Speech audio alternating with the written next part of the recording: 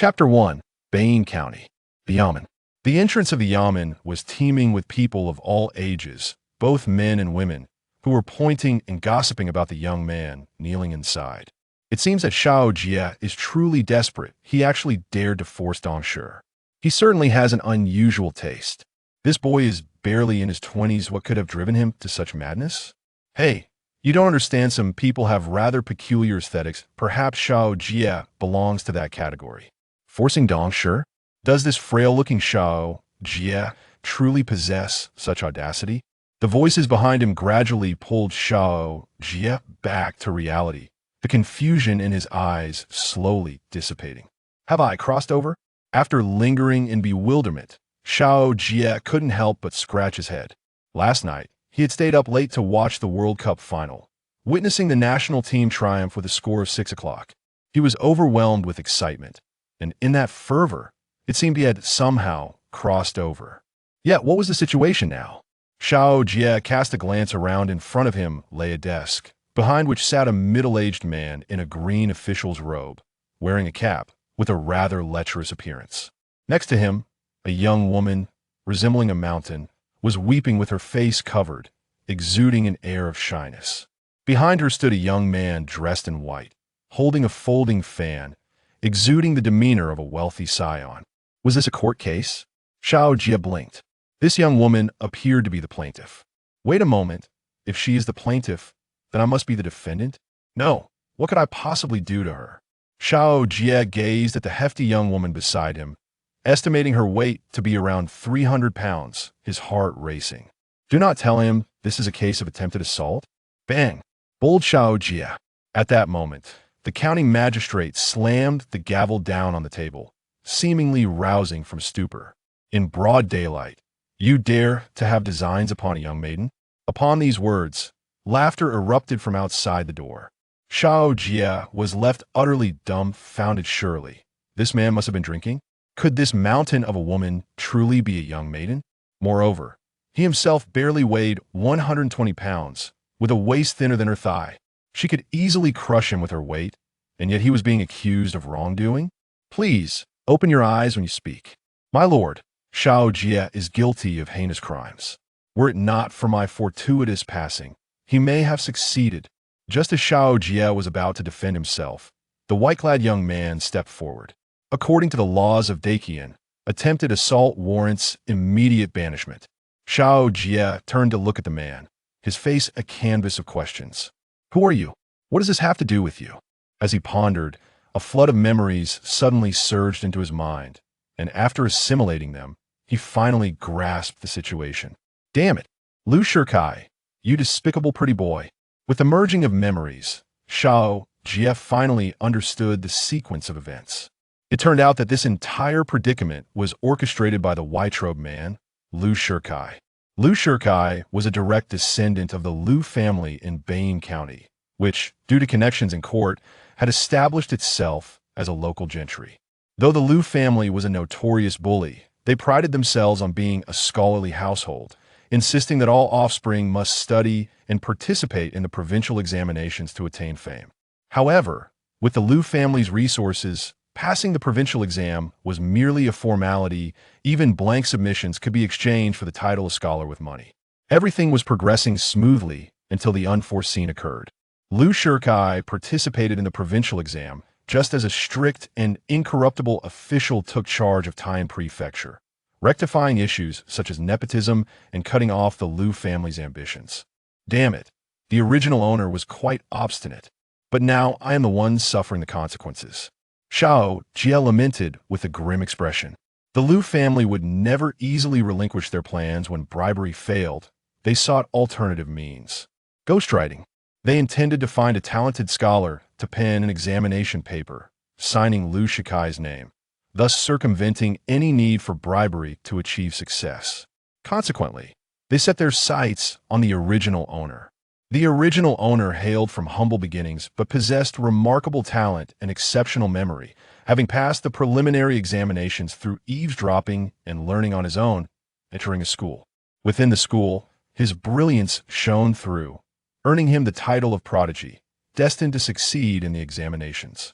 Lu Shikai and his associates recognized the original owner's undeniable potential and offered 500 taels for him to write the examination under Lu Shikai's name. However, as a scholar, the original owner firmly refused to comply. And thus, the current scene unfolded. Despicable that Lu is a scoundrel, and this corrupt official is no better. Xiao Jie gritted his teeth. After being rejected by the original owner, Lu Shikai harbored resentment and sought out the most unattractive woman in Bain County, Dong Shi, to stage a farce of attempted assault. The county magistrate, already in Lu Shikai's pocket, did not even inquire into the case before rendering a verdict, intent on destroying the original owner. They indeed succeeded in ruining the original owner, but that was the end of it for him. Now, it was Xiao Jie facing the prospect of banishment. Damn it, I didn't cross over just to suffer. Xiao Jie's mind raced as he began to devise a plan to survive. Scholar Lu, you speak rightly. At that moment, the magistrate opened his eyes, groggily nodding. Then let us revoke Xiao Jie's title first, and then banish him to Lingnan. What? As soon as the magistrate finished speaking, Xiao Jie could not help but exclaim, "Corrupt official, do you even know how to adjudicate a case? Banishment is the starting point, is it?" At this pronouncement, the room fell silent. This fellow has lost his mind, daring to insult the county magistrate. Alas, Xiao Jie is truly obstinate. Does he not see that this is all Lu Shikai's scheme? Such a matter could perhaps yield a glimmer of hope through banishment to Lingnan. But alas, with this outburst, even that slim chance is lost. The onlookers outside shook their heads, well aware that Lu Shikai was pulling the strings. But what could they do? The officials were all part of his faction. Who could advocate for them? Indeed, with Xiao Jie's outcry, the previously dazed magistrate suddenly opened his eyes wide. Xiao Jie, how dare you insult a court official? You must be tired of living. Xiao Jie, having made up his mind, resolved to let go of his life, but not his dignity, standing up to argue, "You corrupt official, taking bribes and speaking nonsense. I am merely a scholar, incapable of even harming a chicken. My waist is thinner than her thigh. You accuse me of assault? Is there no law left?" The magistrate trembled with rage upon hearing this, but soon a mocking smile crept upon his face. "Law, you say? Very well. Today I shall show you what the law truly is." The magistrate stood up, coldly declaring, Xiao Jie attempted assault, refusing to confess, defying this official. His crimes are numerous. Add to the charges. Banishment is changed to execution. Take him to the vegetable market, execute him publicly at once. The crowd fell silent, shaking their heads in dismay. Was it truly necessary to escalate matters to execution? Yet, at the very moment the magistrate finished speaking, a voice echoed in Xiao Jie's mind. System loading complete.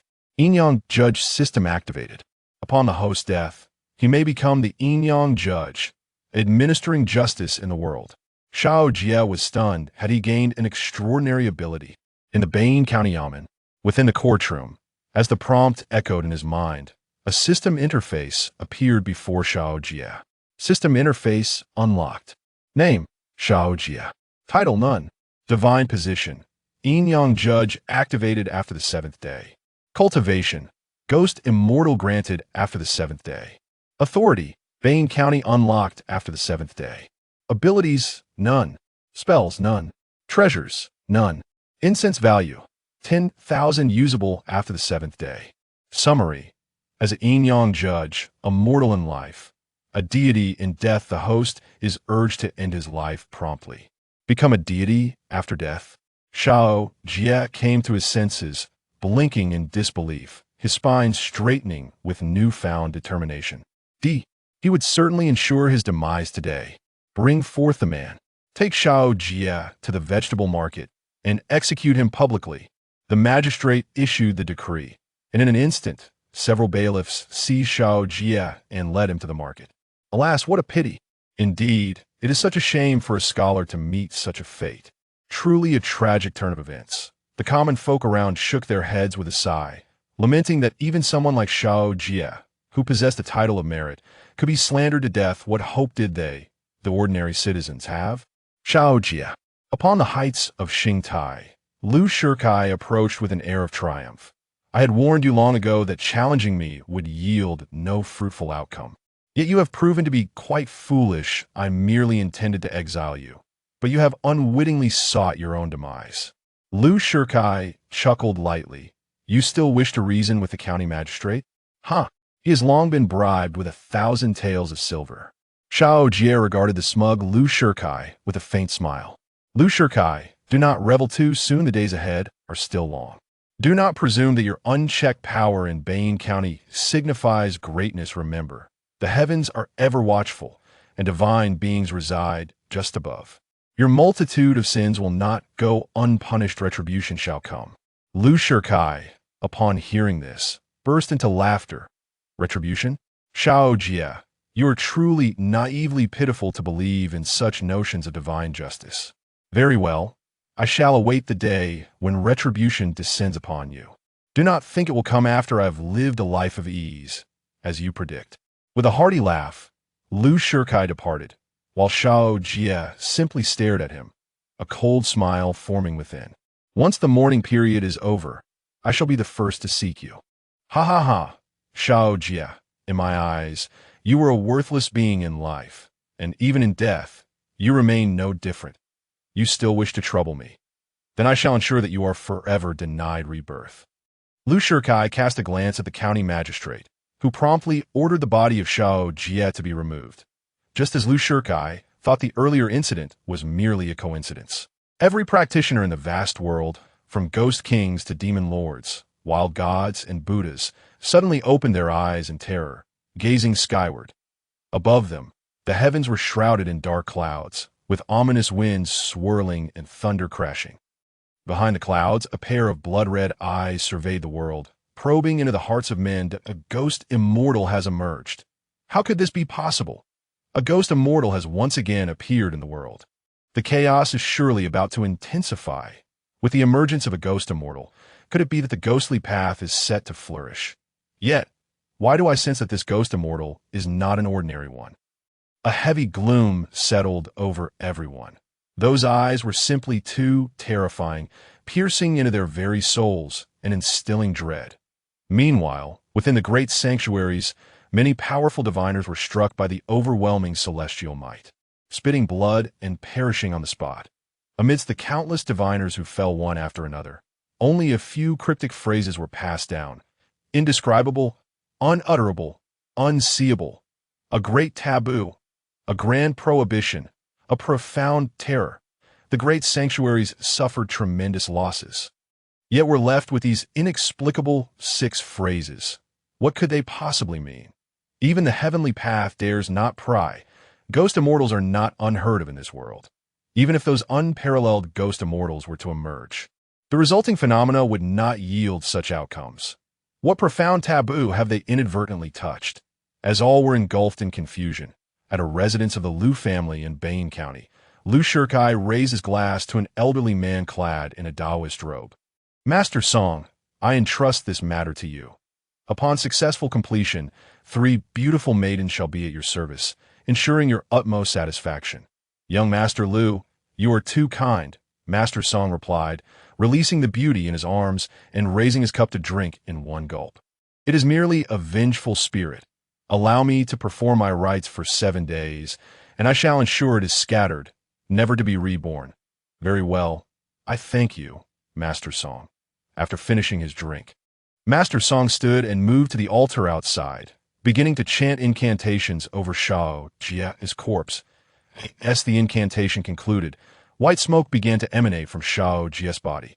Observing this, Lu Shikai felt a wave of relief wash over him. Once the first 7 days had passed, Xiao Jie's soul would surely dissipate, allowing him to rest easy thereafter, in the blink of an eye. 7 days had elapsed at the Lu residence. As the 7th day concluded, the candles on the altar extinguished instantaneously, and the white mist that had coiled around Xiao Jie's body vanished without a trace. Lu Shikai, witnessing this scene, pushed aside the beauty beside him and approached with excitement. Master Song. Master Song opened his eyes and stood, waving his hand. "Rest assured, young Master Lu, the spirit of Xiao Jie has been transcended by me. He shall not trouble you any longer. Excellent. Lu Shikai promptly cupped his hands in gratitude. Please, master, step inside. The maidens have already been sent to your chamber. Acknowledging with a slight nod, Master Song and Lu Shikai smiled as they made their way to the room. Take that worthless corpse to the potter's field. Yes. Lu Shikai instructed two servants, closing the door behind them, which was soon filled with indescribable sounds. Let us go. Alas, this arduous task always falls upon us. Indeed. Let us hurry, the two servants said as they carried Xiao Jie's body to Bane Mountain, where a potter's field lay. In these times, with many deceased unclaimed by their families, bodies were piled up here.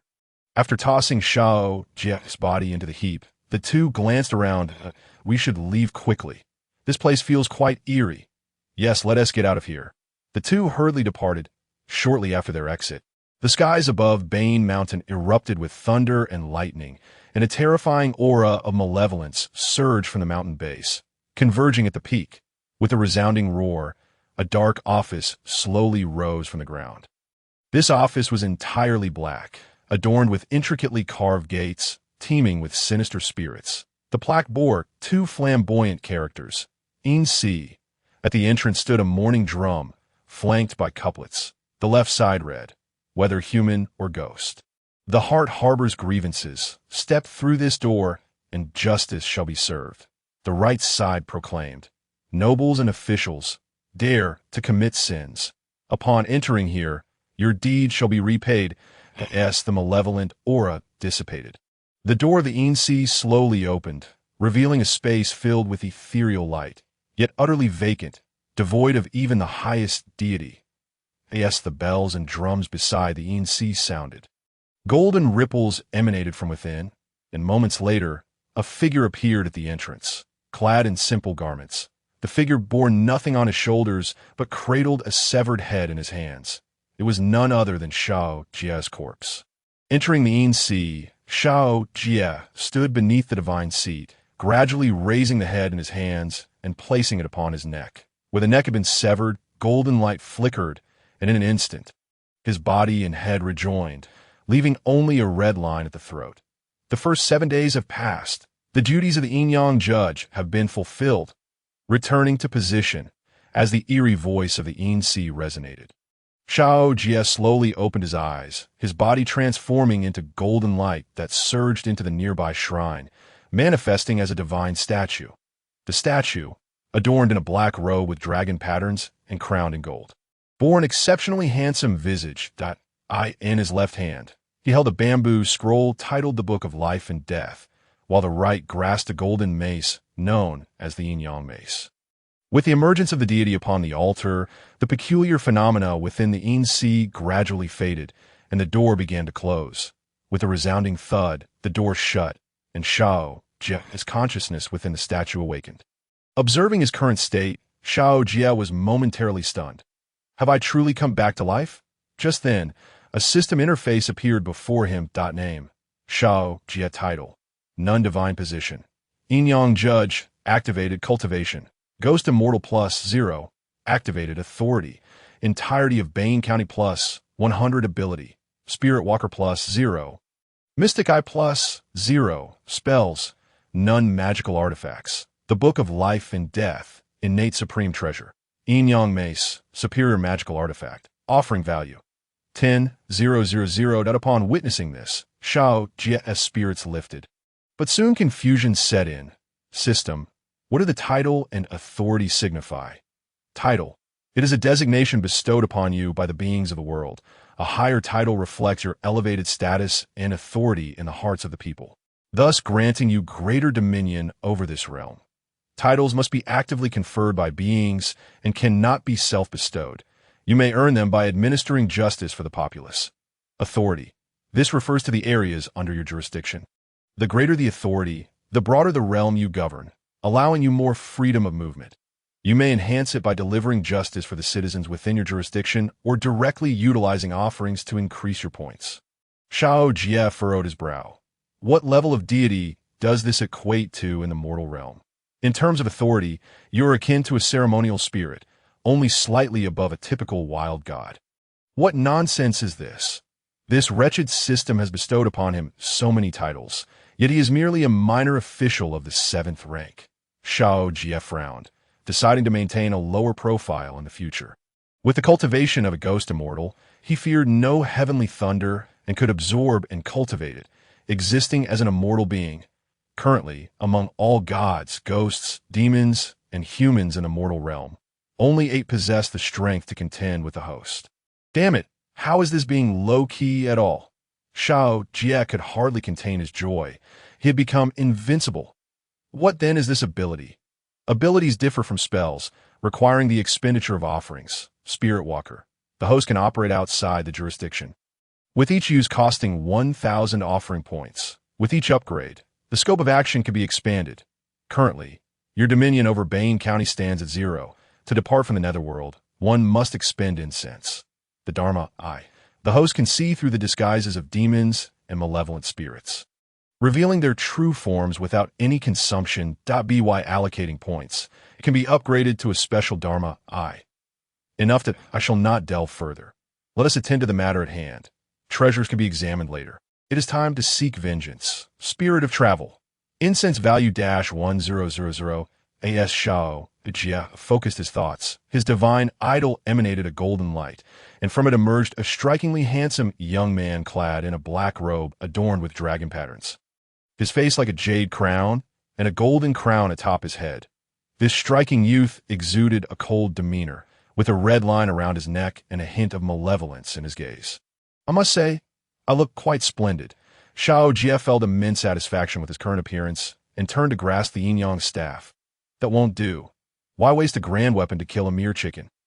This Yin-Yang staff is a spiritual treasure. To sully it by slaying that dog Lu Shikai is unacceptable. No, he is unworthy.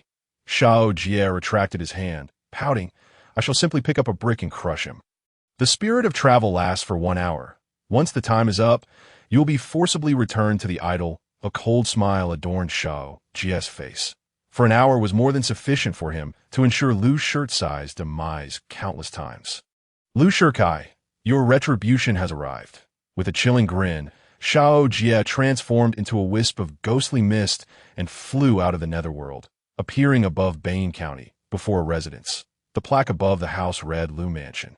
At this late hour, the county was eerily silent, yet within the mansion, alluring melodies still drifted out. Truly, a nest of snakes and rats. Xiao Jie cast a glance at the Lu Mansion, a glint of murderous intent flashing in his eyes. The place was steeped in resentment, clearly indicating that the Lu family had caused considerable harm to others. I wonder if the souls of the victims still linger. Come seek me, and I shall guarantee the ascension of the entire Lu family. Shaking his head, Xiao Jie bent down to pick up a brick at the entrance, weighing it in his hand. Perfect, you shall suffice. With the brick in hand, Xiao Jie strode boldly towards the entrance of the Lu Mansion. The moment he touched the door, he silently passed through it. Simultaneously, the copper mirror hanging at the entrance shattered. The instant the mirror broke, within the mansion, Master Song suddenly sprang up from a woman's side, gazing towards the Lu Mansion. What a formidable ghost! The Lu Mansion, behind the courtyard, a scene of revelry unfolded. Lu Shikai emerged from his bed, casting a glance at the woman beside him, smiling as he donned his clothes and exited the room. Young master. Xiao Jie's corpse had already been dealt with. The 2 young servants at the entrance approached, and Lu Shikai waved his hand. Go ahead, she has rewarded you. I am off to the restroom. After that, I shall enjoy a good sleep. These past few days, that waste Xiao Jie has robbed me of precious rest, and I need to make up for it. Upon hearing this, the 2 servants' eyes lit up, hurriedly nodding and bowing, and as Lu Shikai departed, they rushed inside. Meanwhile, Lu Shikai, feeling exhausted, entered the restroom, relieved himself, and turned to leave, only to find the restroom door was locked. What is going on? Who locked the door? Open up, or I shall make you regret it, Lu Shikai shouted, yet no response came from outside. His calls met with utter silence. Damn it. You all wait. Dare to play tricks on me, and I shall make you pay dearly. Lu Shikai rolled up his sleeves and kicked the restroom door open, storming out in a fit of rage, only to discover that no one was around. Someone, bring me someone. After calling out for what felt like an eternity, he found himself utterly alone. Where is everyone? Confused, Lu Shikai wandered into the front hall, finding it devoid of life, and ventured into the back courtyard, where silence reigned as well. This shouldn't be. Logically, at this hour, his lecherous father should be wide awake. The room could not be this quiet, and what of the servants in the back? How could there be not a single soul? The entire Lu mansion felt like a desolate, eerie shell. Just as Lu Shikai pondered this, a door nearby creaked open. Creak. The sound of the door frame scraping echoed hauntingly in the empty mansion, startling Lu Shikai. Turning to see, it was his father's chamber, shrouded in darkness, yet he could faintly discern a figure seated in a grand chair within. Who? Who is in there? Lu Shikai furrowed his brow, producing a jade pendant from his pocket, striding towards the room. The moment he stepped inside, a chilling sensation enveloped him as he felt a terrifying aura of malevolence. Nevertheless, Lu Shikai harbored no fear. The jade pendant emitted a soft white light, dispelling the oppressive atmosphere around him. I shall see which little ghost dares to cross paths with me. As Lu Shikai approached the grand chair, illuminated by the faint glow of the pendant, he beheld the figure seated there. Ah! Upon recognizing the face, Lu Shikai was taken aback. Xiao Jie. The figure was indeed Xiao Jie, now adorned in a black robe with dragon patterns, a jade belt cinching his waist, an elegant golden crown upon his head, resembling a refined young gentleman. You are not dead? No, this cannot be. Master Song had already performed the rites for you. How could you still be alive? Lu Shikai staggered backward in fear, stumbling out of the room. Xiao Jie was someone they had spent 7 days and nights attempting to transcend, and while Master Song might be a lecherous ghost, he was undeniably skilled. Previously, many of the eerie occurrences plaguing the Lu family had been effortlessly quelled by him, which is why, despite their numerous misdeeds, the Lu family remained unscathed. No, you cannot be Xiao Jie. Speak, who are you? Suddenly, Lu Shikai raised the jade pendant in his hand, glaring at Xiao Jie, the pendant glowing faintly, piercing through the darkness surrounding Xiao Jie. Bang! However, as the white light made contact with the darkness, it shattered instantaneously, leaving Lu Shikai's scalp tingling with shock. This pendant was no ordinary item. It had been consecrated by Master Song, ensuring that malevolent spirits could not approach him. On several occasions, he had escaped from vengeful spirits using this pendant. Yet today, it had shattered before Xiao Jie, without a hint of resistance to that moment. Xiao Jie slowly opened his eyes, a glimmer of red flashing within. I did not anticipate that the Lu family harbored a seeker of the Tao in the realm of the Tao Palace. Just as I was preparing to eliminate Lu Shikai, I noticed a Tao Palace cultivator assisting the Lu family in warding off evil spirits. Thus, I merely glanced, momentarily distracted. Rising to his feet, Xiao Jie regarded the panicking Lu Shikai and stepped out of the room. Dio? Yeah, you truly are Xiao Jie. Lu Shikai's face was a mask of terror. This is impossible. Master Song had performed the rites for you for 7 days and nights. How could you still be alive? Hearing this, Xiao Jie scoffed. With his meager skills, even if he were to summon 1,000 more and chant scriptures for a millennium, he wouldn't even scratch my surface. Did he dare to transcend me? A fool's dream. Lu Shikai felt a surge of panic. Could it be that Xiao Jie was this powerful? Was even Master Song no match for him? No, I cannot die. You cannot kill me. Master Song said I would live to 99. You cannot kill me. Suddenly, Lu Shikai snapped back to reality, turning on his heel and fleeing in a frenzy. Thinking of escaping? No worries, I'll let you run for 10 minutes first. Xiao Jie remained unhurried, viewing Lu Shikai merely as an ant devoid of resistance. The greatest pleasure in killing him lay in witnessing his desperate struggles before death. After a considerable while, Xiao Jie finally took action. And at that moment, the entire Lu mansion erupted in a cacophony of ghostly wails. The howling winds of the underworld roared, and blood rained down as myriad specters appeared within the Lu mansion, layering one atop the other. The myriad manifestations of existence. One of Xiao Jie's corporeal supernatural abilities is sufficient to distort the very fabric of space, creating an entire realm of the dead. Help! Father, save me! Lu Shikai cried in terror ahead. But with each step he took past a room, Eerie sounds emanated from within. Bang, bang, bang. All doors and windows flung open simultaneously, a multitude of bloody handprints crawling out from the rooms.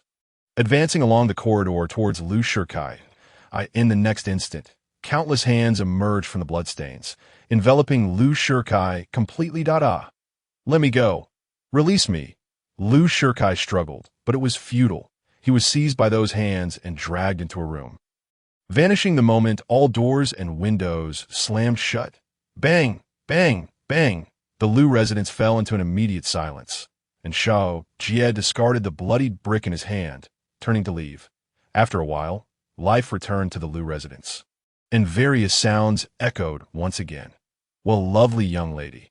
The following morning, Lu San, a servant of the Lu family, adjusted his trousers while humming a tune as he approached the restroom. Upon entering, he was immediately assaulted by a foul stench that made his head spin. What on earth? Had that scoundrel fallen into the latrine last night? Lu San's face turned pale, and he sat down to recover his senses for a while. Damn it, what a stroke of bad luck. As he cursed under his breath, preparing to leave, he suddenly froze in place. There seemed to be something in the restroom, a round object resembling a human head. Had he lost his mind so early in the morning? Rubbing his eyes, he leaned in for a closer look and was instantly horrified, letting out a scream that, oh my heavens, young master has drowned in the latrine. My son, in the back courtyard of the Lu residence, a stench pervaded the air as the servant stood aside, gazing at the body that had already begun to decompose in the yard.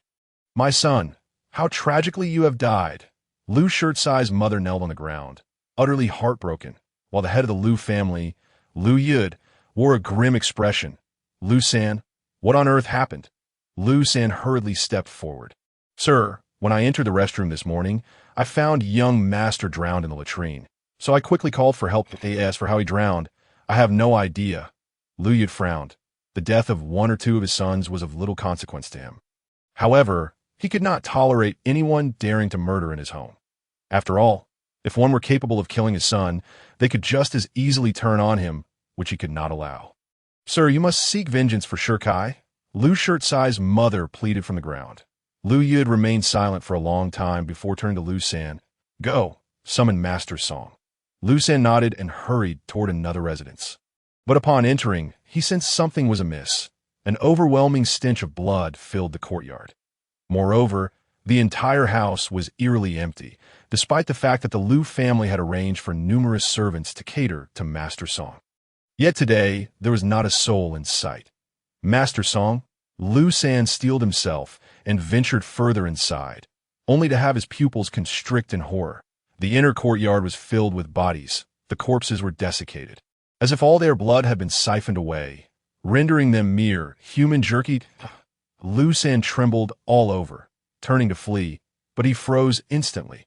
For behind him stood a figure, gaunt and emaciated, resembling nothing more than skin stretched over bones, with hair as white as snow.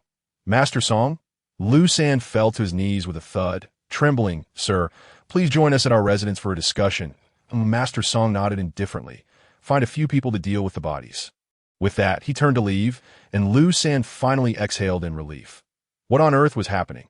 How had Master Song come to look like this? How terrifying. He was more frightful than a ghost. Lu San's heart raced. He had nearly believed he was done for in the Lu residence. Lu Yud stared at Master Song, his heart gripped with dread. Master, how have you changed so? Master Song had previously appeared somewhat disheveled, but he had at least resembled a human being with flesh and blood. Now, however, he seemed like a piece of dried meat, devoid of any semblance of humanity. Could it be that he had been drained by excessive indulgence? Lu Yud frowned. That seemed implausible. Master Song was skilled in the art of replenishment, and even at nearly 60, he could still revel nightly. With such profound abilities, how could he have been drained? Do not worry. I shall not perish. Master Song's voice was hoarse, sounding like two sticks scraping against each other. Last night, a malevolent spirit invaded the Lu residence. What? Upon hearing this, Lu Yud felt a chill run down his spine. Hastily rising, Master, were you able to subdue the malevolent spirit? Master Song's expression darkened. That spirit is extraordinarily powerful. Upon entering, It shattered my magic mirror and subsequently destroyed the formation I had set for the Liu family. Liu Yud's face paled. Is that spirit still within the Liu residence? Master Song shook his head. The spirit's target was Liu Shikai. This revelation. Everyone suddenly understood. Liu Shikai had indeed been killed by this malevolent spirit. However, hearing this made them breathe a sigh of relief. If the spirit's target had been Liu Shikai, it meant that after fulfilling its purpose, it would not continue to kill. Master, does that mean once the spirit has killed Liu Shikai, it will no longer target our Liu family? Liu Yud asked nervously. However, Master Song shook his head. Not necessarily. That spirit is extraordinary, possessing a strong consciousness, free from any constraints of rules. It is fixated on Liu Shikai, and it may very well turn its gaze upon you. Hearing this, Liu Yud was immediately terrified and fell to his knees. Master, you must save us. Our entire family depends on you if you are willing to take action.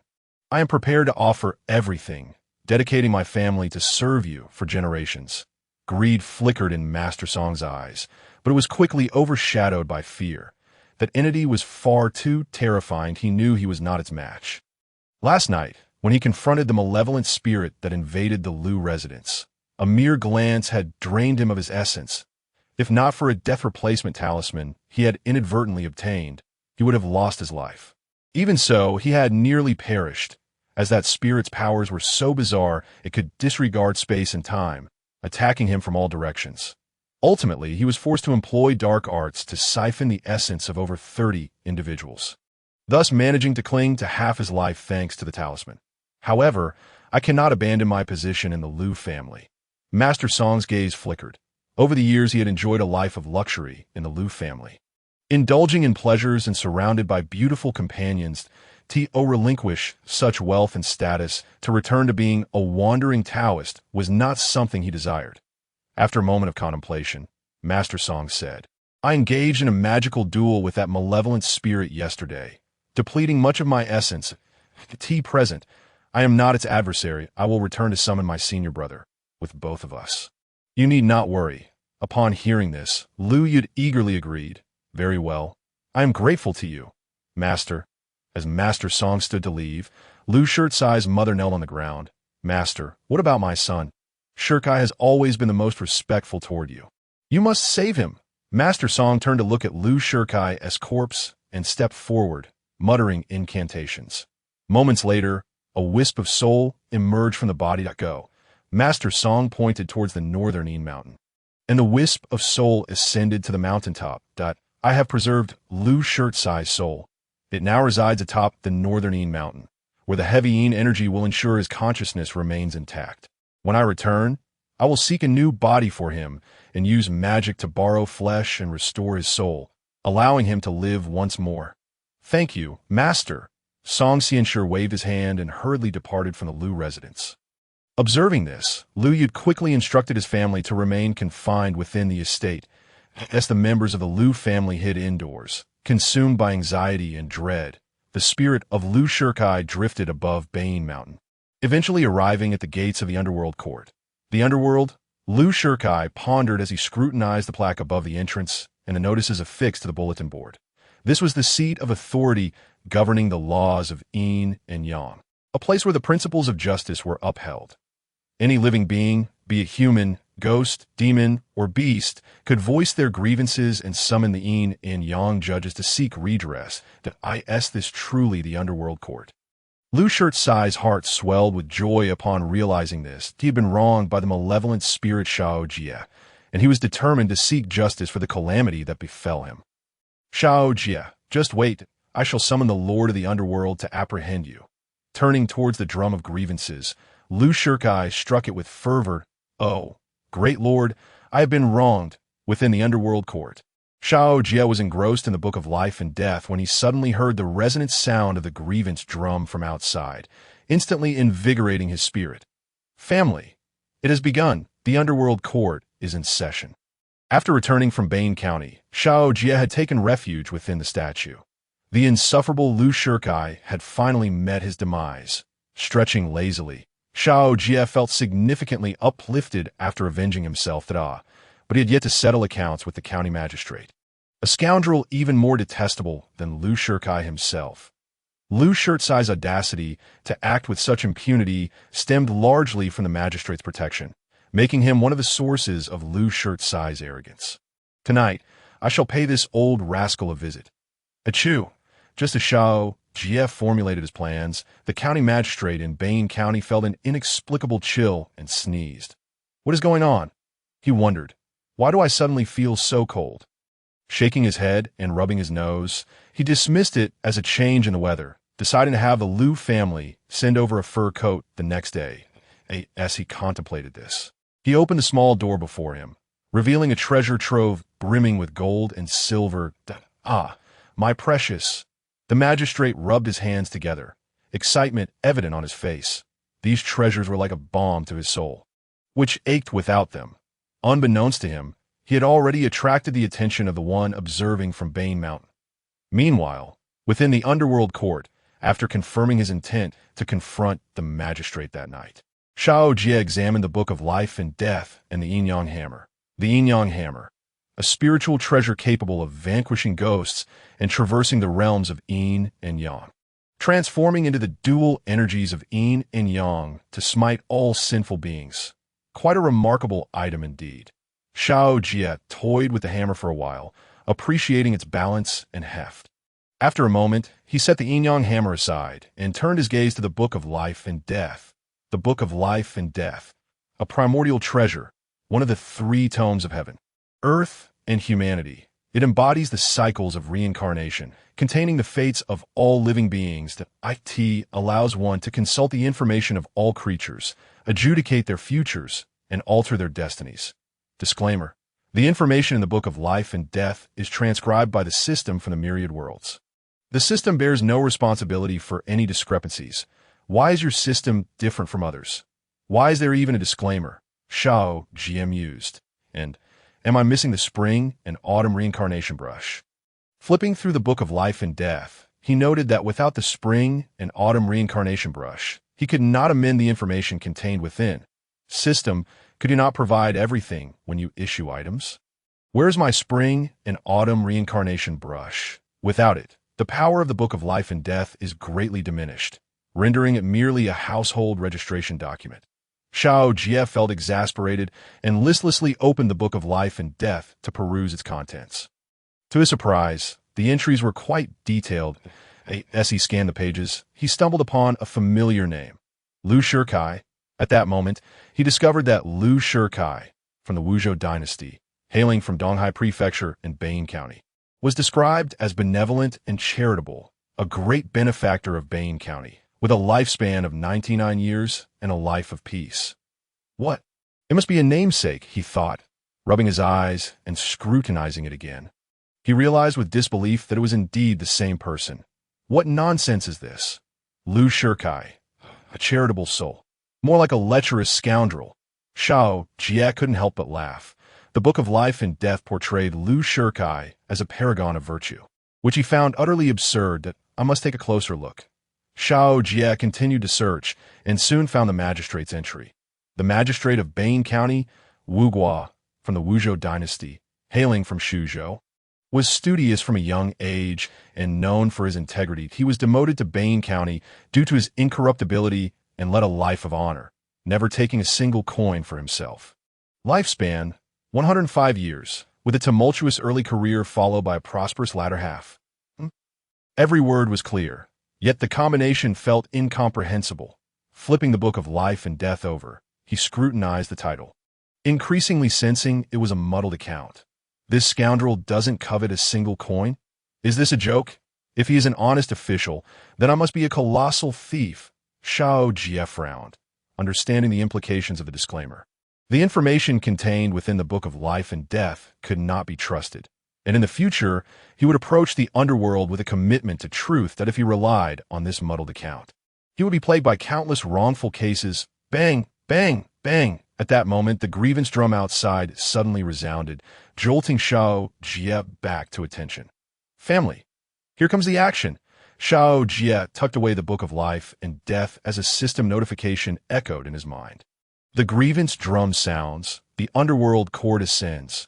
The grand doors of the underworld court creaked open, revealing a ghost approaching from outside. The specter bowed its head, obscuring its features, yet a foul stench assaulted Xiao Jie's senses as the ghost drew near. Frowning, he wondered, "How did you die? You reek. Did you fall into a cesspool?" The ghost arrived at the court, prostrating itself thrice before the dais. "I, the little ghost Lu Shikai, pay my respects to the lord of the underworld. Please, grant me justice." "Who?" Lu Shikai. Xiao Jie, initially puzzled, widened his eyes in astonishment. The spirit had indeed made its way to Bane Mountain. "What luck!" After a moment of shock, a grin spread across his face. "Since you have presented yourself, do not blame me for being ungracious. Are you here to accuse a person or a ghost? Speak your grievances directly to me, and I shall ensure justice is served." Lu Shikai was momentarily taken aback, his heart racing. That voice sounded eerily familiar. He cautiously lifted his gaze and caught sight of a pair of furious eyes glaring at him from within the statue, causing him to flinch and hastily lower his head. This little ghost is a descendant of the Lu family in Bane County, who has never harmed a soul. However, a few days ago, I intervened to save a maiden from an assault, bringing the perpetrator to justice. Yet, that villain, unrepentant even in death, transformed into a vengeful spirit and tormented me to my demise. As he recounted his tale, Lu Shikai broke down in tears. "Oh, great lord, I was foretold to have a lifespan of 99 years. Yet I was killed at 25. You must seek justice for me. You scoundrel, twisting the truth and spewing nonsense." Xiao Jie scoffed, his amusement clear. Were it not for his own involvement, he might have been deceived by Lu Shirsai's sob story. With a sudden glint in his eye, he inquired, "And who was this perpetrator?" Lu Shikai ceased his weeping. The perpetrator was the scholar Xiao Jie of Bane County, executed 7 days ago. Xiao Jie. A cold smile crept across Xiao Jie's face as he revealed his true self from the statue. "Lu Shikai, raise your head." Lu Shikai hesitated, then slowly lifted his gaze to behold a young man clad in black with a golden crown seated within the shrine. Xiao Jie. Lu Shikai finally discerned the visage of the person before him, and his pupils contracted in an instant. This individual was none other than the very murderer he intended to accuse. Xiao Jie Wawawu.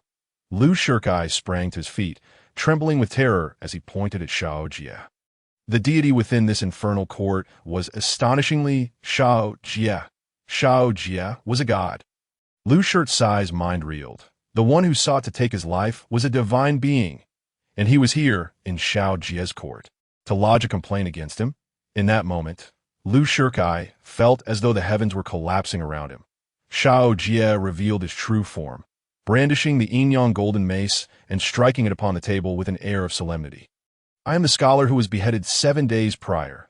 Xiao Jie, you wish to accuse me." Lu Shirsai's face was a mask of despair. This was the end for him. "Individuals present," Xiao Jie intoned. "For what reason do you accuse me?" Upon hearing Xiao Jie's voice from above, Lu Shikai collapsed to the ground, utterly dumbfounded. Here he was, suing Xiao Jie in the very court of Xiao Jie. Was he not courting death? Wait, how could Xiao Jie possibly be a god? Suddenly, a thought struck Lu Shikai. How could a mere scholar, who had been so easily outmaneuvered in life, ascend to godhood after death? No, this cannot be. Lu Shikai suddenly rose, fixing his gaze on Xiao Jie. "You're not a god. You're a ghost. You, Xiao Jie, lowly specter, dare to impersonate a divine being? This is an egregious offense." Xiao Jie looked at the suddenly defiant Lu Shikai. Amused, could it be that this fool believed he had uncovered a monumental secret? Little did he know that his divine status was indeed legitimate. Even an appeal to the heavens would bear no fruit. "Enough, enough." Xiao Jie waved his hand dismissively. "I understand your urgency, but do not rush. Whether or not I am a deity is of no concern to you. You should be pondering something far more pressing." Lu Shikai froze. "Ponder what?" Xiao Jie smiled slightly. "How to die." Lu Shirsai's expression changed, his eyes narrowing in wariness as he regarded Xiao Jie. "I am already dead. What more do you want from me?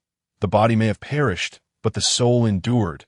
Xiao Jie scrutinized Lu Shikai. "Just as you had that so-called immortal master use his powers to absolve me. I intend to utilize a physical method to exorcise you. Consider this. How can you ensure that you do not face utter obliteration at my hands? Lu Shikai paused, and then the realization struck him. The insurmountable gap in strength between him and Xiao Jie meant that even if Xiao Jie were not a deity, he could easily extinguish his life. Had he just been leaping about recklessly? Realizing this, Lu Shikai wasted no time and turned to flee. He is a ghost that I'm a ghost too. If I wish to escape, he surely cannot catch me. Lu Shikai thought to himself, summoning all his strength to burst through the door. However, to Xiao Jie, his antics appeared comical, akin to a frantic ant scurrying about. Was it not too late to flee now? With a cold snort, Xiao Jie raised the Yin-Yang golden mace. You, who committed countless misdeeds in life, dare to fabricate falsehoods and slander me, even in death.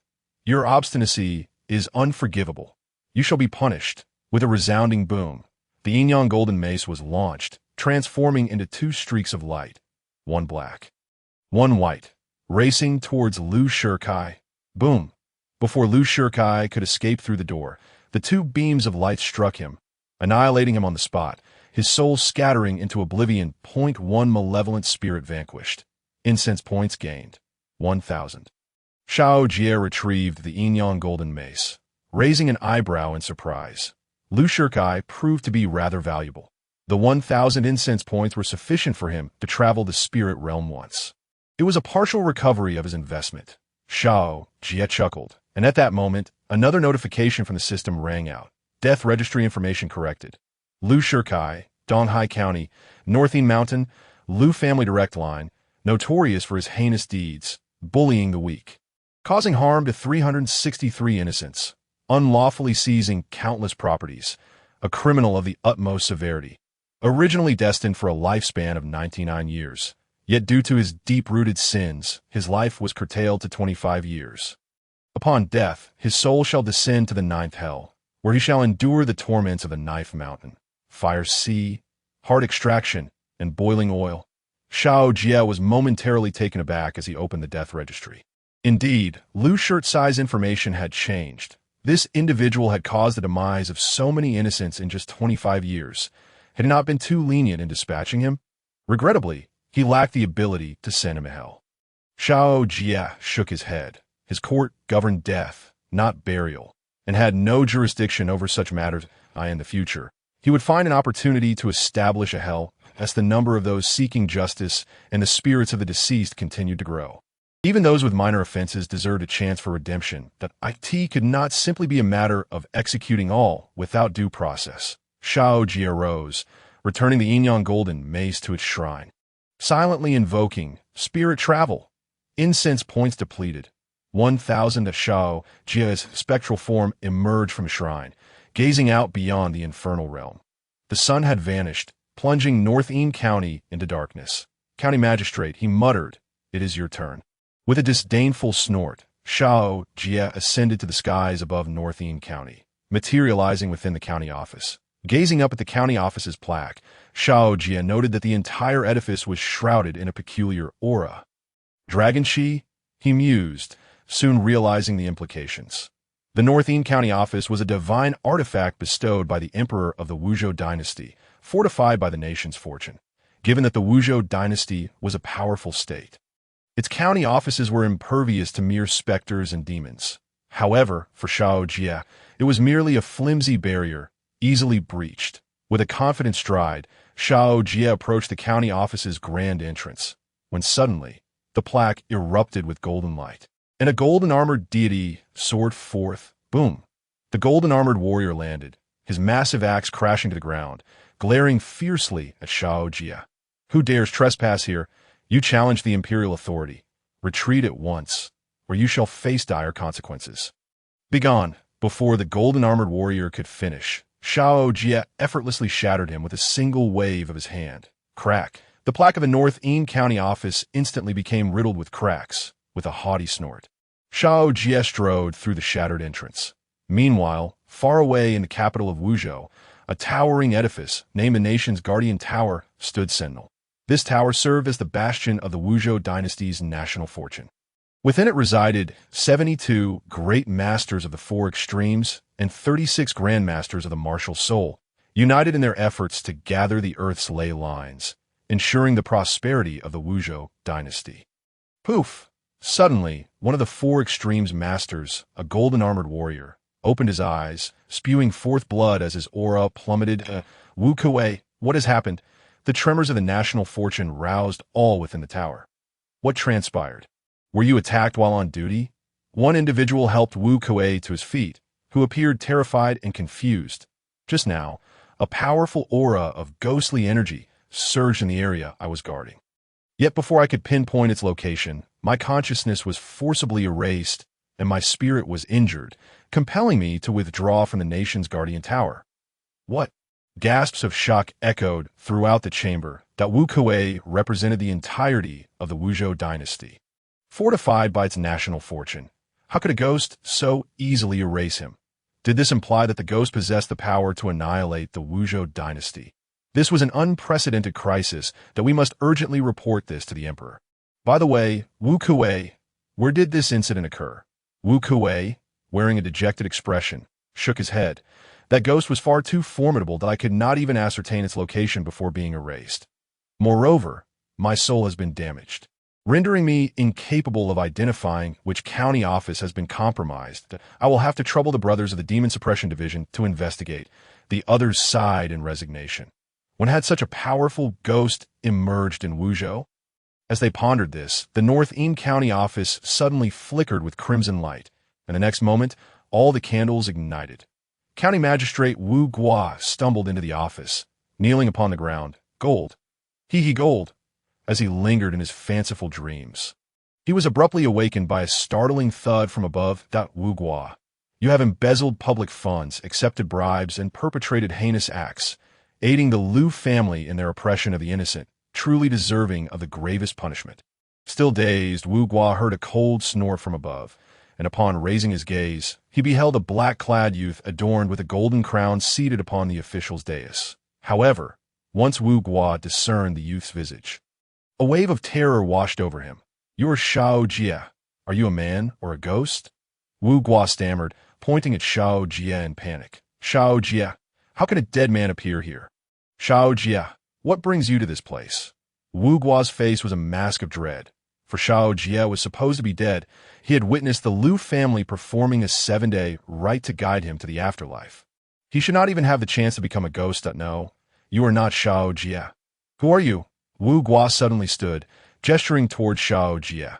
This is the court of the Wuzhou dynasty, a sacred site of the nation, protected by the fortune of Wuzhou. Ghosts cannot enter here.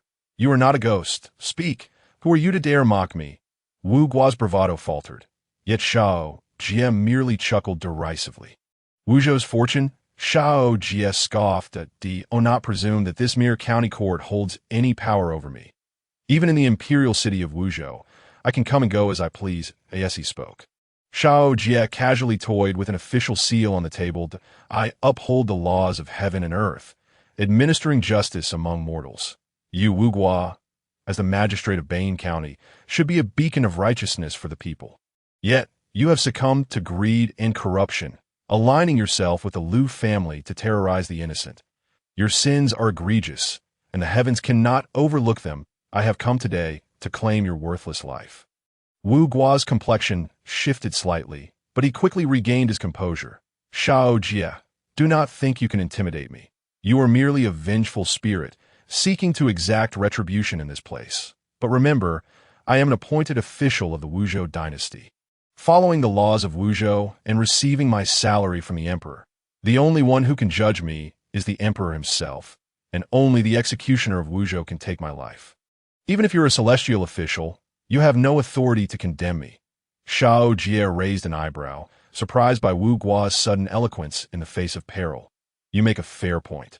He conceded, nodding. Wu Gua, seizing the moment, pressed on eagerly. Xiao Jie, if you withdraw now, I may choose not to hold you accountable. How I deal with the Liu family is my own affair, and I shall pretend not to see it. If you persist in this charade, do not blame me for reporting you to the Demon Suppression Department.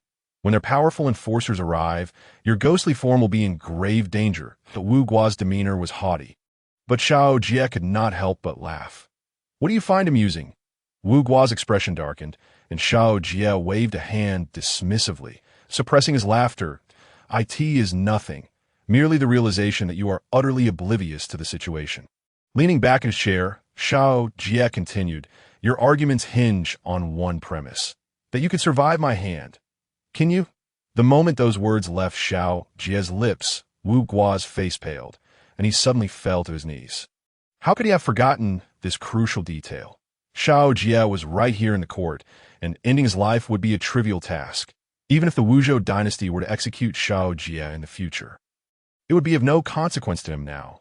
All the wealth he had amassed would serve him no purpose. Xiao Jie, spare my life. I was coerced into this by the Liu family. You know their power. A mere county magistrate like me cannot survive without their backing. Your grievances lie with them, Xiao Jie retorted coldly. You, a corrupt official, have allowed countless lives to perish due to your negligence. Today, I act as the instrument of divine retribution. Wu Guo, your sins are unforgivable, and I hereby claim your life.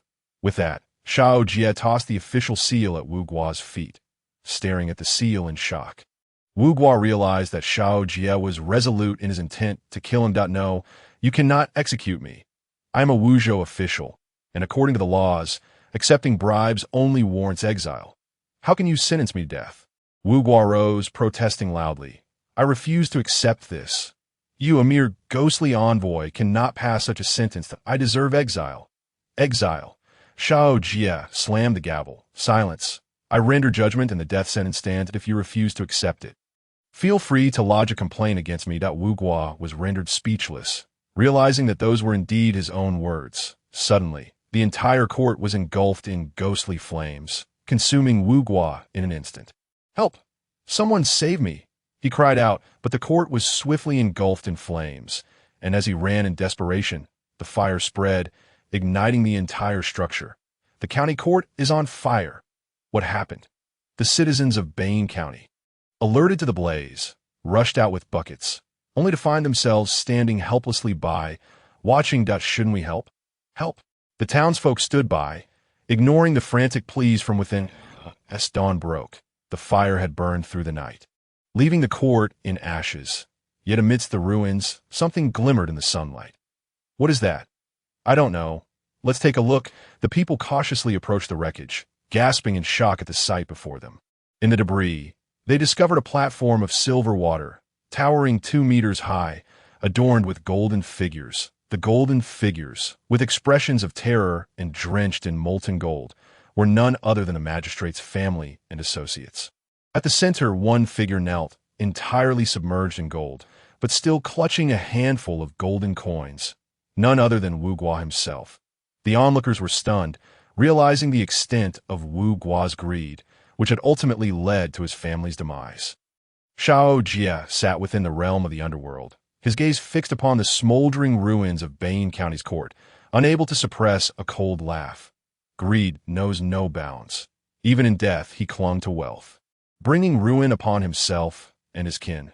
Xiao Jie had only taken Wu Guo's life. The others had perished in the flames ignited by the magistrate's own negligence. However, they were not innocent. They had benefited from Wu Guo's corruption and thus deserved their fate. Vengeance has been served. Stretching languidly, Xiao Jie felt a sense of elation as the 2 individuals who had wronged him met their end. Yet, with his affairs settled, a new concern arose, for his underworld court to thrive. He needed cases to adjudicate, but as it stood, his court had no reputation in the mortal realm and was equally unknown in the ghostly domain, leading to a lack of business. The first case had only come about because Liu Shikai had foolishly offered a head on a platter. Otherwise, he would have been hard-pressed to find a client. I need to devise a way to promote myself. Just as Xiao Jie pondered his next move, the sound of the grievance drum resonated from outside. Another opportunity for business had arrived. Xiao Jie straightened in his seat, invigorated, unjustly accused. As the doors of the underworld court creaked open, a wailing voice filled the air, and a throng of people entered. Your Honor, we have been wronged. Xiao Jie blinked in surprise at the sight before him. What a coincidence, he frowned, observing the newcomers, who were enveloped in dark mist, carrying a strong scent of char. The leader of the group dropped to his knees. Your Honor, we are innocent. Please, esteemed sir, take charge of this matter for me. Xiao Jie furrowed his brow and asked, Whom do you intend to accuse? The little ghost was none other than Wu Guo, the magistrate of Bain County. The accusation was directed at Xiao Jie, a newly arisen ghost from Bain County. Wu Guo raised the document in his hand. Not long ago, I resolved the case in which Xiao Jie was caught in the act of violating a young maiden. He showed no signs of remorse and audaciously slandered me in court. Seeing his obstinacy, I sentenced him to death. To my surprise, he harbored resentment and transformed into a vengeful spirit, setting fire to the county office, resulting in the tragic demise of my entire family of 18 in the inferno. I implore you, esteemed sir, to deliver justice for me. Xiao Jie frowned, reflecting on the audacity of Wu Guo's claim of righteous governance. Reminiscent of Lu Shirtsai's attempts to distort the truth before him. By the way, Wu Guo suddenly recalled that Xiao Jie is truly detestable, having impersonated a ghost officer and unlawfully convened a court, which is an affront to authority. I beseech you to apprehend him swiftly, lest he continue to wreak havoc among the living. Xiao Jie raised an eyebrow. Intrigue. Is that so? Wu Guo nodded vigorously. Indeed. This Xiao Jie is exceedingly arrogant. It is one thing to seek revenge against me, but he dares to act under your esteemed name. This tarnishes your reputation and is a grave disrespect. If not dealt with promptly, I fear he may create further chaos, causing you trouble. Xiao Jie chuckled at the blatant provocation. He contemplated for a moment before snatching the document from Wu Guo's grasp to peruse its contents. Suddenly, his expression shifted, and he coldly snorted, Audacious Wu Guo, how dare you slander me before this official? Wu Guo was taken aback, hastily shaking his head. My lord, every word I speak is the truth, without a hint of falsehood. Moreover, the ghosts accompanying me are my kin.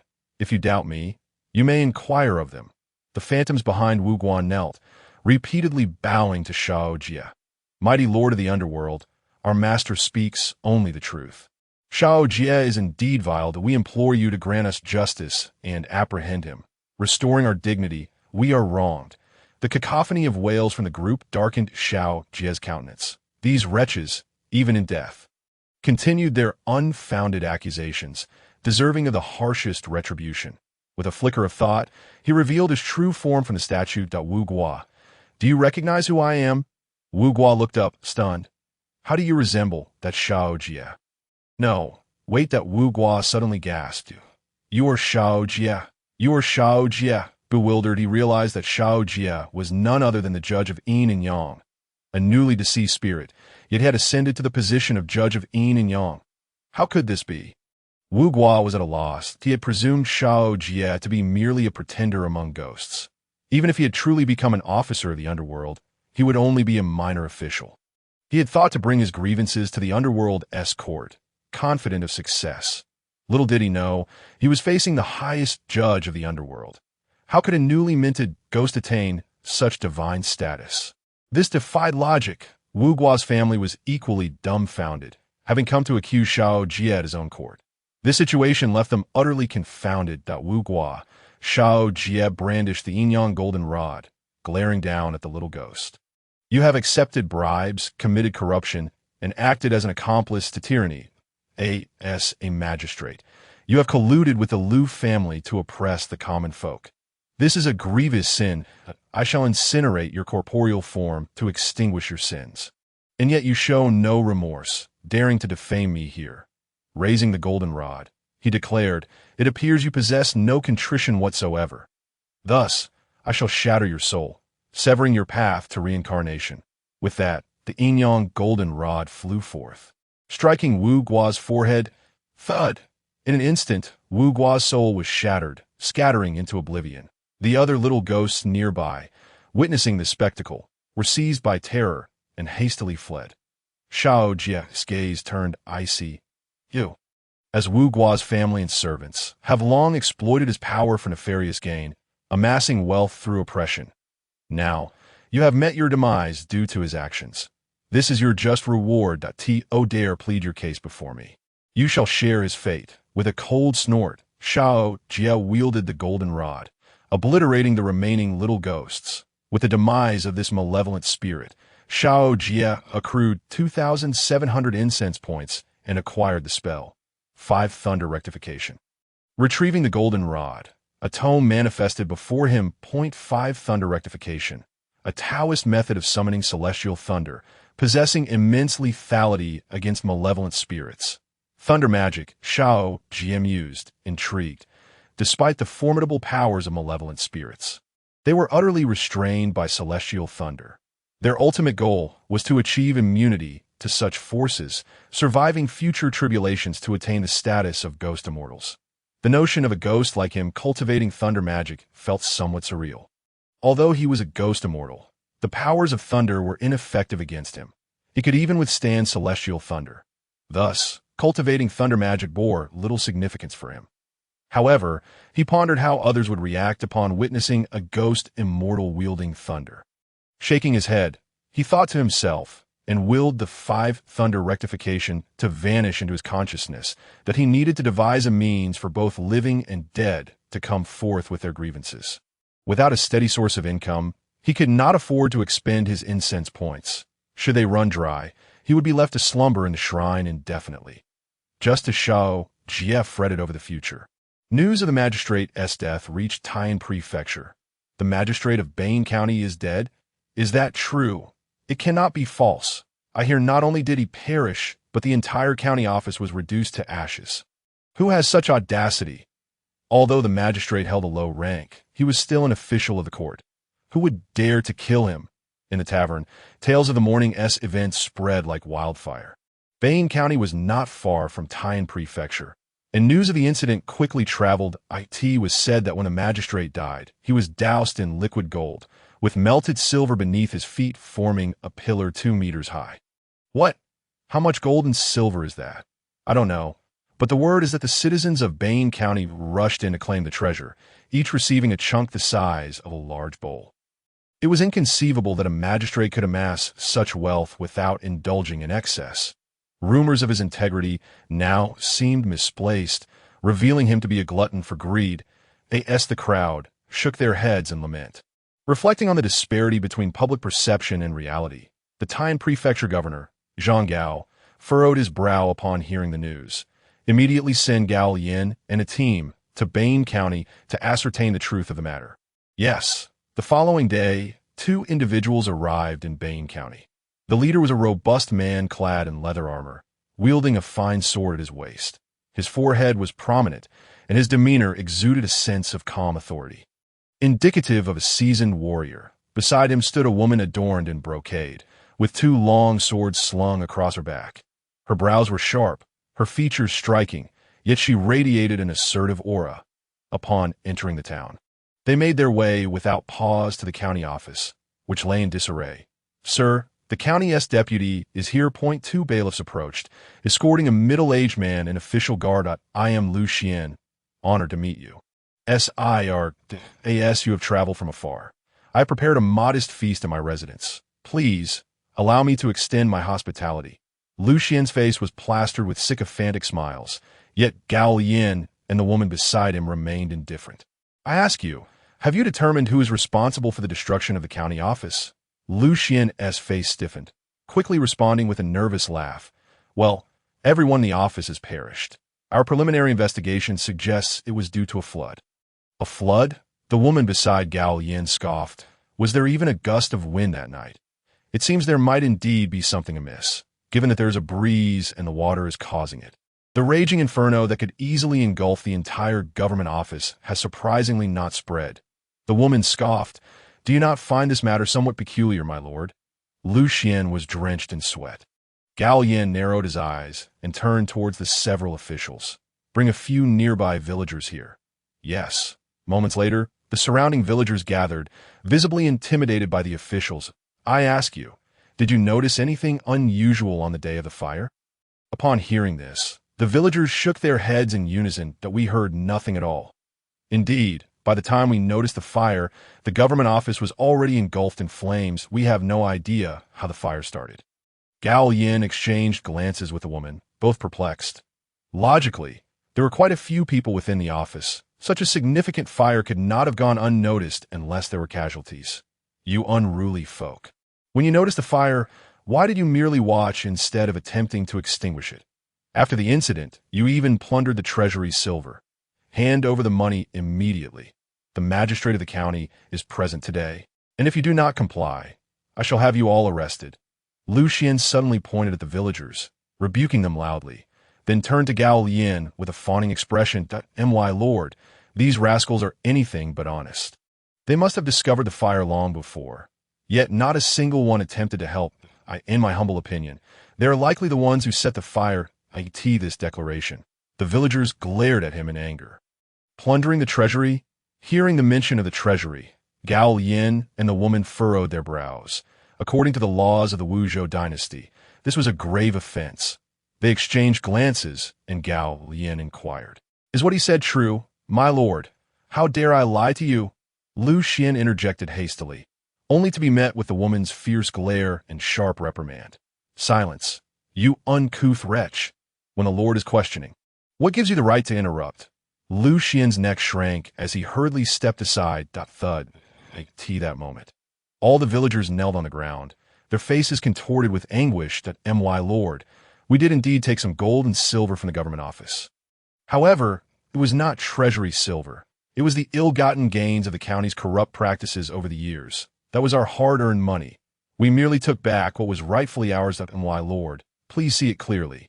We did not take a single penny from the court. Upon hearing the villagers' explanation, Gao Yin and the woman exchanged another glance, their eyes filled with astonishment. The magistrate of Bane County had a reputation for being a rare beacon of integrity in the court. He had been sidelined precisely because he refused to collaborate with the corrupt officials. Now, with the new emperor ascending the throne, intent on reforming the court and promoting talented individuals, many were being summoned to the capital. Wu Guo was among them, and the woman in black had come for this very purpose. Little did she expect that upon her arrival, she would hear such secrets that Wu Guo was not a paragon of virtue, but rather a small yet immensely corrupt official. "What shall we do now?" Gao Yin whispered to the woman in black. After pondering for a moment, she replied, "I have been sent on official business to summon Wu Guo to the capital. If this matter is not clarified, I cannot return to report. Inform the county magistrate to send someone here to rebuild the Bane County government office, restore its normal operations, and assist me in uncovering the truth." Understood. In the afternoon, the county sent people to begin the reconstruction of the Bane County government office. Gao Yin and the woman in black meticulously searched the site for half a day. Returning to their lodgings late at night, Lord Xi, in the dead of night, Gao Yin entered the main hall and knelt on one knee before the woman in black, paying his respects. This woman was of no ordinary lineage. She was a minor officer of the Demon Suppression Division. The Demon Suppression Division was the most formidable weapon of the Wuzhou dynasty, wielding immense power and responsible for capturing ghosts and eliminating monsters. With authority to supervise all officials across the realm, Xiao Dong, hands clasped behind her back, gazed at the tattered half-burned curtain hanging before her. "Did you sense anything unusual amidst the ruins today?" Xiao Dong turned to Gao Yin. He shook his head. "I found nothing. Rather, one could say there was nothing left behind." He too was puzzled. Logically, even if someone had intentionally set fire, it was improbable that nothing would remain at the scene. Yet this time, indeed, there was nothing left.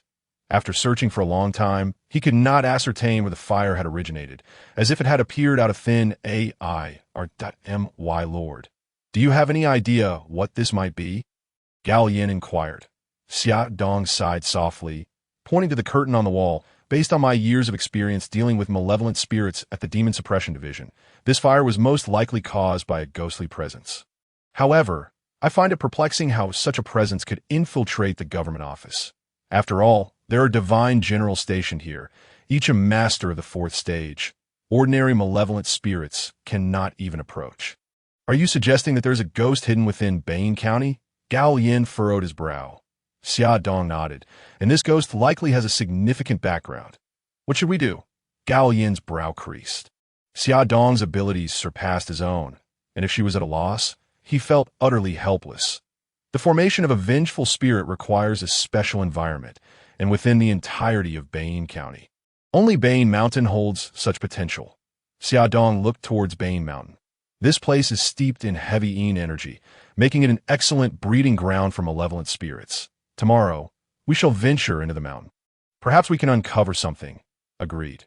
The next day, Xiao Dong and Gao Yin, accompanied by several guides, entered Bane Mountain early.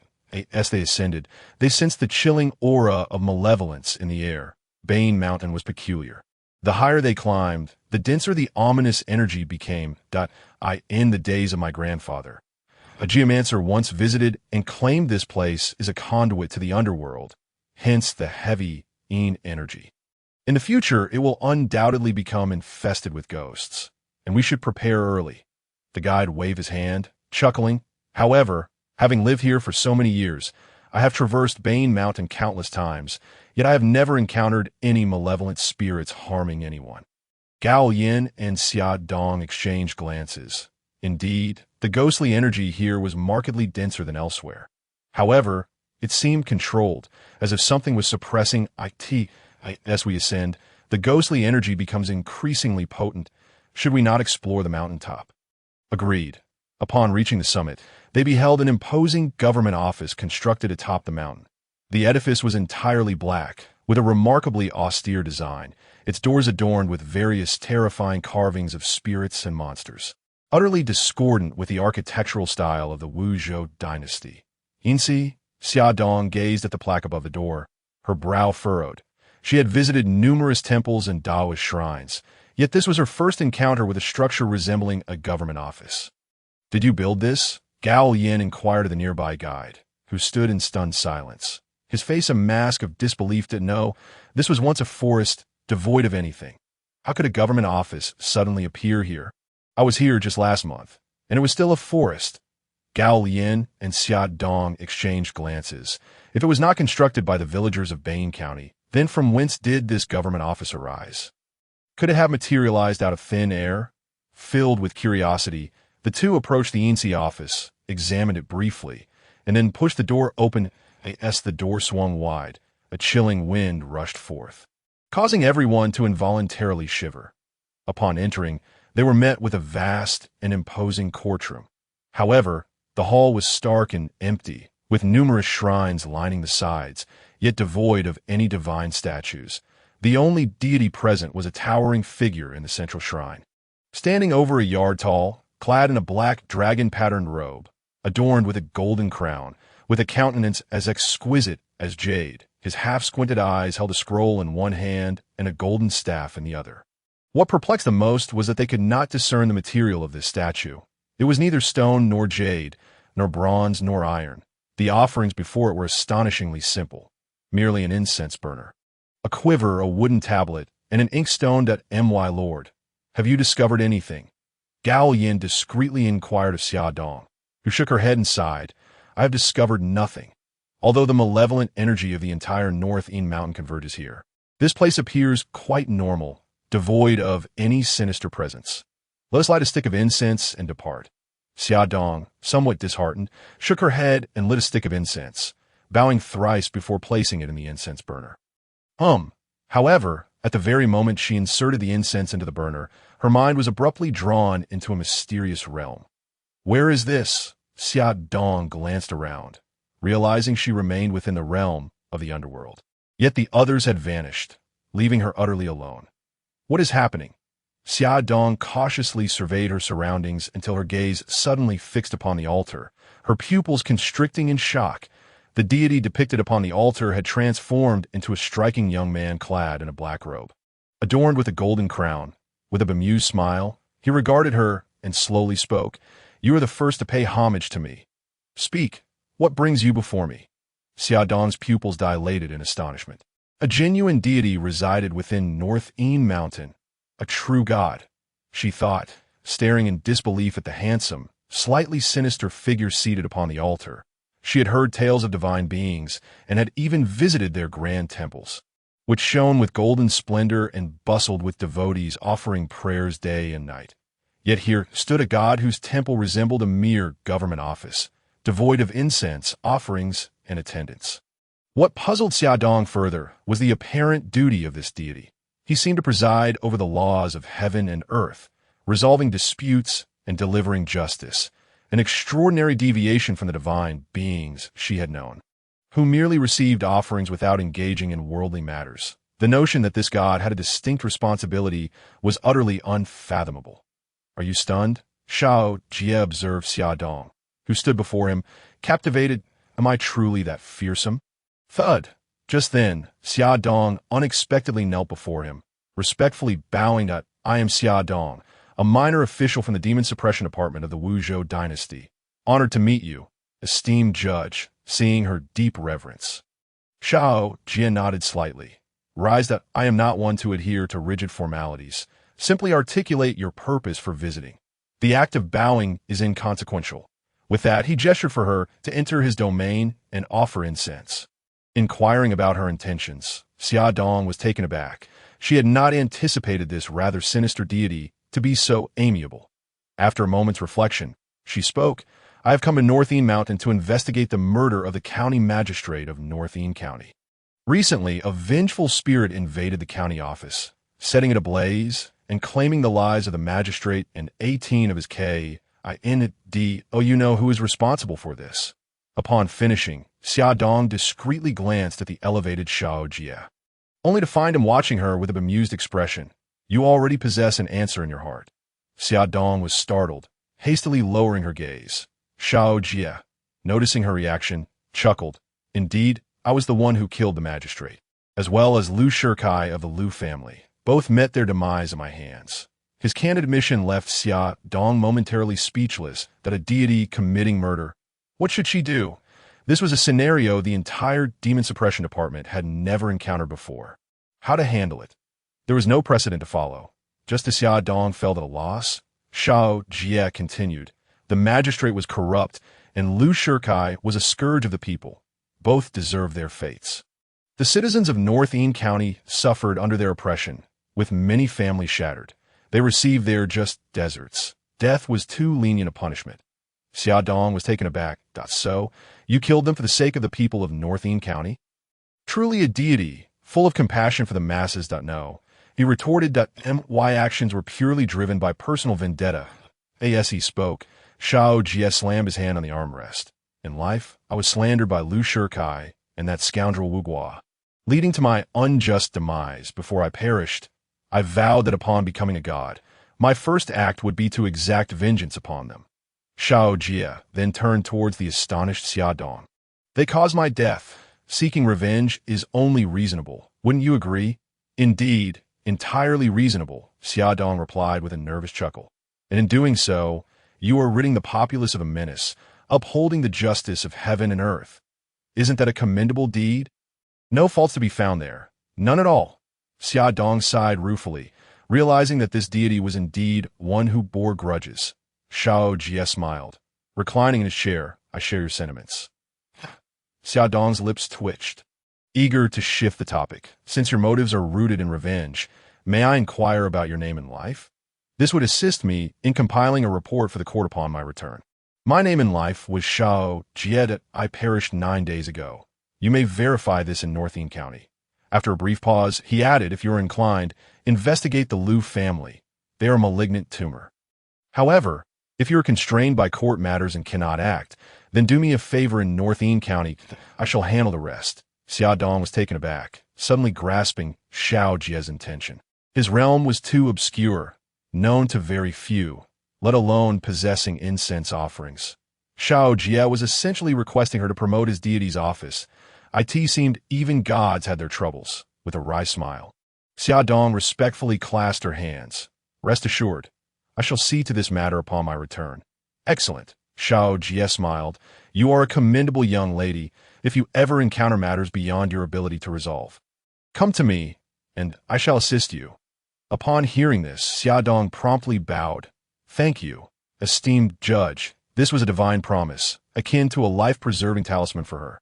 Xiao Jie waved his hand, and in an instant, Xiaodong's consciousness jolted, returning her to the realm of reality, where she heard Gao Lian's anxious voice. "Esteemed judge, what has happened to you? How did it suddenly change like this? This cannot be an evil temple, can it?" As Xiaodong gradually regained her senses, she swiftly surveyed her surroundings, realizing she had returned to the corporeal world. What happened to you, esteemed judge? Gao Yin supported her as she stood, his expression one of deep concern. Why did you suddenly faint? Xia Dong was a grandmaster of the Dao Palace realm, far beyond an ordinary woman. It was impossible for her to collapse without cause. I am fine. Xia Dong waved her hand, rising to kneel respectfully before the deity's image. Everyone kneel, Gao Yin commanded the others. Although they were puzzled, they complied and knelt in reverence. After 3 bows, Xia Dong rose and led everyone out of the realm of the underworld, respectfully closing the door and bowing once more before turning to depart. Was there something unusual about that government office? Could it be related to the magistrate's death? On the way, Gao Yin could not restrain his curiosity and asked. While several guides perked up their ears, Xia Dong nodded. The magistrate and Lu Shikai were both slain by the esteemed judge. What? The magistrate was killed by the deity from the underworld, and Lu Shikai as well. The guides exchanged astonished glances, and oh wonder the Lu residents suddenly sealed off their estate these past few days. It turns out they had drawn the attention of the esteemed judge. Goodness, we never imagined that Northine Mountain would produce a divine being. This is indeed a fortuitous occurrence. With him around, the Lu family might restrain their excesses. Gao Yin inquired. What do you intend to do, esteemed judge? After all, Wu Guo is a court official. Killing him could complicate matters with the court. Moreover, we lack solid evidence to prove Wu Guo's corruption. Gao Yin sighed, as the Lu family's influence in Northine County was simply too great. They had conducted thorough investigations yesterday, but found no substantial evidence of the magistrate's wrongdoing. All the illicit funds and accounts had vanished. Xia Dong waved her hand, turning to the guides. A few days ago, did Wu Guo pass judgment on someone named Xiao Jie? Ah, esteemed judge, you truly possess remarkable insight. Alas, it is indeed a pity. Xiao Jie was a renowned talent in our county, yet he fell victim to the slander of Wu Guo and Lu Shikai, leading to his untimely demise. What a loss. Had he been alive, perhaps our Bane County could have risen again in the future. Upon hearing this, Xia Dong slightly raised an eyebrow, realizing that what Xiao Jie had said was indeed true. If that were the case, matters would become much simpler. After their return, news of a government office atop Bane Mountain swiftly spread throughout Bane County. Many frequent visitors to the mountain were utterly astonished. There's a government office on the mountain? Is that true? Of course it's true. I took 2 officials from the city up there yesterday, and they were utterly dumbfounded at first sight. How could there possibly be a government office on the mountain? Who built it? Which lord is it for? I have no idea how it came to be, but it is said to house the Yin-Yang Judge, who administers the laws of heaven and earth and serves as a place for the gods to seek justice. The news of the government office on Bane Mountain quickly ignited discussions among the inhabitants of Bane County. After all, they were all natives of Bane County, often venturing into Bane Mountain, and were quite familiar with its circumstances. However, the existence of a government office on Bane Mountain was something they had never encountered. Something seems amiss. Just a few days ago, I came down for Bane Mountain, and there was nothing there. I, too, found it to be just a forest the last time I visited to erect a government office in such a short time. Could it be a divine miracle? Curiosity stirred within the crowd, and many rushed to the peak of Bane Mountain the following day to discern the truth. Upon reaching the summit and beholding the majestic government office standing there, they were astounded, kneeling at the entrance to offer their respects. Oh, you people, why not come inside and pay your respects? Within the office, Xiao Jie observed the rising incense smoke outside and felt quite helpless. Have you ever seen a deity who feasts on incense offered at the entrance? There is an incense burner on my altar as well that I am thoroughly astounded. Xiao Jie found himself exasperated. Currently, he existed only as a ghost, in a state of wandering spirit, neither a petitioning soul nor a wronged ghost. Merely an entity awaiting judgment. Ordinary people could not perceive him unless they paid homage directly to be seen by all. He could only condense into a celestial form, but without incense offerings, he was unable to achieve such a state. Thus, a logical conundrum emerged. Sitting there, he sighed inwardly as wave after wave of people came and went. Did none of them in Bane County suffer from grievances? That seemed improbable, with the Lu family's character. How could they possibly let them be? Were all these individuals survivors? Alas, doing anything these days is no easy feat even establishing a government office garners no visitors. Xiao Jie felt utterly disheartened, lamenting his unfortunate fate. At that moment, Xiao Jie sensed an unusual aura within the Yin court. What is that? He lifted his head, scanning the entire Yin court with his consciousness, ultimately focusing on the outer wall of the Yin court. On the glazed tile wall, a plump squirrel perched, its green bean-like eyes scrutinizing the interior of the Yin court. Oh, a little spirit with potential. Xiao Jie raised an eyebrow. The realm of mortals is vast. And even in the Eastern Victory Divine Continent, there are countless lands and nations teeming with myriad beings. Although the Wuzhou dynasty spans a large territory, it is but a drop in the ocean of the entire Eastern Victory Divine Continent. And even so, it would take a common person a lifetime to traverse it all. Besides humans, many other beings inhabit this land, with spirits being one of the many types, and their numbers surpassing those of humanity. Xiao Jie observed the little squirrel with great interest. Bane Mountain may be small, but is flanked by the extensive Bane Mountain Range, which stretches for thousands of miles and is home to numerous spirits deep within its recesses. Chirp, chirp, the little squirrel leapt down from the wall, cautiously approaching the Yin court, its yellow bean-like eyes darting about. What does this little creature intend to do? Xiao Jie raised an eyebrow, noting how the little being, akin to a miniature human, explored the Yin court, sometimes tapping and knocking, occasionally commenting on its surroundings in a remarkably anthropomorphic manner. Surely, it doesn't intend to make a home here, Xiao Jie mused. However, upon reflection, he found it understandable that he was all alone in this place, with no one else around. If a little spirit were to come, it could provide some amusement and alleviate his solitude. Yet, unbeknownst to Xiao Jie, the little spirit's thoughts were entirely contrary to his own. This place is quite nice.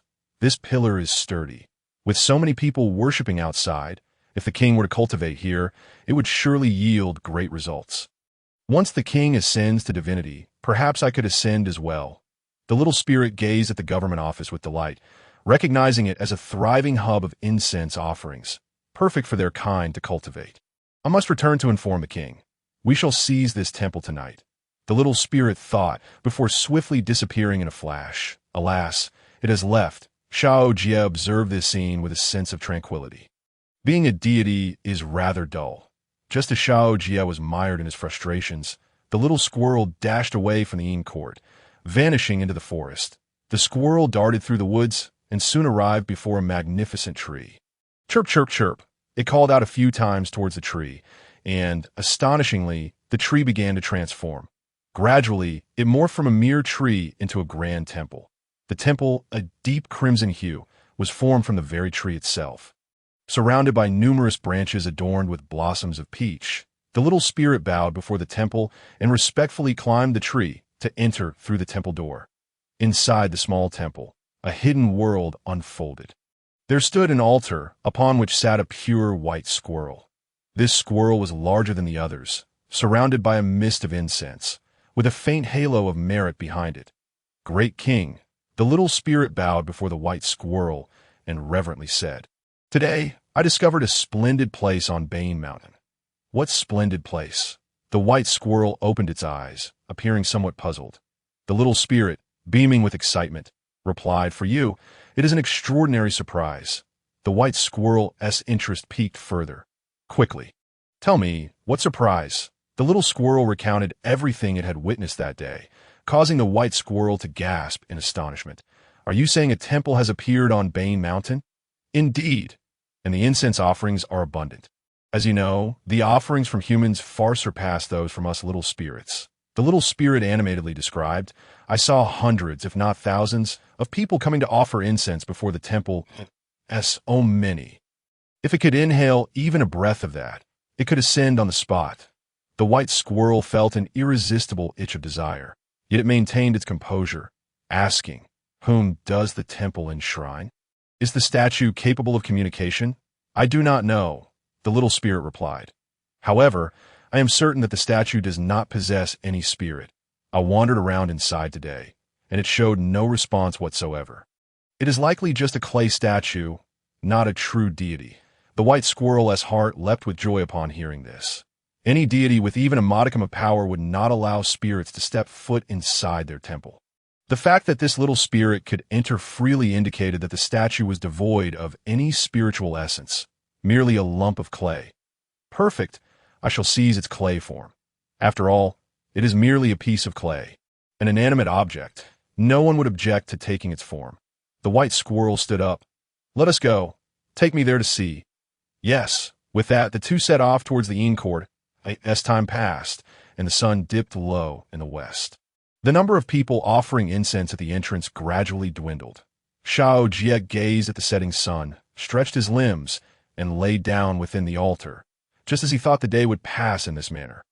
Noises suddenly emerged from outside the Yin court under the cloak of night. Are you certain this is the temple? This unmistakably resembles an official tribunal. My good fellow, do you truly distinguish between a tribunal and a temple? Squeak, squeak, squeak, is it truly a temple? Squeak, squeak. Very well. I shall trust you this one. Xiao Jie listened to the peculiar dialogue outside. He couldn't help but sit up.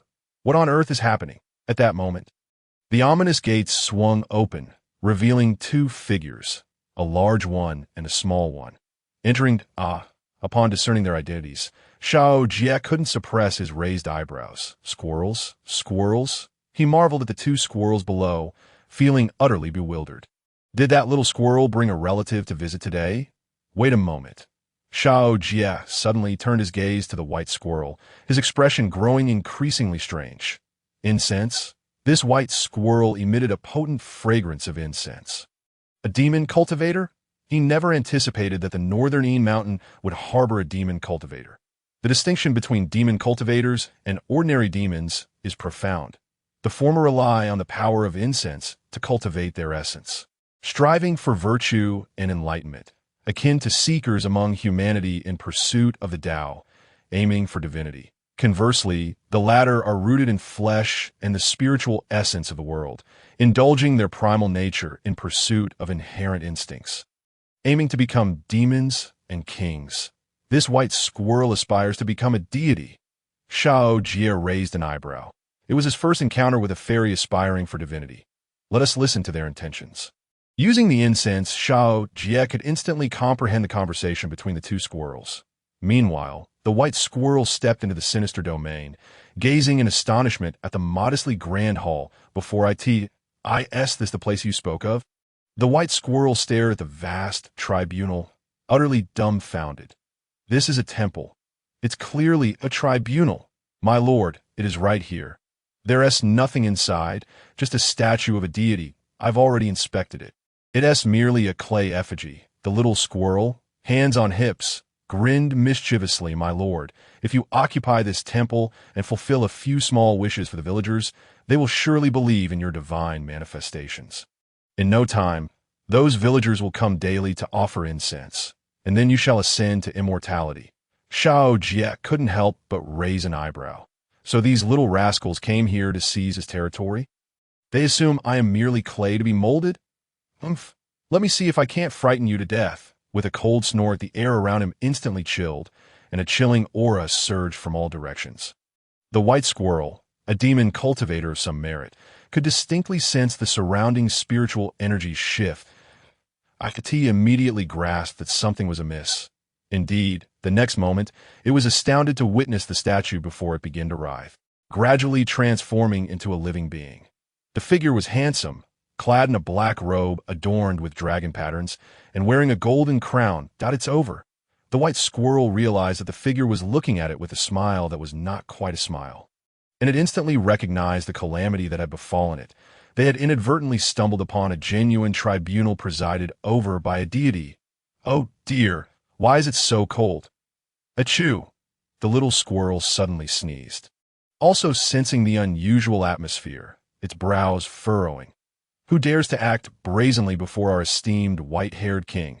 Step forward and kneel in submission, lest you provoke our king's wrath and suffer the consequences. The little squirrel stood defiantly, shouting at the surroundings. Upon hearing its words, the white squirrel became utterly rigid. Oh no, it's over. Xiao Jie raised an eyebrow, glancing at the now petrified white squirrel. You possess such great abilities as a ghostly entity. He was aware that the little squirrel was merely an infantile demon, akin to an ordinary human. It couldn't perceive his ghostly form without offering incense. However, the white squirrel was different. It bore the incense and was a cultivated demon. As long as Xiao Jie chose to reveal himself, it would be able to see him, and if his cultivation were even deeper, the white squirrel would sense his presence even without his manifestation. Thud, grandfather ghost, spare me. The white squirrel immediately knelt before Xiao Jie, bowing 3 times in rapid succession. The IT was a mere fledgling demon, unaware of the ghostly presence before it.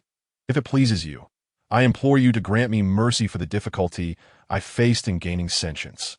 The little squirrel, observing its lord suddenly kneeling before the statue, was momentarily stunned. And why, Lord? Why are you bowing to a clay statue? Stand up. Don't lose face. The white squirrel was now filled with despair. Brother, please stop talking. If you continue, we may both be doomed here. Xiao Jie couldn't help but chuckle at the scene. Your subordinate is quite clever. The white squirrel felt bitter. Grandfather is jesting. This newly sentient beast knows nothing. I beseech you to spare it. The little squirrel was increasingly bewildered. My lord, to whom are you speaking? Could there truly be a third entity present? Xiao Jie, witnessing this exchange, also found amusement in it. It was evident that the white squirrel treated its subordinate well, persistently advocating for the little squirrel. Rise. You have committed no grave offense. I shall not hold it against you. The white squirrel sighed in relief, hastily rising to stand obediently at the side. My lord, why have you stood again? Did a ghost just appear? The little squirrel, suddenly fierce, declared, Fear not, my lord. It is just a minor ghost. I shall handle it for you. Observing the comical antics of the little squirrel, the white squirrel wished to smack its forehead in exasperation. Even now, it failed to recognize the gravity of the situation. Xiao Jie shook his head with a smile, then turned to the white squirrel. Are you a spirit of this region? The white squirrel nodded earnestly. Indeed. The little demon resides near the wild graves at the back of northern Yin Mountain. After a moment's contemplation, Xiao Jie pointed to the little squirrel and inquired, Are there others of its kind around? I had some free time and gathered all the squirrels within northern Yin Mountain, imparting them some methods of cultivation. Many have already gained sentience, though their intelligence is rather low, so they cannot assist you in your practice. The white squirrel felt anxious, fearing that Xiao Jie might wish to devour its kin. Xiao Jie waved his hand dismissively. Rest assured, I am a judge of the yin and yang laws, a celestial deity. I have my own path to immortality and do not seek such base methods. The white squirrel exhaled in relief. Then, what would you have me do? It was perplexed. What could a true celestial being require from such a minor spirit?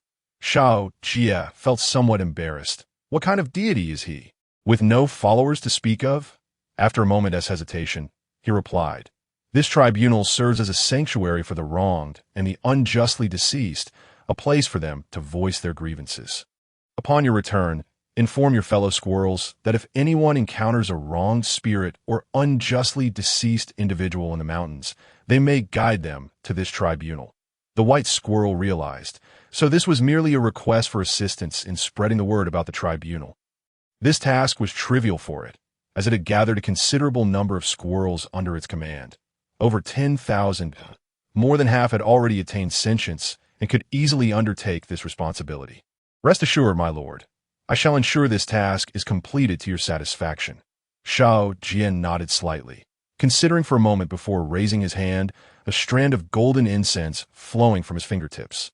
With a flick, the incense vanished into the white squirrel's brow. Boom! Upon receiving the incense, the white squirrel felt a surge of vitality coursing through its body, the very bones crackling with energy, and its cultivation level increased substantially. This incense, the white squirrel was ecstatic, hastily bowing to Xiao Jie. Thank you, grandfather, for bestowing the incense. This little demon shall exert every effort to fulfill your commands. Just moments ago, the incense offerings at Xiao Jie casually pointed to surpassed what he had accumulated over an entire year. He had not anticipated that this venerable deity would exhibit such generosity. Beside him, the little squirrel observed its master, who alternated between soliloquy and fervent lamentation, feeling a profound sorrow within. It was evident. His Majesty must have been overwhelmed by the sight of such a grand temple, causing his mind to falter in excitement. This minimal offering had stirred him to such a degree. Xiao Jie shook his head, assuring, "In the future, when you serve me, you shall not be wronged." The white squirrel nodded vigorously, and upon a signal from Xiao Jie, it rose with the little squirrel to depart from the realm of shadows. They hoped this endeavor would prove fruitful. The influx brought by Xia Dong had been largely ineffective. "Your Majesty, what was that just now? Why were you both laughing and crying?" As they exited the shadowy precincts, the little squirrel inquired with curiosity. However, before it could finish its sentence, the white squirrel delivered a swift punch to its forehead. "Fool! You nearly brought doom upon us both." The little squirrel rubbed its head, bewildered. "But your Majesty, I didn't do anything." The white squirrel replied tersely. "Within the shadowy precinct, the deities worshipped are the rightful gods of heaven and earth, the judges of Yin and Yang. You would have me rob their domain. They are true deities. Do you think I possess the audacity to confront them? Had it not been for this venerable elder, who chose to overlook our transgressions, we would have met our end here today, even if we had 10 lives to spare." The figures in shadowy precinct are indeed true deities. Will that elder hold me accountable? The little squirrel gasped, suddenly filled with trepidation. The white squirrel waved its hand dismissively. "No, he will not hold us accountable. In fact, he has entrusted us with a task. If we fulfill it well, not only shall we share in his incense offerings, but we shall also receive his protection. Henceforth, we shall no longer fear being bullied by other creatures." Upon hearing this, the little squirrel's eyes sparkled with excitement. They had essentially secured their positions. Upon returning to their temple, news rapidly spread among the squirrels of the Northern Mountain, drawing them from all directions. Soon, the area surrounding the temple was teeming with squirrels of various sizes. The white squirrel, seeing that enough had gathered, stepped out from the temple. My subjects, it addressed them, "From this day forth, as you traverse the mountains, be vigilant for any vengeful spirits. Should you encounter one, report to me immediately, understood?" The squirrels exchanged glances, realizing their king had called them for this purpose. "Very well, you may disperse." The white squirrel waved its hand, and all the squirrels scurried away. "Your Majesty," the little squirrel called out as it approached again, "speaking of vengeful spirits, isn't the female ghost from the wild man's grave particularly wronged?" Just as the white squirrel was about to leave, it paused, eyes widening with realization. "Indeed, how could I have forgotten her? She was the most aggrieved spirit it had ever encountered. Let us go to the wild man's grave." The white squirrel promptly set off towards the site, and before they got close, they heard a sorrowful weeping echoing from the valley. "Oh heavens!" The white squirrel shuddered, feeling uncomfortable amidst the surrounding malice. Yet, for the sake of Xiao Jie's incense offerings, it steeled itself and ventured into the valley. Passing through the outer forest, they came upon a grove of withered trees, amidst which lay numerous neglected graves. A quick count revealed 32 in total on one grave. A woman in red lay prostrate. "Oh heavens, do you truly lack sight?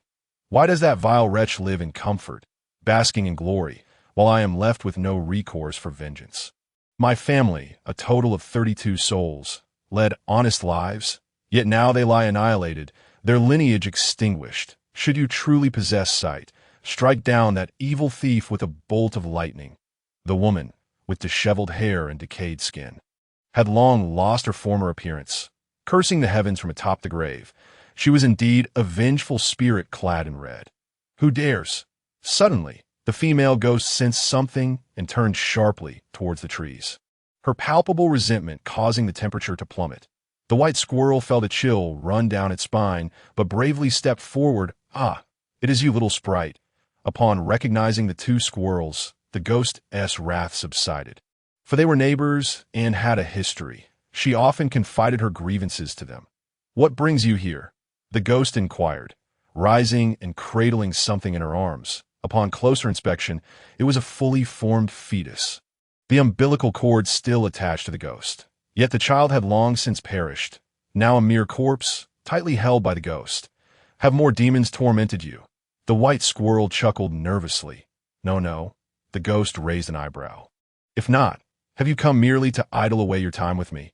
The white squirrel quickly waved its hands. No, dear sister ghost, we have come upon a place where you can seek justice for your plight. Justice? The ghost scoffed, her voice turning mournful. In this world, where can a wronged spirit like me seek justice? All I encounter are incompetent fools, cowering before the strong, only daring to berate me, while they cater to that wicked man.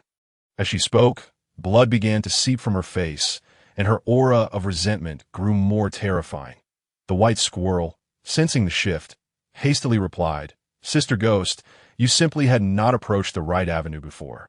Those were mere wild gods, incapable of intervening in mortal affairs. But this time is different. Leaping down from the tree, the white squirrel stood beside the ghost. We have a true deity on Northeen Mountain. A true deity, the ghost sneered. What does it matter if they're wild gods or righteous gods? Those who refuse to act are all the same wretched stones. You are correct, sister. However, the deity I speak of governs the laws of heaven and earth, specifically tasked with delivering justice for wronged spirits and the unjustly deceased. This is the very opportunity you have sought for so long. The white squirrel spoke earnestly. The ghost, intrigued yet skeptical, inquired, a deity who delivers justice for the wronged. Are you speaking truthfully? The white squirrel, sensing her doubt, replied earnestly, Sister, the precinct of shadows lies atop Northeen Mountain. If you do not believe me, you may visit tonight and see for yourself that I swear. If I utter a single falsehood, may I never advance in my cultivation. The ghost, though still hesitant, softened at the earnestness of the little squirrel, who cherished its cultivation above all else, that it seemed that the deity it spoke of held some merit. After a moment of contemplation, the ghost nodded. Very well, I shall ascend the mountain tonight. Seeing the ghost acquiesce, the white squirrel finally breathed a sigh of relief. Their first task had been successfully secured. As night fell, the incense offerings at Northeen County gradually waned, the fragrant smoke curling around the entrance to the shadowy precinct, the flickering flames creating an air of mystery in the darkness. Suddenly, a chilling wind swept through, extinguishing all the incense in an instant. Moments later, a woman in red gradually materialized before the shadowy precinct. The shadowy precinct? The ghost gasped, astonished to truly find a shadowy precinct on the mountain. Her decayed body trembled with excitement as she beheld the long-awaited opportunity for justice. With hope in her heart, she approached the drum of grievance and seized the mallet, striking it forcefully. Boom! Master, please deliver justice for this wretched spirit. Within the realm of the underworld, Xiao Jie abruptly opened his eyes, in his grasp.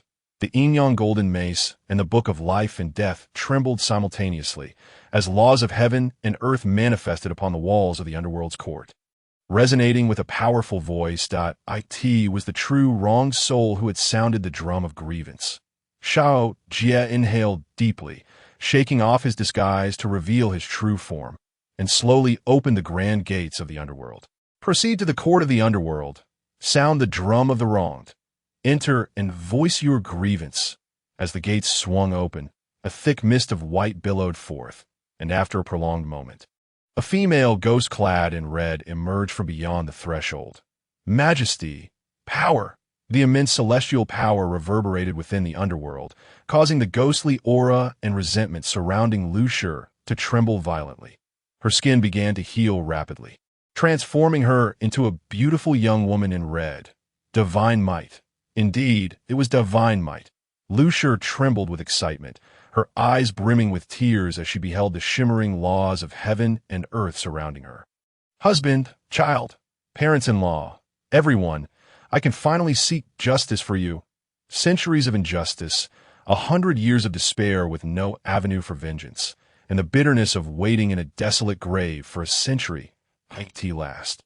She glimpsed the hope of vindication.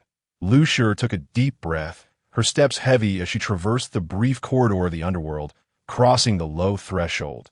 She raised her gaze towards the seat of the divine, where a young deity clad in a black robe adorned with dragon motifs and a golden crowned satyr radiating celestial light and immense authority, His calm eyes seemed capable of penetrating the hearts of all mortals. Yet behind him loomed a terrifying specter, an ominous ghostly figure seated in the shadows, one hand clutching a bamboo scroll and the other brandishing a golden mace. "Who stands before me?" Xiao Jie spoke slowly, his voice thundering and carrying the weight of celestial authority, causing Lu Shi's heart to flutter as she hastily knelt. This humble ghost, Lu Shi, also known as Chao Xinga, hails from the Lu family in Lujia village, outside Bain County, a century ago. What grievance do you bear? Xiao Jie raised an eyebrow slightly, gesturing to summon the Book of Life and Death to seek information on Lu Shi. A case from a century past likely had its perpetrator long deceased. Would he be expected to chase after a ghost? Lu Shi looked up, her eyes filled with tears. This ghost seeks to accuse Lu Zhan, the head of Lujia village, along with his wife, Zhang Shi, and their 6 sons, as well as Wu Sanjin, the head of Jishir Tang in Bain County. Accused so many, Xiao Jie raised an eyebrow. Eventually finding Lu Shi's name in the Book of Life and Death. Lu Xing'er, a resident of Lujia village in Bain County a century ago, lived a promiscuous life, clandestinely meeting with men in the village temple. Upon being discovered by her family, she incited thieves who poisoned 32 members of her husband's family. 3 years later, she was abandoned by her lover due to a severe illness and was left at the village head's home, where villagers lit lanterns in her memory. She died at the age of 25, having violated the duties of a wife and conspired against her husband's family. Her crimes are heinous, deserving of the harshest punishment. To be cast into hell, never to be reborn. Tiske, this muddled account is quite detailed. The Book of Life and Death recorded Lu Shi's past with clarity. She bore no grievances, but rather was quite detestable. However, given the previous instances where the book had absolved Lu Shikai and the county magistrate, Xiao Jie merely observed without further concern. Lu Zhan. Xiao Jie flipped through the Book of Life and Death and swiftly found Lu Zhan. Lu Zhan, the head of Lujia village in Bain County, is known for his integrity. He practiced in a Buddhist monastery for several years before renouncing the monastic life and returning home, where he married and managed Lujia village with great diligence. After the death of his wife in his later years, he renounced worldly attachments and vowed to practice at home for 50 years, praying for blessings for the villagers. His 6 sons are distinguished individuals with excellent reputations in Bain County. He lived to the age of 258, passing away peacefully. Over 200 years? And he passed away peacefully. So he is still alive. Xiao Jie chuckled softly, setting the Book of Life and Death aside. Lu Shi, why do you wish to accuse the Lu family? My lord, Lu Shi replied, bowing her head. My family hails from the Chao family of Taiyan Prefecture. That a century ago, I married into Lujia village, where my husband was the village head at the time. That I shared a loving bond with my husband. And my parents-in-law treated me as their own daughter, never showing me any harshness. Within 6 months of marriage, I became pregnant that I believed my life would continue in such happiness. But one day, a group of people arrived in the village. At this point, Lu Shi's voice turned bitter, her skin beginning to decay as resentment coalesced into dark blood seeping from her body. These people sought to seize our land, aiming to claim all the property of our village. My father-in-law, being the village head, naturally refused and rallied the villagers to resist. However, they had bribed Lu Zhan's family of ruffians.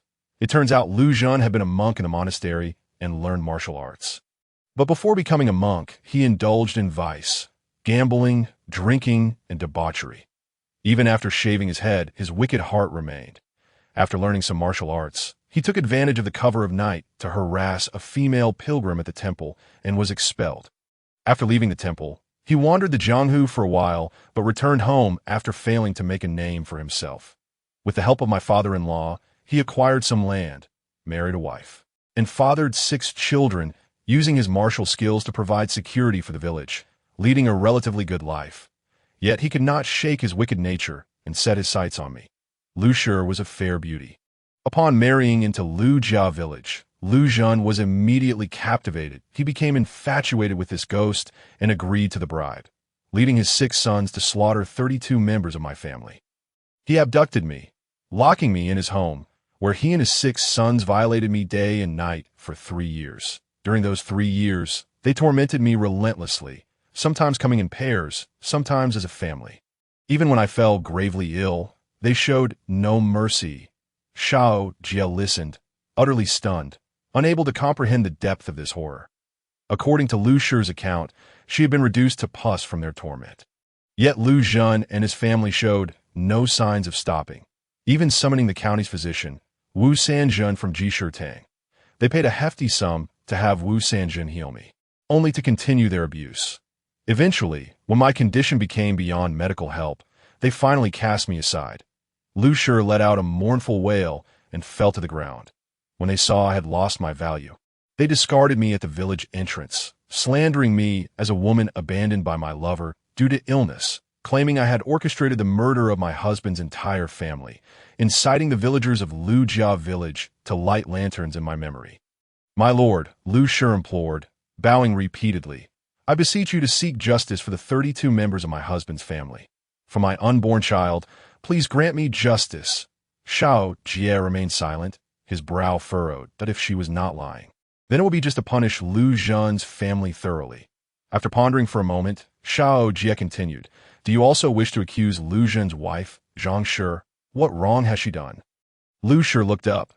Zhang Shi is someone Lu Zhen met in the Jianghu. She possesses the skill to extinguish souls that it was she who caused the souls of my husband's 32 family members to scatter, leaving them with no chance for rebirth. Had it not been for my overwhelming resentment, causing my corpse to be consumed by insects and snakes on Bane Mountain, I would have perished without a voice to cry for justice. Otherwise, the case of my husband's 32 family members would have remained forever unresolved. Xiao Jie blinked, internally exclaiming in astonishment, murder and silence, to destroy corpses and erase evidence, to extinguish souls and conduct funerals. What a complete set of heinous acts. I have a general understanding of your situation. However, he added, scrutinizing Lu Shi, you are now a vengeful ghost clad in red, and your resentment is profound. Even the most skilled martial artist would struggle against you. Why do you not seek vengeance on Lu Zhen yourself? Lu Shi, upon hearing this, bowed repeatedly, my lord, please understand, it is not that I do not wish to seek vengeance on Lu Zhen, but rather that this villain is under divine protection. Xiao Jie raised an eyebrow. Could it be that Lu Zhen is a relative of some celestial being? Is there divine protection? Xiao Jie queried with a smile. What is Lu Zhen's background that even the heavens seem to favor him? Is he perhaps akin of some great deity? Lu Shi shook her head. Lu Zhen is merely an ordinary warrior, not a descendant of any immortal. However, his wife, Zhang Shi, is no commoner. She is well-versed in the arcane arts and possesses the ability to commune with spirits. Several attempts by vengeful spirits to seek retribution against the Zhang family have been thwarted by her. Eventually, she managed to summon a wild deity through some means, and this deity, upon receiving offerings from the villagers of Lu family village, has granted protection to Lu Zhen's family. Lu Shi gritted her teeth. Those vengeful spirits have made numerous attempts for revenge, all thwarted by that wild deity, leaving their efforts in vain, and on several occasions. They nearly lost their lives. As she spoke, tears streamed down her face. Woo-woo. For a century, those spirits have never ceased to plot their vengeance, yet that wild deity is far too powerful. Realizing they are no match, the spirits sought help everywhere. However, when those celestial beings and great Buddhas saw me as a ghost, they unceremoniously cast me out. The spirits have truly found themselves at a loss, which is why they dared to heed the words of the mountain's lesser demons and venture to the underworld to plead their case. I implore you, great sir, to seek justice for the spirits. Mountain demons? Xiao Jie raised an eyebrow. Could it be those 2 little squirrels? To his surprise, the little creatures had done quite well.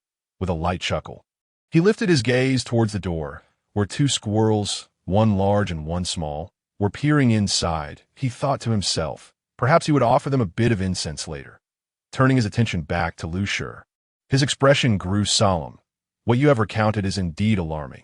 However, this matter pertains to an old case from a century ago, and you possess no tangible evidence. The truth and falsehoods are merely your assertions. As a judge in the underworld, I must adhere to the laws of heaven and earth and cannot extinguish an entire family based solely on your testimony." Upon hearing this, Lu Shi hurriedly bowed her head. "Great sir, every word spoken by the spirits is true, with not a hint of falsehood. I am willing to submit my soul to your scrutiny." Xiao Jie furrowed his brow. Although Lu Shi was a vengeful spirit, the search of her soul would still be a torturous ordeal, potentially leading to her demise. It seemed her words held some truth. However, as an enforcer of the law, any irregularities in procedure would inevitably lead to flawed outcomes. If he were to grant Lu Shi justice, it must be a verdict that is clear and universally accepted. Any blemish would prevent her from obtaining the justice she deserved in this world. Revenge is easily sought, but true justice is a rarity.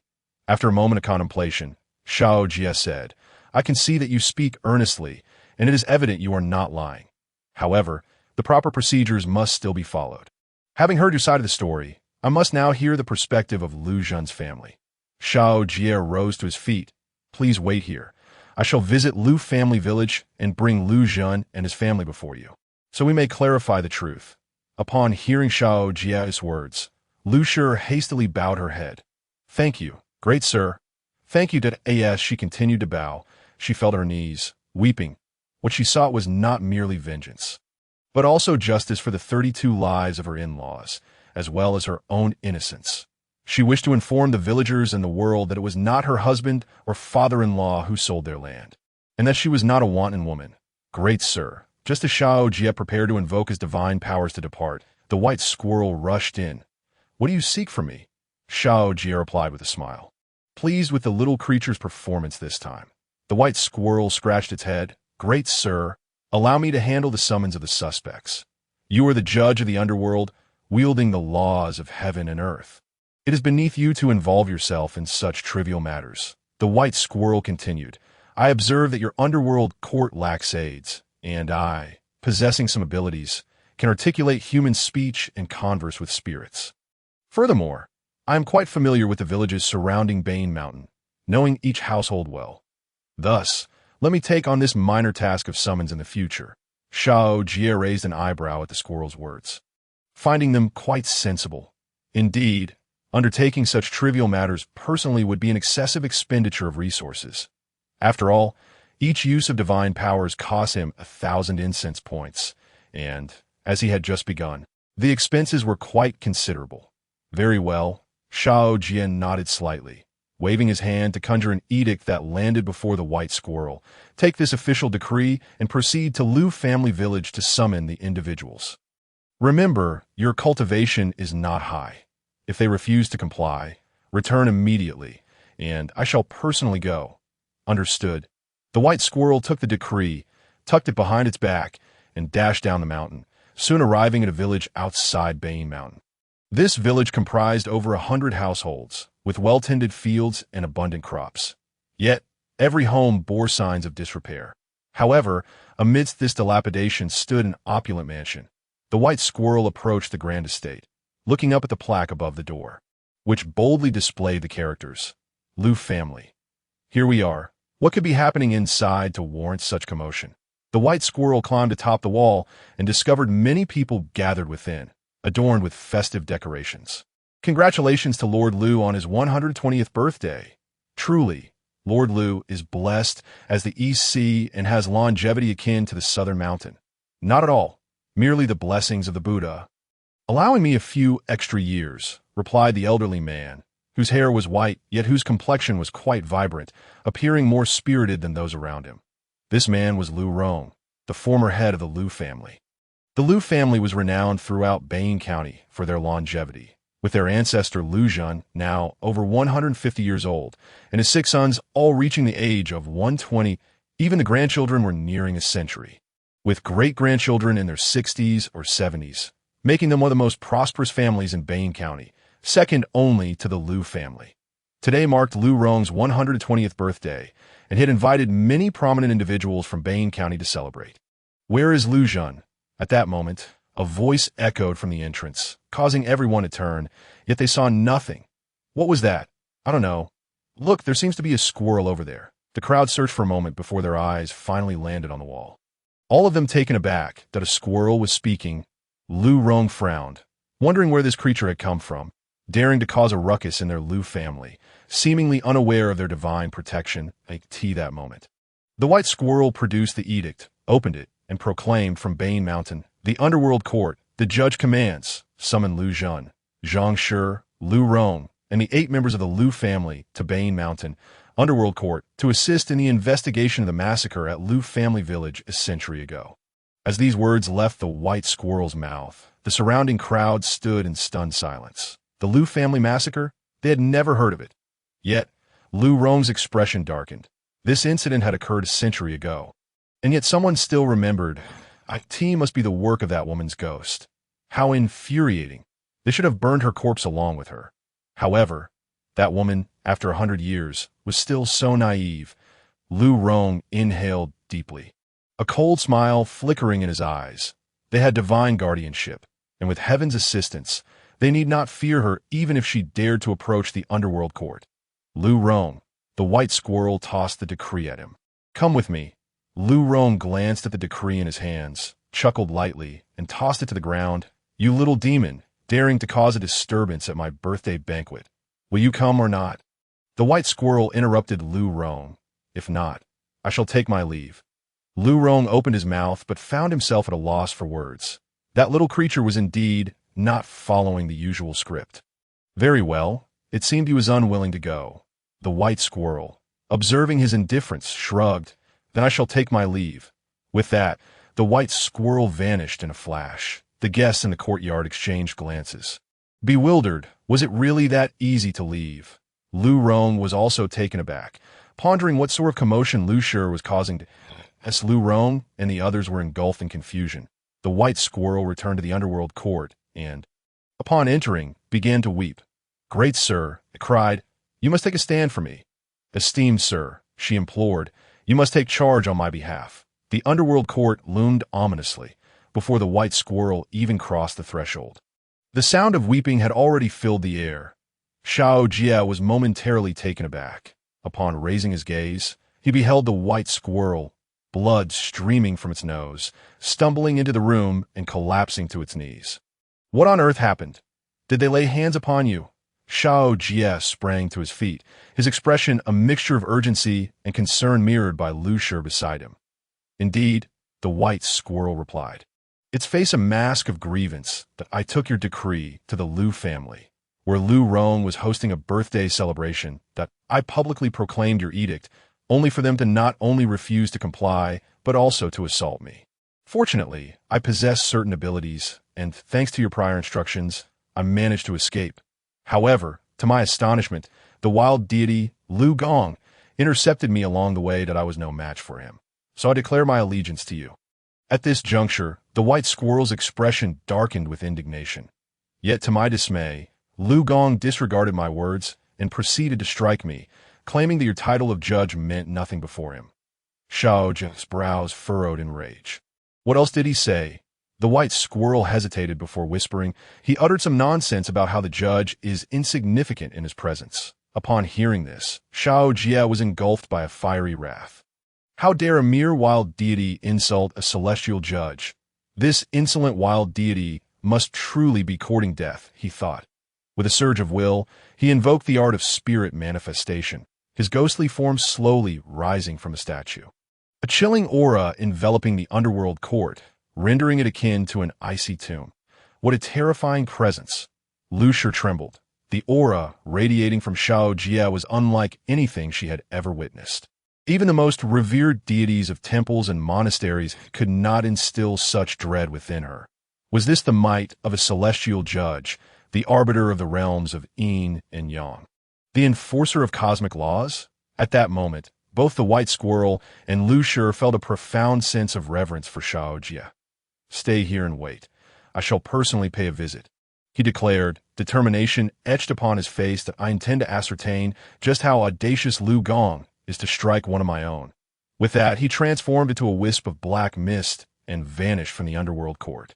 As they watched him depart, Lu Shi and the white squirrel exhaled in relief. His presence was overwhelmingly oppressive, leaving them gasping for breath. Why, dear little companion, I regret the troubles you have faced on my account.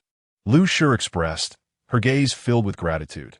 The white squirrel, however, merely touched its nose and chuckled. No need for concern, sister. This injury was self-inflicted. What? Lu Shi's eyes widened in confusion. You did this to yourself? Why? With hands perched on its hips. The white squirrel smirked slyly. Lu Gong has long taken advantage of his status as a wild deity to bully us. This time, let the esteemed judge teach him a lesson. Lu Shi sighed with a bittersweet smile. This little creature was certainly no naive fool. Meanwhile, the birthday festivities at the Lu residence continued unabated, the guests indulging in their revelries. They all understood that the Lu family was under divine protection, rendering them immune to the harm that a mere little demon could inflict. Could the judge that the little demon spoke of truly be the one causing such commotion in the county these past few days? Surely he could not be mistaken. The mention of Bane Mountain rang a bell, a temple of modest eyes that he had visited once, and it bore no particular significance. Was it possible that the underworld court housed a genuine deity? There was a high probability of this being true. Otherwise, how could that little demon dare to stir trouble at the Lu family's doorstep? Who would be bold enough to file a complaint against the venerable patriarch of the Lu family? Do not fret, for the Lu family is under divine protection. Even the underworld judge would think twice before attempting to apprehend us. It is merely a formality, the guests reassured one another, while they believed no danger was imminent. Curiosity lingered regarding the earlier incident, as the tale of a little demon was nothing short of fantastical. As the discussion swirled, within the Lu family's grand hall, Lu Rong sat serenely in the high seat, surrounded by his progeny, the youngest among them well into their 30s and the others aged well beyond 70. Grandfather, is it true that the underworld court at Bane Mountain houses a deity? And if there is a deity, what of it? Our family venerates Lu Gong, who is also a true god. Surely, the celestial beings would show him some respect. What could they possibly do to us? Precisely, we must consider the face of the deity. The underworld court would not dare to act recklessly. The members of the Lu family remained untroubled, as their divine protector had smoothed over many matters since their births. Lu Rong chuckled lightly, dismissing the underworld court as mere fables, perhaps the manifestation of a newly emerged wild deity. However, at that moment, the atmosphere within the Lu residence suddenly thickened, freezing everyone in place. Save for Lu Rong, who sensed an anomaly and warily scanned his surroundings. His gaze landed on the entrance just as the grand door creaked open. There stood a striking young man clad in a black robe adorned with dragon patterns. A golden crown atop his head, his visage akin to that of a jade statue. Who goes there? Lu Rong gasped, rising to call for assistance. But before he could utter another word, the young man had already appeared before him. Who are you? Lu Rong stammered, retreating in fear. Xiao Jie chuckled. Were you not just speaking of me? How is it that you fail to recognize me now? Speaking, just now. Lu Rong was momentarily taken aback. And then his pupils constricted as realization dawned that why you are the underworld judge. The deity of the underworld had truly come in person. The little demon had not deceived him. Lu Rong's heart raced. But he quickly composed himself, smiling as he clasped his hands in greeting. Esteemed judge of the underworld, my family's Lu Gong is also a true god. Might I implore you to exercise leniency on his behalf? Xiao Jie nearly burst into laughter at this. I am the judge of yin and yang, the enforcer of cosmic laws, holding the power of life and death over all beings. What right does your small wild deity have to speak of favors before me? What? He's a celestial judge. Lu Rong's pupils dilated. Having lived so long, he understood the distinction between celestial judges and wild deities. Wild deities were merely revered individuals deified posthumously, while celestial judges were beings recognized by the cosmos, or those who had attained enlightenment through immense effort. Come with me to the underworld court, Lu Rong. Xiao Jie was done with idle chatter, gesturing as ghostly energy coalesced into iron chains that ensnared Lu Rong. Lu Gong, with Lu Rong's terrified cries echoing behind him. Xiao Jie strode deeper into the Lu residence, towards the ancestral hall, where a monk clad in yellow was chanting before a deity statue. Lu Zhen, come with me to the underworld court. The monk within the hall abruptly opened his eyes. and the statue before him radiated a brilliant golden light. Lu Jun. The ancestral hall trembled as a gust of chilling wind burst through the door, swirling countless yellow leaves, causing the spiritual tablets on either side to topple. The monk, draped in robes, felt a sudden chill, turning to see a shadowy young man striding into the room. "Who are you? Are you a man or a ghost? Why do you seek me?" Lu Jun's face paled as he beheld the figure devoid of shadow, an aura of terror emanating from him. Upon entering, the talismans adorning the walls ignited into flames. This being could suppress even the talismans within the hall. Who dares to storm in before this deity? At that moment, the deity's statue trembled, and from it emerged a scholar clad in azure, enveloped in a powerful aura of incense, holding a scroll. Xiao Jie entered the hall, glancing at the scholar. "You are Lu Gong?" "Indeed," Lu Gong replied coldly. "Now that you recognize me, why not hasten to? Enough with the idle chatter." As Lu Gong's words lingered in the air, darkness enveloped him, followed by a series of fierce blows to his face. Rendering him utterly dazed, Xiao Jie observed the prostrate Lu Gong, resembling a dead dog, and smirked disdainfully. "With such meager abilities, you dare to accuse this official of being nonsense." "Nonsense? Me?" Lu Gong's bewildered mind, already reeling for the physical assault, now succumbed to a complete system failure.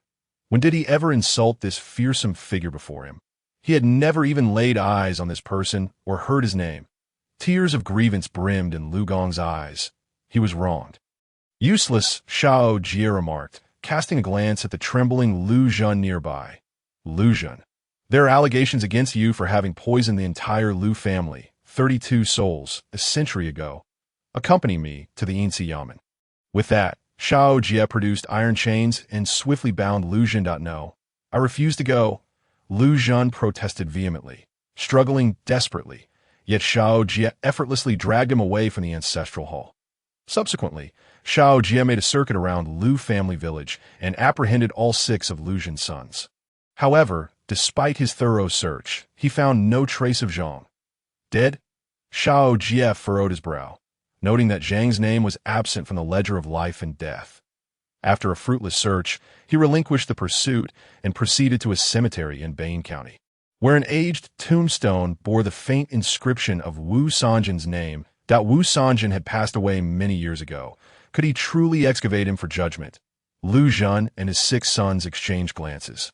Bewildered, were the deceased to be judged as well? Yet, in the next instant, they watched as Xiao Jie raised his hand, sending an iron chain plunging into the grave. Wu Sanjin, you are accused of heinous crimes committed in your lifetime. Arise and accompany this official. The words echoed. Xiao Jie tugged on the chain, dragging Wu Sanjin's spirit from its resting place. Wu Sanjin's spirit emerged, utterly befuddled upon seeing Xiao Jie and the Lu family. "I have been dead for decades. Why must I still face judgment?" Xiao Jie scoffed. "Death does not absolve one of sins. Oh, you truly believe that death is the end of all troubles?" "How Navi?" With a dismissive snort, Xiao Jie gestured for the group to follow him towards Bain Mountain. "It's over. We may have encountered a genuine deity this time." Lu Gong lamented. "Save us." "Lu Gong, I do not wish to die. I have yet to live enough." Facing this scene, despair washed over Lu Jun and the others. If even the long-deceased could be summoned for judgment, what hope remained for the living? As Xiao Jie led his companions toward the Yinsi Yamen on Bain Mountain, the Lu family courtyard gradually returned to normalcy. Where's the great-grandfather? They had just seen him here, and now, in the blink of an eye, he had vanished. Why were the chairs overturned? Once the Lu family members regained their senses, they discovered their patriarch was missing and hastily began to search for him. Outside, the guests exchanged bewildered glances, their faces reflecting shock. The longevity banquet had been proceeding well, and now the birthday celebrant was nowhere to be found. What was happening? Meanwhile, in the ancestral hall, Lu Gong snapped out of his stupor and quickly summoned the current head of the Lu family. "Lu Yuan," Lu Gong urged as Lu Yuan entered the hall. "Quickly, send someone to Bain Mountain. Your great-grandfather and the others have been taken to the Yinsi Yamen for trial." Lu Yuan's eyes widened in disbelief. "What did you say? My great-grandfather has been taken?" Lu Gong nodded gravely. The female ghost who had been troubling you reported your great-grandfather to the Insi Yamen. Hurry, gather people to rescue him. If we delay, their fate may be dire. Regaining his composure, Lu Yuan dashed out of the ancestral hall, rallying the Lu family's high-ranking members and their enforcers that a throng of them set off with great urgency towards Bane Mountain. What is the Lu family up to? I don't know, but they seem ready for a fight.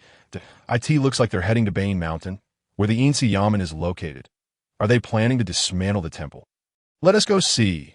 Curious, the guests followed suit, while local townsfolk, intrigued by the commotion, trailed behind to the Insi Yamen. Lu Shi and Bai Songshu awaited in silence when suddenly the ominous gates swung wide open, a chilling wind howling in. The once dim hall was suddenly illuminated, a ray of sunlight cascading upon the entrance as Xiao Jie entered, dragging Lu Zhen and the others behind him. Kneel, he commanded upon returning to the altar, flinging Lu Zhen and the others to the ground. Where is this? Let me go back. Father, where are we? Mother, save me. Please come save me. Lu Zhen and his companions gazed in terror at the Insi Yamen. Just then, a guttural roar pierced the air. Lu Zhen. They turned sharply to find Lu Shi glaring at them, her flesh beginning to decay. ITSU. The sight of Lu Shi sent shivers down Lu Zhen's spine, causing him to recoil in horror. Lu Zhen, you owe my family 32 lives. Lu Shi transformed into a vengeful specter, lunging at Lu Zhen, only to be restrained by a cold snort. Within the Insi, no one is permitted to be unruly. Seeing Lu Shi subdued, Lu Zhen and the others let out a collective sigh of relief, immediately launching into curses. You wretched woman, you've been dead for over a century. Why can't you let us be? Sir, this lunatic is mad. Her words cannot be trusted. Xiao Jie shot a warning glare at Lu Zhen and his companions. Silence, speak again, and I shall sever your tongues.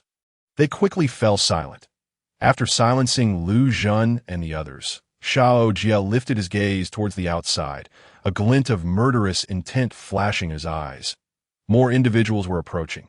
Moments later, a throng stormed into the courtyard, shouting threats. You vile spirit, release my great-grandfather, or we shall raze your decrepit yamen to the ground.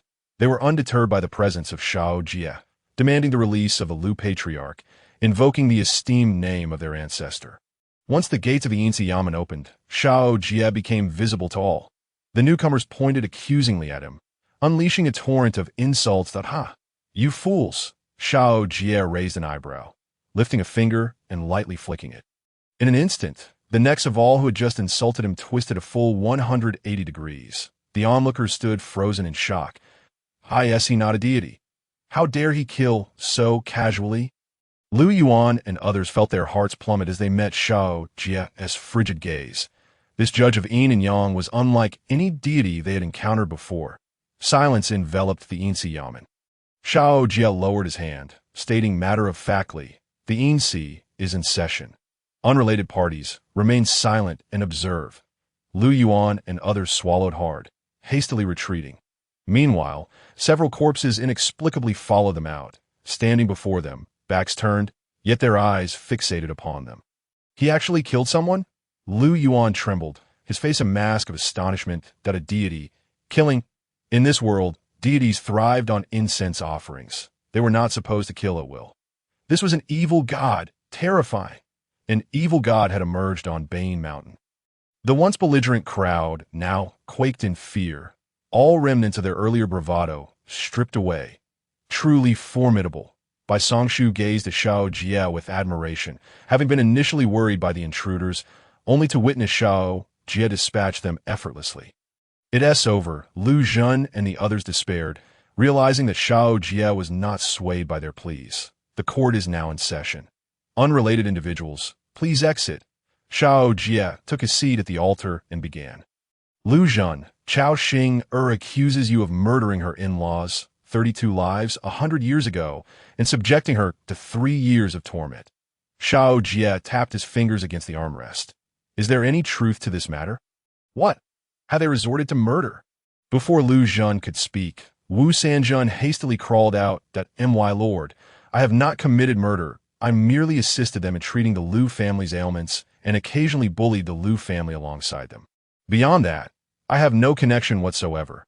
Upon hearing Wu Sanjin's words, Lu Jun and the others fell silent. I haven't even questioned you yet. Why do you confess so readily? Xiao Jie raised an eyebrow. So you acknowledge the Liu family's accusations against you? Only then did Wu Sanjun regain his senses and quickly denied, "No, my lord. I was merely caught up in the moment and spoke in haste." It doesn't count. It doesn't count. Xiao Jie's expression darkened. Wu Sanjun, do you think this official's underworld court is your family's hearth, where you can casually drop your trousers and relieve yourself? With a thunderous crash, Xiao Jie suddenly appeared before Wu Sanjun, seizing his head and lifting him off the ground. Since you choose to speak nonsense, I shall personally delve into your mind. My lord, Wu Sanjun's ghostly eyes blazed red as a powerful force tore through his consciousness, ruthlessly scavenging his memories. The excruciating pain nearly drove Wu Sanjun to the brink of collapse. This scene left all present feeling inexplicably fearful. The methods of this underworld judge were exceedingly ruthless. After a long while, Xiao Jie released the twitching Wu Sanjun and turned his gaze to the now terror-stricken Lu Jun. I have searched Wu Sanjun's soul, and the charges of imprisonment and humiliation brought forth by the Liu family are entirely true. Approaching Lu Jun, he patted his bald head. Will you voluntarily confess to the murder of the 32 members of the Liu family? Or shall I resort to methods that extract your soul and reveal it slowly? Seeing the anguished Wu Sanjun beside him, Lu Jun dared not hesitate, even slightly, and quickly bowed his head in confession. My lord, I will speak that I confess. Lu Jun and his companions, each taking turns, laid bare the details of the massacre of 32 members of the Liu family a century prior. However, Xiao Jie was puzzled to discover that the incident was linked to the Liu family as well. So, it was indeed that Grand Master from the Liu family in court who annexed the lands of the Liu family. Precisely. Lu Jun nodded vigorously. It was he who hinted that I annihilate the Liu family. As long as I helped him annex the land, he would ensure my position as the village head. That he even helped me smooth things over with the authorities, which is why the case was quickly resolved. Xiao Jie frowned, giving a cold snort. The Liu family was indeed the source of all evil in Bane County. They were everywhere. Outside, those listening to Lu Jun's words were utterly stunned, unable to fathom that the history of the Liu family's development was so drenched in blood. Were it not for this underworld court, the Liu family's grievances might never have seen the light of day. Alas, it is fortunate to have this underworld court. Otherwise, how could such a century-old injustice find any recourse in the mortal realm? Indeed, it seems heaven has opened its eyes. Many of those who had accompanied the Liu family were deeply moved upon witnessing this scene: 32 lives lost, an entire family slaughtered, a tremendous injustice, hearing their confessions. The Liu family felt a maelstrom of emotions. After a century of grievance, they were finally vindicated. Thank you, my lord. The Liu family bowed deeply to Xiao Jie. He sighed lightly, addressing Lu Jun and the others. Lu Jun, the Liu family has treated you well. Upon your return to your hometown, they provided you with land and assisted you in marrying. Yet you, blinded by greed, have callously caused the demise of 32 members of the Liu family. Your sins are profound, and the heavens will not tolerate it. I hereby sentence you 7 to death. As soon as Xiao Jie uttered these words, Lu Jun and the others trembled, collapsing to the ground. Good. Those uninvolved outside applauded the verdict, but Lu Yuan and the others wore expressions as dark as storm clouds. Their ancestor was sentenced to death due to a minor incident from a century ago. If this spread, how could the Liu family ever continue in Bane County? My lord, wait. Just then, a voice called from the entrance, and everyone turned to see Lu Gong accompanied by a monk entering the underworld court. Lu Gong, you have finally arrived. Please think of a way. Our great-grandfather has been sentenced to death. Lu Gong, save us. Lu Jun and the others saw Lu Gong as their savior. Lu Gong calmed Lu Yuan and gestured to the monk beside him. Master, I'll leave this matter to you. Ba. The young monk smiled, clasping his hands. Rest assured, I will handle this matter. He then turned to Xiao Jie. I am Miaokong from the Tinsho Temple. Greetings to you. My lord. Xiao Jie cast a cursory glance at the monk Miaokong, noting he was a grandmaster of the Dao Palace realm. However, he merely glanced and then ignored him further. My lord. Miaokong appeared somewhat awkward, but continued. This Lu Zhen is a lay disciple of our Tianshou temple that a century ago. He made a grave mistake and was expelled by the abbot to experience the world. Now, 100 years have passed, and he has achieved enlightenment, having seen through the world's illusions. The abbot specially sent me to bring him back, to shave his head and enter the monastic life that I hope the Lord will show leniency and allow me to take him back.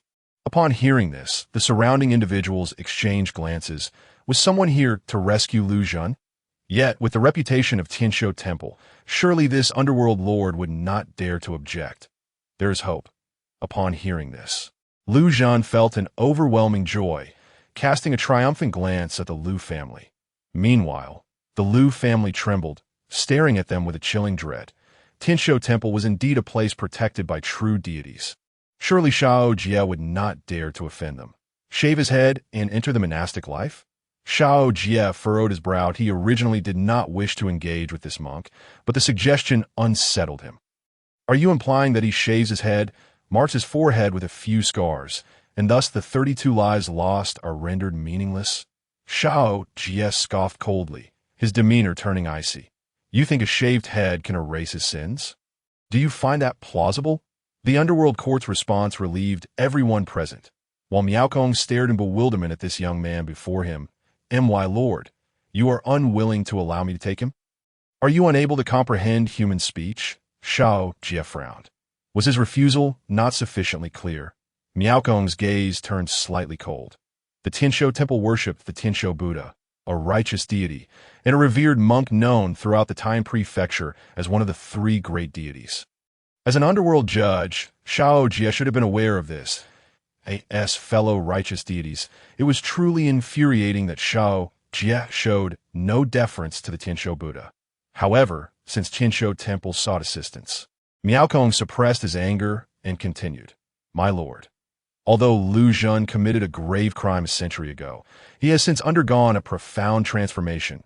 He has chosen to shave his head and dedicate his days and nights to chanting scriptures before the Buddha. Repenting for his past sins, this signifies his awareness of his wrongdoings. Ba, Miaokong chanted. Heaven possesses benevolence towards living beings. Since Lu Zhen and his companions have acknowledged their mistakes and are willing to accompany the ancient lamp and Buddha, praying for the souls of the wronged, why not grant them a chance at redemption? How long will this cycle of vengeance continue? Surely this master Xiao does not wish for this enmity to be passed down through generations, causing more lives to perish over an old case from a century ago, leaving no one to find peace. Shave your head and enter the monastic life? You should refrain from speaking. Xiao Jie raised his hand to interrupt Miaokong. Turning to the Lu family, he says you do not wish for further deaths stemming from the case of a century ago, including the perpetrator. The Lu family shook their heads, gritting their teeth as they glared at Lu Zhen and the others. The little ghosts wish nothing more than to devour them alive. How can I let go of this blood feud? Xiao Jie nodded, glancing at the bewildered Miaokong. Did you hear that, bald monk? The parties involved have not let go. Please refrain from your pointless ramblings. The underworld lord is indeed amusing. The esteemed lord stood tall and imposing, invigorating the onlookers outside, who began to understand that Xiao Jie had no regard for the venerable Buddha of the Tianshou Temple. Miaokong's face flushed, leaving him momentarily speechless. Upon witnessing this scene, Lu Zhen and the others felt their previously ignited spirits extinguished. It was over. This Yin-Yang Judge was indeed determined to bring them to their doom. My lord, Lu Zhen pleaded, I share a connection with your esteemed Buddha. He has specifically chosen me as a righteous deity of the heavens and earth. You must at least show some leniency. Miaokong's tone bore a hint of menace. My lord, as fellow true deities, we cross paths often. Why must you sever all possibilities for reconciliation? Xiao Jie merely chuckled, responding, Lu Zhen is a notorious criminal I intend to apprehend. Your esteemed Buddha, as a fellow deity, thinks he can merely send a bald monk to take him away. Such audacity. Miaokong's expression darkened. Dare you show disrespect to my Buddha? Yet, before he could finish, a foot collided forcefully with his face, sending him flying from the courthouse and vanishing atop the mountain. Xiao Jie slowly withdrew his foot, snorting coldly. How dare you show disrespect to me? At that moment, the onlookers were left aghast, realizing that this Yin-Yang Judge was indeed formidable, showing no deference even to the Buddha of Tian-Shou. Father, what shall we do now? He fears not even the Buddha. We are surely doomed. Father, I do not wish to die. I have yet to truly live. Lu Xun and his companions stood dumbfounded. This Yin-Yang Judge seemed markedly different from the deities they had encountered before, showing no regard for the Buddha of Tian-Shou whatsoever. It is over. The judge was unyielding. Lu Gong shook his head, sighing inwardly. For Lu Xun and his companions, it seemed peril loomed large. Why, Lord is magnificent, the white squirrel thought, increasingly admiring Xiao Jie. He truly was a deity governing the laws of heaven and earth. Beside him, the Lu family members had tears in their eyes, relieved.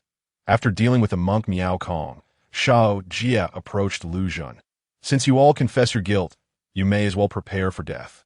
My lord, they pleaded, we were wrong. Spare us.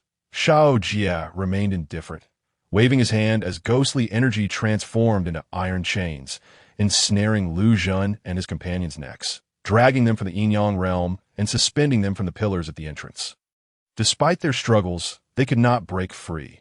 Watching the condemned, Wu Sanjun swallowed hard. My lord, I have been dead for decades. As an accomplice, surely I cannot also face the death penalty. After all, this man had been deceased for many years. How would the Lord judge him?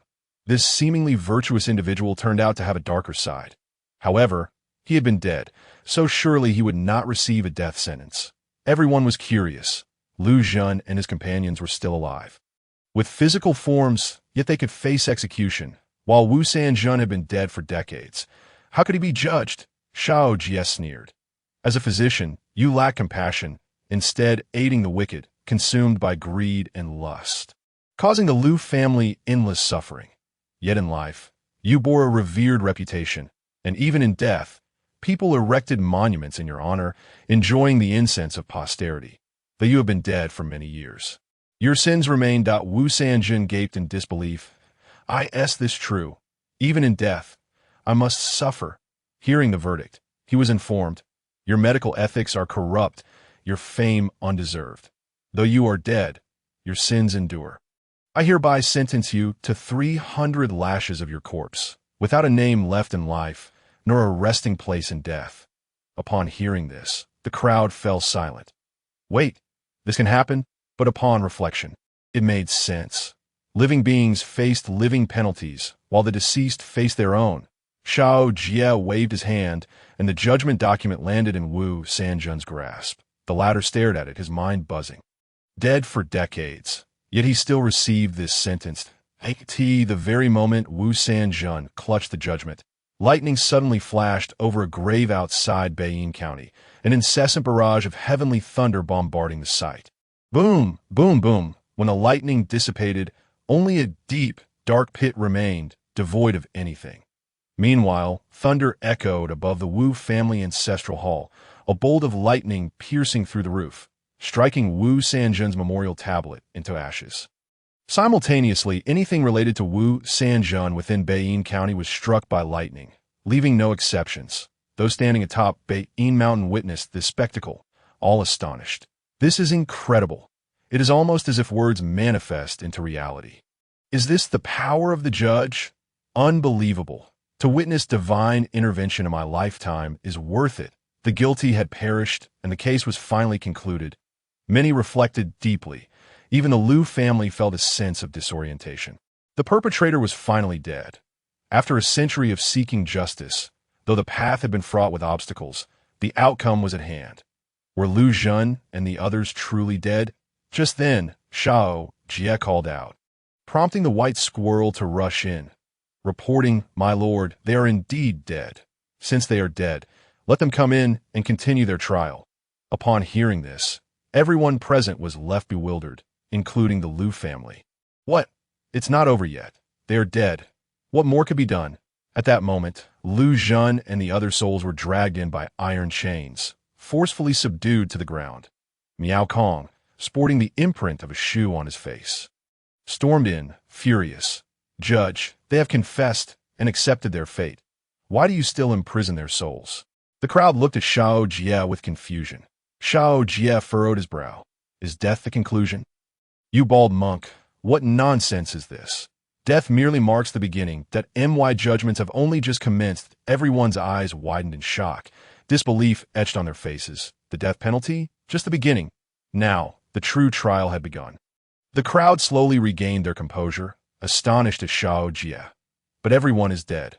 What more can be judged? Surely it cannot be like Wu Sanjun. Perhaps, but the Lu family had nothing of significance to leave behind. Unanimously, the crowd turned their gazes toward Lu Yuan and the others, their expressions shifting to something peculiar as the latter seemed to grasp the implications.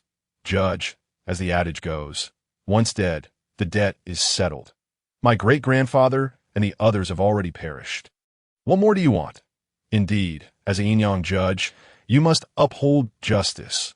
The Lu family was understandably anxious. If the trial continued, calamity would surely befall them. Hearing the clamoring from the Lu family, Xiao Jie frowned, casting a glance that silenced them instantly. "Debt settled upon death. That is the law of your mortal realm. Here in the Yin-Yang court, we enforce the laws of heaven and earth. Do you think they are the same?" The onlookers eagerly chimed in. "Indeed, this is the Yin-Yang court, where the laws of heaven and earth prevail. Unlike the imperial laws of our mortal domain, that we initially viewed this through the lens of mortal law, unaware that it does not govern what lies beyond death. However, the laws of heaven and earth apply to both life and death. Now the Lu family shall suffer." The faces of Lu Yuan and the others turned ashen, realizing that their earlier assumptions were flawed. Even if Xiao Jie sentenced Lu Jin to death, it would not affect their descendants, as they were not the ones who committed the crime. The blame would lie with their ancestors. But now, Xiao Jie intended to judge both their lives and deaths. Should things go awry, they too might face the same fate as the Wu family. "Lu Gong," Miao Kong interjected, "we cannot allow him to act recklessly." He raised his hand, stepping forward despite the shoe print on his face. "That my lord," he implored, "once dead, the debt is settled. This is a universal consensus." Silence. Xiao Jie glared at Miao Kong coldly. "I am the Yin-Yang Judge, the divine arbiter of heavenly law. The rules of heaven and earth are dictated by me. When did it become your place to lecture me? Do you truly intend to stand against our Tianshou temple?" The expression on Master Miao Kong's face was grim. Hearing this, Xiao Jie looked at him with a hint of confusion. "Is your Tianshou temple truly formidable?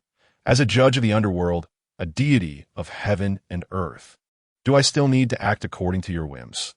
The face of your Tianshou Buddha is larger than that of your own Buddha." The crowd exchanged glances. This judge was indeed quite audacious, showing no respect to Tianshou temple whatsoever. However, Tianshou temple was exceedingly overbearing. This was the underworld's court, not their own. Indeed, such behavior would be deemed interference with the judicial system if it occurred among mortals. One would not expect such antics in the celestial realm. Yet it seems the judge is entirely unfazed by it. Master Miao Kong's expression darkened, yet he dared not utter another word, for they were, after all, within Xiao Jie's underworld court. "It's over." Observing Master Miao Kong's silence, Lu Yuan and the others realized that the situation was beyond redemption. "Lu Jun." Xiao Jie turned his gaze to the souls of Lu Jun and his family. "Your family, ungrateful and ruthless, has committed heinous acts against the Lu clan, resulting in murder and silencing. Yet your malice did not cease. After killing, you feared the vengeful spirits of the Lu family and obliterated their souls as well." Upon hearing these words, those outside finally understood. They had exterminated the souls. The Lu family was indeed ruthless, and no wonder the esteemed judge sought to interrogate their souls. It turned out this group was truly despicable. Truly, the judge's wisdom is unparalleled. Lu Jun and the others' expressions shifted slightly as they hurriedly looked towards Lu Gong. The two exchanged glances, shaking their heads slightly to indicate their helplessness. "My lord, it was all my mother's doing. She has already passed away. You cannot hold us accountable." "Yes, it was my mother who annihilated the souls. We merely committed murder." Lu Rong, seeing no one to support them, immediately began to shift the blame. Xiao Jie raised an eyebrow. Your mother? It is indeed curious. My ledger of life and death clearly records her as alive, yet I could not find her at Lu's residence. You have just reminded me. It seems I must conduct a thorough search of your souls. Xiao Jie raised his hand and grasped Lu Rong's head. Let me see who your mother truly is. As he spoke, his formidable will surged into Lu Rong's mind, causing the latter to scream in agony and convulse. Xiao Jie's expression darkened, and in the next moment, Lu Rong's soul exploded with a thunderous roar. Everyone was taken aback. Why had Xiao Jie suddenly resorted to murder? Interesting, well prepared. Xiao Jie narrowed his eyes, realizing that this Zhang family was indeed extraordinary. They placed a restriction deep within their son's soul. Should anyone forcibly seek information about her, they would face immediate annihilation. Noted that I refuse to believe I cannot find you. He had ample time and energy. In this vast world, regardless of who you are, anyone entering his underworld court must face judgment. Xiao Jie scoffed and turned to Lu Zhen. Lu Zhen, heed the judgment. You have committed murder and soul extermination, a grave sin that tramples upon the laws of heaven and earth and disrupts the order of yin and yang, and you have shown no remorse to this day. Your transgressions are insurmountable. I hereby decree that you shall fall into hell for eternity, enduring unspeakable torment, never to be liberated. Upon completing his decree, Xiao Jie waved his hand, and a legal document descended. Lu Zhen and the others clutched the judgment in terror. No, you cannot judge me so. Xiao Jie smiled slightly. Since I lack a hell here, let us round it up and simply beat you to death. The group of Lu Zhen was left speechless. No, I am sentenced to life imprisonment. How can you directly impose the death penalty on me? I protest. I shall appeal. Xiao Jie furrowed his brow. Protests are invalid. Appeal? This court does not accept it. After speaking, Xiao Jie raised his hand to wield the Yin-Yang gold rod, delivering a strike that instantly killed Lu Zhen and the others on the spot. It seemed Lu Zhen and his companions had truly scattered their souls. Now, they were completely dead, and it was well-deserved. Everyone swallowed hard. Even Master Miaokong and Lu Gong appeared anxious. This judge was indeed ruthless. At that moment, Xiao Jie turned his gaze to the Lu family. The Lu family had prospered due to Lu Zhen's malevolent intentions. Their descendants had thrived because of this evil, leaving a toxic legacy for 10 generations. Xiao Jie waved his hand, and a decree landed in Lu Yuan's hands. The descendants of the Lu family shall have their lifespan reduced by 30 years, and for 10 generations, their lineage shall not flourish. A 30-year reduction in lifespan, their descendants not flourishing. Upon hearing these two judgments, Lu Yuan collapsed to the ground. The Lu family was finished. Onlookers shook their heads at this scene. The Lu family had thrived due to their malevolent actions, and now they faced decay due to the same. Such was the nature of retribution. The cycle of cause and effect. Retribution is relentless. Indeed, the heavens are watching over human actions at this moment. Xiao Jie looked at the Lu family once more and waved his hand to issue another decree. Chao Xing, a daughter-in-law of Lu family from a century ago, was harmed by Lu Zhen, leading to her family's destruction. After enduring 3 years of humiliation, her restless spirit has sought justice for 100 years. Her resolve is steadfast, her loyalty unwavering. The tales told of her are but falsehoods that I hereby declare to heaven and earth, restoring her honor and commending her spirit. Xiao Jie waved his hand, and a decree fell into Lu's possession. Lu stared at the document in her hands, her heart unable to calm for a long time. This was her vindication. This was her justice. Thank you, my lord. Lu bowed deeply, then cradled the decree in her hands, slowly walking out of the underworld's gates. Under the blazing sun, her grievances dissipated. I am free. As the words fell, Lu's form gradually faded away, leaving behind only the decree. Surrounding witnesses were moved by this scene. Lu had sought justice for her family for 100 years. She was indeed a heroine among women.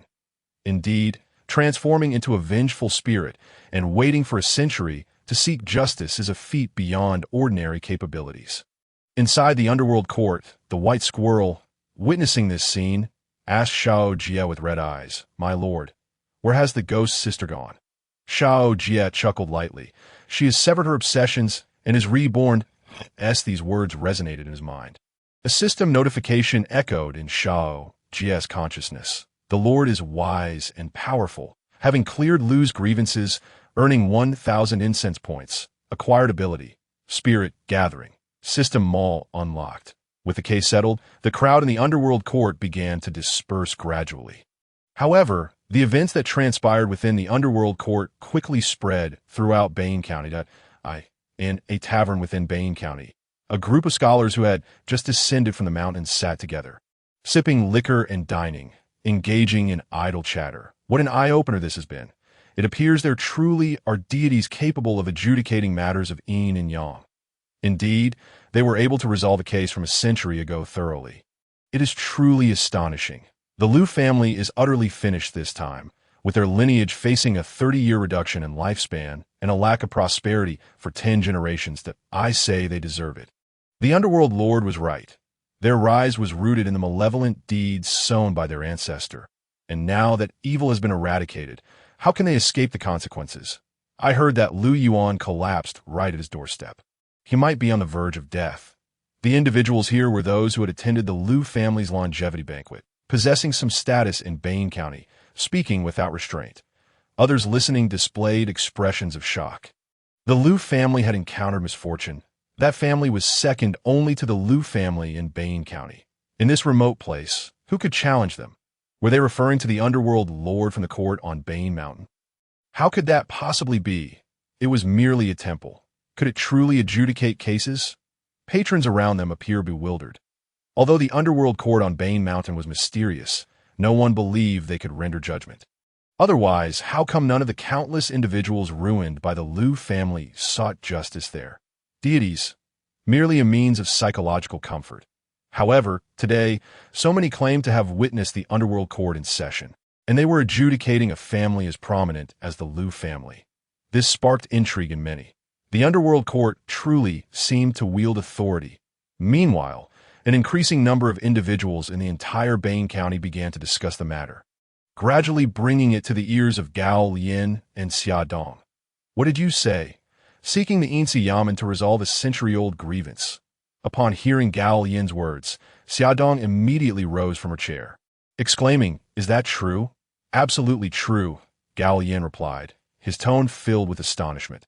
Moreover, according to the rumors, it was the female ghost from the wild man's grave who reported this matter. Xia Dong's pupils constricted, but a female ghost filing a complaint? Are you certain? I made a point to inquire. And indeed, there is a female ghost at the wild man's grave. This is likely true, for I've visited the Lu family, and they had already closed their doors to visitors. A female ghost filing a complaint, and the one being judged is the Lu family. Xia Dong's mind buzzed. She was well aware of the Lu family, a clan under divine protection. Furthermore, they had an extraordinary connection with the Tianshou temple. Even with an imperial decree, one would not dare to act against them. She never expected that Xiao Jie would actually dare to judge them. This left her utterly incredulous. What about Lu Gong? Did he not intervene? And what of Tianshou temple? Did they simply stand by while the Lu family was judged? Gao Yin let out a wry smile. To be honest, Lu Gong and the monk Miaokong from Tianshou temple did indeed attend. And I heard from those present that Miaokong even brought out the Tianshou Buddha. And yet, how did the Lu family still end up being judged? After that, nothing more happened. I heard that the presiding judge paid them no heed whatsoever. Xia Dong's mouth fell open. Xiao Jie had not even afforded the Tianshou Buddha any respect. It is worth noting that he was a newly deceased spirit, a recently ascended deity, yet he dared to disregard the Tianshou Buddha, who had existed for several centuries. This was truly audacious. This judge is indeed quite intriguing. From the moment she first laid eyes on Xiao Jie, she sensed he was extraordinary, not an ordinary deity. This incident only reinforced her conviction that Xiao Jie was not a common divine being. His origins might be far beyond her comprehension. Perhaps there are matters in which he could genuinely assist us. Xia Dong pondered. Though the Demon Suppression Division serves as the sword of the Wuzhou Empire in slaying demons and dispelling evil, its actions are often quite restricted. The intricacies of human relationships among deities are even more pronounced than in the mortal realm. Xiao Dong fell into deep thought before suddenly turning to Gao Lian. Gao Lian, does your master wish to eradicate the Liu family, this malignant tumor? Gao Yin's eyes brightened. The Demon Suppression Division planning to take action against the Liu family? Xiao Dong shook her head. The Demon Suppression Division cannot touch the Liu family, but there is one person who can. Who? The judge. Gao Yin was taken aback. You intend for the judge to examine the Liu family? Is that feasible? Xiao Dong smiled. If the judge can adjudicate a case from a century ago, then the matters concerning the Liu family should pose no problem. What should we do? Should we approach the judge directly? Xiao Dong shook her head. There is nothing we need to do. In a few days, we shall return to Taiyan County. Given the Liu family's character, they will undoubtedly escalate their actions after we leave. Let them cause a ruckus. Once the common folk here see no way out, they will naturally seek recourse at the mountain. Xiao Dong chuckled lightly. As long as someone brings this matter to the Yin and allows the judge to preside, the Liu family might as well await their doom. Gao Yin's eyes gleamed. Xiao Dong was indeed correct. The county magistrate and the Demon Suppression Division both enforce the mortal laws of the Wuzhou Empire, which cannot effectively govern the Liu family due to pressure from above. After all, they are closely tied to the imperial tutor of Wuzhou, the current emperor's mentor. The intricate connections between them and the Liu family render the laws of Wuzhou ineffective. However, Xiao Jie enforces the laws of heaven and earth.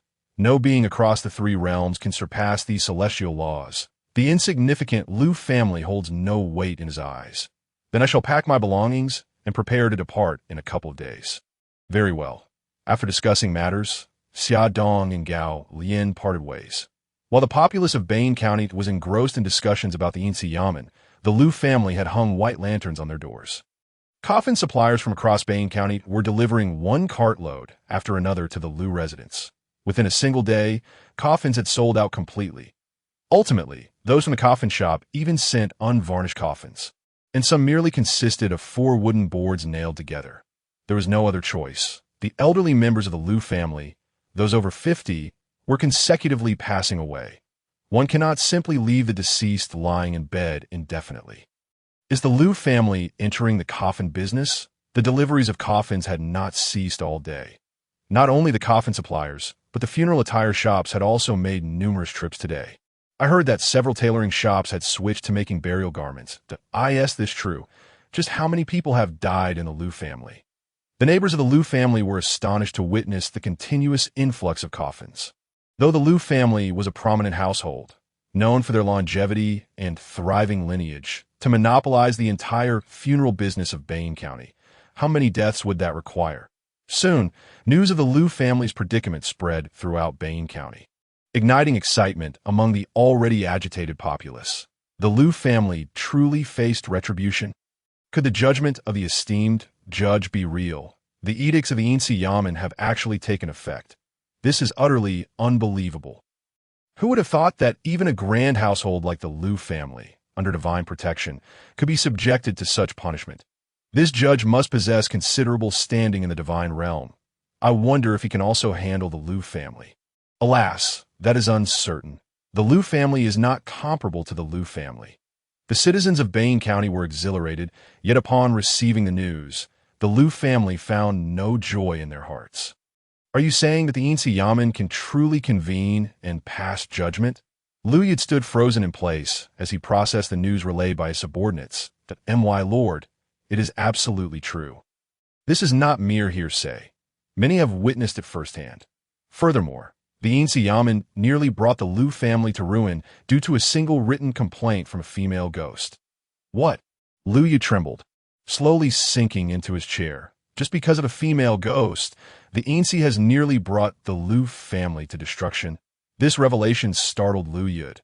Although the Liu family wielded immense power in Bane County and enjoyed the protection of high-ranking officials. In terms of local influence, the Liu family was slightly stronger. The Liu family had the backing of Tianshu Temple and a deity's protection, while the Liu family only had a grandmaster of the Dao Palace station there. Thus, typically, the Liu family amassed wealth while the Liu family acted as enforcers. Yet now, overnight, the Liu family had been uprooted. The most alarming part was that it all stemmed from a single written complaint by a female ghost. leading to the Liu family's downfall. It is worth noting that the misdeeds of the Liu family pale in comparison to those of the Liu family. Let's not even mention the 32 lives lost. In his 25 years, Liu Shikai has already caused the deaths of no fewer than 300 individuals.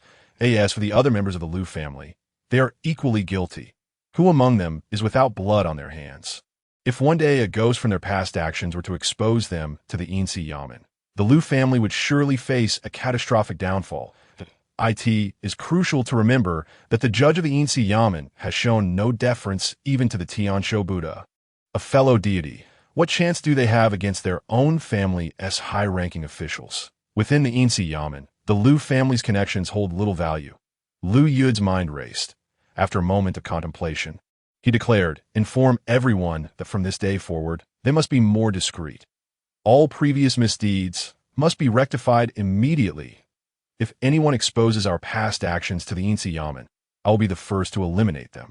The only solution now is to resolve all past transgressions, which merely requires spending some silver. Money can be contested, but if this matter reaches the Yin-Yang, it is no longer about money. It becomes a matter of life and death." Understood. The subordinates nodded repeatedly, and soon the news spread throughout the Liu family. "What?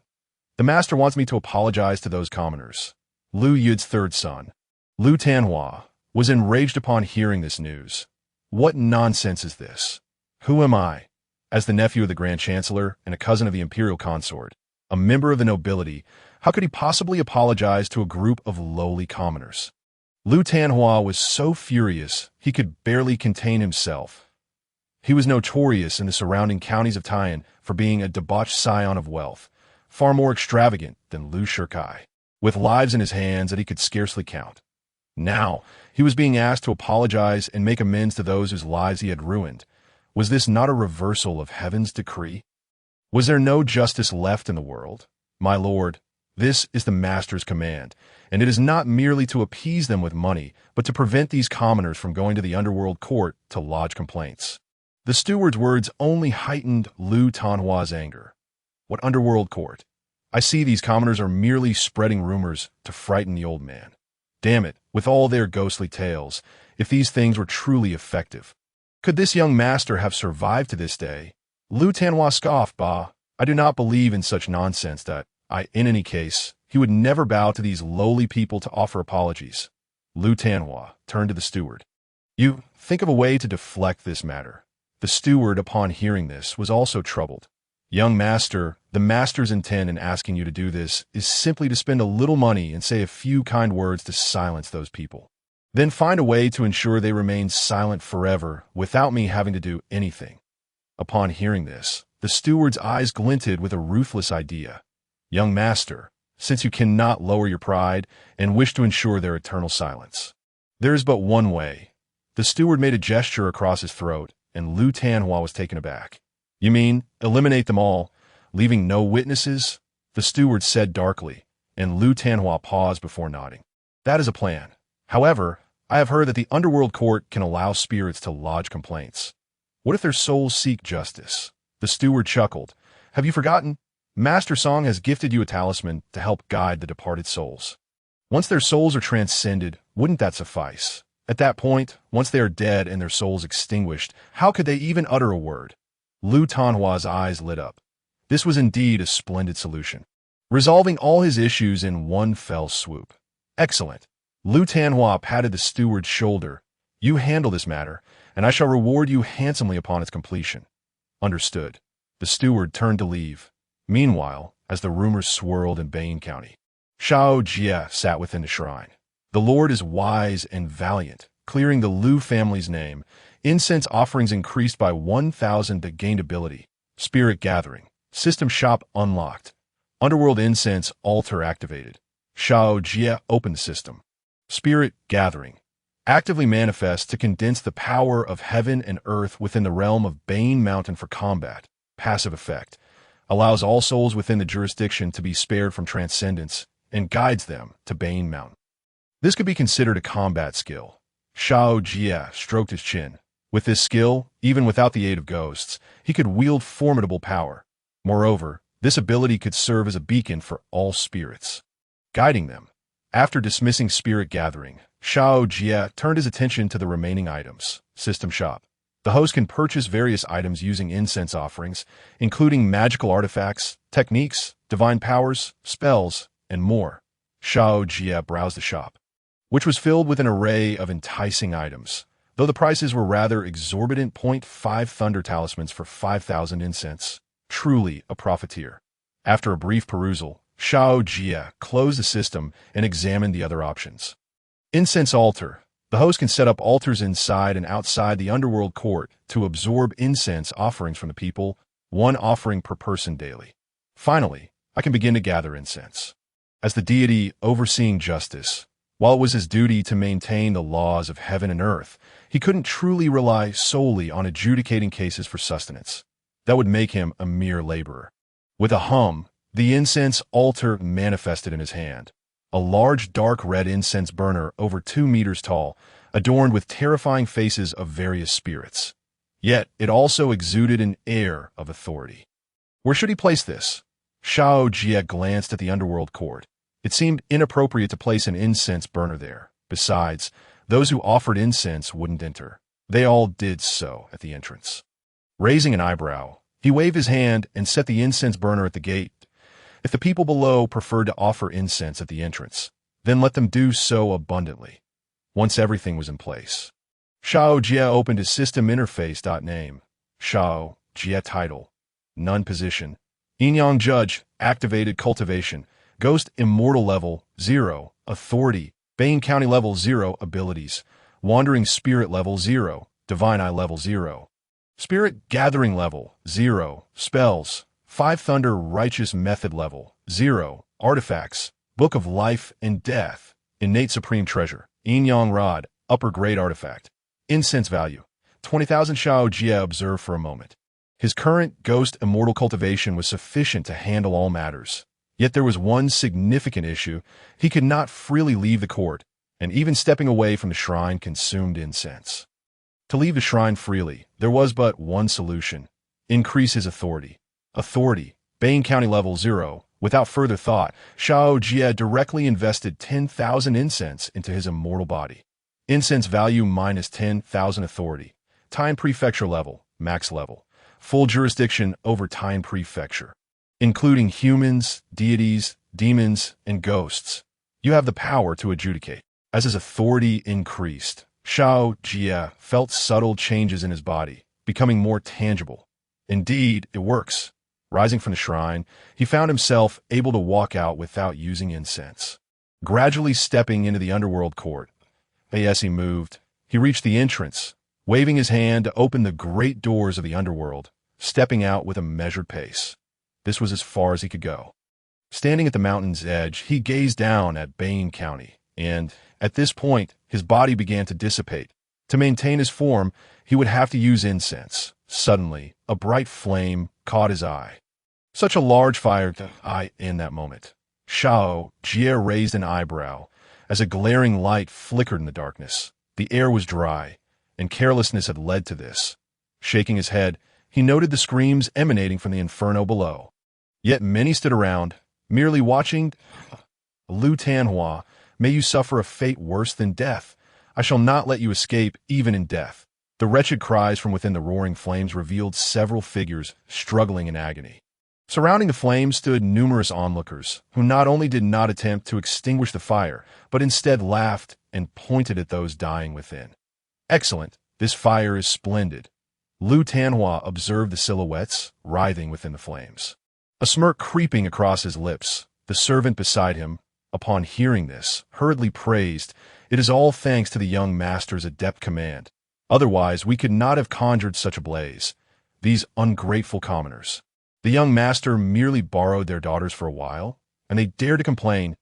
Indeed, the young master is a noble born of royal blood. Serving him is a blessing these commoners could only dream of. Yet they remain ungrateful. Such lowly people deserve to be burned alive." Lu Tanhua could not help but laugh heartily, rising to his feet. "Indeed, a few lowly commoners dare to threaten me, that I shall ensure they don't even become ghosts." Lu Tanhua waved his hand. "Go, fetch my artifacts." Yes, that a group of individuals approached, hoisting a flag high, while several others joined forces to firmly plant it into the ground. Lu Tanhua stepped forward and began to chant incantations directed at the flag. As the last syllable of the spell echoed, a brilliant crimson light emanated from the flag. Virum ah, with the flickering red light, black smoke suddenly billowed forth from the flames, coalescing above into several fleeting human faces. Yet, these visages vanished as swiftly as they appeared, dissipating into the smoky ether. Young master, their souls are now scattered. Indeed, young master, the might of the mountains is unparalleled. These wretched souls shall find it an unattainable luxury to even become ghosts henceforth. Lu Tanhua chuckled softly, for he had discovered means to alleviate his lingering concerns. Let us depart. Yes, he beheld the inferno engulfing the village before him.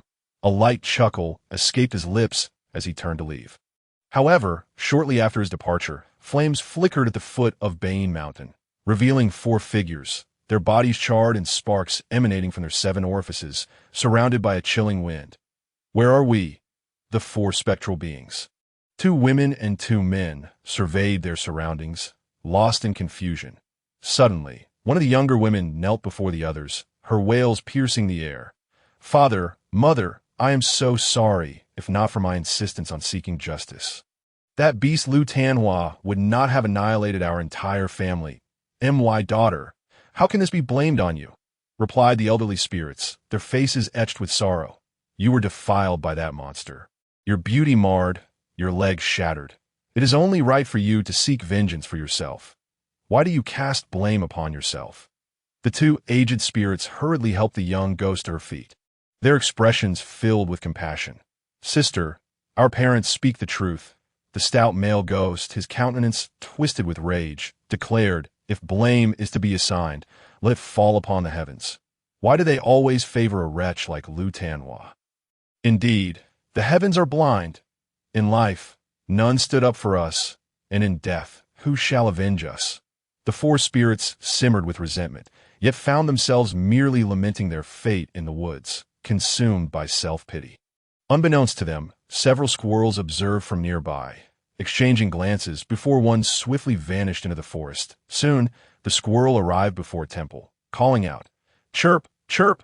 Great king, we have discovered 4 vengeful spirits." Upon hearing this, the white squirrel within the temple immediately opened its eyes and leaped out. Quickly, take me to them. Another opportunity for business awaits. The white squirrel was brimming with excitement. The previous case involving the Lu family had garnered considerable offerings from Xiao Jie, hence it was particularly invested in the plight of these vengeful spirits. Under the guidance of the little squirrel, the white squirrel reached the small hillside below the mountain, where it beheld the 4 spirits. Such potent resentment. The white squirrel sighed, realizing these spirits were only slightly less formidable than the previous case. Who goes there? The 4 spirits, now aware of the white squirrel's presence, turned sharply, only to find it was merely a squirrel that is only a squirrel. Alas, it appears we have intruded upon another's territory. With our heavy resentment, it's best we do not disturb the lives of these small creatures. Let us take our leave. As the 4 spirits began to depart, the white squirrel leaped down from a tree. Do you not have grievances? The spirits paused, taken aback, gazing at the white squirrel in surprise. You can speak? I am a cultivated spirit. Naturally, I possess the ability to converse. Realizing it was merely a spirit, the 4 vengeful beings exchanged astonished looks but soon shook their heads. Indeed, we bear grievances. Yet in this world, there is no place for us to seek justice. Upon hearing this, the white squirrel's eyes lit up. It sensed a potential business opportunity. What grievances do you have? Feel free to share. What use would it be to tell you? The white squirrel chuckled lightly. Perhaps I could point you toward a path of resolution. You are quite an intriguing little spirit, one of the ghosts remarked. Very well. Since you wish to hear, we shall share our tale with you, as a means of seeking justice. The 4 spirits relayed their experiences, and the white squirrel listened, incredulous at the audacity of humans, so desperate to conceal their misdeeds that they would extinguish an entire family and obliterate their souls. Such cruelty surpassed even that of their kind. However, is this not precisely the kind of case that the judge requires? Alas, sharing our plight with you is futile. Let us find a secluded spot to await our demise. The four spirits had completely abandoned the hope of revenge. Resigned to their fates, steeped in resentment, the white squirrel, observing their despondence, called out, "Wait, what more do you wish to say? I must confess, I know of a place where you can seek justice." The four spirits halted, taken aback. What place? The Yin-Yang on Bane Mountain. The Yin-Yang. The four spirits exchanged glances, their expressions laced with bitter amusement. Little spirit, you jest. That is merely a temple, if praying to gods held any merit. Lu Tanhua would not be alive today. All deities are naught but stone. Witnessing their reaction, which mirrored that of the Lu family previously, the white squirrel sighed, cleared its throat, and began to persuade them. Whether they are stone or not, such judgments can only be made after you visit. Consider this. You have nowhere else to go. Why not venture to Bane Mountain and give it a try? If successful, you may cleanse your grievances and exact revenge. The four spirits contemplated this, unable to suppress nodding in agreement. You make a valid point. Whether it succeeds or fails, we have nothing to lose. Very well, we shall proceed to the Yin-Yang. That S the spirit, the white squirrel, relieved, led the four vengeful beings to the Yin-Yang on Bane Mountain. Upon arrival, the four were struck with awe, for they witnessed a formidable divine presence at the gates of the Yamen. Could it be that true deities dwell within? The spirits were exhilarated. Perhaps they could finally seek justice. Sister, go forth among them. The limping young girl gritted her teeth and stepped forward, grasping a drumstick to strike the grievance drum with a resounding thud. Esteemed officials, please render judgment for this little ghost. Inside the Yin-Yang. Xiao Jie lifted his head, gesturing to open the Yamen doors, a deep voice resonating. The Yin-Si convenes. The laws of heaven and earth shimmered within the Yamen as Xiao Jie straightened his posture and addressed the assembly. Who strikes the drum? Step forward and voice your grievances.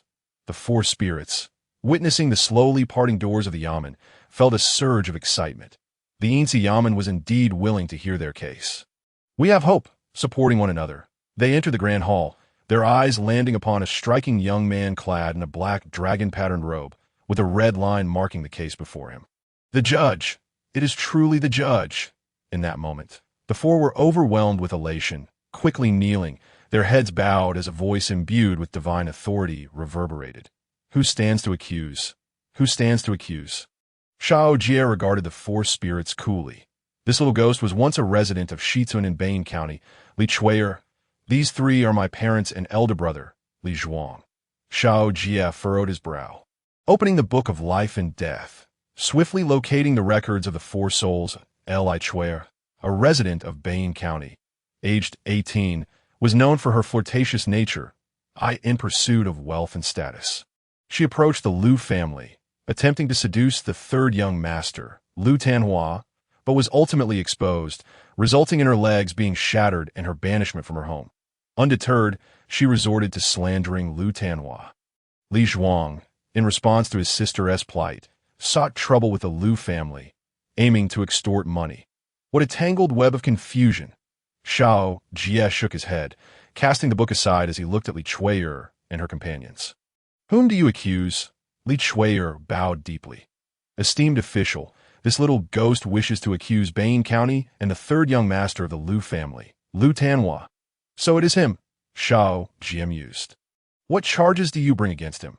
Lu Tanhua forcibly abducted a common girl and sullied my sister's purity.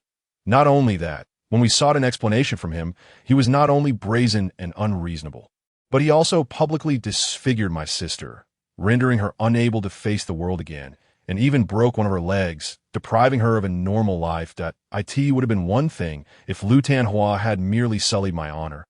But he also falsely accused my brother of extortion, imprisoning him and nearly beating him to death. Li Chui'er ground her teeth in anger.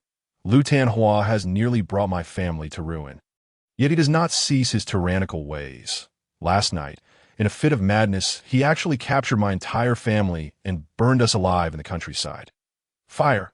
Xiao Jie furrowed his brow. Could it be the blaze he had seen earlier? How fortuitous! My lord. Li Chui'er prostrated herself deeply, imploring, "I beseech you to seek justice for my family." After listening to Li Chui's lament, Xiao Jie let out a deep sigh. Indeed, the Lu family was truly a den of beasts. Rising to his feet, he declared, "I shall take on your case, Li Chui. Do you consent to have your soul searched to prove that you have not falsely accused?" Li Chui gritted her teeth. "I am willing." In an instant, Xiao Jie appeared before her, raising his hand to grasp her head, employing his formidable power to sweep through her memories in an instant. Soon, Li Chui collapsed to the ground in excruciating pain, her soul trembling slightly. Xiao Jie withdrew his hand, standing with his hands clasped behind his back, saying, "I have searched your soul. Your claims hold truth. Given this, I shall summon Lu Tanhua to face trial." With that, Xiao Jie concentrated his thoughts and vanished from the underworld court. Moments later, he arrived before the gates of the Lu residence. Returning to this familiar place, Xiao Jie gazed at the entrance of the Lu household and couldn't help but chuckle softly. He suspected this would not be his last visit.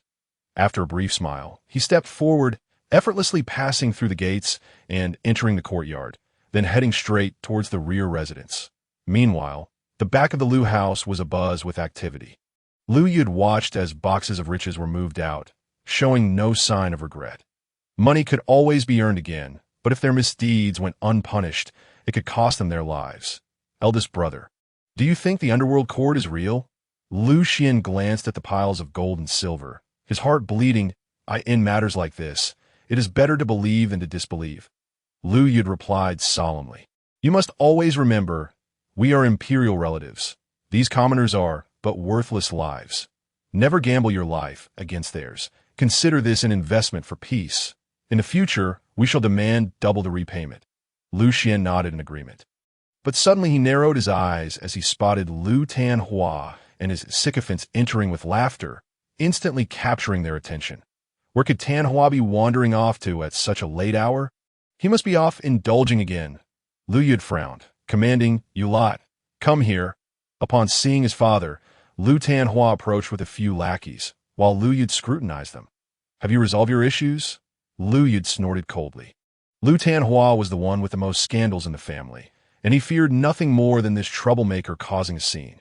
"Father, rest assured, I have dealt with everything thoroughly. I guarantee they won't bring any trouble to the underworld court." Lu Tanhua waved dismissively. "So soon." Lu Yud looked incredulous. This fellow, usually so arrogant, was suddenly so obedient. Moreover, with the multitude of issues he had, others were still busy, yet he claimed to have finished. This was quite out of character. "How did you manage that?" Lu Yud asked with curiosity. "I devised a brilliant plan and resolved everything in one fell swoop," Lu Tanhua replied, beaming with pride. "You actually used your brain?" Hearing that, Lu Tanhua finally put his mind to work. Both Lu Yud and Lu Xian were taken aback, hastily inquiring, "What method did you employ?" Lu Tanhua chuckled. "Last night, I gathered them all together, killed them, and then burned their bodies completely.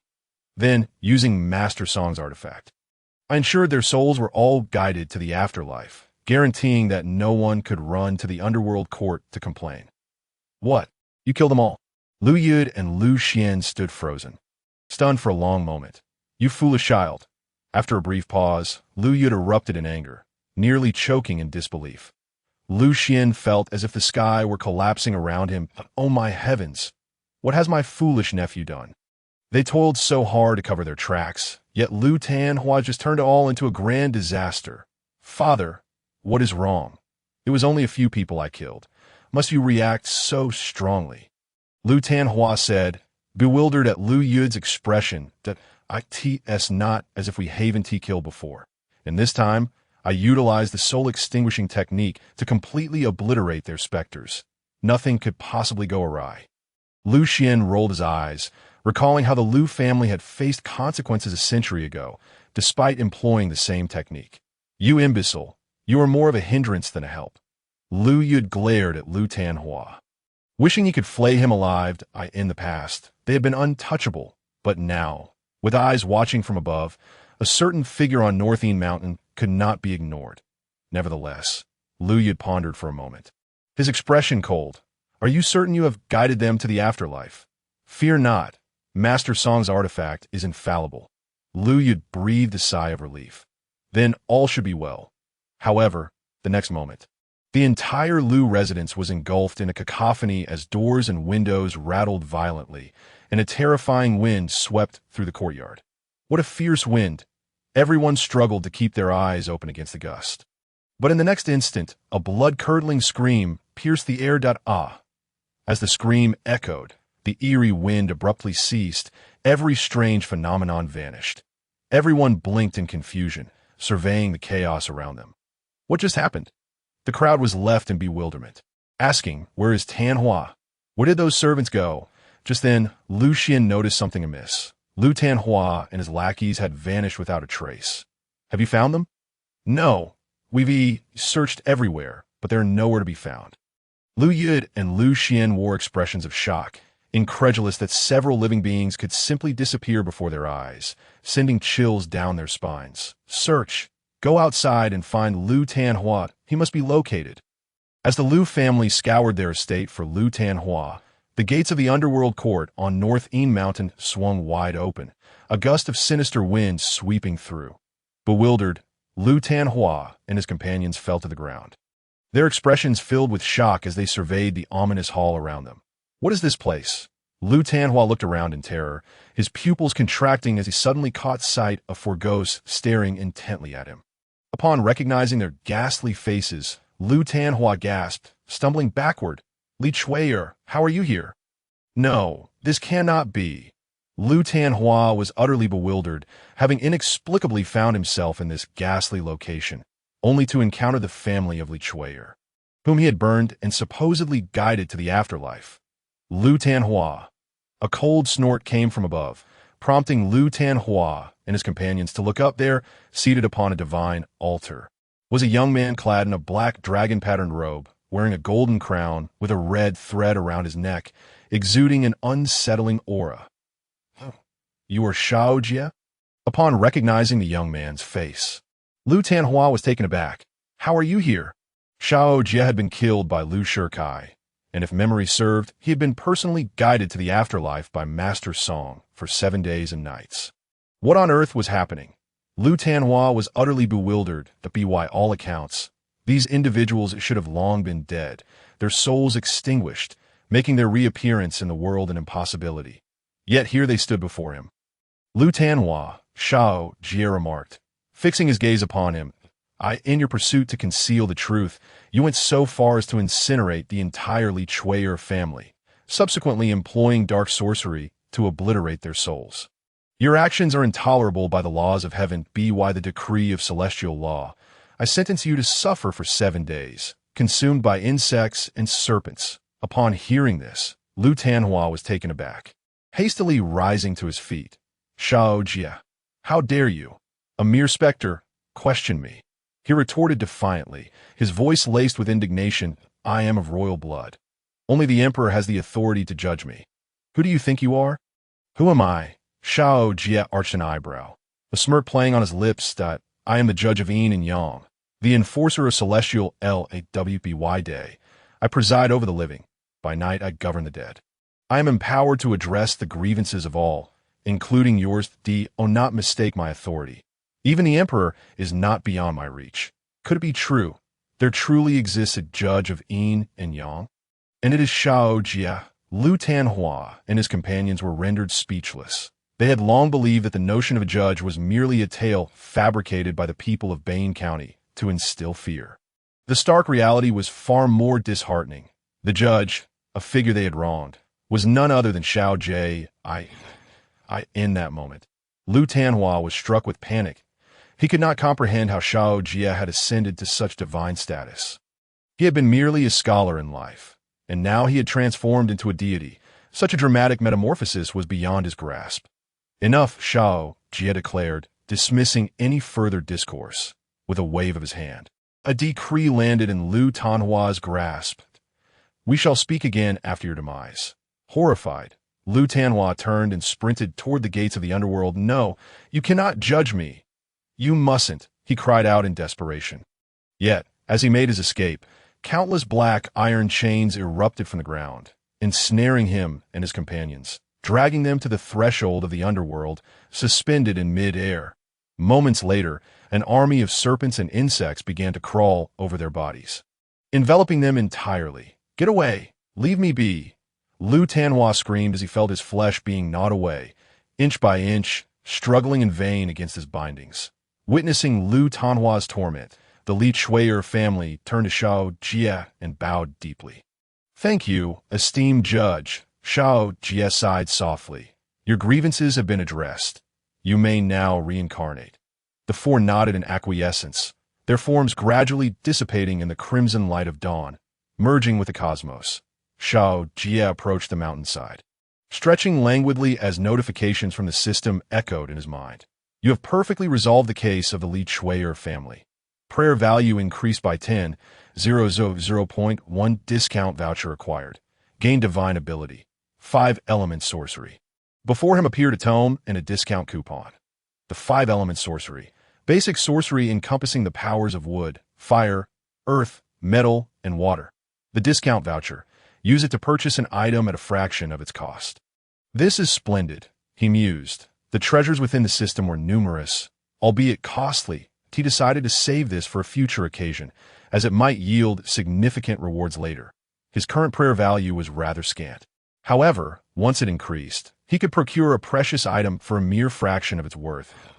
He pondered that his abilities had not seen substantial upgrades. With over 20,000 prayer points at his disposal, he resolved to enhance his skills and spells. He allocated points to the skills of Spirit Gathering, Spirit Wandering, and Eye of Law. Prayer value -9,000. Spirit Wandering.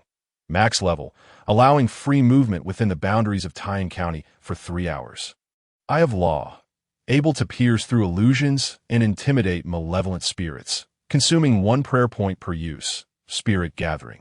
Can manipulate the elemental forces of Bane County against foes and render the soul extermination techniques of Taiyan County ineffective, allowing all spirits to locate Bane Mountain.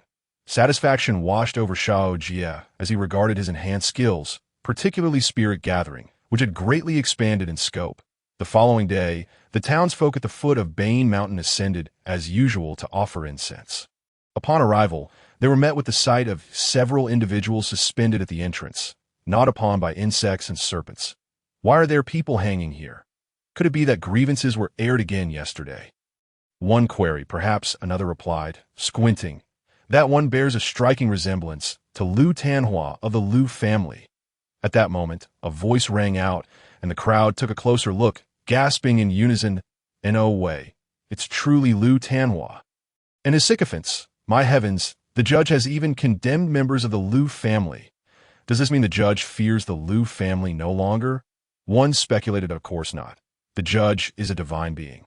Why should he fear the Lu family? Another chimed in. With this revelation, the townsfolk grew increasingly fervent in their worship, bowing deeply in respect. Soon, news of Lu Tanhua's judgment by the underworld spread throughout Bane County. "Master," in the Lu household, Lu Yuda waited anxiously, rising abruptly at the sound of Lai Fu's voice. "Master, there's been a calamity. The third young master has been sentenced by the judge and is now suspended on a stake. Being devoured by insects and serpents, I fear he may not survive." Lu Yud and Lu Xian were immediately taken aback, collapsing to the ground in shock. "It's over. The judge is indeed real. What do we do now?" Lu Xian exclaimed, panic etched across his face. The Lu family was not merely Lu Shikai or Lu Tanhua. They were a collective. Does the judge have any grievances against the Lu family? Lu Yud pondered aloud after a long silence. "None that I am aware of," Lai Fu replied, shaking his head. "However, the resentment of the townsfolk toward our family is palpable." "You mean they might accuse us?" Lu Yud's heart sank. "I've already apologized profusely. What more do they want? Have we been compensated? For them to pursue further grievances is utterly disgraceful." "Lu Master," a voice interrupted Lu Yud's reverie. Moments later, 3 individuals clad in Taoist robes entered the room. Upon seeing the lead figure, Lu Yud and the others perked up. "Master Song?" The visitor was none other than Song Xianshi, who had narrowly escaped death at the hands of Xiao Jie. He had fully recovered since his previous encounter. "Master Song, you've finally arrived," Lu Yud exclaimed, relief washing over him. Song Xianxue appeared puzzled. What transpired, Lu Master? Lu Yud hurriedly recounted the recent events, concluding with urgency. Our Lu family fears we have attracted the judge's attention. Lu Yud felt utterly despondent. Haunted by the specter of being pursued by both ghosts and gods, he looked to Song Xianxue with pleading eyes. Master, you must assist us. The judge. Have you heard of him? Song Xianxue queried it. No. He replied, in Tian County, I've never encountered such a figure. It appears to be a newly ascended deity, likely of only initial cultivation stage. Not particularly formidable. Upon hearing Lu Yud's words, the two figures accompanying Song Xianxue dismissed the notion with indifference. There were many deities in the world. However, the most common were the wild gods. Wild gods were beings that had absorbed the power of prayer, cultivated from malevolent spirits, possessing great strength akin to human practitioners, but requiring time to ascend to true divinity. Typically, newly formed wild gods were only at the initial stage of cultivation. And to ordinary people, they might indeed appear as deities. Yet, as disciples of Taishian's sect, they regarded such wild gods as mere miscreant spirits, little different from common demons. What of these two? Lu Yud was perplexed. Master Song chuckled. These two are my senior brothers. This one is surnamed Ma, and this one is surnamed Zhang. Lu Yud promptly clasped his hands in greeting. I have the honor of meeting Master Ma and Master Zhang. Do not fret, Lord Lu. Master Ma remarked with a smile. That so-called judge is merely a minor spirit in my eyes. Lu Yud was taken aback and turned to Master Song, who reassured him. There is no need for concern. Lord Liu two senior brothers are both Grand Masters of the Four Extremes realm. When that judge arrives, simply leave it to us, Grand Masters of the Four Extremes. Lu Yud's eyes lit up. Martial artists of such cultivation were sovereigns in the entire Tian Prefecture. With two Grand Masters of the Four Extremes stationed here, even if Xiao Jie were to come personally, he would be unable to stir up any trouble in Bane County at the city gate. Lord Gao, Lord Xia, you have hurriedly come and gone, doing so much for our Bane County, yet we have little to offer in return. It is truly shameful that the city gate, Xia Dong and Gao Yin prepare to depart, while Lu Xian accompany the county officials to see them off. Lord Lu, I appreciate your efforts these past few days. The new county magistrate will arrive shortly. Lu Xian nodded earnestly. Rest assured, both lords, I have managed Bane County with utmost diligence. Xia Dong and Gao Yin exchanged meaningful glances with Lu Xian before turning to leave Bane County. Lu Xian watched them depart and hurried back to the Lu residence. Elder brother, the small flag bearer from the Demon Suppression Division, and Gao Yin had already left. Lu Xian urgently approached Lu Yud. What shall we do now? Lu Yud raised his eyes and replied calmly. Since they have left, there is no need for pretense. Have the men collect back the funds we dispersed these past few days. If those vile commoners dare to resist, let them face immediate justice. Lu Xian was taken aback and expressed concern. Will this not incite public outrage, prompting those commoners to report us to the county judge? Lord Lu, Master Ma interjected, you need not worry about this matter. That judge is merely a newly ascended minor spirit. If he does not meddle, it is for the best, should he dare to descend and disrupt us. We shall dismantle his court and make him understand whose realm it is. With a cold snort, Master Ma added, let him know who truly governs the mortal world. Lu Xian looked at Lu Yud in confusion, who waved his hand with a smile.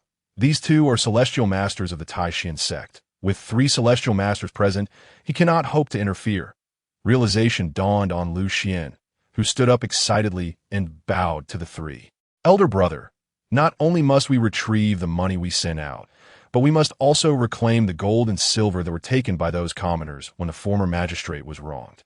Those treasures are rightfully ours and must not be allowed to fall into their hands. Lu Yud nodded slightly. Naturally. Moreover, let us scout the city for some young maidens of pleasing appearance to bring back for proper training.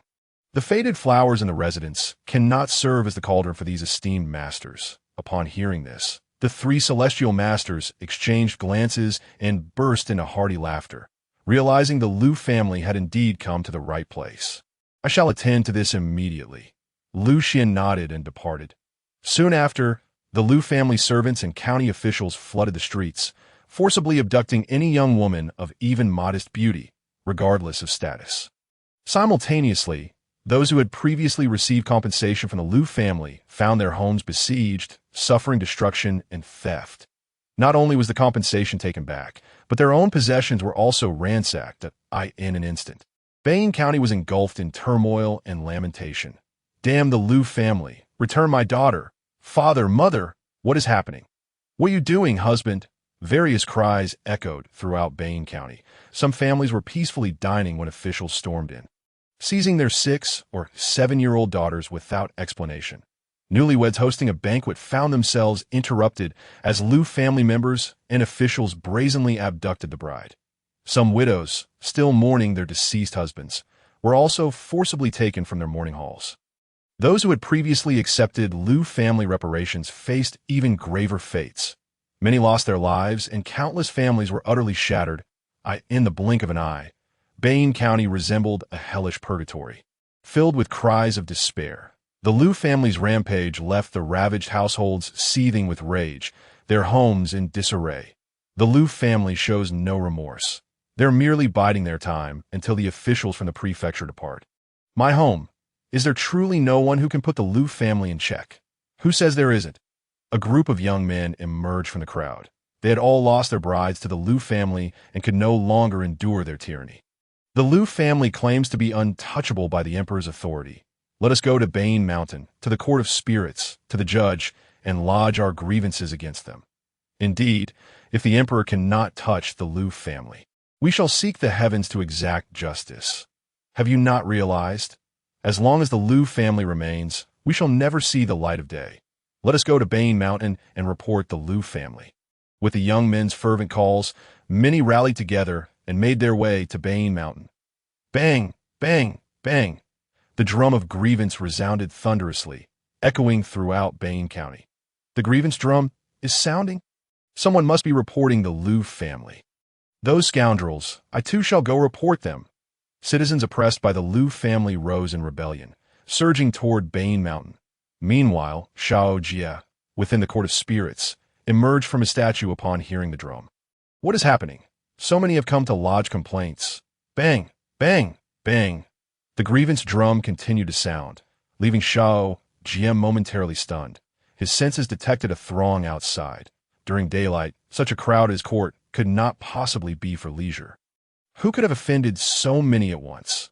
Had someone openly insulted everyone in Bane County and personally greeted their mothers?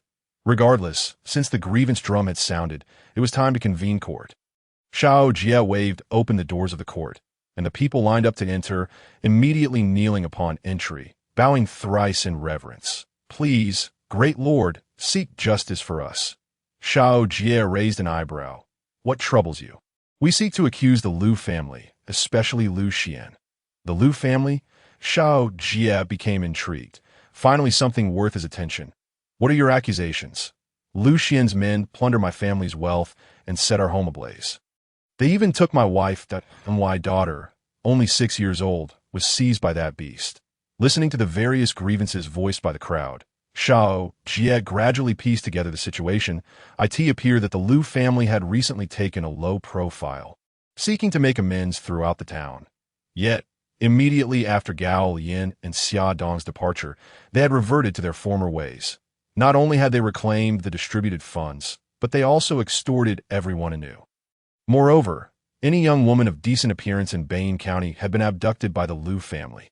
Those who went to the Liu family to demand justice were met with violence, leaving them no choice but to come here to seek redress. What had caused the Liu family to suddenly grow so bold? Xiao Jie raised an eyebrow in curiosity. He was well aware of the Liu family's cowardice, especially after the recent events involving the Liu family and the Liu Tanhua. They had been considerably more subdued since then. Now, their sudden resurgence could only mean one thing. They had found a new backing that a force capable of standing against him. But who in Taiyan Prefecture could pose a threat to him? Xiao Jie pondered, convinced that the Temple of Longevity was certainly not a rival. Interesting, he felt compelled to investigate what the Liu family was up to, just as Bai Songshu darted out from the side. My lord, how could such a matter possibly allow you to go? The white squirrel patted its chest, declaring, Let me handle it. After a moment of contemplation, Xiao Jie nodded slightly. The white squirrel had been by his side for some time and had significantly improved its cultivation. Even if it faced a grandmaster of the four extremes, it could easily escape. Xiao Jie waved his hand, sending a decree to the white squirrel. You are to visit the Lu family. But remember not to engage in any entanglements if they come. So be it that if they do not, I shall naturally pay them a visit myself.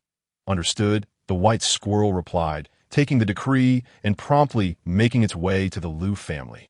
As it approached, an unsettling feeling washed over it. This place was perilous. Relying on its instincts, the white squirrel quickly discerned the anomalies surrounding the Lu family. It was far more dangerous than the Lu residence it had visited previously. Talismans were affixed everywhere on the door frames, and it sensed that should it step inside, it would meet certain doom. In no way, it thought that I am merely an attendant to the esteemed judge. The white squirrel was very clear about its role. As a worker, it couldn't afford to risk its life. How could it earn a living if it did?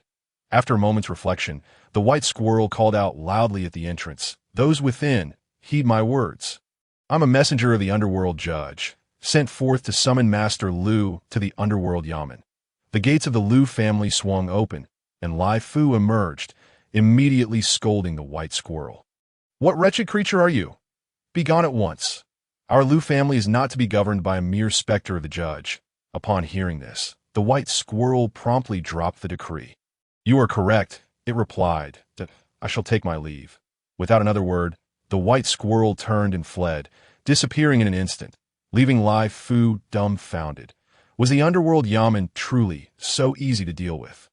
Where were their reapers? At that moment, Lu Yud and several others emerged, puzzled by the emptiness of the street. "It is left. Left," Lu Yud mused. Indeed, it had dropped the decree and fled without uttering another word. He was taken aback. Was the underworld so accommodating?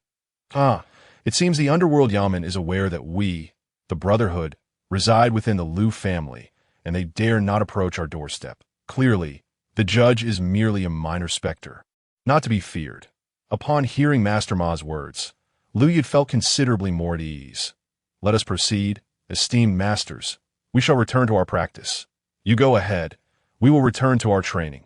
Lu Yud wore a knowing expression and led the group back to the Grand Hall, where many notable figures from Bane County awaited. The head of the Lu family observed the beaming Lu Yud and inquired, "Master Lu, who was it that knocked at the door just now? Why did you not invite them in?" Lu Yud waved dismissively. "It was the underworld yamen. It is of no consequence. The underworld yamen."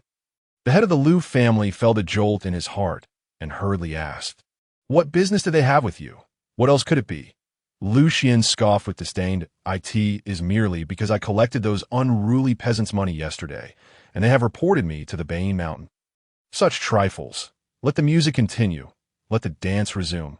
Lu Yud waved his hand, appearing utterly unconcerned. Disregard the decree of the underworld yamen. Is this truly a trivial matter? Do you not understand that refusing to acknowledge the decree means the judge shall come in person? The Lu family could face ruin. Their family serves as a cautionary tale.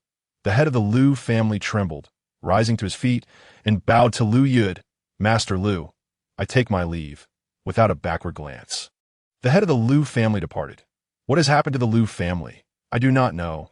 They looked as if they had seen a ghost." "Did you hear them mention something about refusing the decree of the underworld yamen?" "Refusing the decree? That reckless fool. Is that not obvious? Whose house is this?"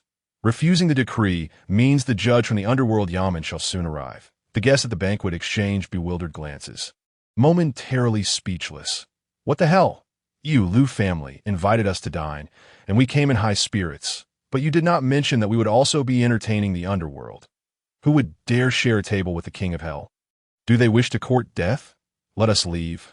Once the judge arrives, we shall surely suffer the consequences. Curse it, the Lu family is truly a foolish donkey. Enough chatter. Let us hasten our departure. The Lu family is doomed." Every guest in the hall rose to leave, leaving Lu Yud and the others utterly perplexed. What on earth was happening? Why did they all look as though they had seen a ghost? Just as Lu Yud was grappling with his confusion, those departing guests seemed eager to sprout additional legs to escape the Lu family. What has happened to the Lu family? Earlier, they had praised the grandeur of the Lu residence. Now they wished to slap themselves in disbelief. Upon finally reaching the entrance, as the door swung open, they found themselves frozen in astonishment.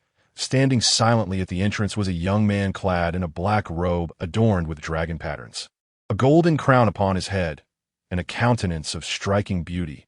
However, above his neck, a red thread marred his otherwise exquisite aura, lending him an air of malevolence. The wine is not yet finished. The cups must not cease. Esteemed guests, in such haste, where might you be headed?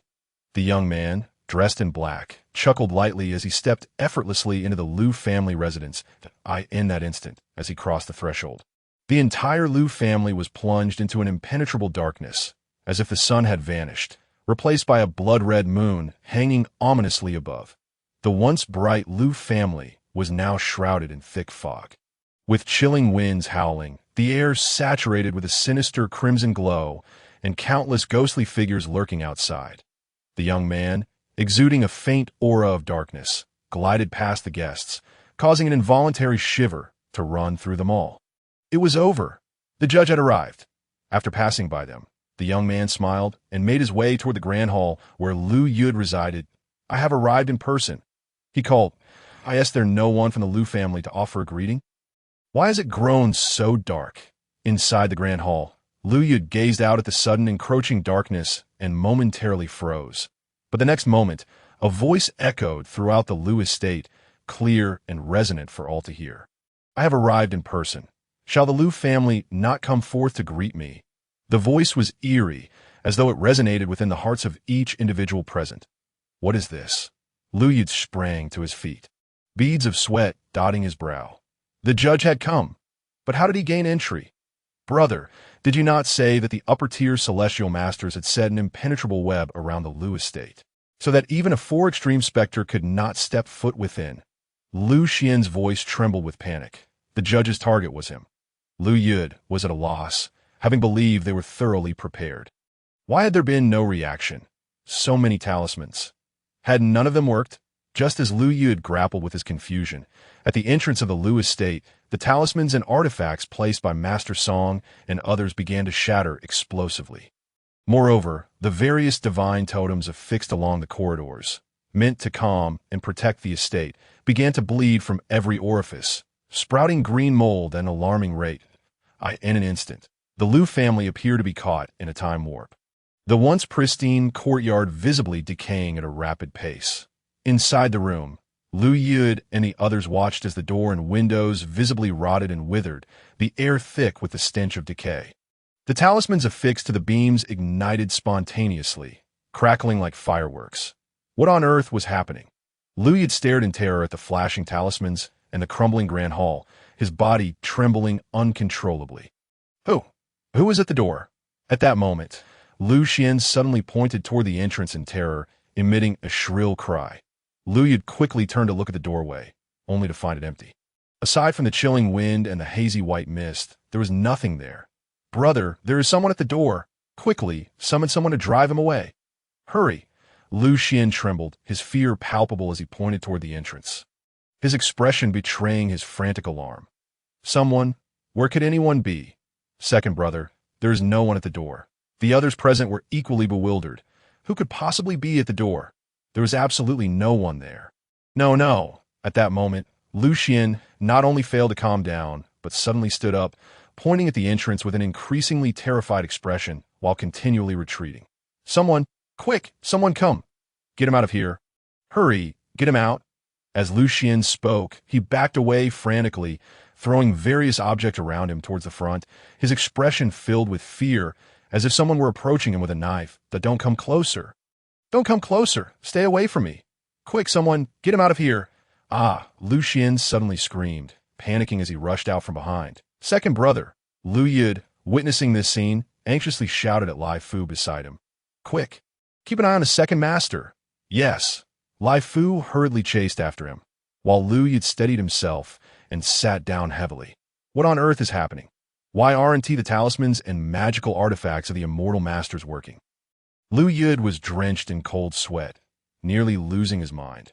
"Father, could it be that the judge has come?" "Shut up. Our family currently has 3 immortal masters. How could a mere judge dare to provoke us? Yes, it must be another ghost that has come. But that voice just now claimed to be the official. Apart from the judge, what ghost would call itself an official? Could it truly be the judge? But didn't Master Ma say that the judge is at most a grandmaster at the four extremities level? The immortal masters have arrived. Just then, the doors of the grand hall were pushed open, and Master Ma and his two companions strode in. Upon seeing them, Lu Yud felt as if he had found salvation and hurried forward. Immortal masters, you have finally returned. Please, take a look at what is going on here. Master Ma gestured for Lu Yud to be quiet. Humph, I didn't expect there to be such a fierce ghost on Bane Mountain. Junior brother, this should be the ghost you encountered earlier. Master Song nodded. Fear evident in his eyes that it is known that this ghost is capable of instantaneously killing him. Even with a life-saving talisman, it nearly led to his demise to the ghost. Lu Yud was momentarily taken aback. You mean it is not the judge? Master Ma chuckled lightly. Lu Leoi, you are immortal and do not understand the difference between ghosts and deities. Deities are born from ghosts, after receiving incense offerings. They cultivate and become deities. Their power comes from the strength of the offerings, which is different from that of ghosts. The judge is a newly formed deity, although his incense offerings may not be abundant. He is still a deity, and his power does not derive from ghostly energy. Master Ma looked around at the decaying environment, and at this moment, the Lu family is filled with ghostly energy. What has come is indeed a fierce ghost. It is a ghost. Lu Yud's heart jolted. I implore the three immortal masters to take action immediately. Subdue this little ghost, and there shall be ample rewards upon success. Master Ma waved his hand. Lu Leoi, please remain calm. Let us first capture this ghost before discussing further. Lu Yud nodded hurriedly. I appreciate it. The three immortal masters said no more, producing their magical artifacts as they pursued the fleeing Lu Xian. Meanwhile, Lu Xian was running in a panic, and Lai Fu was leading others in pursuit.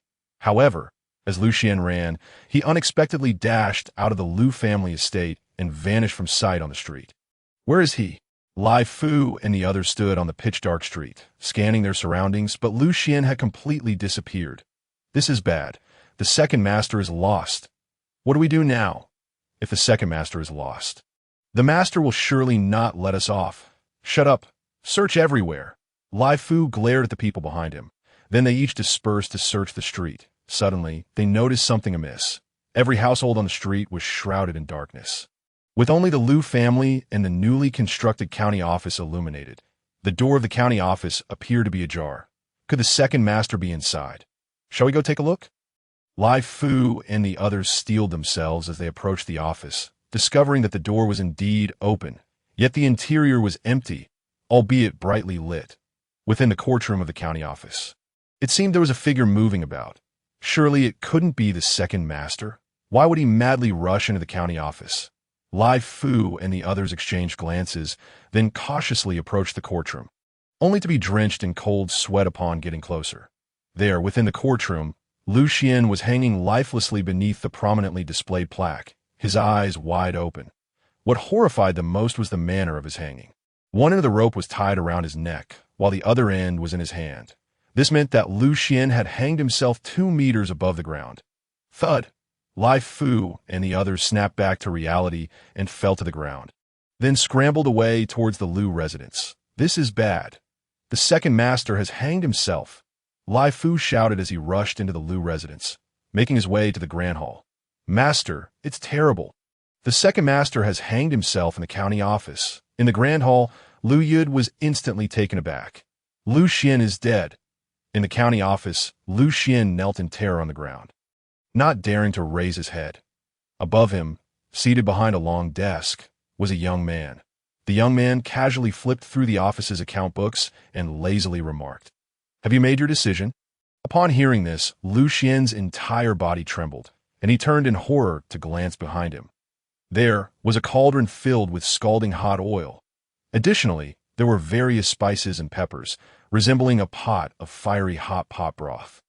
Beside the large pot was a pit filled with writhing white maggots, a sight most ghastly. In front of Lu Xian lay a rope. Choose one of 3 Xiao Jie set down the account book. I've already shown you considerable leniency. You must understand that when I killed Lu Shikai and the county magistrate, they were given no choices at all. Now I am offering you 3 options, and you are still unsatisfied? Lu Xian, upon hearing this, nearly burst into tears of gratitude. You have given me 3 choices, but look at what they are. Option 1. A humanoid bullfrog in the red oil hot pot. Option 2. Jump into the pit and fight with the maggots for 7 days and nights. Option 3. Use a rope to hang myself from the beam. Compared to these 3 choices, Lu Shikai drowning in a latrine would be a far better death. Seeing Lu Xian remain silent for a long time, Xiao Jie gradually lost his patience. It seems I must make the choice for you. Xiao Jie raised a hand, and one end of the rope automatically tied itself around Lu Xian's neck, while the other end passed through the beam and fell to the ground. My lord. Before Lu Xian could finish his sentence, he suddenly found himself standing bizarrely on the edge of the iron pot, with the boiling hot pot below him and the pit filled with maggots waiting to swallow him. Xiao Jie stood up. You can either choose to climb up and hang yourself from the beam, or you can fall into the hot pot and become a bullfrog. Of course, if you don't want either, you can also jump out of the pot and fight those things in the pit for 7 days and nights. Lu Xian looked at the boiling hot pot beneath him and the terrifying maggot pit below, rendered completely numb. However, Xiao Jie gave him no time to ponder. With a snap of his fingers, the pot beneath him began to expand. Lu Xian, who could once spread his legs to stand, now found it impossible to maintain his balance. Driven by the instinct to survive, Lu Xian desperately tugged at the rope in his hands, resulting in his body being lifted higher. He struggled frantically, but the more he fought, the tighter the rope constricted around him, and the higher he was lifted. Ultimately, he could only watch helplessly as the boiling pot and the maggot pit loomed below, and he hanged himself lifelessly in midair. Upon witnessing this scene, Xiao Jie could not help but chuckle. I told you, the potential of a person is limitless. It merely requires a slight stimulus. With a faint smile, Xiao Jie waved his hand, causing the hot pot and the maggot pit to vanish. Then, with another wave, Lu Xian's soul materialized in his grasp. When one dies, their sins do not dissipate. Come with me to the Yin-Si court. Holding Lu Xian's spirit, Xiao Jie disappeared into the court. As he departed, the entire Bane County was instantly illuminated, returning everything to its normal state. The sun re-emerged. Yet the members of the Lu family felt an overwhelming chill enveloping them. Damn it! At that moment, the 3 celestial masters, Song Xianshi included, stormed back into the main hall, prompting Lu Yud to hurriedly rise to his feet. Masters, have you managed to capture the ghost? Master Ma's face was flushed with anger. Enough. That ghost possesses exceptional evasion skills. We have pursued it for a long time without success. What? Lu Yud felt a wave of despair wash over him. If even the 3 celestial masters could not handle this ghost, the Lu family was surely in grave danger. What about second master? Song Xianshi suddenly inquired. That ghost has been relentlessly pursuing him. He might possess crucial information. Indeed, locating the second master could lead them to the ghost's hiding place. Upon hearing this, Lu Yud quickly turned to Lai Fu, who wore a horrified expression. Second master has hanged himself in the court. He hanged himself? Could you perhaps rephrase that? The statement sounded utterly bizarre. Lai Fu, looking helpless, replied, Master, I assure you, every word I speak is the truth. That if you don't believe me, feel free to inspect the county office. The crowd exchanged bewildered glances and rose to head to the county office. Before they even entered, they noticed a throng of people gathered at the entrance, pointing and whispering, Is it really possible for someone to hang themselves? Had I not witnessed it myself, I would never have believed it. Indeed, Lu Xian truly hung himself. Upon hearing this, Lu Yud and the others rushed forward, entering the office only to be struck dumb. Under the prominently displayed plaque in the court, they beheld Lu Xian, his eyes wide open, with a rope tightly binding his neck, the fibers deeply embedded in his flesh. However, what truly shocked everyone was that the other end of the rope was firmly gripped in Lu Xian's own hand. How could this be? Lu Yud rubbed his eyes, struggling to accept what he saw. Lu Xian's position was too peculiar. His feet dangled more than 2 meters above the ground, and there were no aids in sight. It appeared he had suspended himself 2 meters high. But how could a person manage to hang themselves that high? Even if such a feat were possible, it would require immense willpower. Yet Lu Xian was not known for his fortitude. What a vicious ghost! At that moment, the three celestial masters finished their examination, their faces contorted with fury. Lu Yud swiftly inquired, "What in the world happened?" Song Xianxia replied, "The second master has indeed hanged himself here." Remarkably, it was not of his own volition. Master Ma added, "I used my divine sight earlier, and that ghost forced Lu Xian to choose between three methods of death. Ultimately, he opted for hanging himself." Lu Yud was left utterly stunned. What three methods could compel Lu Xian to surpass the limits of human endurance and hang himself from a beam? This ghost was truly ruthless. "Masters," he urgently asked, "have you discovered the ghost's lair? It must be eradicated. Otherwise, I shall find no peace." "Rest assured," Master Ma sneered, glancing towards Bane Mountain. "I never anticipated that the so-called judge of Bane Mountain would turn out to be a mere ghost." Upon hearing this, Lu Yud was momentarily taken aback. "What did you say?" "The judge is a ghost." Stunned, his fury ignited. "How dare a mere ghost intimidate me? Celestial masters, we must ascend the mountain immediately. Vanquish this malevolent spirit and dismantle its Yin-Si court." Agreed. The group quickly rallied together and charged towards the Yin-Si court. Meanwhile, inside the court, Xiao Jie sat regally upon the altar, observing the kneeling Lu Xian with a bemused expression. At that moment, Lu Xian, now a ghost, had his eyes wide open, his neck constricted like a gourd. Surrounding him were the citizens he had wronged, their glares filled with fury, as if they wished to devour him whole. Lu Xian, the ghost, trembled, quickly lifting his gaze to meet Xiao Jie's. Swallowing hard, he nodded in acquiescence. "The little ghost is here. You have wronged the citizens of Bane County in your lifetime, plundering their livelihoods and committing numerous heinous acts. Do you confess?" Lu Xian repeatedly bowed his head. "I confess," the little ghost confesses. Xiao Jie chuckled softly, about to pronounce judgment, when his expression suddenly shifted, and he slowly raised his head. "Interesting. They intend to dismantle my court?" With a sly smile, Xiao Jie observed the approaching Lu family. "Right here. Ghost, come out." A voice boomed from outside. How dare a mere ghost pretend to be a deity? The citizens of Bane County were momentarily perplexed by the commotion outside. "What's happening? Why such a ruckus? It sounds as if someone intends to destroy the Yin-Si court." "I heard it too. Who possesses the audacity to disrespect the esteemed judge?" The crowd exchanged bewildered glances, astonished that someone would dare to assault the Yin-Si court. This could prove entertaining. Xiao Jie gradually rose, stretching lazily before stepping out from the altar. The citizens promptly knelt, recognizing the judge's presence. Those outside were in for a rude awakening. They had never witnessed the judge in action and were uncertain of what to expect, but of course, the judge was divine, and his intervention would undoubtedly be earth-shattering. The citizens within the Yin-Si had long awaited this moment, as encountering a deity in action was an extraordinary opportunity. Outside the Yin-Si, Lu Yud was supported by his servants as they approached the court. "Master, this is the place." Lu Yud glanced at the Yin-Si court and then at the bodies of Lu Tanhua and others hanging at the entrance, his lips quivering in disbelief. "Bring it down. Destroy this ghost temple and avenge my poor son." With Lu Yud's command, the surrounding servants raised their clubs and charged toward the incense altar before the Yin-Si court.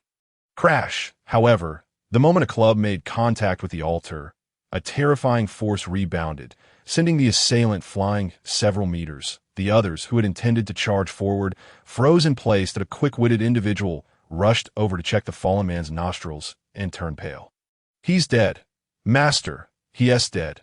Upon hearing this, the crowd swiftly retreated from the front of the Yin-Si, their gazes filled with terror as they looked towards the court. "Damn it." Lu Yud gritted his teeth. "Fear not. It is merely a ghostly trick. Retrieve the talismans given to you by the celestial masters." Just as Lu Yud finished speaking, the doors of the Yin-Si court creaked open, drawing everyone's attention. As the doors parted, they beheld a young man clad in a black dragon-patterned robe, adorned with a golden crown, stepping forth with measured grace. The young man was strikingly handsome, his face like a jade crown, and a red thread adorned his neck, exuding an aura of wickedness. "The sunlight is just right." Xiao Jie glanced at the sun, then lowered his gaze towards the individuals at the entrance, lazily stepping forward and conjuring a chair from the ground with a wave of his hand. The Lord has emerged. The hidden white squirrel, upon seeing Xiao Jie, felt a surge of excitement. Judging by the Lord's demeanor, he seemed to hold Lu family in utter contempt out of course. The Lord's status was far beyond that of the Lu family. They were but a minor clan, unworthy of comparison to someone of his caliber. And why, good sir, deal with them. A gaggle of small squirrels chattered away, rallying in support of Xiao Jie. This commotion drew forth the townsfolk, who emerged to find Lu Yud and his men intent on assaulting the Yinsi Yamen, igniting their fury. Lu family, what is your intention? As long as we are present today, you shall not lay a finger on the Yinsi Yamen. If you seek to disrupt it, you must first pass over our bodies. Witnessing the rising ire of the populace, Lu Yud was taken aback. These lowly commoners, who usually behaved like meek sheep, dare to confront them with defiance today. Calm down. Xiao Jie waved his hand to pacify the crowd, turning a smile towards Lu Yud. Are you the judge? Lu Yud scrutinized Xiao Jie, his brow furrowing deeply. For some inexplicable reason, he found this man somewhat familiar. Yes, I am the judge. As soon as Xiao Jie spoke, a voice resonated from the heavens. What judge? Merely a little ghost masquerading as a celestial official. Xiao Jie, slightly puzzled, glanced upwards to see three figures descending on flying swords, landing before Lu Yud. The sight of them sent Lu Yud and his companions into a frenzy. The immortal masters have arrived. This ghost's arrogance shall not last long. With the presence of the immortal masters, prepare to meet your demise. Lu Yud stepped forward, clasping his hands in greeting to the three immortal masters. Masters, you have finally come. This ghost is insufferably arrogant, having killed my people upon his arrival. Master Ma waved his hand, directing his gaze at Xiao Jie. You a sly ghost, dare to privately open a yamen here, impersonate a deity, and harm innocent lives you understand that if the Lingnan Hall learns of this, you little ghost would likely find yourself boiled in oil or hacked with axes. Upon hearing this, Master Zhang, standing beside him, could not suppress a cold laugh. Senior brother, why waste your breath on him? This little ghost is clearly a newly deceased spirit, having gained a modicum of power and now wishes to absorb incense to become a deity. Little does he know, without the certification of the Lingnan Hall, he is but a wild god. How dare such a minor being claim to be a righteous deity in the yamen? Master Zhang scoffed. I see he is simply ignorant and oblivious to his own mortality. Xiao Jie raised an eyebrow. It seemed there existed celestial organizations in this world of which he had never heard, such as the Lingnan Hall. He wondered if this judge had registered with the Lingnan Hall. His curiosity was piqued, not out of concern for any trouble from the Lingnan Hall, but rather to see if the system could fabricate a lie. If it could not, then he would not hesitate to extort. Brothers, enough of this idle chatter. Let us swiftly deal with him. Yes, let us dismantle his temple and destroy his path immediately, without further ado. The three masters sprang into action. Two grandmasters at the Four Extremes realm and one at the late stage of the Tao Palace realm combined their formidable true essence, instantly stirring the spiritual energy of the entire Bane Mountain. Boom! A colossal pillar of clouds formed at the mountaintop, connecting heaven and earth, leaving everyone awestruck and unable to raise their heads from the overwhelming sight. The immortal masters are making their move. This is the power of grandmasters at the Four Extremes realm. Astonishing. This is beyond what mere martial artists can achieve, isn't it? Lu Yud and his companions cheered in excitement at this spectacle, while the townsfolk across the way wore expressions of despair. Immortals?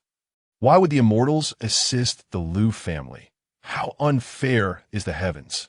They wondered if the judge could withstand this. The northern region of Bane County was brought to its knees, and when they looked up, they found the young man in black remaining utterly still beneath the pressure of the true essence.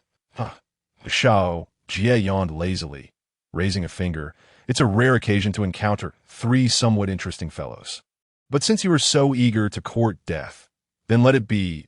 As he spoke, he extended his finger, dark light flickering at its tip, and three streaks of light shot forth, instantly severing the heads of the three immortal masters before the astonished crowd. Buzz! The chaotic spiritual energy swiftly calmed, plunging the mountaintop of Bane Mountain into an eerie silence. Everyone stood in a daze, staring at the three headless corpses before them, only recovering from their shock after a long while. The immortal masters dead. A surreal feeling washed over the crowd. The three masters who had displayed such exaggerated prowess were felled by a mere gesture from Xiao Jie. Heavens, the disparity is insurmountable. Is this the might of a judge? It is utterly terrifying. A deity is indeed a deity. No matter how powerful a human may be, they cannot rival a god.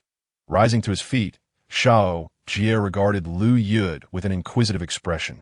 System. If I were to eliminate the Lu family right now, would there be any reward? No. Only by conducting a soul trial on the guilty may you receive a reward. Xiao Jie scoffed, turning to stride towards the Yin-Yang Judge. The Lu family has wreaked havoc in Bane County for many years. Today I, the judge, shall open the Yin-Yang Judge to specifically try the crimes of the Lu family. Anyone wronged by the Lu family in Bane County may come forth to seek justice. His voice echoed throughout Bane County, reaching the ears of all. The judge intends to specifically try the Lu family. Truly, the heavens have opened their eyes. At long last, we may see justice. Let us ascend Bane Mountain to report the Lu family. In an instant, the populace of Bane County surged towards the mountain. Father, save me! Father! Lu Yud watched his son, overwhelmed and dragged forth by the townsfolk of Bane County, visibly aging before his eyes. What to do now? Lu Yud cowered in his chair, nearly driven to madness by fear. Since Xiao Jie had slain the three immortal masters and announced the trial of the Lu family the day before, Bane County had erupted into chaos. Those who had previously suffered under the Lu family's tyranny were lining up to seek justice on the mountain. Since yesterday, Lu family members have been successively taken by the spirits to Bane Mountain. It is over. He truly is a god. Lu Yud felt himself slowly succumbing to madness, tormented by the fear of death. Lu Yud. Just then, a group burst into the Lu residence, led by a figure with a white squirrel perched on their shoulder. Someone has reported your steward, Lai Fu, to the judge. We are here to take him. Upon hearing this, Lai Fu collapsed to the ground, face ashen. Master, save me. Lu Yud opened his mouth to speak, but ultimately waved his hand. Allowing the white squirrel to lead the men away with Lai Fu in tow, they're all gone. Watching the white squirrel take person after person from the Lu residence, Lu Yud felt as though with each name called, he edged closer to death. No, I cannot die here. To the capital. Suddenly, Lu Yud sprang to his feet. He realized that his only chance of survival lay in fleeing to the capital. Only in the protection of the Grand Minister could he hope to retain his life. Though Xiao Jie was a judge, the capital was the heart of the Wuzhou dynasty, the very essence of the nation as fortune, and he doubted Xiao Jie would dare follow him there. Lu Yud pondered for a moment before hastily rising to prepare a cart in the backyard, stocking it with provisions before departing from Bane County for the capital under the cover of night. On Bane Mountain, before the Yin-Yang Judge, dozens of wooden stakes had already been erected, each adorned with a hanging figure. These individuals were all members of the Lu family, judged by Xiao Jie. The methods employed by Xiao Jie as entourage were ruthlessly efficient. Where both grave and minor offenses were met with immediate execution, the souls of the deceased would later be extracted for further interrogation. Under Xiao Jie's nearly thoughtless decrees, the Lu family was reduced to but a handful of survivors within a single day. Despite the swiftness of Xiao Jie's judgments, which invariably began with death sentences, the system remarkably reported no errors. This elicited a bitter smile from Xiao Jie. Even if you were to round up a dog alongside the entire Lu family, the system would likely only register a single mistake. Indeed, the dog alone would be innocent. In the stillness of the night, the people of Bane County returned to their homes, and the Yin-Yang Judge finally fell silent. Unable to restrain himself, Xiao Jie stretched lazily, opened the system, and began to review the day as harvest. Your Excellency is wise and mighty, dispensing justice for the people of Bane County, having adjudicated 156 wrongful cases. Devotional points gained, 100,000. Only 100,000. Xiao Jie see that upon seeing the meager reward, his anger flaring. You treacherous merchant of system, this is utterly unacceptable. Xiao Jie was furious. He had toiled all day, only to find he had earned a mere 100. How could he tolerate such injustice? Scoundrel, return my hard-earned money. Rewards obtained. Innate spiritual treasure. 3 realms soul-collecting rope. Acquired a position as a Wu-Chang deity. Acquired the ability, artifact refining. Just as Xiao Jie was about to explode with rage, the system's continuous announcements left him momentarily stunned, as so many rewards. All right, let me first see what you've granted me before I unleash my fury. Upon opening the system, a chain with a sickle appeared before him. Additionally, there was a white hat and a golden light point. What is this? Xiao Jie took the chain adorned with a sickle, and its information immediately materialized before his eyes. 3 realms soul-collecting rope. An innate spiritual treasure, capable of ignoring distance, time and space, and yin and yang constraints to capture those deemed guilty by the Yin-Si. It can also be wielded in combat, easily slicing through dimensions. An innate spiritual treasure. What a marvelous item, Xiao Jie exclaimed, his eyes gleaming with excitement. His own Yin-Yang golden mace was merely a superior magical treasure. Pale in comparison to the 3 realms soul-collecting rope. Of course, he possessed another innate treasure, the Book of Life and Death, which should theoretically overshadow the soul-collecting rope. However, the book was incomplete without the spring and autumn cycle pen. Its various wonders were lost on him, and it remained merely a confusing ledger in his hands. The 3 realms soul-collecting rope significantly compensated for his lack of suitable magical artifacts and his inability to capture individuals across boundaries. While the Yin-Yang golden mace was commendable, it was a close-range magical weapon, and given his current cultivation, he could not find a worthy opponent even in Taiyan County. Furthermore, his jurisdiction was limited to Taiyan County, and his wandering spirits were restricted to that area as well. That if a criminal were to escape beyond Taiyan County, he would be powerless to act. However, the 3 realms soul-collecting rope directly remedied this shortcoming, allowing him to retrieve individuals even while seated within the Yin-Si Yamen. Excellent, excellent. Xiao Jie was exceedingly pleased with the 3 realms soul-collecting rope, and then turned his attention to the white hat. Wu-Chang deity. Wu-Chang refers to the Yin officials who act as soul collectors in the Yin-Si Yamen. The host may bestow the title of Wu-Chang upon any living being, allowing them to serve within the Yin-Si. This position enables the recipient to absorb devotional points to accelerate their cultivation, although it does not directly enhance their abilities. This seems to set the stage for appointing a subordinate, Xiao Jie mused. Wu-Chang, a white hat. This must pertain to the white Wu-Chang, that he placed the white hat upon his head, only to receive a system notification stating this person's identity is unsuitable. With a disdainful pout, Xiao Jie removed the hat. Contemplating his predicament that I don't have anyone capable of shouldering a divine position nearby. His Yin-Si Yamen lacked even a surplus ghost, let alone someone to appoint. Suddenly, the image of the white squirrel flashed in his mind, causing his brow to furrow. The white squirrel, a genuine subordinate, though a spirit, could still be appointed as Wu-Chang. Could I give it to him? Xiao Jie pondered, realizing he only had this one suitable candidate. Let us just give it to him. After all, he's been assisting me all along. That he stowed the white hat and then turned to the last golden light point. Artifact refining. Each use consumes 1,000 points of devotional energy, allowing ordinary items to be transformed into magical artifacts, which would be further upgraded through continuous consumption of devotional energy. Additionally, materials with inherent spiritual essence can be refined into more powerful spiritual artifacts. Upgrading requires a consumption of 100 points of devotional energy, with each enhancement reducing the energy cost of casting by 5. This is also quite beneficial. Xiao Jie raised an eyebrow, relieved that he would no longer need to worry about his subordinates' weapons and magical treasures. I should invest some points. With a substantial 100,000 points of devotional energy at his disposal, he realized he could no longer elevate his authority due to the absence of title. As for his cultivation, having reached the level of Ghost Immortal, each increment required 10,000 points of devotional energy, far beyond his current capacity. Furthermore, with his Ghost Immortal status, he could navigate the Wu Zhou dynasty with ease, and there was no urgency to raise his cultivation level. After some deliberation, Xiao Jie maxed out his artifact refining, 5 elements techniques, and 5 thunder rites. Devotional points, minus 7,000 name. Xiao Jie title, none position. Yin-Yang Judge cultivation, Ghost Immortal plus 0, authority.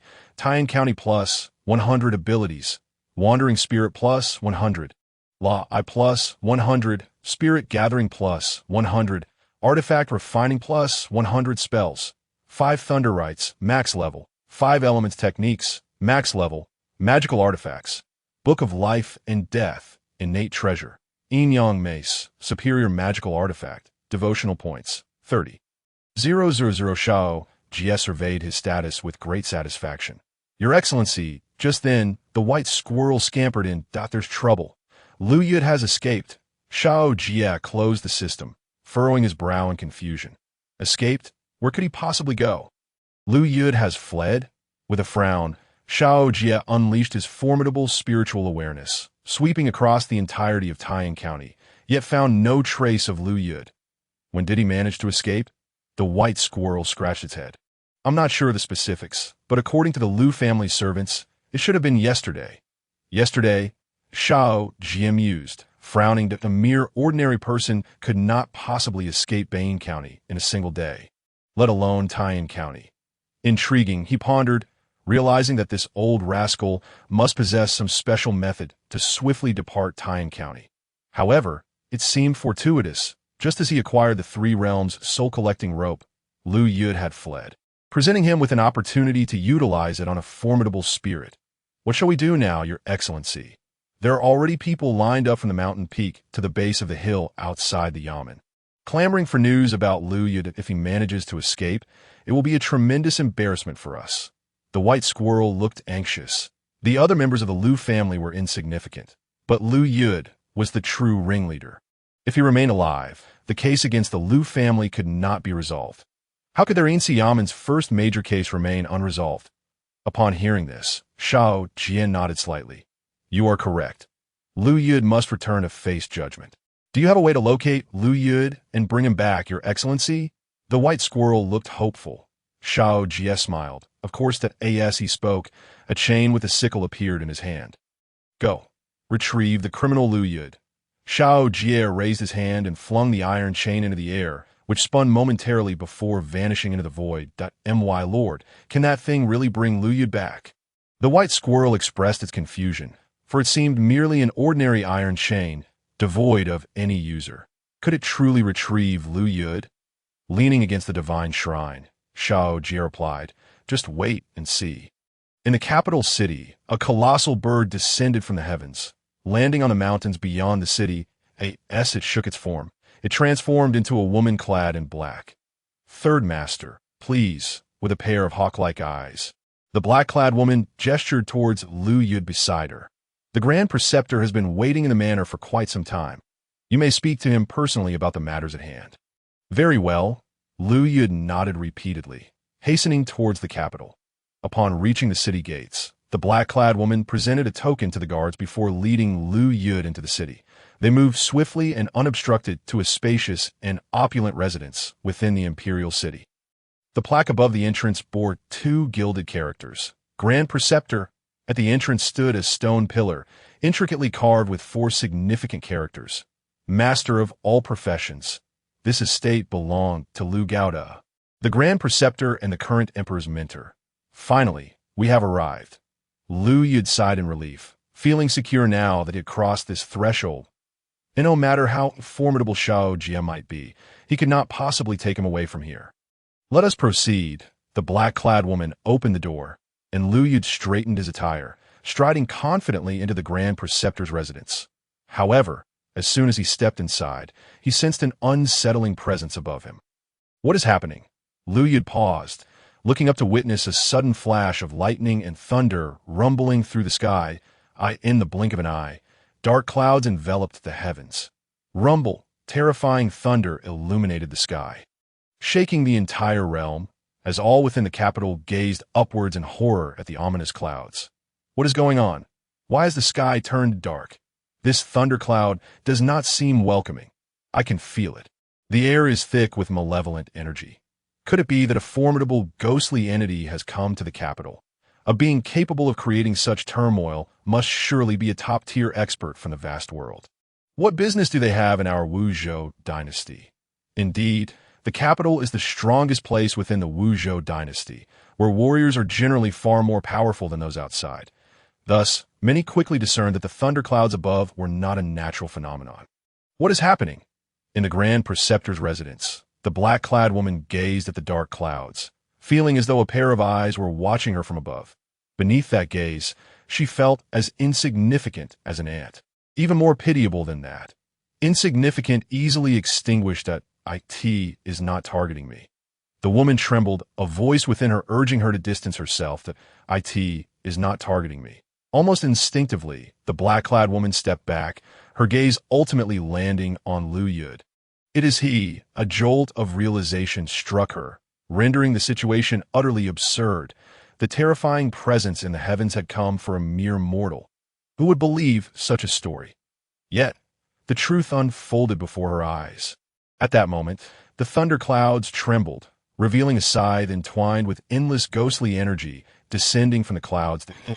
The formidable ghostly entity. Please reveal yourself in the palace for a discussion. Suddenly, a man clad in a dragon robe flew out from the palace. His expression grave as he stared at the scythe above, his true essence coalescing into 9 massive dragons. However, as he spoke, the scythe vibrated, plunging towards the barrier below. Activate the city's protective formation. The man's face darkened, a cold snort escaping his lips as a golden barrier manifested above the capital. Yet, the scythe pierced through the barrier effortlessly upon contact. What? Everyone's pupils constricted, panic spreading across their faces. The city's protective formation, capable of withstanding a strike from the martial emperor, proved utterly ineffective against this iron chain. All remained vigilant. The man in the sky shouted, his dragon aura swelling as he prepared for battle. The warriors within the city soared into the air, yet the chain seemingly ignored them, heading straight for the Grand Preceptor's residence. Who dares to act so insolently before me? A figure appeared within the Grand Preceptor's residence, raising a hand to obscure the sky. However, the chain swiftly pierced through his palm, homing in on Liu Yud below. "Ah!" Liu Yud cried out, only to find himself ensnared by the scythe, instantly dragged into the void. What is happening?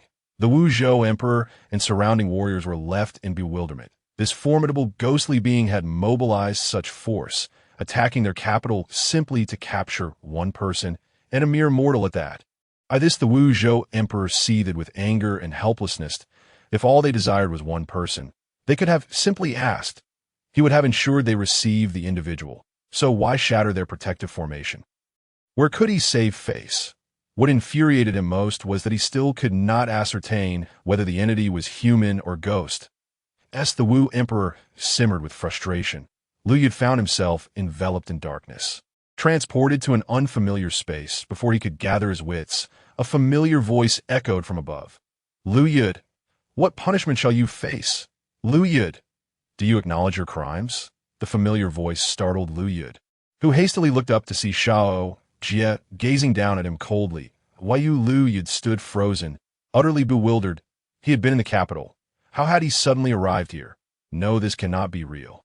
Liu Yud shook his head repeatedly and turned to escape. Yet, as he did, he met the gazes of the citizens of Bane County, whom he had wronged. Liu Yud swallowed hard, overwhelming fear rendering his legs weak. No, this cannot be real. Witnessing Liu Yud's panic, the white squirrel was utterly astonished. My lord is truly remarkable. The white squirrel's eyes sparkled with admiration as it gazed up at Xiao Jie. Liu Yud had made it to the capital. Yet still, Xiao Jie managed to bring him back. One must understand, the distance from here to the capital spanned hundreds of thousands of miles, a journey that would take an ordinary person a lifetime to traverse. Yet Xiao Jie could snatch a person from such a distance. Such unfathomable capabilities seemed unattainable, even after a lifetime of cultivation. Having chosen to follow the master was undoubtedly the right decision. The white squirrel silently vowed to commit to diligent work henceforth. Liu Yud. Unaware of the white squirrel's thoughts, Xiao Jie surveyed the disheveled Liu Yud before him, a smile creeping onto his face. You truly possess remarkable ability, running all the way from Bane County to the capital in just a day. But do you truly believe that reaching the capital would suffice? Xiao Jie chuckled. Retracting the 3 realms' soul hook, as long as I desire it. You could flee to the ends of the earth, yet you would never escape my grasp. Now, do you confess? As Xiao Jie's voice echoed ominously in Lu Yude's ears. The latter jolted awake, scrambling to his feet and bowing profusely. "My lord, spare my life. I am willing to part with my entire fortune to atone for my past transgressions. I beseech you, my lord. Grant me mercy." Upon hearing this, Xiao Jie turned towards the citizens of Bain County behind Lu Yude. "Every penny of your Lu family's wealth has been extracted from their sweat and blood. To repay your debts with their money is utterly despicable. Besides, your Lu family has perished, leaving only you. What purpose does your existence serve? It would be better to reunite with your family in the afterlife." No, Lu Yude attempted to plead for mercy, but Xiao Jie, disinterested in further discourse, waved his hand and unceremoniously cast him out of the Yinsi Yamen, leaving him suspended from the pillar at the entrance. The Lu family's case was concluded. Rewards were settled. 20,000 incense points were added, and a superior-grade magical weapon, the executioner's block, materialized before Xiao Jie, shrouded in ominous black mist, exuding an eerie aura. The executioner's block is an instrument of execution, capable of severing both the living and the dead. Xiao Jie raised an eyebrow. This was indeed a tool of punishment, and as a judge of the Yinsi Yamen, he lamented the absence of a hell. Even the instruments of justice were lacking, forcing him to administer the executions himself. Gradually, his possessions began to accumulate. As Xiao Jie stowed away the executioner's block, he gazed at Lu Yude's lifeless form. A question brewing in his mind. Why were there no women in the Lu family? Frowning, he realized he had effectively annihilated the Lu household. However, he discovered that apart from the women they had abducted, there was not a single female in the Lu residence. It seemed the same was true for the Lu family. Xiao Jie couldn't help but furrow his brow. Were these two families so saturated with yang energy? Nevertheless, it mattered little now, as they were all dead. Shaking his head, he turned his attention to the citizens of Bain County below. "Esteemed citizens, Lu Yude has been dealt with. You may return to your homes." Upon hearing this, the people of Bain County promptly knelt, bowing their heads in gratitude. "Thank you, my lord." As the crowd departed from the Yinsi, news of the Lu family's demise swiftly spread throughout Bain County. The Lu family, a scourge upon us for a century, had finally met its end. The judge is indeed a righteous deity of the heavens, administering justice without fear of power. Yes, had it not been for the judge, would we have had any hope of redemption? Reflecting on the judge's assistants, they felt a pang of humility for having only offered a single incense stick at his shrine, such a meager tribute. Should we not, following our old traditions, bestow a title upon the judge and erect a plaque in his honor? It would be a token of our appreciation. That is a viable suggestion. However, we are unaware of the judge's surname. It would be inappropriate to fabricate a connection. Indeed, what shall we do? The crowd fretted. A title must not be given haphazardly, lest it lead to unintended consequences. Have you all noticed something? What is it? The judge bears a striking resemblance to Xiao Jie. This revelation. Everyone fell silent, momentarily stunned. It had not crossed their minds until now. But upon reflection, it indeed seemed plausible. You think the judge could be Xiao Jie? I heard that the first individuals he executed were Lu Shikai and the county magistrate, the very ones responsible for Xiao Jie's demise. The more they spoke, the more convinced they became that the judge was indeed Xiao Jie. As the judge had shown a pronounced vendetta against the Lu family, indicative of a personal grudge, I believe there is a strong likelihood that Xiao Jie is the judge. Then let us prepare to confer a title upon him. Agreed, it is settled. The judge has helped us significantly. After deliberation, they set about their task, and soon the entirety of Bain County was aflame with activity. After all, Xiao Jie had stood up for all the people of Bain County, who would not feel gratitude towards him. Thus, the endeavor to bestow a title was met with overwhelming cooperation from the populace. Amidst this fervor, a carriage arrived in Bain County, halting before the magistrate's office. "My lord, we have arrived." A middle-aged man clad in azure stepped down from the carriage. Wu Yang surveyed the yamen and the bustling streets, perplexed. What were they all engaged in? During his journey, he had observed the entire populace of Bain County diligently occupied with a singular task. Piquing his curiosity about what could compel them all to action, I inquired earlier, A nearby servant interjected. They are preparing to confer a title upon the deity they worship. The Wu Yang frowned, scoffing softly. To worship a deity while neglecting the emperor. It seems the previous magistrate of Bain County did not govern this place well. It is clear that I must help these people realign their perspectives. Having spoken, Wu Yang waved and entered the yamen, with the servant hastily trailing behind him. I in the Wuzhou imperial city. Within the grand court, Emperor Wu's countenance darkened as he listened to the reports from below. After a prolonged silence, he could not suppress a cold snort. So, the protective array of the Wuzhou dynasty has been shattered, and we are left unable to ascertain whether the perpetrator is male, female, human, or ghost. Is that so? The court fell into a somber silence. While the truth was somewhat disheartening, it was nevertheless the reality. A month prior, a mysterious powerhouse had breached the capital's defenses and abducted an individual, leaving them with no leads whatsoever. Even the slightest clue would have alleviated the emperor's ire. Useless, he seethed, veins bulging on his forehead. The events of a month ago had resulted in a significant loss of face for the Wuzhou dynasty. The imperial capital, a bastion of authority, had its defenses breached. And in full view of the public, someone had been taken. Such a disgrace would be intolerable even for a minor sect, let alone the Wuzhou dynasty. By the way, the emperor suddenly recalled. Have we determined the identity of the person who was abducted? Well, speak. The official responsible for the investigation, feeling the pressure, reluctantly began. It was someone from the Grand Preceptor's household.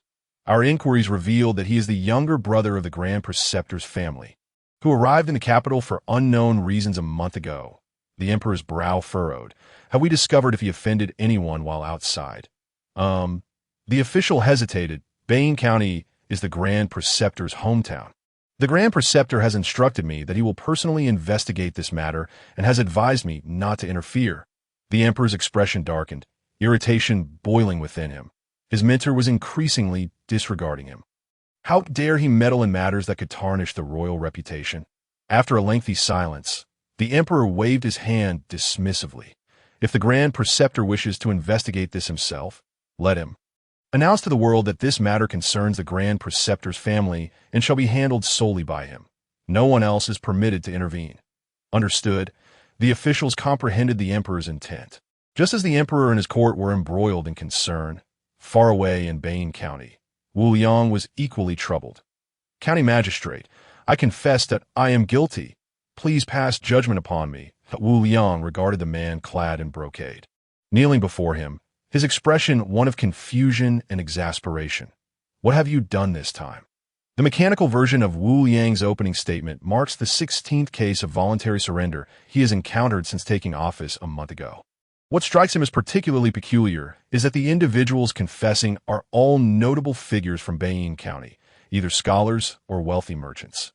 Yet on his very first day in office, these prominent citizens flocked to him as if he were a living bodhisattva, eager to confess their misdeeds. What baffles him further is that the cases they present are mere relics of the past, with some even resurrecting transgressions committed by their grandfathers. That it is utterly absurd. My lord, my father, a mere 15 years ago, pilfered 3 watermelons from Zhang Yi, it was during a sweltering summer when my father, driven by the heat, took those watermelons, the scholar explained, leaving Zhang Yi beside him utterly bewildered. How could anyone recall such an event from 15 years prior?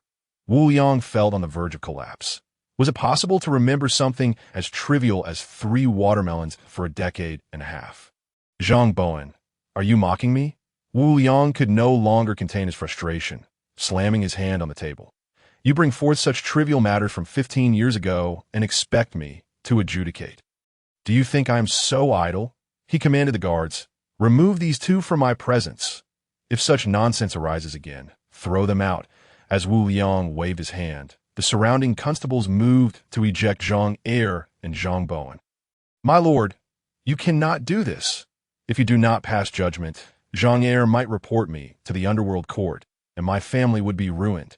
Hearing this, Wu Yang's expression darkened. He raised his hand to halt the guards and regarded Zhang Bowen with confusion. What did you just say? The underworld court. Zhang Bowen hastily replied, My lord, you must render a decision. Whether it be a fine or imprisonment, I will accept it, but please do not let this matter go unjudged. If Zhang Er brings this up again and reports me to the Underworld Court, we are both finished. The Underworld Court? This term had been a constant refrain since Wu Yang's arrival in Beiyin County, with references to the judge and his authority echoing in his ears. The recent influx of individuals surrendering had all stemmed from their fear of facing the Underworld Court, prompting them to confess to him instead. It left him with the unsettling feeling akin to being the second choice of a school beauty, who, spurned by her preferred suitor, settled for him, he felt like a mere placeholder. How outrageous! Wu Yang fumed. Get out, go seek your Underworld Court, and never return to my court again. Witnessing Wu Yang's emotional breakdown, both Zhang Bowen and Zhang Er were taken aback and hastily fled the court. This new county magistrate must be out of his mind. I merely brought you to confess, and yet he appears utterly devastated, as if betrayed. Zhang Bowen, looking despondent, murmured, I have already confessed and agreed to compensate. You cannot report me to the Underworld Court now that my father has just passed. We cannot withstand the wrath of Prince Xiao. Zhang Er interjected, Young master, as long as you conduct yourself properly and refrain from oppressing his common folk, I shall forget this old grievance. He patted Zhang Bowen on the shoulder, adding, If you revert to your former ways, even if I do not report you, Prince Xiao will not show you mercy. You have witnessed his methods. The Liu family serves as a grim reminder. Zhang Bowen shivered at the thought and nodded vigorously. Rest assured, I understand the gravity of the situation. The two then departed. Yet their conversation echoed in Wu Yang's ears. How infuriating! What manner of being is this Prince Xiao, that the malcontents of Beiyin County follow him as if he were their own father? Wu Yang seethed with jealousy. The appointed magistrate of Beiyin County found himself overshadowed by a mere rock, rendering him a mere decorative stone in a shrine, while the underworld judge seemed to embody the true authority of the county. My lord, one of the guards cautioned, such words should not be uttered. Prince Xiao is a true deity. Speaking ill of him may invite retribution. The surrounding constables, overhearing Wu Yang's outburst, anxiously pounded their thighs in distress. What is there to fear? Wu Yang retorted, his face flushed crimson, veins bulging on his forehead. Let him come seek me. I, the duly appointed magistrate of Beiyin County, shall not cower before him. The guards fell silent, rendered speechless by his bravado. Meanwhile, atop Beiyin Mountain, Xiao Jie opened his eyes, a sly smile gracing his lips. Oh, you wish to see me? Very well. I shall pay you a visit tonight, that my lord. The white squirrel entered, noticing Xiao Jie's grin, and could not resist asking, What troubles you? Nothing much, merely that the magistrate of Beiyin County seems keen to meet me, Xiao Jie replied nonchalantly. The white squirrel raised an eyebrow, puzzled. What is this magistrate's background that he seeks an audience with you? Xiao Jie frowned. What do you mean? Is it such a terrible thing to meet me? Not at all. I merely spoke without thought. The white squirrel hastily reassured, though internally rolling its eyes. Who is this magistrate? The judge of the underworld, who can enter this court standing yet leave lying down. In such a brief span, the Liu family and the Liu family of Beiyin County have experienced one ascend to the heavens and the other barely clinging to life. These are the reputations Xiao Jie has crafted. Where death seems to follow him like a shadow, to invite him over is akin to offering incense to the king of hell in the dead of night. Tempting fate.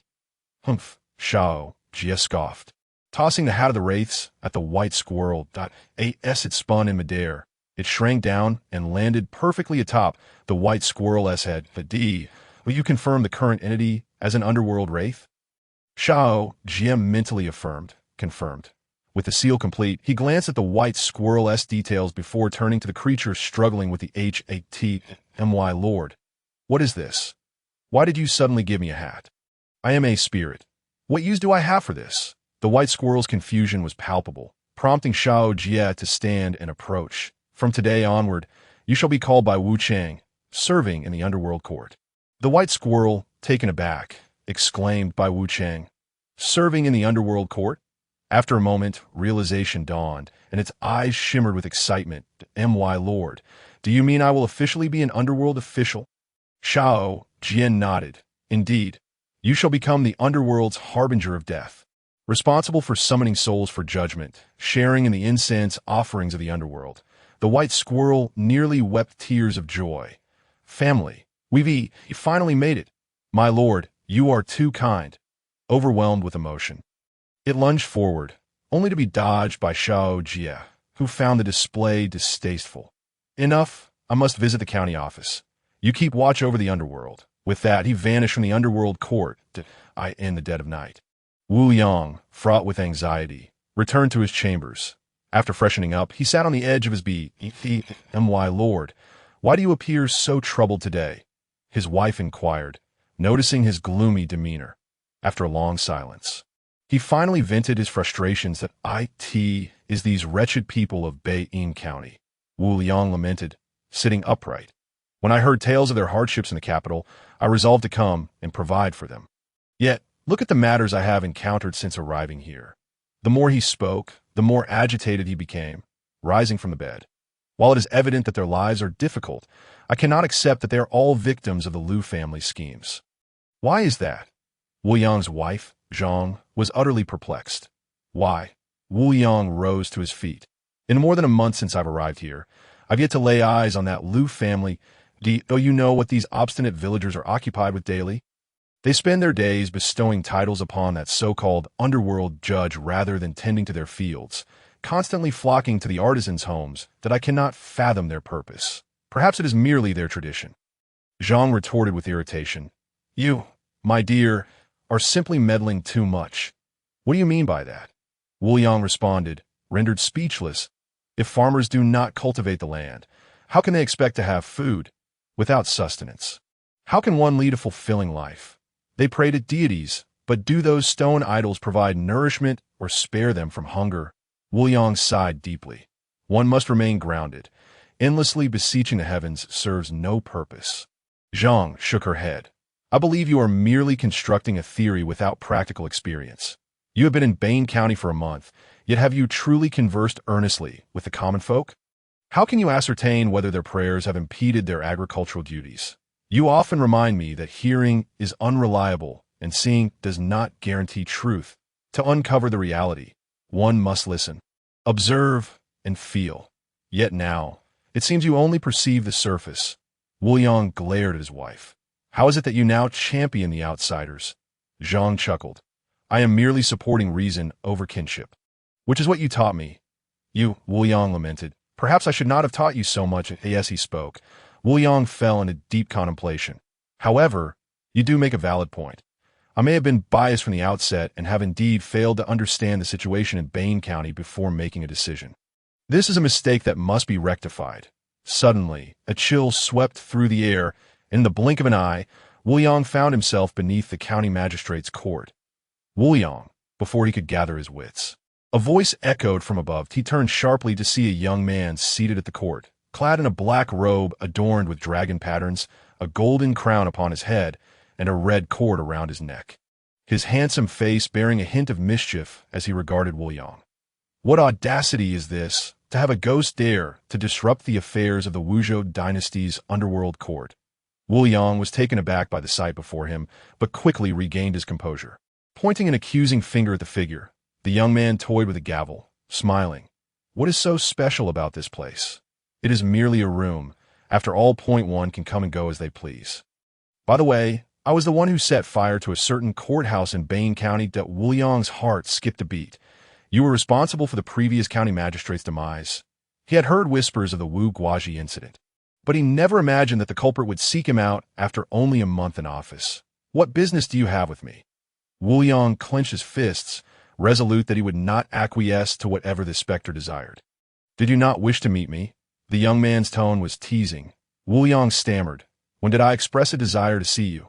Today, of course. The young man raised his hand, and Wu Yang's mind was flooded with an image.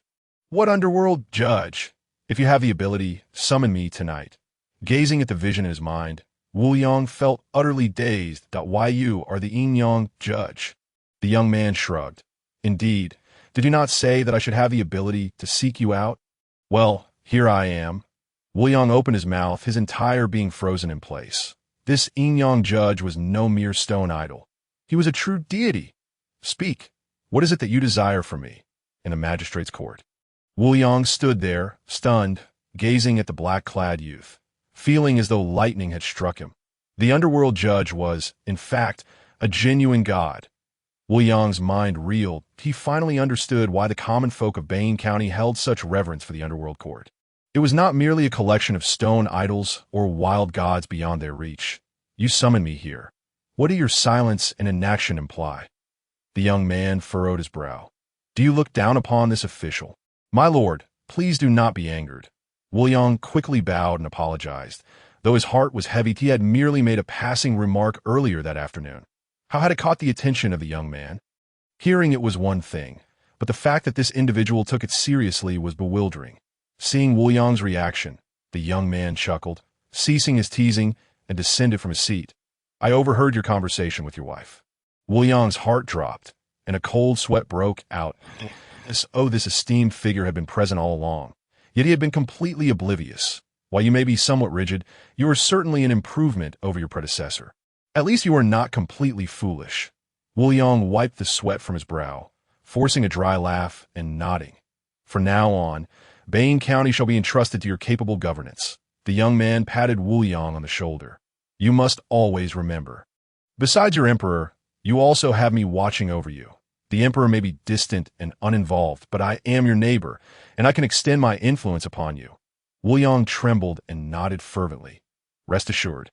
My lord, I understand. That is all I wish to hear. The young man smiled, releasing his grip and contemplating. However, you need not worry excessively. As long as you govern Bane County diligently, I shall ensure your safety. He approached the door. From this point forward, you need only focus on the mundane affairs of your realm. Uphold justice and fairness, and no one shall dare to question you, should you encounter any obstinate nobles, and find yourself unable to act against them. Simply pass the case to the underworld court. I shall take over from there, and you need not concern yourself further. And should any spirits come to lodge complaints, send them my way as well. With that, the young man transformed into a wisp of dark mist and vanished. Wu Yang suddenly shivered, finally feeling the chill in the air. Was that encounter merely a dream? He shuddered, tightening his clothing as he gazed at the pitch-black sky. Unable to suppress a gulp, it seemed all too real. Who would have thought that the underworld court genuinely housed a deity? He resolved to be more cautious with his words in the future. He swallowed hard and returned to his room. Zhang looked at him with curiosity. You were speaking so well just now. Why did you suddenly rush to the restroom? And you took quite a while, didn't you? Zhang regarded him suspiciously. You've had this habit before. Should we consult a doctor? Wu Yang's lips twitched as he plopped down onto the bed. Consult a doctor for what? You have no idea what I just experienced. Zhang's confusion deepened. You get upset over a simple trip to the restroom. What trip to the restroom? Wu Yang lamented internally. Who could have anticipated that he had just engaged in a profound conversation with the king of hell? Time for bed, time for bed. Seeing Wu Yang in such a state, Zhang shook her head helplessly, extinguished the lamp, and climbed into bed. In the dead of night, a chilling wind swept through the underworld court, and suddenly a white mist enveloped the street. Within the mist, shadows flickered, and moments later, a figure leaning on a cane appeared at the entrance of the county court. This must be the place. The figure's clothing was tattered, and one leg appeared weak, causing him to walk with a pronounced limp. However, as one looked closer, they would discover that the person's skull had been cracked open, exposing the shattered remnants of their brain within. Buzz, the ghost, cast a fleeting glance at the entrance of the county office before striding inside. Once within, it meandered through the halls, seemingly failing to locate the object of its desire. After lingering momentarily in the courtroom, the specter suddenly darted toward the side of the county office, halting at the door of a dimly lit chamber.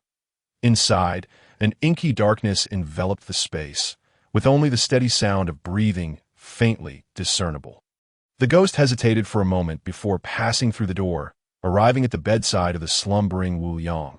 After a brief pause, it raised its hand and pressed it against his forehead. Startled, Wu Yang trembled and sat upright in bed, promptly following the ghost out of the room. Meanwhile, the drowsy Zhang sure awoke to the sound of the door creaking open and caught a glimpse of Wu Yang's departing silhouette. The master seemed to be aging, as his nocturnal excursions had become increasingly frequent. Zhang Shi shook her head and closed her eyes once more dead on the other side. Wu Liang accompanied the ghost directly to the courtroom, where, under its guidance, he took a seat upon a chair. Seeing Wu Liang settled, the ghost retreated a step, kneeling on the ground, and suddenly cried out, "My lord, please vindicate me." Wu Liang, still enveloped in the haze of sleep, felt a chill coursing through him as the cry for justice echoed in his ears, prompting him to groggily open his eyes. What? How did I end up in the courtroom again? A jolt of realization struck him. Which deity had come to seek his counsel this time? My lord, I'm the ghost Wu Lao San, and I have grave matters to unveil. Please take my case. At that moment, a voice emanated from the assembly below, causing Wu Liang to instinctively glance over, only to be met with a frightful sight. In the dim light, a grotesque head was staring back at him. A ghost. Wu Liang yelped, leaping to his feet. Although facing Xiao Jie was terrifying, he was undeniably a striking figure. What stood before him now was a genuine specter. My lord possesses a discerning eye indeed, that I am but a mere ghost. It appears that the rumor was true. You can truly advocate for us spirits, that Wu Liang, nearly moved to tears by Wu Lao San's praise, thought to himself, if he couldn't recognize Wu Lao San as a ghost, then there was something amiss with his vision. Which scoundrel has led me into this predicament? The tone of the ghost suggested an introduction had taken place, which felt like a betrayal. With trembling hands, Wu Liang, seeking to steady his racing heart, slowly resumed his seat. What do you require of me?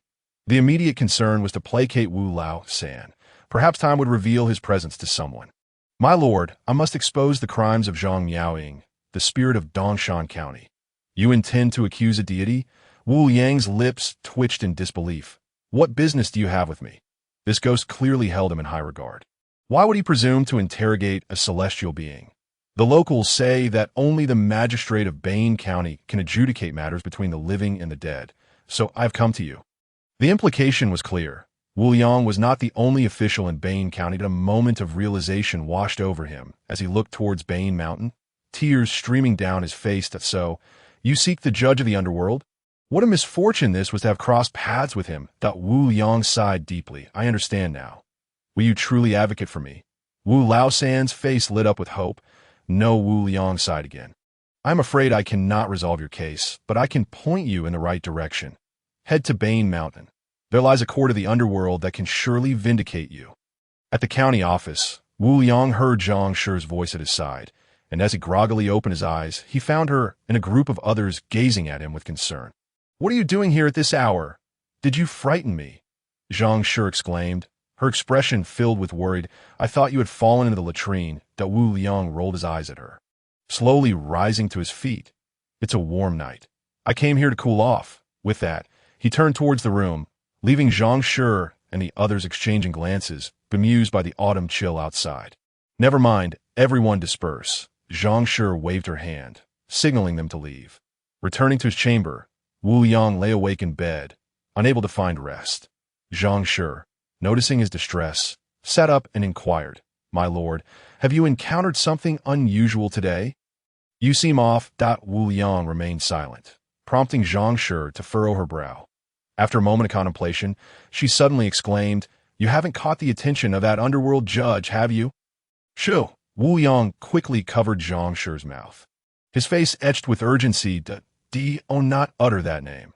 Zhang Shi's pupils widened in realization, and she nodded slightly. Wu Liang then released his grip, letting out a long sigh as he reclined once more.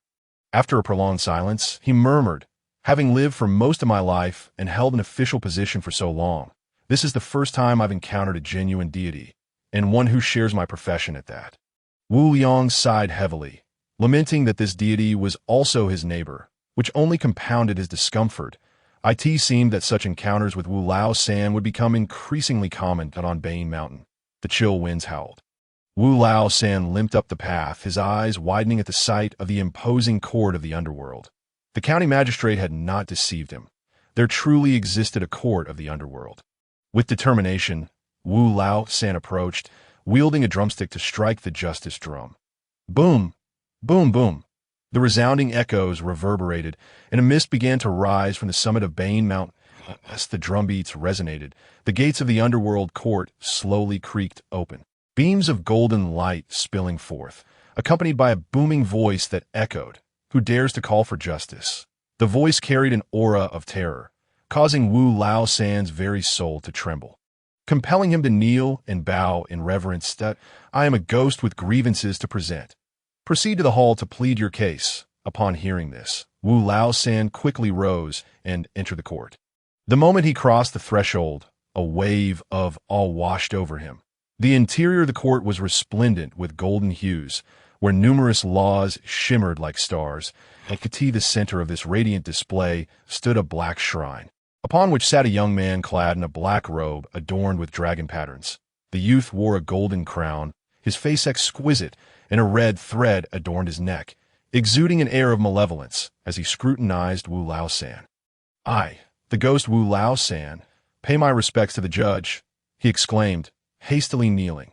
Xiao Jie praised Wu Lao San, recognizing him as one who had met a tragic end through a shattered skull.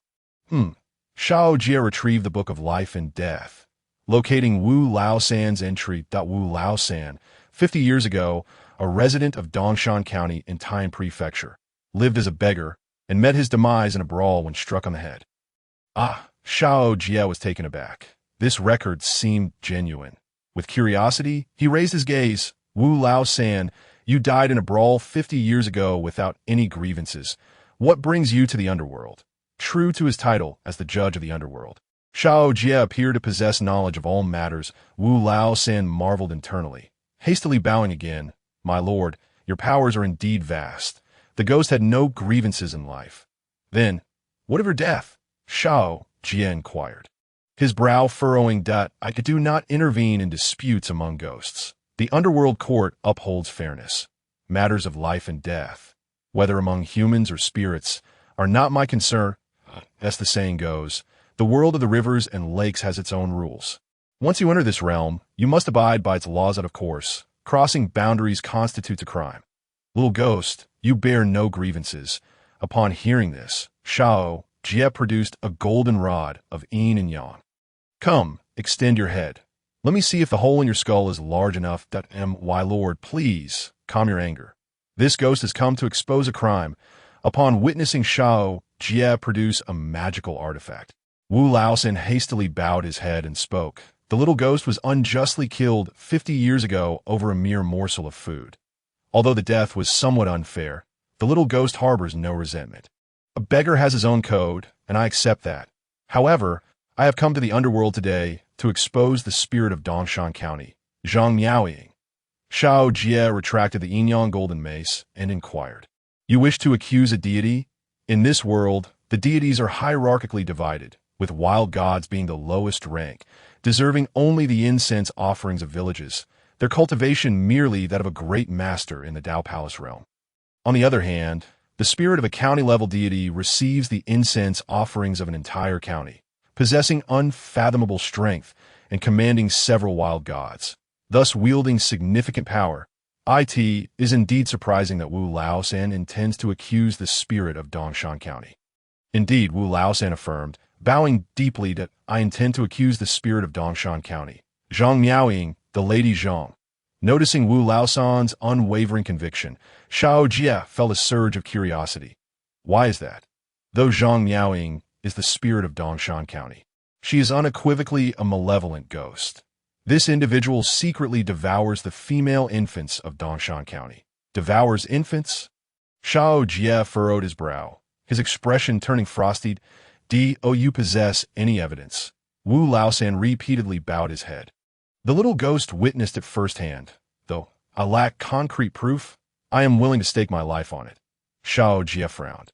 "You witnessed it yourself? As a wild ghost, your strength is inferior to that of a great master, while the spirit possesses at least the might of a great master in the Four Extremities realm. How could you evade her perception?" Wu Lao San sighed softly to speak candidly. "The little ghost learned a unique skill in life that allows me to conceal my aura and diminish my presence to the utmost degree. Even standing beside others, one might not necessarily detect me." Xiao Jie raised an eyebrow. intrigued by such a skill. After death, Wu Laosan was astonished to find that this ability not only remained, but had advanced considerably due to his transformation into a ghost. Scratching his head awkwardly, Wu Laosan continued, "Over the decades, I have honed my skill to the point where I can stand before a great master in the Four Extremities realm without being detected." As he spoke, Wu Laosan restrained his aura, and Xiao Jie observed as he began to fade from perception. "I can still see you," Xiao Jie remarked, his brow raised. Once Wu Laosan faded, he wandered throughout the underworld, only to find Xiao Jie's gaze fixated on him, causing him to startle and hastily retract his power. Xiao Jie chuckled lightly. "Very well, I have embarrassed myself."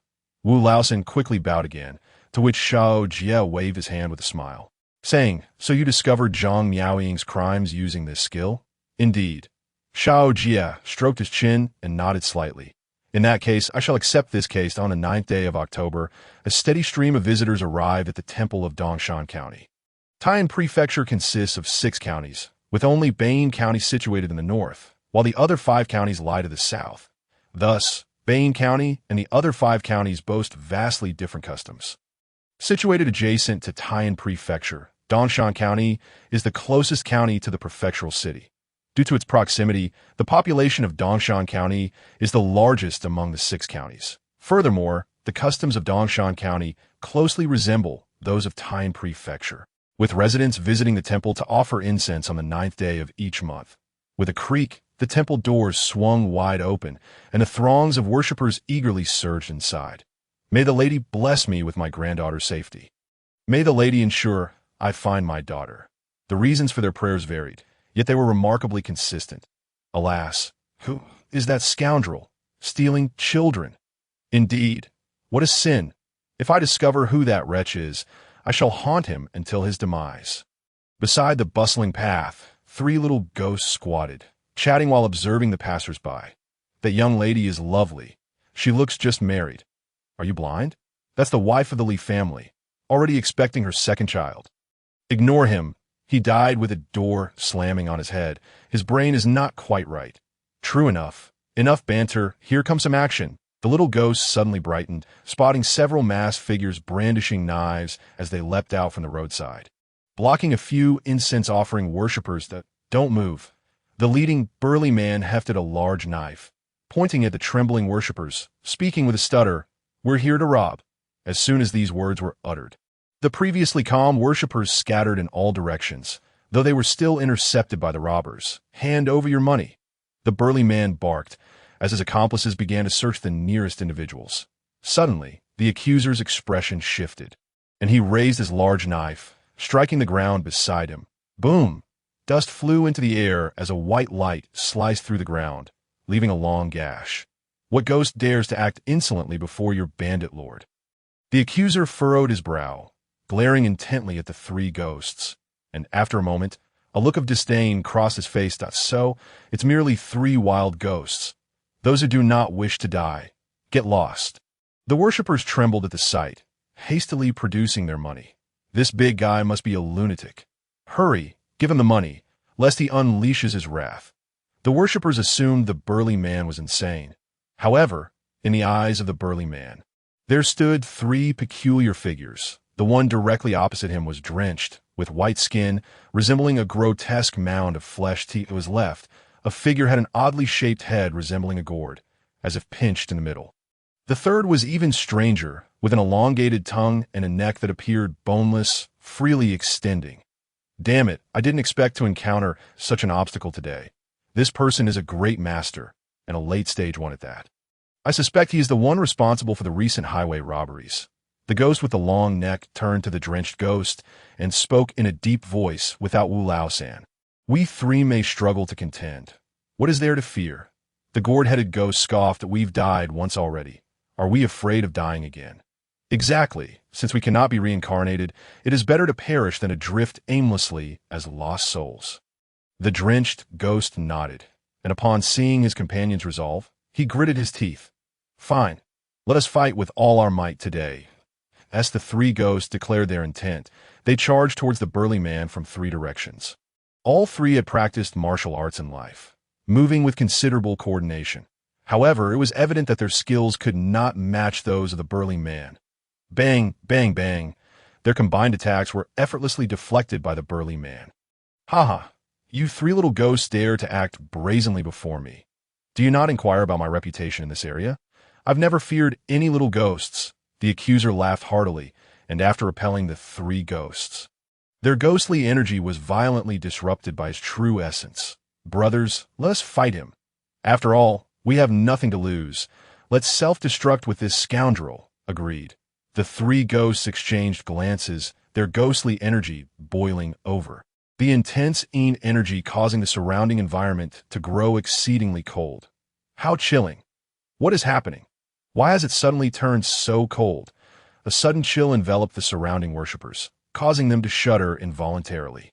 Meanwhile, the bandits exchanged uneasy glances, hastily retreating behind the towering figure of a man. You three worthless fools believe you can shield me. The man scoffed, a cold smile gracing his lips. Foolish dreamers, just as he prepared to eliminate the three specters. His pupils dilated sharply, fixating on the crowd. Unbeknownst to him, a youth clad in black and adorned with a golden crown had appeared at the rear of the throng. The youth possessed an ethereal beauty, standing out starkly amidst the throng of men, women, and the elderly. When did he arrive? A sense of dread washed over him. He distinctly recalled that this individual had not been among the crowd moments ago. At that moment, the youth abruptly twisted his neck and tilted his head slightly, allowing the man to catch sight of a crimson line etched upon his throat in the blink of an eye. The youth raised his hand and astonishingly detached his own head, carefully arranging his disheveled hair before reattaching it. A ghost. The man gasped, his lips twitching violently. Under the gaze of all, he turned and fled. Big brother, the bandits, bewildered by the spectacle, hesitated only briefly before following suit. Their running confusion reigned among the three specters and the worshippers alike. Their bewilderment mounted. The sky suddenly darkened ominously, and a chilling wind swept through. Accompanied by the wails of the damned, blood began to seep from the walls of the temple of Xiao. What is this? My God, the temple of Xiao is haunted. With a crack of thunder, lightning illuminated the sky, and the worshippers before the temple looked up, astonished. Why has the weather changed so dramatically? Just moments ago, it was clear. Now it feels as if the heavens are collapsing. The ground beneath them began to exhibit bloodstains, spreading rapidly, and soon the entire temple was engulfed in crimson. Trembling, the worshippers watched as blood poured from the roof, staining the windows and creeping towards the shrine within. The malevolent energy drew near. The statue within the shrine trembled and began to emanate a golden light. With each flicker of illumination, a divine aura manifested from the statue's brow. Xiao was revealing her presence. We are saved. The worshippers, filled with excitement, hastily knelt in reverence. The three ghosts, witnessing this spectacle, were momentarily paralyzed with disbelief. In a way, did Xiao just flee? The apparition was not an ordinary spirit. It was so formidable that even a deity would fear it. When did such a malevolent entity arise in Dongshan County? The ordinary worshippers remained oblivious to the temple's unfolding drama, but the three specters perceived the truth. The statue of Xiao was not about to vanquish the ghost. It was preparing to flee. The threat posed by the attacking spirit was too great. Xiao stood no chance against it. Suddenly, with a resounding crack of thunder, countless bolts of lightning rained down upon the statue within the temple, unleashing a devastating barrage.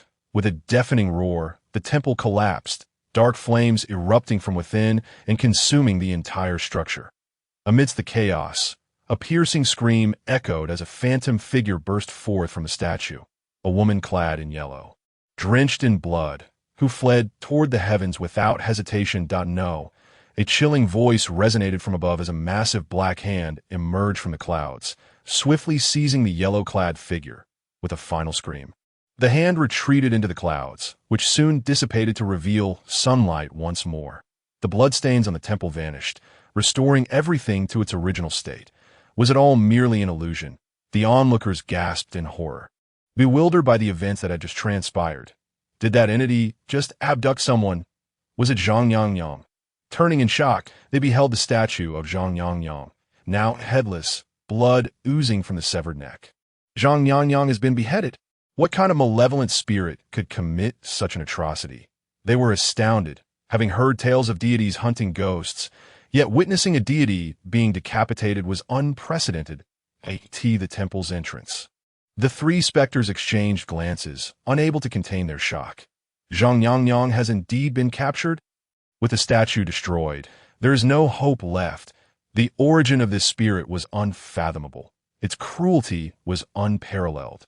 Meanwhile, in Taiyin County, atop Tianshou Mountain, a grand and imposing temple bustled with worshippers, the fragrant smoke coiling into delicate clouds above. These clouds lingered in the sky, unwilling to dissipate amidst the chanting resonating from the great hall. Suddenly, a voice echoed from side hall, and a golden light flickered as an elderly monk opened his eyes. He gazed upon a lamp on the altar, now extinguished, a slip of paper affixed to its base, inscribed with the name Zhang Miaoying. The soul lamp of Zhang Miaoying has extinguished. The monk's expression darkened at that moment. The door swung open, and two monks entered, bowing respectfully. Master Point, one of them was the monk Miaokong. You must travel to Dongshan County.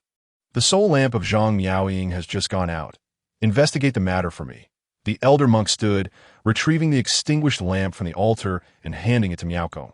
Whoever is orchestrating this mischief must be dealt with. Those from Tianshou Temple dare not be trifled with. No one in Taiyin County shall escape unscathed. Miaokong accepted the lamp, nodding to his companion. Without hesitation, they departed the temple, heading straight for the temple of Nyang in Dongshan County. As they journeyed, far away on Bane Mountain, thunder rumbled ominously that a sudden gust of wind swept through the incense-burning worshippers, who looked up in astonishment as the sky darkened in broad daylight. What is happening?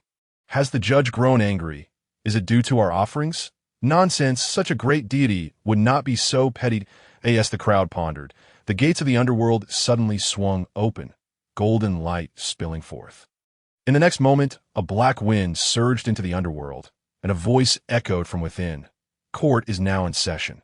The crowd gasped, realizing that such commotion signified the beginning of proceedings. Who has committed an offense to warrant the judge's personal involvement? Certainly, this is not an ordinary person. Let us step inside and take a look. The curious onlookers surrounding us ventured in, and amidst the crowd, Wu Liang and his wife exchanged a glance before following suit. Upon entering the precincts of the underworld's court, they were met with an astonishing sight. Beneath the tribunal stood not a criminal, but rather the head of a deity, continuously bleeding. Isn't that the head of Lady Zhang from Dongshan County? Indeed, it is. I have heard that she is the revered spirit of Dongshan County, a legitimate deity. How could Lord Judge have severed her head? Are we to question Lady Zhang today? Can the underworld's court truly interrogate even deities? The bystanders gasped in astonishment, realizing that even celestial beings could be summoned before the court. Wu Yang gazed at the severed head in disbelief. The power of the underworld's court extends so far. They can even adjudicate celestial beings. Not only can they capture malevolent spirits and mete out death, but they can also summon the guardian spirit of a county, though she may not be a deity in the truest sense. She is certainly the protector of this region, a rank above mere wild gods. Although Xiao Jie, as a true deity and the judge of Yin and Yang, presided over the underworld's court, he had anticipated merely capturing a ghost or resolving a wrongful case. He was utterly astonished to learn that he could also exert authority over celestial beings. He pondered the nature of Lady Zhang's transgressions that led to her beheading by the judge. It must be something significant. Did you not see how deeply furrowed the Lord Judge's brow is? This was indeed perplexing. Lady Zhang, a celestial being who sheltered the local populace, had always been virtuous in both life and death. What crime could she possibly have committed? Let us wait and see. Surely the Lord Judge would not kill a deity without cause. The crowd turned their gaze to the altar, where Xiao Jie reclined in his chair, scrutinizing the book of life and death. Zhang Miaoying, a paragon of virtue for 7 generations, was fated to be intertwined with Buddhism from a young age. She had received enlightenment from a venerable monk, possessing the ability to guide and save others, traversing the world to vanquish evil. Later, she married Lu Zhen of Lu family village, bearing 6 sons and 3 daughters. Upon reading this, Xiao Jie could not restrain his frown. Feeling a sense of incredulity, T.O. stumbled upon her here. What a serendipitous encounter. He mused internally, recognizing Zhang Miaoying as the fugitive responsible for the tragic demise of the entire Liu family. 32 souls lost in a single calamity. Previously, he had attempted to interrogate Liu Zhen, but was thwarted by her preemptive traps. Yet by a twist of fate, he had now found her. How could this wicked woman, emboldened by her powers, have ascended to godhood after death?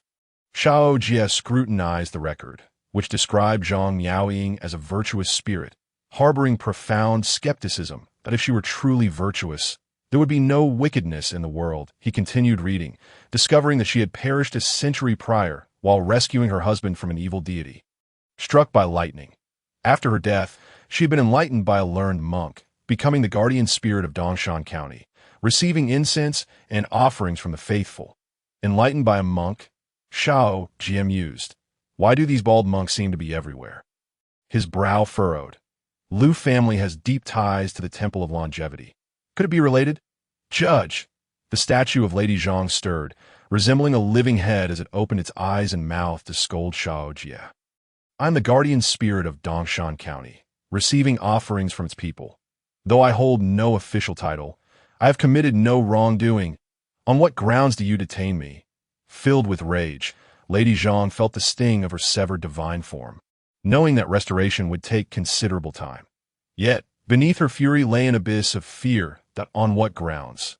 Xiao Jie replied, putting away the book of life and death, his expression contemplative. I have many reasons for your detention.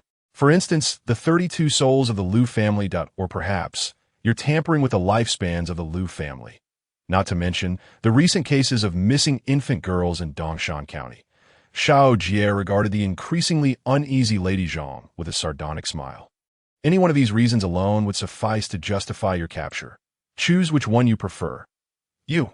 Lady Zhang's pupils constricted in disbelief. She had not anticipated Xiao Jie to be so well-informed. Those 32 souls were the doing of Liu Zhen's wife. What does it have to do with me? Are you foolish? Lady Zhang was Liu Zhen's wife. The revelation struck the crowd, and no wonder the Liu family had a wild god protecting them, allowing them to commit misdeeds, yet live long lives. Xiao Jie continued. I am aware of the missing infant girls. I have heard many tales of families losing their daughters under mysterious circumstances, far beyond human capability. If Lady Zhang is indeed responsible for these disappearances, it all makes sense as the guardian spirit of Dongshan County, enjoying the offerings of the people while simultaneously engaging in theft. How utterly despicable. Wu Yang, among the crowd, could not suppress a gulp. It appeared that the case of Wu Laosan was indeed true. The realization washed over him. With Xiao Jie as formidable prowess, he could finally take decisive action. From now on, should anyone attempt to wield their status to oppress him, he would bring the matter to the underworld's court, where Xiao Jie would handle them accordingly, as he had promised him previously. Wu Yang stood tall, feeling empowered by his newfound backing. This fellow, Zhang's wife, looked at her husband, bewildered. What is there to be so smug about regarding the judge's deliberations? White Wu Chang, Xiao Jie called out. Present, a white squirrel, donned with a high hat and wielding a small wooden stick, scurried forth. Isn't that the little squirrel beside the judge? Now wearing a hat. Little squirrel, show some respect. You must refer to him as Lord Wu Chang. He has been promoted. The crowd marveled, recognizing that even minor spirits could ascend in status these days. Summon witness Wu Laosan. Yes. White Wu Chang nodded and dashed out, soon returning with a ghost in tow. Lord, witness Wu Laosan has arrived. Xiao Jie gestured for him to proceed, and all eyes turned to Wu Laosan. At Wu Laosan, he stated coldly, I ask you, is this the person you wish to accuse? Indeed, it is her. Wu Laosan exclaimed in shock upon seeing Zhang Miaoying's head. The night the little ghost went to steal wine from Xiao Li's tavern, I witnessed her abducting the newborn girl. How dare you? Lady Zhang's expression shifted dramatically. You little ghost, with no proof, how can you accuse me of stealing an infant? Wu Laosan turned to Xiao Jie, bowing deeply to my lord. The little ghost is willing to accept a soul search. At this declaration, the crowd's expressions changed. Wu Laosan was merely a small ghost, not nearly as powerful as the Liu family, who had perished under soul searching.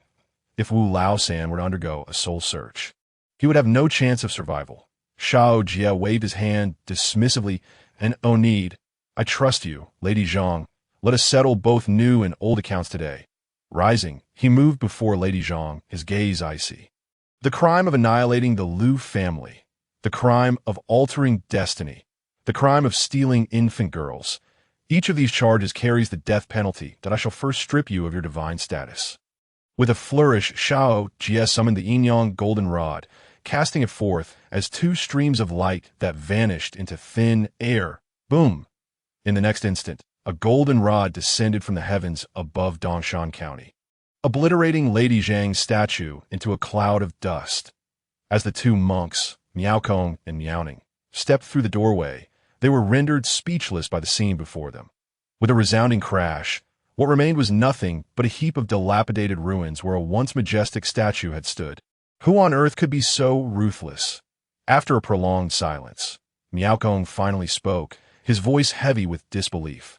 Miaoning, gazing at a fleeting streak of light in the sky, furrowed his brow. The brilliance they had just witnessed was not something an ordinary person could achieve.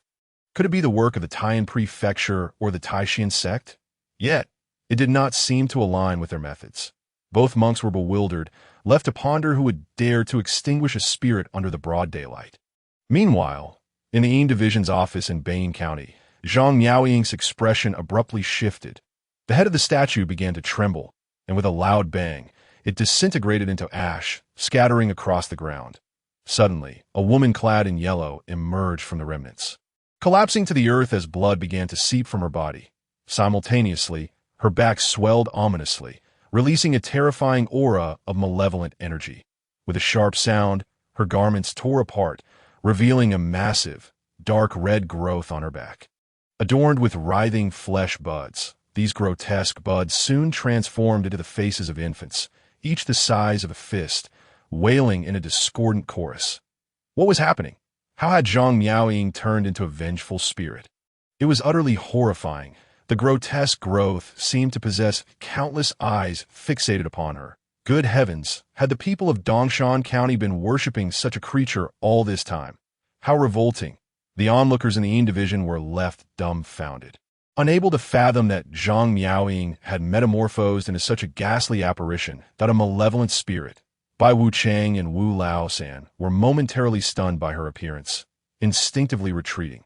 How could she possibly be a malevolent spirit? Wu Laosan was filled with disbelief. This was something he had never anticipated. That moment, Xiao Jie withdrew his Yin-Yang golden mace, casting a cold gaze upon Zhang Miaoying. Zhang Miaoying, so, you have been a malevolent spirit all along. Malevolent spirits differ from ordinary ghosts. The latter become spirits due to wrongful deaths and unresolved grievances, unable to reincarnate, while the former actively dwell among the living, enhancing their power through wicked practices. I am curious to know how you became a sacrificial spirit. Xiao Jie sneered. Malevolent spirits cannot absorb incense offerings. If Zhang Miaoying could, it would indicate that she had assistance. With a swift motion, he seized her head, intent on uncovering who had granted her a golden body. As his voice fell, a torrent of sinister energy surged into Zhang Miaoying's mind, instantly sifting through her memories that he released her, and she writhed on the ground in pain, his expression darkening. And no wonder I couldn't find any women among the Liu and Liu families. They were all sacrificed to you. Xiao Jie had initially believed that Zhang Miaoying's actions of consuming infants were a consequence of her transformation into a spirit. But it turned out that her malevolent tendencies had begun long before her death. It was revealed that she had encountered a mysterious monk in her youth who had imparted to her a forbidden technique.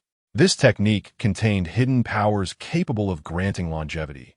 But to ascend in cultivation, she was required to consume female infants. Succumbing to the monk's temptations, she secretly practiced the dark arts, eventually leading her to brazenly abduct female infants. Culminating in her arrival in the capital of Wuzhou, when the Demon Suppression Division discovered her trail, she fled, and in her escape, she met Lu Zhen, who had recently been expelled from the monastery. Under his protection, she narrowly escaped multiple pursuers from the Demon Suppression Division and ultimately settled in Bain County, marrying Lu Zhen and bearing him 6 sons and 3 daughters. Yet, Zhang Miaoying's wicked heart remained unquenched. She devoured 3 of her daughters and consumed every female infant in the Liu family village. Later, when the Liu family uncovered her secret, they forged a collaboration, supplying her with infants in exchange for her assistance in resolving various matters. Only beasts can truly understand one another. However, who was that enigmatic monk? Xiao Jie furrowed his brow.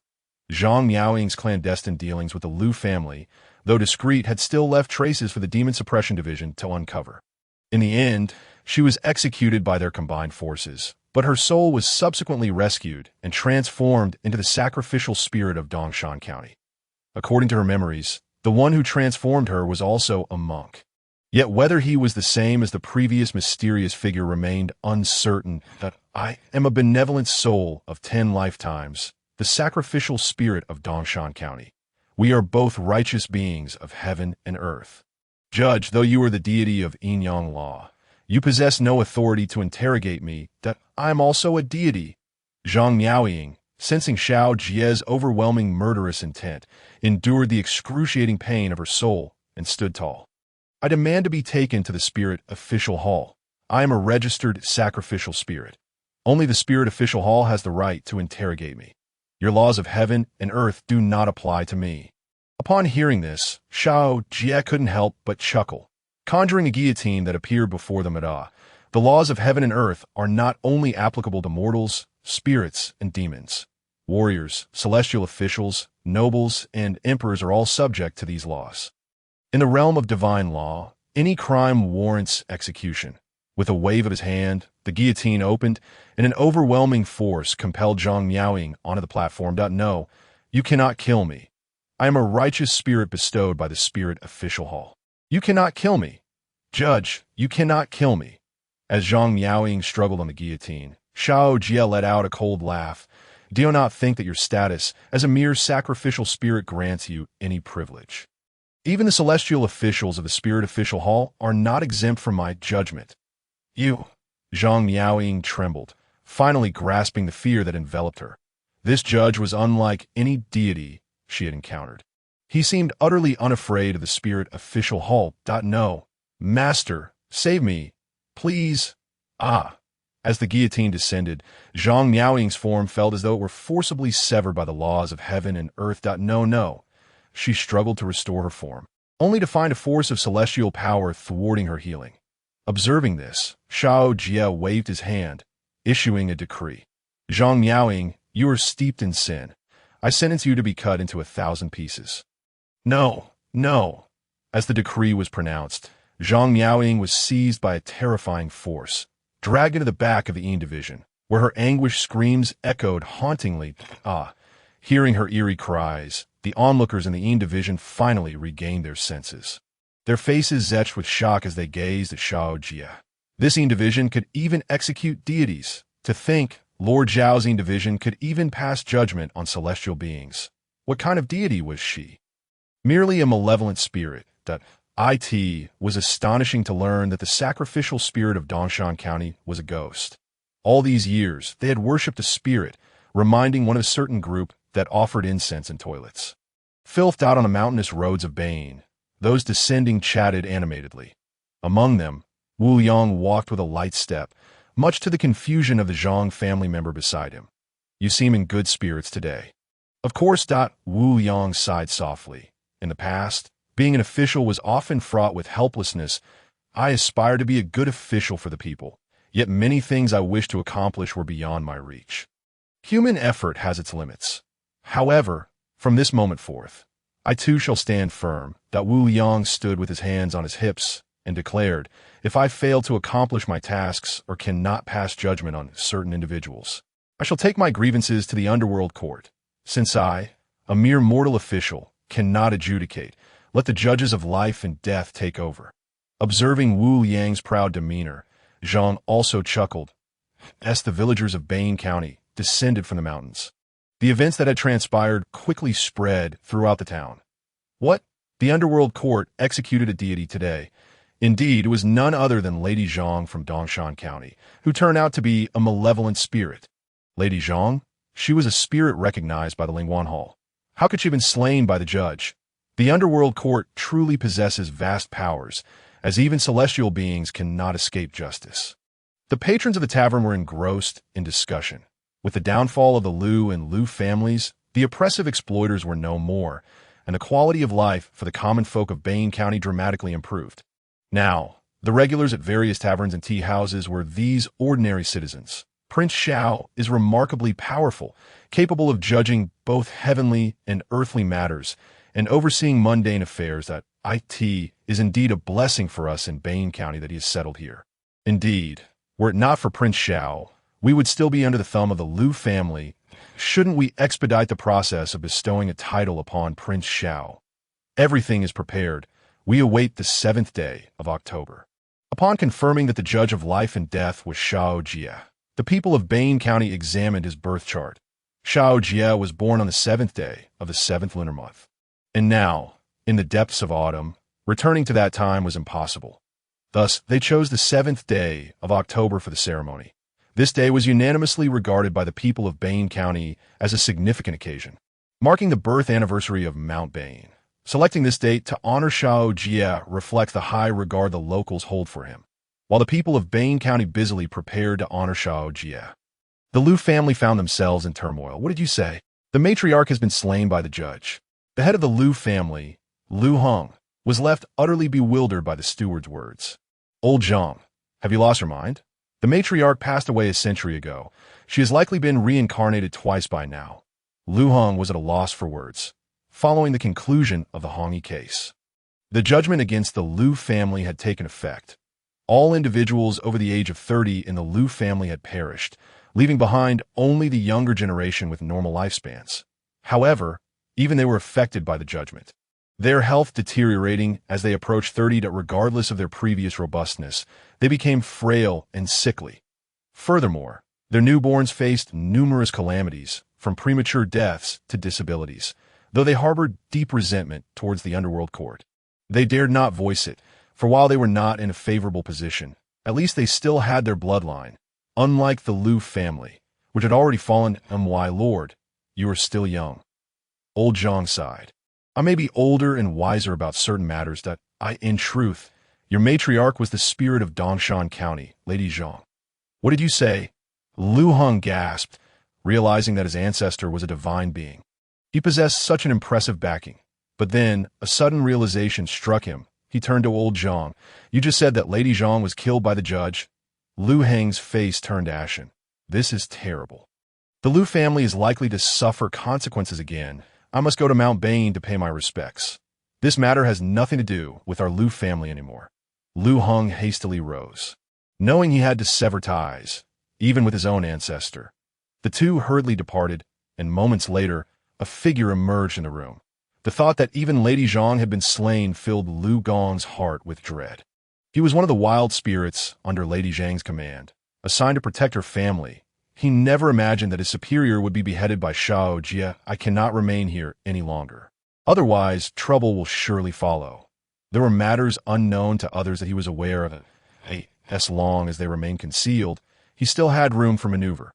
However, if those secrets were revealed, it would not only be the underworld court targeting him. Certain individuals would ensure his demise. That I must leave. Without hesitation, Liu Gong turned to exit the Liu family residence.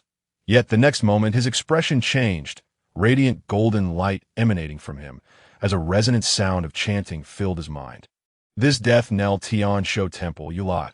Before he could finish, his body erupted in a violent explosion, and simultaneously, Liu Gong's statue shattered, blood gushing forth. Ba. The monks Miaokong and Miaoning stood before the statue, observing the scene in silence. Brother, are we sure this matter will not be pursued further? Miaokong inquired, puzzled that no, the judges within the underworld court are no ordinary deities. Their powers are unfathomable. Miaoning shook his head. As long as we sever this connection, there is no need to clash with the underworld over a mere spirit. When the Buddha Mother reincarnates, we will settle accounts with the underworld then. Very well. The two turned and silently departed from the Liu residence. However, shortly after their departure, a hand suddenly emerged from the shattered statue of Liu Gong, and a wave of immense resentment poured forth, chilling the entire room.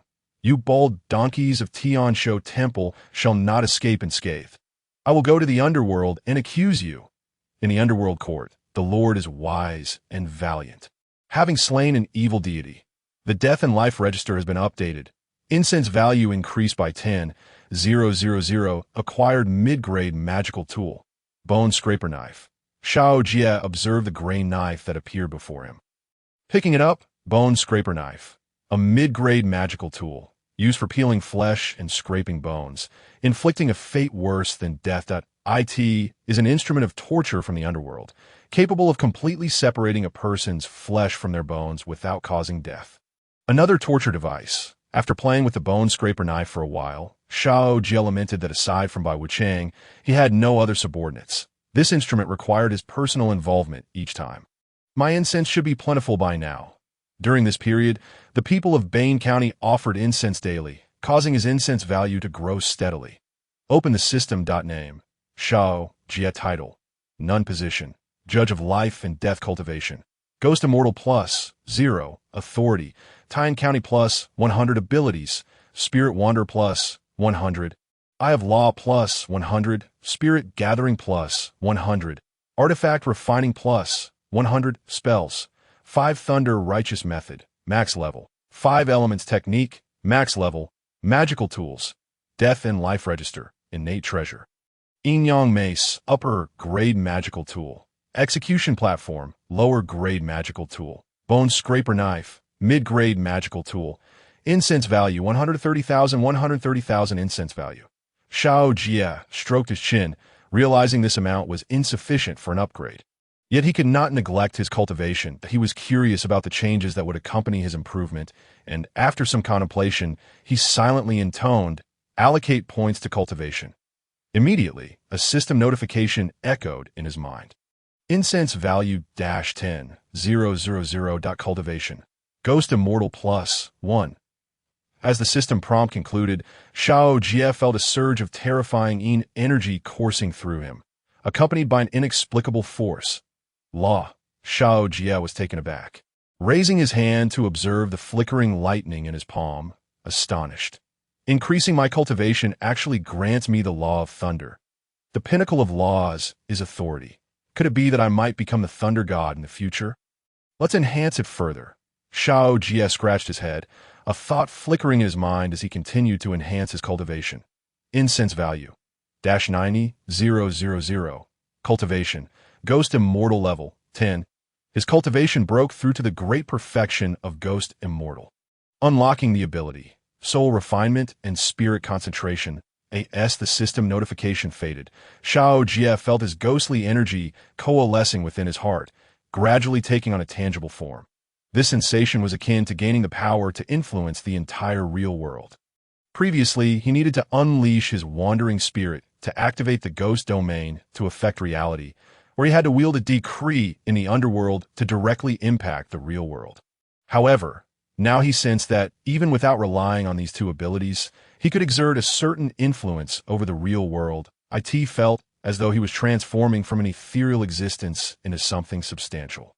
Soul Refinement and Spirit Concentration. This ability allows one to condense the primordial spirit within the body. Once the primordial spirit is formed, one can grasp the laws of heaven and earth. Xiao Jie raised an eyebrow. No wonder he suddenly found himself able to grasp a thread of the laws of the universe. This was the reason. The primordial spirit, the key to mastering the laws of heaven and earth. If he continued his cultivation in this manner, would he not return to the realm of the living? The solitary Yin is the ghost, the balance of Yin and Yang is humanity, and the solitary Yang is divine. Ghost Immortal represents the pinnacle of what a ghost can achieve, and Xiao Jie was curious about what he might become upon returning to life. At that moment, Xiao Jie lifted his gaze towards the entrance. A ghost had just passed by. With a creak, he opened the gates of the underworld and glanced at the empty square, then turned to the trees by the mountain, unable to suppress a slight raise of his brow. "Is it this fellow?" Xiao Jie arched an eyebrow. Hidden within the tree was a ghost. Lu Gong. How did he become a ghost? Xiao Jie felt perplexed. Lu Gong's aura was now rather peculiar, as he had evidently transformed back into a ghost. Although a wild deity arises from the incense absorbed by ghosts, is not a ghost, but rather a pure yang entity, capable of absorbing pure yang power through incense for cultivation. Yet now, Lu Gong's aura was purely yin, indicating he had indeed become a ghost. Could it be that after becoming a wild deity, he could revert to a ghost? Xiao Jie frowned slightly. This was something he had never heard of. Does this fellow carry a grudge? Is he here to report a case? Xiao Jie raised an eyebrow and strolled toward the mountain's edge. Lu Gong, observing Xiao Jie emerge, felt a surge of hesitation and anxiety. I cannot directly report to Tianshou Temple, but if he were to do so, regardless of whether Tianshou Temple faced destruction or not, given his previous actions, he would undoubtedly find himself under Xiao Jie's guillotine. Although he was no longer a deity, he still retained a remnant soul, allowing him to cling to life. Perhaps one day he could ascend to divinity again. However, if he entered Xiao Jie's courtroom, it would truly mean a death sentence, instantaneously ascending to 18 levels of hell. Just as Lu Gong was deep in thought, a hand silently landed on his shoulder, pulling him out from the tree. Lu Gong looked up to see Xiao Jie standing before him, gazing down with an imposing demeanor. The two exchanged a wordless glance. "Oh, you think hiding in the tree would render me unable to see you? Well, I suppose not." Xiao Jie grinned at this remark, brandishing the Yin-Yang golden mace. "So, you were teasing me? Come, I have a bit of knowledge in combat arts. Let us converse in the underworld." Lu Gong's face paled in an instant. "Thud, my lord," he exclaimed, "I am here to report a case." Lu Gong, fearing to hesitate even a moment, promptly knelt and bowed his head. Upon hearing this, Xiao Jie sheathed the Yin-Yang golden mace and, with a slight pout of disappointment, said, "If you are here to report a case, why hide here?"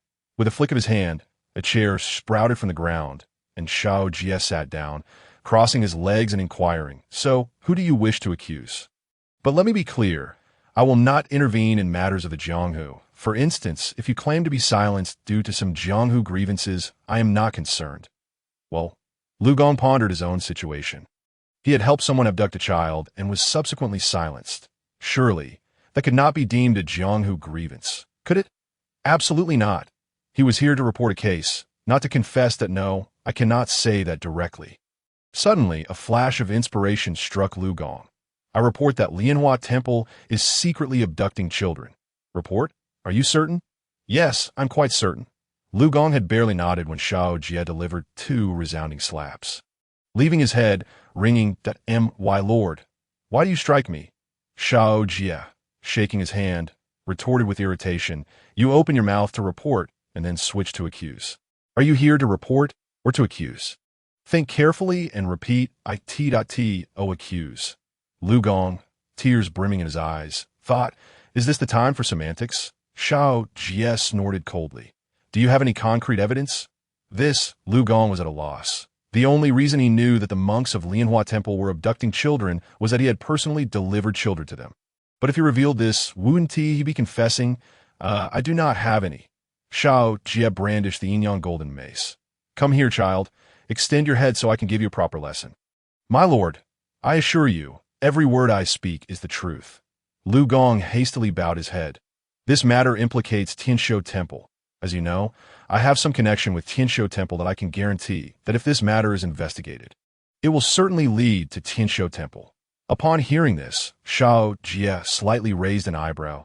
He had been keeping an eye on that bald monk Xian Kong, but unfortunately, this fellow was too clean, making it difficult for him to take action that if this matter could indeed implicate Tianshou Temple, then he would have reason to deal with that bald monk.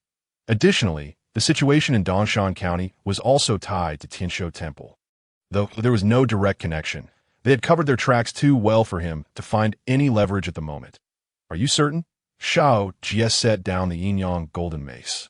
"You know the consequences of deceiving me can be quite severe." Lu Gong nodded earnestly. "My lord, I swear it is absolutely true. This little ghost would never lie." Observing Lu Gong's fervent conviction, Xiao Jie fell into contemplation. Lu Gong would not dare to deceive him. His words would surely lead to Tianshou Temple. However, there was a problem.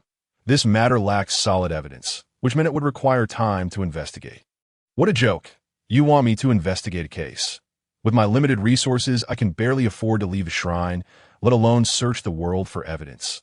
That is unrealistic. Xiao Jie felt troubled. If only there were someone to assist me in this investigation. He pursed his lips. After all, he was a judge in the underworld. It was only reasonable for him to judge rather than investigate. Whom to find? He mused, frowning in thought until a spark of inspiration illuminated his mind as he gazed at the only lit place in Bain County. The county office? Eureka! The newly appointed magistrate of Bain County was quite a decent official. At least he was not greedy or corrupt. Although he had been in this position for a short time, he had accomplished quite a bit if he could be tasked with the investigation. Xiao Jie could simply adjudicate the findings later. Yes, he would seek this magistrate.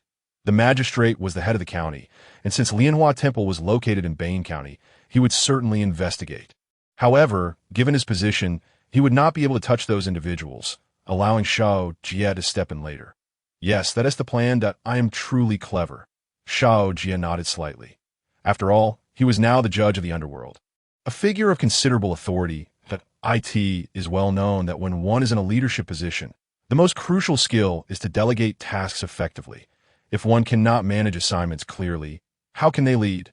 Xiao Jie beckoned Lu Gong, pointing toward the county office below, and said with a smile, "You go to the county office and report this matter to the county magistrate. Let him conduct the investigation." Lu Gong looked utterly bewildered. Can a county magistrate even take my case? You speak as if you look down on the magistrate. Xiao Jie rolled his eyes. He is at least a 7th-rank official and is more than capable of handling your case. Lu Gong blinked in confusion. However, Lianhua Temple is the sacred ground of the Daqian Emperor. Go on. Xiao Jie patted Lu Gong on the shoulder. I will guide you from the mountain. Hurry along. With a deep sigh, Lu Gong steeled himself and made his way to the county office. It was a newly constructed building, devoid of any oppressive aura. He easily found his way to Wu Yang's chamber. You old rascal, at your age, engaging in such antics. Aren't you afraid of straining your back? Zhang Shi chided from within the room, causing Lu Gong to furrow his brow slightly. It seemed he had arrived at an opportune moment. He wished to delay his visit, if possible. That all there is to it. Lu Gong retorted, my age. I can hardly be blamed for a fleeting impulse. It's already commendable that I could manage to come here at all. Don't make it too difficult for me. Just as he turned to leave, Lu Gong hesitated and quietly reconsidered. It appeared that matters could not be postponed.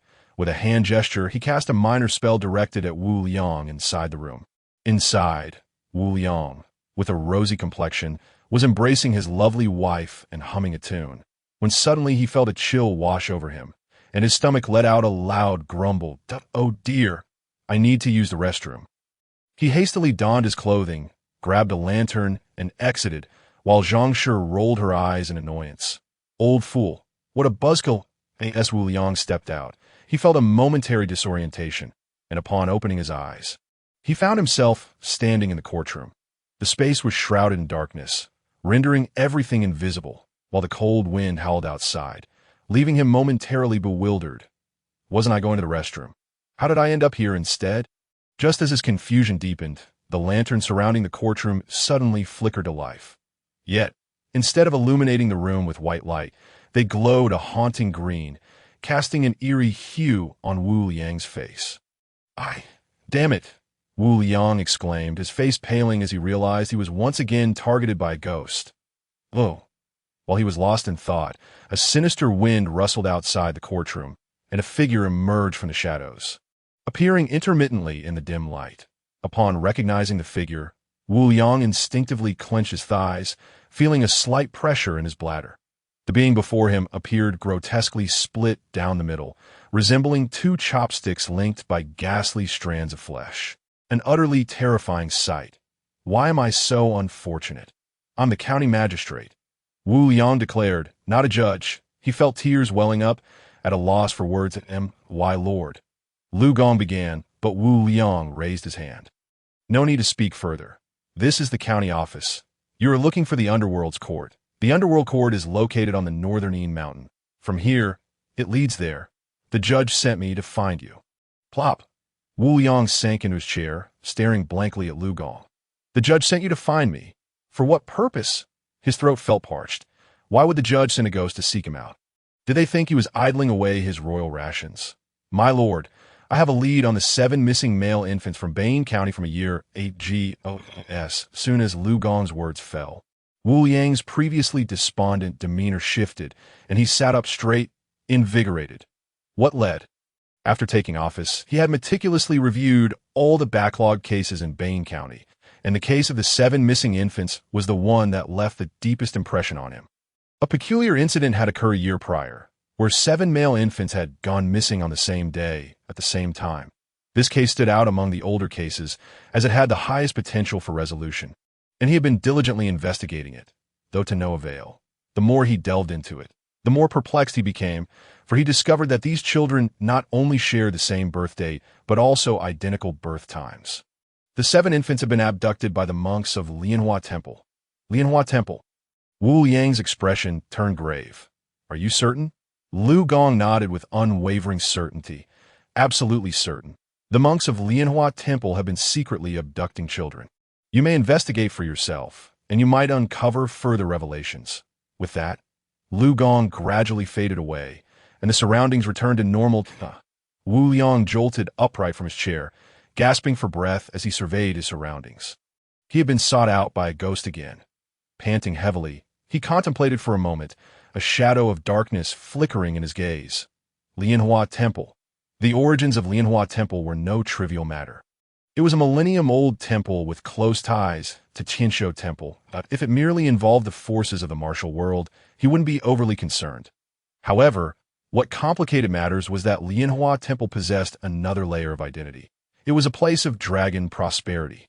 Years ago, the Wuzhou Emperor had secluded himself there, emerging with greatly enhanced powers, which ultimately led to his ascension to the throne. Lianhua Temple bore the imperial seal and decrees personally bestowed by the martial emperor, making it a place that no one in Taiyan Prefecture dared to provoke. Even Qinshu Temple had to show them some respect. This place was such that even he, a mere county magistrate, could only stare in disbelief. Seek out the judge? Wu Yang's expression soured. This was the task the judge had assigned him. Narrowing his eyes, he began to grasp Xiao Jie's intention. It was clear that he was intended to investigate this case. All that was required of him was to ascertain the facts, after which Xiao Jie would take over the proceedings. But how was he to investigate this case? Wu Yang sat back in his chair. Lost in thought, as a minor county magistrate, he couldn't even influence the Lu and Lu families, let alone Lianhua Temple. The temple was a place that only the Dali Temple or the Demon Suppression Division could investigate. He lacked even the authority to inquire. Investigate? What could he use to do so? The judge truly had a knack for presenting him with insurmountable challenges to my lord. Just as Wu Yang was consumed by worry, a voice called from the door. He looked up to see Wu Laosan limping into the room, scanning the area with vigilance. Why are you here again? Wu Yang felt a twinge of fear. How was it that a mere county magistrate had ghosts seeking him out daily? My lord, do not fear that I sensed a ghostly presence within the county office and worried it might pose a threat to you. So I came to investigate. Wu Laosan surveyed the room, confirming the absence of other spirits before bowing to Wu Yang. Little ghost thanks you, my lord. Were it not for your guidance on that day, I would not have been able to bring Zhang Yangyang's matter to the underworld. Upon hearing this, Wu Yang breathed a sigh of relief and waved his hand dismissively. What is there to thank me for? I merely pointed the way.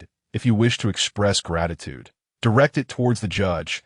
Were it not for his impartial enforcement of the law and extraordinary powers, none of this would have been possible. You speak true, my lord. Wu Laosan nodded before inquiring. My lord, when I entered just now, I noticed you appeared troubled. Yes, there's something weighing on your mind. Although Little Ghost lacked the judge's powers, he possessed some skills. If you have a request, just say it. Wu Yang instinctively opened his mouth to refuse. How could a county magistrate ask a ghost for assistance? However, as he spoke, he paused, then scrutinized Wu Laosan. While he couldn't openly investigate the matter concerning Lianhua Temple, he could certainly have this ghost conduct a discreet inquiry. If sufficient evidence were gathered, the subsequent enforcement would not involve him. Moreover, even if the higher-ups were to discover it, what of it? He hadn't committed any crime. The ones responsible were the underworld spirits. If they had the ability, they could pursue the underworld themselves. Let us proceed with this plan, Wu Yang resolved, turning to Wu Laosan. Wu Laosan, I do indeed have a matter to discuss. One that pertains to the case of the missing infants. Wu Lao-san's pupils constricted. My lord, do you find yourself in a predicament? Speak freely. Even if it costs me my life, I will assist you in uncovering the truth. Wu Yang nodded. I do have a lead, but it involves Lianhua Temple. You know how it is. In the mortal realm, authority often crushes those below it. Although I'm the county magistrate of Bane, I frequently find myself powerless. My lord, are you suggesting I conduct a covert investigation into Lianhua Temple? Wu Yang affirmed with a nod. You need only observe their movements, should they take any action. Inform me immediately if we can catch them red-handed. The rest will be manageable. I understand, my lord. You can rest assured. I will take care of this matter. Wu Lao-san clasped his hands together and turned to leave. Observing this, Wu Yang quickly cautioned him. You are but one man. Do not overextend yourself. Although this case is of great importance, do not recklessly endanger your life. Lianhua Temple is no ordinary place. However, upon hearing these words, Wu Lao-san merely chuckled and waved his hand dismissively. My lord, you are overly concerned. I have 3 friends in Dongshan County who have already come to Bane County, with the 4 of us working together. Even a grandmaster would not escape. With a respectful gesture towards Wu Yang, Wu Lao-san limped away from the county office. Wu Yang watched him depart, unable to suppress a deep breath at that moment.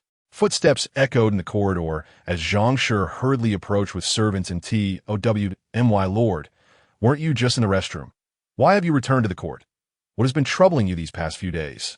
As she draped a coat over Wu Yang, Zhang Shi chided him. You are getting older. Do not tire yourself. So Wu Yang waved his hand, saying nothing as he retreated to his chamber. 3 days swiftly passed, and Bane County was adorned as if for a grand festival, with lanterns and decorations everywhere. The entrances boasted candle holders and incense altars, accompanied by firecrackers and red silk. The sounds of gongs and drums filled the air, and even the mighty Xiao Jie, atop Bane Mountain, was roused from slumber, surveying the jubilant scene below. Observing the bustling streets, Xiao Jie pondered what significant occasion warranted such fervor. Having lived in Bane County for decades, he could not recall this day as anything of note. Just as his confusion grew within the county office, Wu Yang had already donned his official robes, urging Zhang Shi beside him. Can you hurry? Today is a momentous day. Coming, Zhang Shi called out as she emerged from her room. Wu Yang hastily led her to the court, where the esteemed families of Bane County had gathered. Among them lay a large object covered in red cloth, surrounded by dozens of young men waiting expectantly. My lord, the assembly rose as Wu Yang entered, raising his hand to signal them to sit.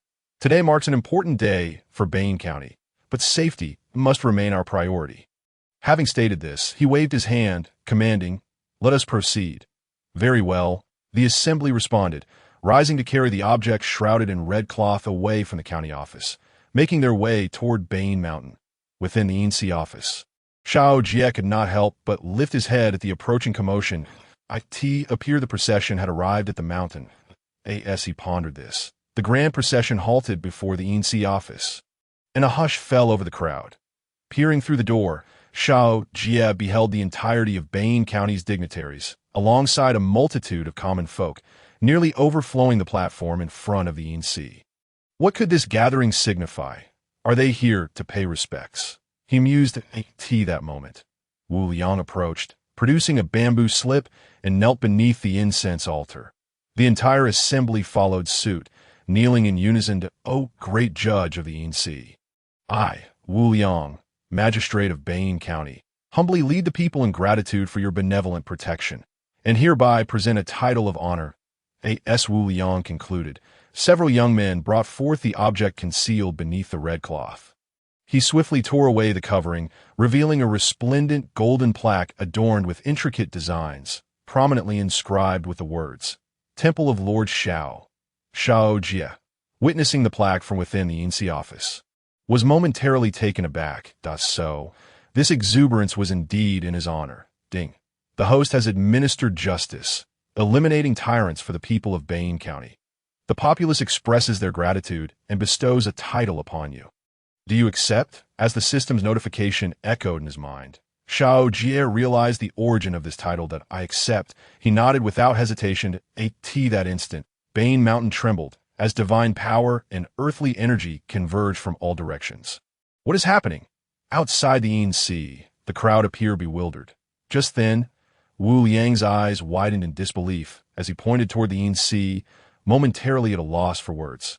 Look, what is that? Atop Bane Mountain. As Wu Yang conferred the title upon Xiao Jie, a magnificent door began to rise from the ground behind the Yin Sea. A door. The crowd gasped, witnessing the emergence of a structure beyond the door. Heavens, could a palace be sprouting from the earth? Before their astonished eyes, the Vermilion Gate slowly ascended, revealing a series of palatial buildings materializing behind it. That a palace is truly emerging from the ground. Wu Yang rubbed his eyes in disbelief. Had he not witnessed it firsthand, he would never have believed such a phenomenon possible. As the palace took form, the spiritual veins of the Bane Mountain began to converge upon it, rendering the entire mountain range subservient to its newfound presence. Roar! Within the Bane Mountain range, countless great demons stirred awake, emerging from water or their lairs. What is happening? Why is the spiritual energy gathering in one direction? Perplexed, these great demons had lived for centuries in the mountains and had never encountered such an occurrence. The Bane Mountain range was inherently a sanctuary rich in spiritual energy, where they had claimed the most potent areas for their own cultivation. Yet now, the energy began to coalesce toward the southwest, rendering their own domains utterly mundane. What transpired in the southwest? Why is the energy flowing that way? To their astonishment, it was not only the spiritual energy converging, but also the malevolent aura. This left the great demons utterly bewildered. Humans and demons alike absorbed spiritual energy for cultivation, while malevolent spirits thrived on dark energy. These two forces were traditionally seen as antagonistic and could not coexist in cultivation. Yet now, both energies were gravitating toward a singular location. As they pondered this mystery, atop Bane Mountain, Xiao Jie was enveloped in a vast aura of ghostly energy, yet his brow radiated a golden light. With a moment's pause, the ghostly energy and golden light dissipated, returning Xiao Jie to his normal state as the system notification sounded in his mind. Title bestowal successful. Title, Lord Xiao. Xiao Jie opened his eyes, intrigued by his system interface. System, this title has been granted, but I feel no different. Surely it cannot be merely a name. The title is not merely an enhancement from the system. It is initiated by the people of Bane County and recognized by the heavens, conferring upon you authority and identity. What benefits does it entail?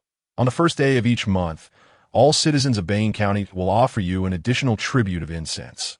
Xiao Jie raised an eyebrow. With tens of thousands of citizens in Bane County, this would amount to a considerable monthly income. You will receive the Xiao Wang Mansion, where you may reside and receive tributes from afar. Xiao Jie's eyes sparkled. He would no longer be confined to the altar like a mere stone. You will also gain dominion over the Bane Mountain range, making every blade of grass and tree within your possession. Indeed, I have struck it rich. Xiao Jie was quite pleased. He had not anticipated that the bestowal of a title would grant him such an abundance of rewards. The host had acquired his first honorary title, earning a system reward. The divine position of the four values Yin Soul Envoy .4 hats materialized before him, and upon seeing this, Xiao Jie waved his hand to collect them. Indeed, this was a significant harvest. Xiao Jie was astonished that a single title could bestow upon him such a plethora of rewards. Why had the Lord Judge not reacted? Could it be that he was dissatisfied with the title we conferred? Who knows?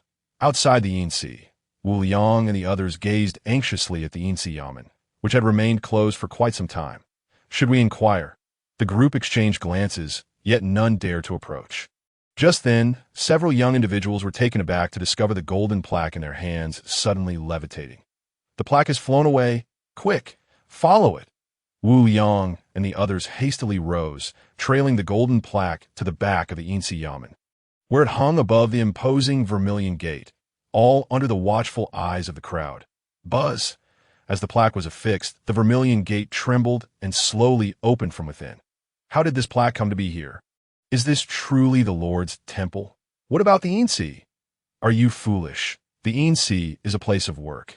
This is a place for incense offerings. Our county magistrate must separate his work from his life, let alone the Lord Judge. Indeed, can we enter? Wu Yang hesitated before stating, since the door is open, the Lord must be inviting us in. Well, since the Lord has said so, we can certainly go in. Let us proceed and take a look. Hey, you all. As Wu Yang's words fell, the surrounding townsfolk ushered him directly into the Xiao Wangfu. Upon entering, everyone was left in awe.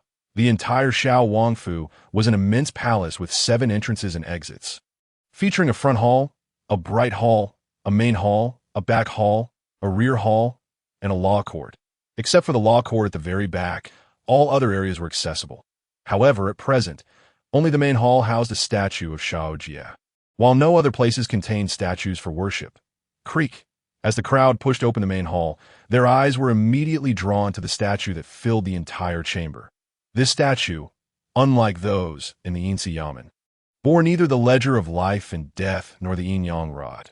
Clad in simple garments, with disheveled hair, the visage still resembled Xiao Jie, yet the statue exuded less majesty and more informality. Is this the temple of Prince Xiao? It seems grand from the outside, yet somewhat austere within. Should we not craft a few clay offerings for Prince Xiao? Are you out of your mind? Prince Xiao is a true deity. Do you wish to provoke him with mere clay figures? I propose we capture a few wild spirits, preferably female ones, to present to the prince. He would surely favor those. You're in charge of this task. That Wu Yang shot a glare at the few individuals behind him, resigned to the fact that the people of Bane County were indeed quite bold.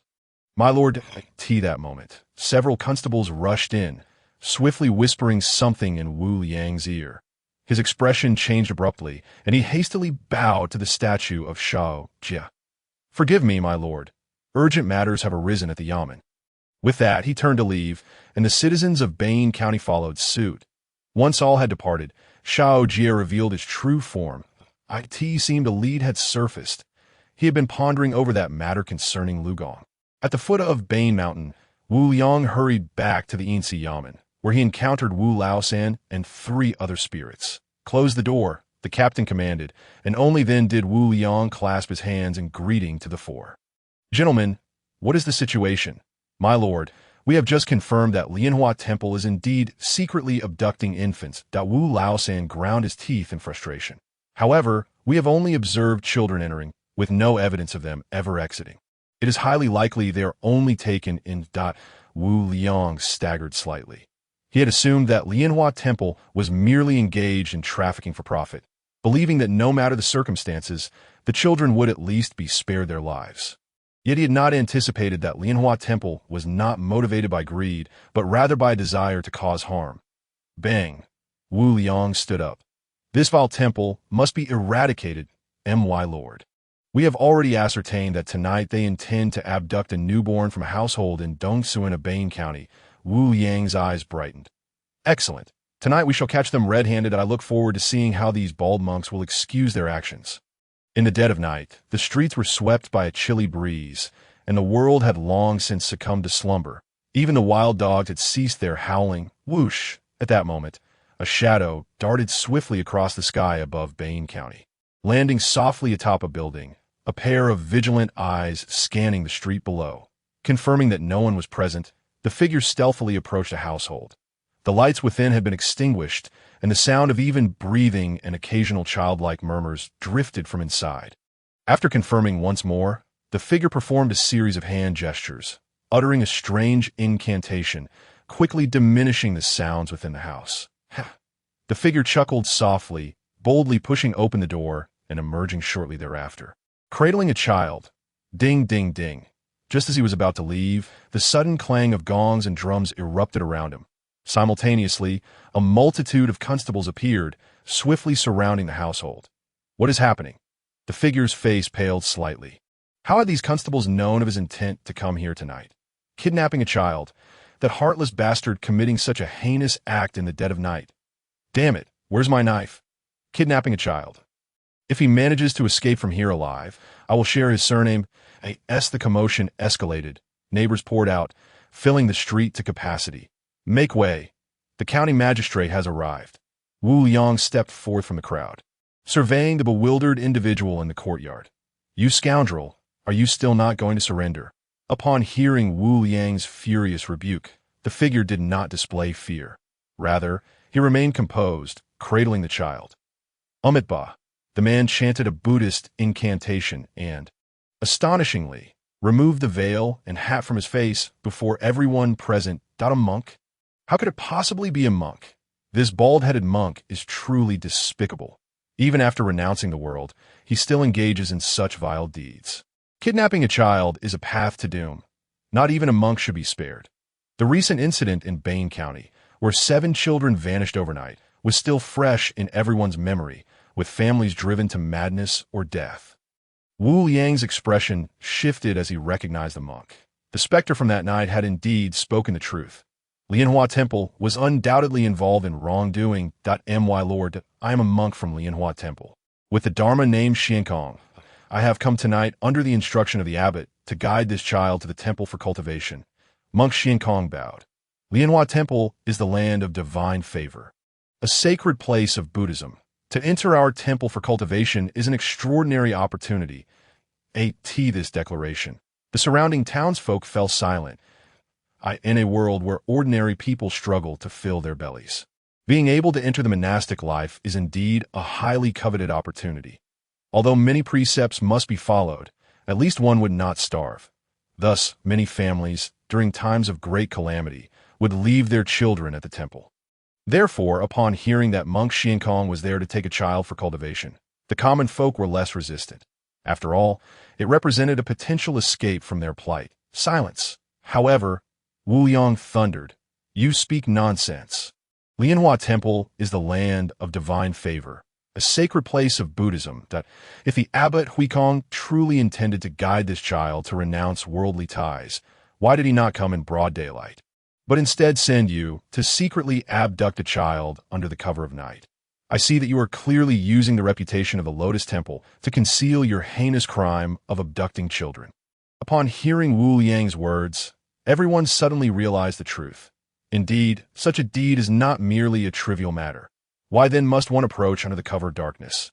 Damn it, I almost fell for this bald monk's deceit. My lord, stop wasting words with him. Allow me to strike him down with a shovel.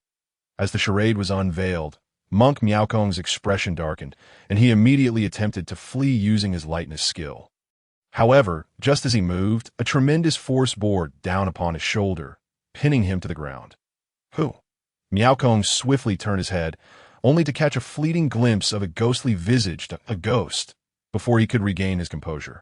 A throng of constables surrounded him with drawn knives. Wu Liang stepped forward, seizing the child, and upon confirming the child's safety, glared furiously at Xiankong. "You vile monk, you are truly despicable. Someone, take him back to the yamen for trial." Xiankong was escorted by a group of men and soon found himself at the county yamen. Court is now in session. Wu Yang sat upon the dais, casting a fierce gaze upon Xiankong, who sat on the ground reciting scriptures. "Xiankong, do you acknowledge your guilt?" Xiankong appeared oblivious, continuing his chanting, utterly indifferent to the citizens around him who wished to see him punished. My lord, stop engaging in idle chatter about the child theft. Just execute him. Yes, regardless of whether he is a monk from the Lotus Temple. Let him be beheaded for abducting children. Slay him. Wu Yang, upon hearing this, was about to speak when a chant echoed from the entrance. Ba, a large group of monks surged into the courtroom, encircling Xiankong, and then a middle-aged monk leisurely stepped forward. Ba, this humble monk, Huicheng of the Lotus Temple, pays his respects to you, my lord. Upon seeing the middle-aged monk, the nearby citizens were momentarily stunned. It is Master Huicheng. Could this monk truly be from the Lotus Temple? Wu Yang rose. Master, why do you lead so many monks into this official yamen at such a late hour? Ba. Huicheng smiled and replied. Xiankong has erred. I've come to take him back to receive his precepts. Xiankong stood up, brushed off his robes, and gazed indifferently at Wu Yang, a faint smile playing at the corners of his mouth. Master, I have yet to notify you. How did you know he has committed a crime? Wu Yang's expression darkened. Could it be that you possess the gift of prophecy, or is it that you were already aware of this matter? Huiqing chuckled softly in response. My lord, sometimes it is better to remain a bit muddled. Very well. I have said enough. I shall take him away. Huiqing waved his hand. My lord, take care of yourself. Watching Huicheng swagger away with Miaokong, everyone present fell into silence. Let us depart. It is fortunate that the child is safe. The citizens shook their heads and left, leaving only Wu Liang and the head constable behind. My lord, are you truly allowing them to take him away just like that? The constable Wang Er expressed his frustration. They claim to take him back to receive the precepts, but they will likely just confine him for a few days before releasing him. Wu Laosan and the other ghosts emerged from the shadows. Looking puzzled at Wu Liang, "My lord, you seem utterly unconcerned." That Wu Liang chuckled and waved his hand, sitting down at the table. What is there to worry about? Do you believe that he is just a life that the Lotus Temple will take back? No, this is a ticking time bomb that if Xiankong were to die here today, that would be the end of it. The Lotus Temple would still have a way out. But now, Wu Liang could not help but hum a little tune. The Lotus Temple can just await its demise. Wang Er and the others looked on in confusion, momentarily unable to grasp Wu Liang's meaning. Very well, let us head to Bane Mountain. Calculating the time, Wu Liang stood up from his chair and walked outside, with Zhang Er and the others hastily following. I cannot manage the Lotus Temple, but there are others who can at the foot of Bane Mountain. Wu Liang and his companions exchanged glances with the nearby citizens, equally perplexed at, "My lord, you two have come to climb the mountain at this late hour? What a coincidence, isn't it?" Observing the awkward expressions of those around him, Wu Liang's lips twitched slightly. Enough, are we not all going up the mountain to report a case? I am too. Let us hurry. Wu Liang waved his hand, leading the group up Bane Mountain. Dong, dong, dong. The sound of the grievance drum echoed, and within the Xiao Wangfu, Xiao Jie opened his eyes, instantly arriving at the Yinsi Yamen with a single thought. Creak! The gates of the Yinsi slowly opened, and moments later, Wu Liang led the citizens of Bane County into the hall, bowing in reverence before the altar where Xiao Jie observed Wu Liang and the group of citizens, then glanced at the few ghosts, likely having discerned the essence of the situation. You come here, humans and ghosts hand in hand, officials and citizens together, at this late hour to what end? Xiao Jie feigned ignorance. Seeing this, Wu Liang hurriedly stepped forward. My lord, this evening I captured a child thief, and we have the evidence in hand. Xiao Jie glanced outside. Since you have the evidence as the county magistrate, you may handle this matter directly. Do you not possess the authority? Not at all, my lord. The man is a monk from the Lotus Temple, by the name of Xiankong. That Wu Liang bowed deeply. This individual holds a special status. Although I have apprehended him with the evidence, the Lotus Temple offers him protection, leaving me powerless to act. However, Xiankong is a habitual offender and may be connected to the case of 7 missing male infants from a year ago. If he is not captured and brought to justice, it could lead to endless troubles. Thus, I dare to request that the Yinsi Lord take action to apprehend Xiankong. Internally, Wu Liang chuckled. This matter had been set in motion. The next steps would belong to Xiao Jie. Upon hearing this, Xiao Jie felt quite pleased that it seems that seeking Wu Liang was indeed the right choice, as results appeared so quickly. Very well. Xiao Jie nodded slightly. This matter shall be handled by me. By Wu Chang. As Xiao Jie spoke, a white figure sprang forth from the Yinsi, and upon closer inspection, it was a white squirrel wearing a white My lord. Bai Wu Chang saluted with a small wooden staff. Performing the gesture with great ceremony, you shall take my decree to seize the person. Should anyone obstruct you, return and report. Understood, my lord. Bai Songshu turned to leave, but upon seeing this, Wu Laosan stepped forward. My lord, such a trivial matter does not require you and Lord Wu Chang to intervene. The 4 little ghosts are willing to go to the Lotus Temple to capture Xiankong. Upon hearing this, Xiao Jie scrutinized Wu Laosan and the other spirits. Aside from Wu Laosan, who was a beggar, the other 3 had been martial artists in life, all of whom met their ends due to private disputes in the martial world. Their souls unable to reincarnate. Thus they lingered in the mortal realm as ghosts. I still have 4 Yin servants. The backgrounds of these 4 are unknown. Xiao Jie contemplated, waving his hand to open the book of life and death. revealing the information of the four ghosts. Xiao Jie, of the Wuzhou dynasty from Zhuozhou County, was a bodyguard in life. He died 160 years ago while transporting silver to the front lines and was ambushed in Taiyan County. Liu Er, of the Wuzhou dynasty from Tianshui County, was a wandering hero in life. He perished 100 years ago while fleeing from pursuers and met his end in Bain County. Song Si, from Jiamen County, was a gang leader. He came to Bain Mountain for leisure and was pursued by enemies, accidentally dying when he fell and was struck by a door. Although their deaths were peculiar and varied, their backgrounds were all clean. Over the past few days, Xiao Jie discovered that the information on the Book of Life and Death seemed to vary by person. As long as there were no grievances like Wu Laosan's, the information would appear normal. Putting away the Book of Life and Death, Xiao Jie turned to Wu Laosan and the others. Just in time, my Yin-Yang is in need of a few attendants. From today onwards, you shall serve as my four Yin servants. After saying this, Xiao Jie waved his hand, and 3 hats descended upon Wu Laosan's head, and with a flash of light, the four instantly transformed back into their normal appearances. Indistinguishable from ordinary people. Thank you, my lord. At Wu Laosan and the others gaze in astonishment at their newfound forms. Go now. If someone obstructs you and you cannot overpower them, do not concern yourself. Simply return, and I shall take care of it. Xiao Jie waved his hand, and the four nodded before turning to leave. Wu Laosan and his companions departed from the Yin-Yang and made their way directly to Lianhua Mountain. They had been investigating Lianhua Temple for the past few days and were well aware of the situation within. Upon arriving at Lianhua Temple, the four glanced around to confirm that there were no talismans posted before striding boldly inside. Unlike other Buddhist temples dedicated to cultivation, Lianhua Temple was a Zen temple. Lacking a lineage or divine protection, it held a unique status as it was once the retreat of the current martial emperor. Thus, its martial prowess was akin to that of an ordinary Jianghu faction. Consequently, upon entering, the group did not exhibit any particular trepidation and made their way with familiarity to the meditation rooms at the back of the temple. The abbot, Xiankong, has failed. Inside the meditation room of Lianhua Temple, monk Huikong opened his eyes, puzzled. How could he have failed? Huiqing shook his head. I do not know. When he left, the newly appointed county magistrate of Bain County was already waiting there with his men. I see. Huikong frowned slightly. Xiankong is a warrior of the Wheel Sea. Does the county office truly have someone capable of dealing with him? Huiqing shook his head slightly. I too find this perplexing. On the way here, I inquired about Xiankong, and he mentioned that there was a ghost by the county magistrate's side, and it was this ghost that used underhanded tactics to capture him. Huikong scoffed.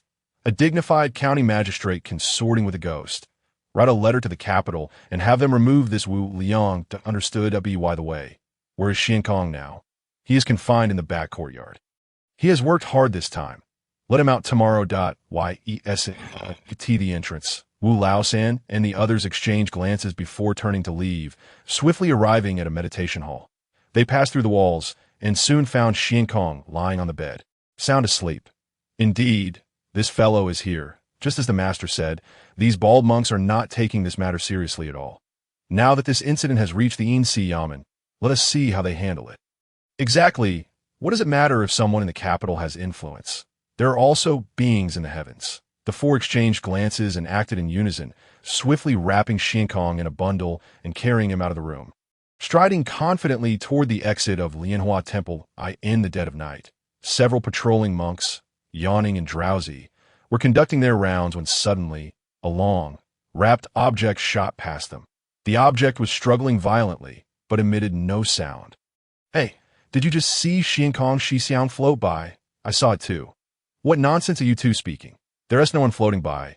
Hurry up and patrol properly, but I really saw Xiankong Shixiang float by. Patrol is patrol. Mind your own business and do your job well. Don't concern yourself with who comes and goes.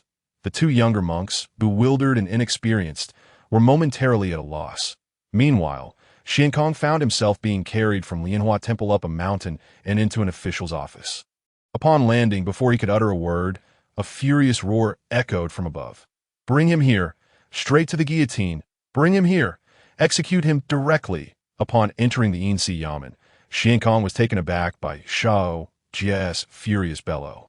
Stunned, he looked up to see Xiao Jie seated solemnly in the divine shrine, casting a dark glance at him. "Who are you? On what grounds do you seek to kill me?" Xiankong was utterly bewildered. He had been peacefully sleeping in the meditation room when four ghosts seized him and brought him here. Now, upon arrival, he was to be executed. He could not accept it. He was thoroughly aggrieved. "Xiankong," Wu Yang stepped forward, pointing an accusing finger at Xiankong. "As a practitioner of the Buddhist faith, you dare to abduct a child. Do you not understand the gravity of your crime?"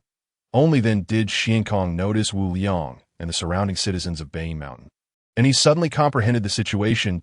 "Wu Liang, what do you intend to do? I have stated clearly that I was sent by the abbot to lead that child to Lianhua Temple for cultivation." "You lie." Wu Liang stepped closer. "Lead a child for cultivation? That child is merely 3 months old, still weaning. What purpose would you serve bringing him to the temple? Can you monks provide nourishment for him? Moreover, if you were truly here to lead him, why not come during the day with proper decorum?" Xiankong found himself speechless in the face of Wu Liang's questions, and the latter let out a cold snort. "It is clear you are here to abduct the child. Now, before the judge, do you still dare to speak nonsense?" "I am not." "Not you. Then why did you sneak into someone's home in the dead of night?" "Nothing to say." Seeing Xiankong's defiance, Wu Liang was infuriated. "Enough of this bickering." Xiao Jie raised his hand, signaling Wu Liang to stand down, and then tossed the guillotine down. "Execute him." Upon hearing this, Wu Laosan and the others moved to seize Xiankong. "Wait, on what grounds do you execute me?" "Wu Liang, you conspire with the underworld and harm the innocent, that I will not spare you even in death." "What? Are you truly serious?" Xiankong struggled, angrily cursing Wu Liang, only to see the guillotine blade raised before the imposing figure of Zhang De, its gleaming edge flashing before him, leaving him utterly dumbfounded. No.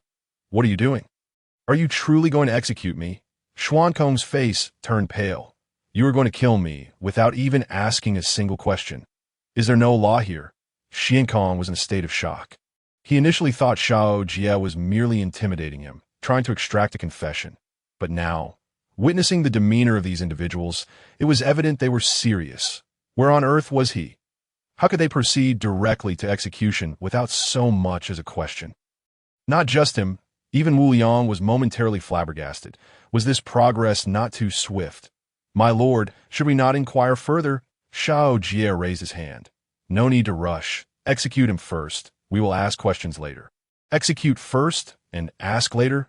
Xiankong trembled at this proclamation, a hot stream flowing down his legs. "Am I already dead? What more is there to inquire about?" Xiankong was in a panic. He realized that the figure in black above was utterly abnormal. With his life hanging by a thread, Xiankong could no longer afford to be concerned with anything else, and quickly began to confess. "My lord, I confess. I confess everything." However, Xiao Jie waved his hand dismissively. "We will discuss your confessions later. For now, extend your neck and take your punishment." Upon hearing this, Xiankong was rendered numb, while the blade brought down upon him meant certain death. If he died, what was there left to confess? "Do not dawdle." How verbose! Song Si and Lu Er wasted no time. They swiftly overpowered Xiankong and threw him onto the guillotine. Zhang De, excited, gripped the guillotine. Come, do not move if I accidentally hit somewhere else. I will not be held responsible." Xiankong attempted to protest, but Zhang De did not afford him an opportunity, forcefully bringing the guillotine down. Xiankong watched in horror as the gleaming blade fell, and after a sharp pain, his body split in two. "They are truly executing me?" Xiankong stared at his lower half, still twitching, unable to comprehend how these individuals dared to truly kill him. "Damn it, they said not to move. Did they just cleave into my kidneys? Who told you to act so carelessly? Isn't this the first time?" Zhang De and the others exchanged glances, while Wu Liang stood by, stunned into silence. Is he truly dead? Staring at Xuankong's severed body, now stiffening, Wu Liang found himself momentarily bewildered. What does Xiao Jie mean by this? The man is dead. How shall we proceed with the case?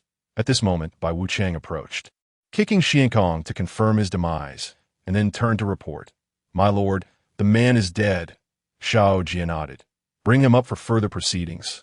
Understood. Upon hearing this, Bai Wuchang turned and picked up the small wooden stick in his hand, tapping it upon the corpse of Xian Kong. What could this possibly mean? The man is already dead. How can one conduct an interrogation? Wu Liang, having never witnessed Xiao Jie interrogating members of the Liu family, was unaware that Xiao Jie had the ability to seize souls. Just as his confusion deepened, he watched as Bai Wuchang pulled the wooden stick outward, causing Xian Kong's soul to soar out from the lifeless body. Ah, Wu Liang was utterly astonished by this spectacle. Is it truly possible to play such tricks?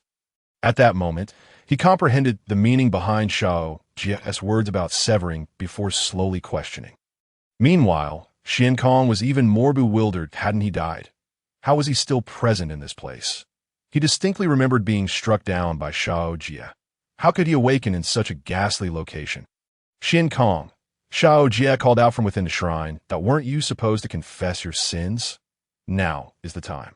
Hearing this, Xian Kong gradually regained his senses, his gaze falling upon the execution platform.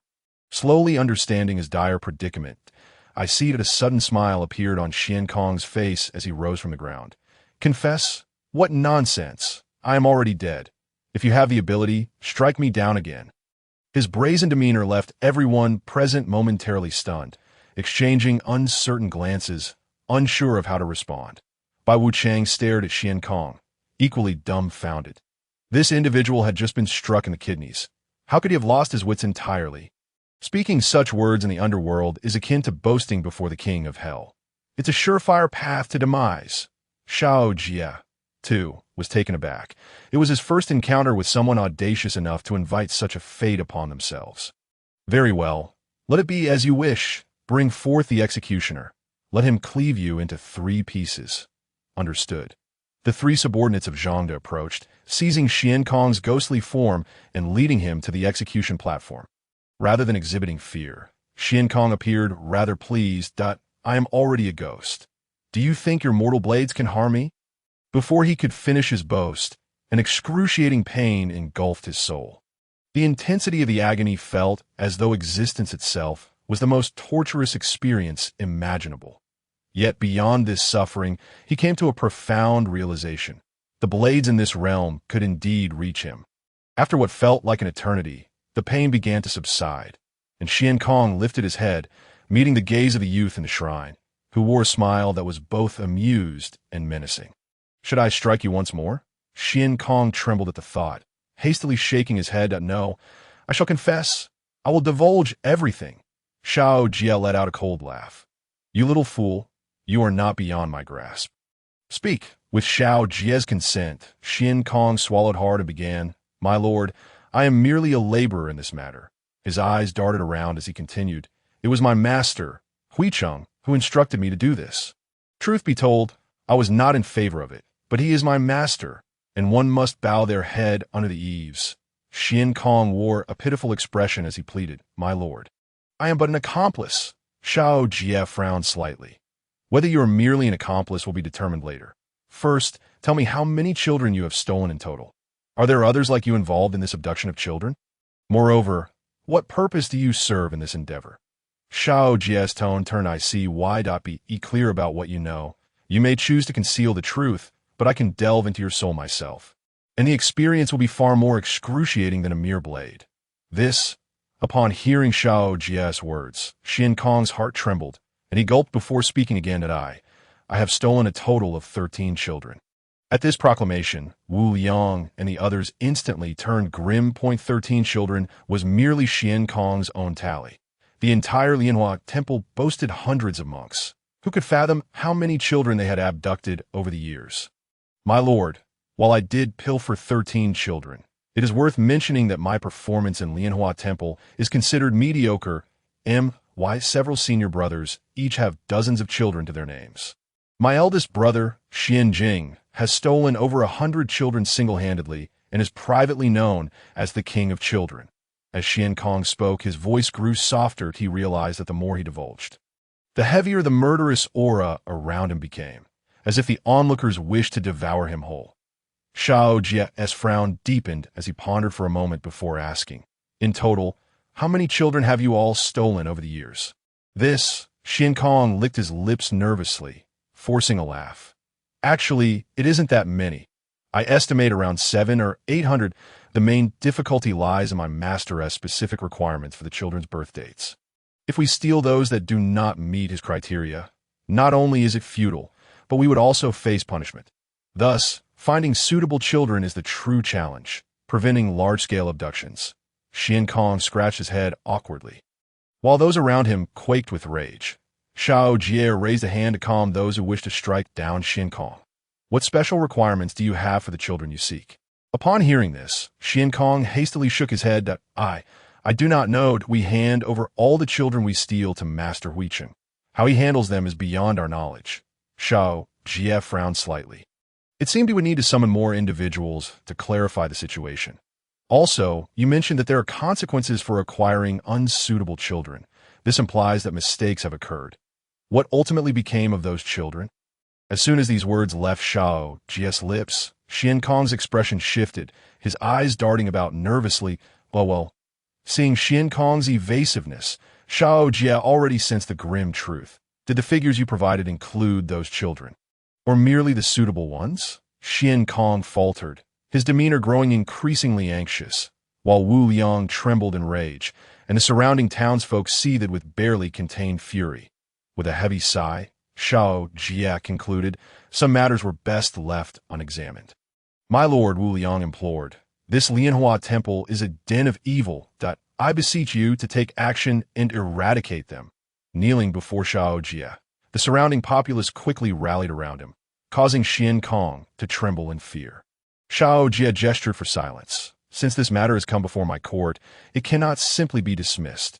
Where are the 4 soul wardens? Upon hearing this, the 4 subordinates of Zhang stepped forward. My lord, they intoned, we shall apprehend all those implicated based on Xian Kong's testimony. Understood. After issuing his command, Xiao Jie observed the attire of the 4.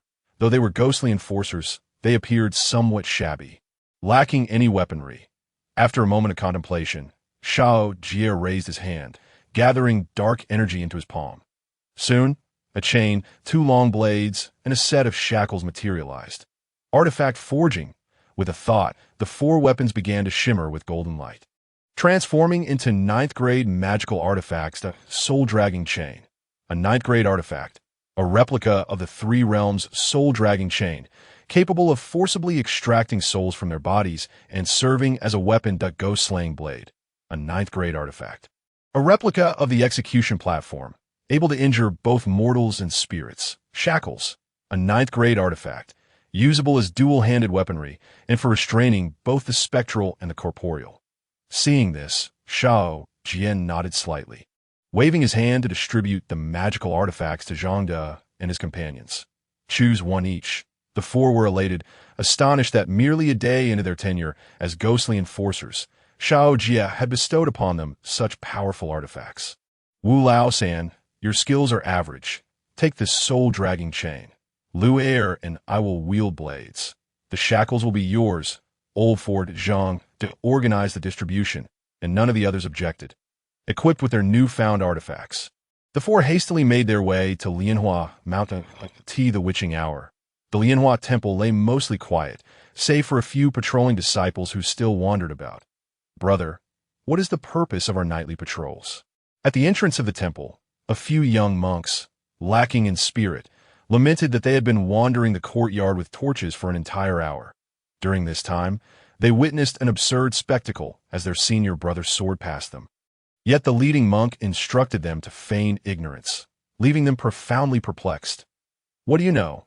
The head disciple shot them a fierce glare. Let me tell you, among all the duties within this temple, our patrol is the most desirable. O not be deceived by the outward brilliance of those senior brothers who receive daily praises from the abbot and elder monks. Do you know what they do in private? The newly arrived young monks were instantly intrigued. Brother, what do you know?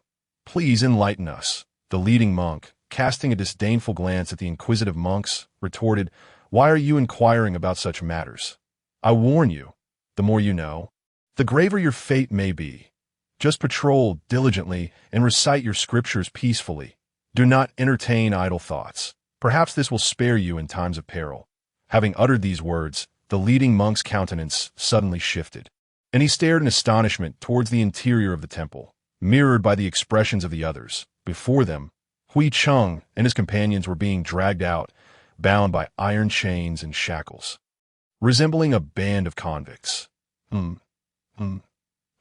Upon seeing them, Hui Cheng and the others became animated, quickly signaling for help with their eyes. Their message was unmistakable. Hurry, call for assistance. However, the leading monks exchanged glances and, in unison, turned their backs on the scene. What a beautiful night it is, one remarked. Indeed, it is truly a splendid day, another concurred. This scene prompted one of them to muse, such a lovely evening inspires me to compose a poem. Hui Cheng and his companions were utterly disheartened. Damn it, so many of us have been captured, and you still wish to recite poetry. Their eyes brimmed with resentment, yet they could do nothing but watch helplessly as they were taken away from Lianhua Temple. The following day, as monk Huikong arose and entered the Buddha hall, he observed the disciples engaged in morning prayers, feeling an unsettling sense of disquiet. After a lengthy silence, he could no longer restrain himself and inquired of his disciple, Xian Neng, do you not feel that today the temple seems somewhat desolate? Xian Neng exchanged a glance with the other young monks, silently agreeing. Perhaps it is due to the absence of something. You wicked spirits, where do you intend to take us? They demanded. Bane Mountain. Hui Cheng and his companions, battered and bruised, arrived before the Yin-Si, astonished to see a grand yamen before them. How could there possibly be a yamen here? Our Lianhua Temple is not far from Bane County. How is it that a yamen exists here? Just as their confusion mounted, the gates of the Yin-Si swung open, and Zhang dragged them closer. Upon entering, Hui Cheng and his companions were confronted with the sight of Xian Kong's lifeless body and his spirit on the ground. Xian Kong, how did you meet your demise? What is happening? Xian Kong glanced back at his senior brothers and uncles, shrugging slightly. That I confessed everything. Confessed? Hui Cheng and the others were taken aback, momentarily at a loss for words. What did you confess? What are you talking about? As Hui Cheng knelt, he pressed for answers. Wait until you are dead, and we will discuss it further. Xian Kong patted his uncle's shoulder with a playful expression. That we can talk about it once you're dead? Hui Cheng and his companions exchanged bewildered looks, increasingly confused. What nonsense is this? Just then, a cold snort echoed from above. Bring them forth. Kill them. Kill us. Hui Cheng exclaimed, his astonishment causing him to look up, only to discover a massive divine altar before the Yin-Yang was adorned with various sinister figures. Yet instead of a deity, a young man in black sat upon it. What in the world is this? Where are we? Hui Cheng and his companions were utterly baffled. How could there be a yamen atop Bane Mountain? And why was a young man in black being worshipped there? Clang, just as they were engulfed in confusion. A few ghosts appeared, bearing a guillotine, and placed it heavily before them as Zhang raised the gleaming blade. Its cold glint sent shivers down Hui Cheng's spine. What do you intend to do? We are disciples of the Buddhist sect. Killing us will invoke divine retribution, he shouted, though Zhang merely scoffed. Repercussions can be discussed later. For now, extend your neck, and do not emulate your disciple, who suffered a blow to the kidneys and is now half paralyzed. He's right, Xian Kong affirmed with a nod. Damn it, why must I endure this? Hui Cheng struggled as he was forced to the execution platform, his mind reeling, having been dragged from a peaceful slumber in the dead of night. He could hardly comprehend the absurdity of the situation. Was there no justice? Yet, despite his myriad questions, the guillotine fell, blood splattering, as Xian Kong's uncle stood frozen in shock at the sight of his severed uncle. Is he truly dead? No way, this cannot be real. Get away, I want to go back. Those who had initially believed it was all a jest were now struck dumb by the grim reality. This is no joke. We truly face death. Xiao Jie furrowed his brow. Once you enter the gates of my Yin-Si, there is no turning back. Kill. The gates of the Yin-Si closed, and the air filled with anguished screams. After some time, the gates reopened, revealing a scene of chaos, blood everywhere, and a pile of dismembered corpses being struck by a white squirrel wielding a stick. Each time the squirrel struck, a ghost would emerge from the remains and drop to its knees. I am truly dead? Oh, heavens! Why has this befallen me? My death is so unjust. The monks, filled with grievances, lamented their fate of being dragged from sleep to execution. That my lord, White Wuchang approached, having completed the count. A total of 32 souls have been dispatched. Xiao Jie opened his eyes and gestured for White Wuchang to step back. Hui Cheng, why did you instruct Xian Kong and the others to steal infants? At this, the previously boisterous Hui Cheng and his companions fell silent, exchanging glances before finally turning to the composed Xian Kong. Xian Kong, you are the one who led us to this fate. They accused. You vile creature, having dug your own grave, you seek to drag us down with you.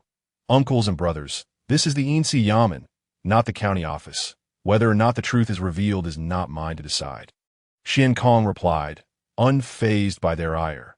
Now that we are all spirits, it is best to speak the truth swiftly, lest we suffer physical punishment later. Upon hearing this, Hui Cheng attempted to retort, but Xian Kong's brothers, exchanging glances, bowed their heads before Xiao Jie. My lord, we merely followed our uncle's orders. We were just the errand runners. It was all his idea. We were coerced into this, my lord. We too are victims. You all.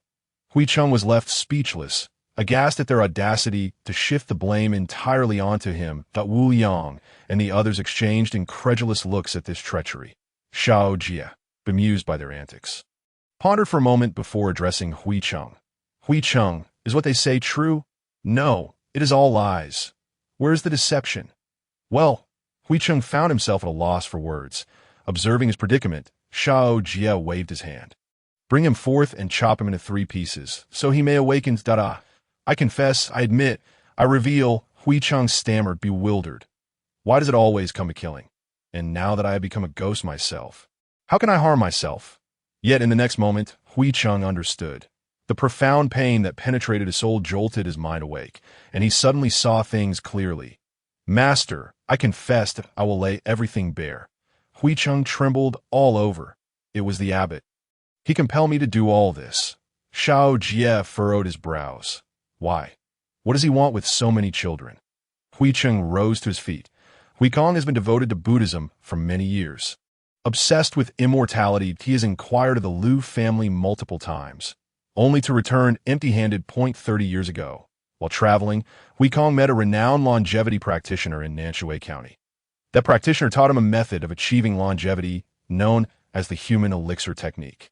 Xiao Jie frowned. Are you saying that you steal infants to concoct elixirs? Hui Cheng swallowed hard, sensing the murderous glare surrounding him, and nodded slightly. Indeed, the moment these words left his lips, even the ordinary folk present, not to mention the few from Xiankong, were taken aback. Concoct a human elixir. Is so many children truly necessary? After all, Hui Kong had only recently taken up the path and lacked mastery in alchemy. Thus, he had faced repeated failures over the years.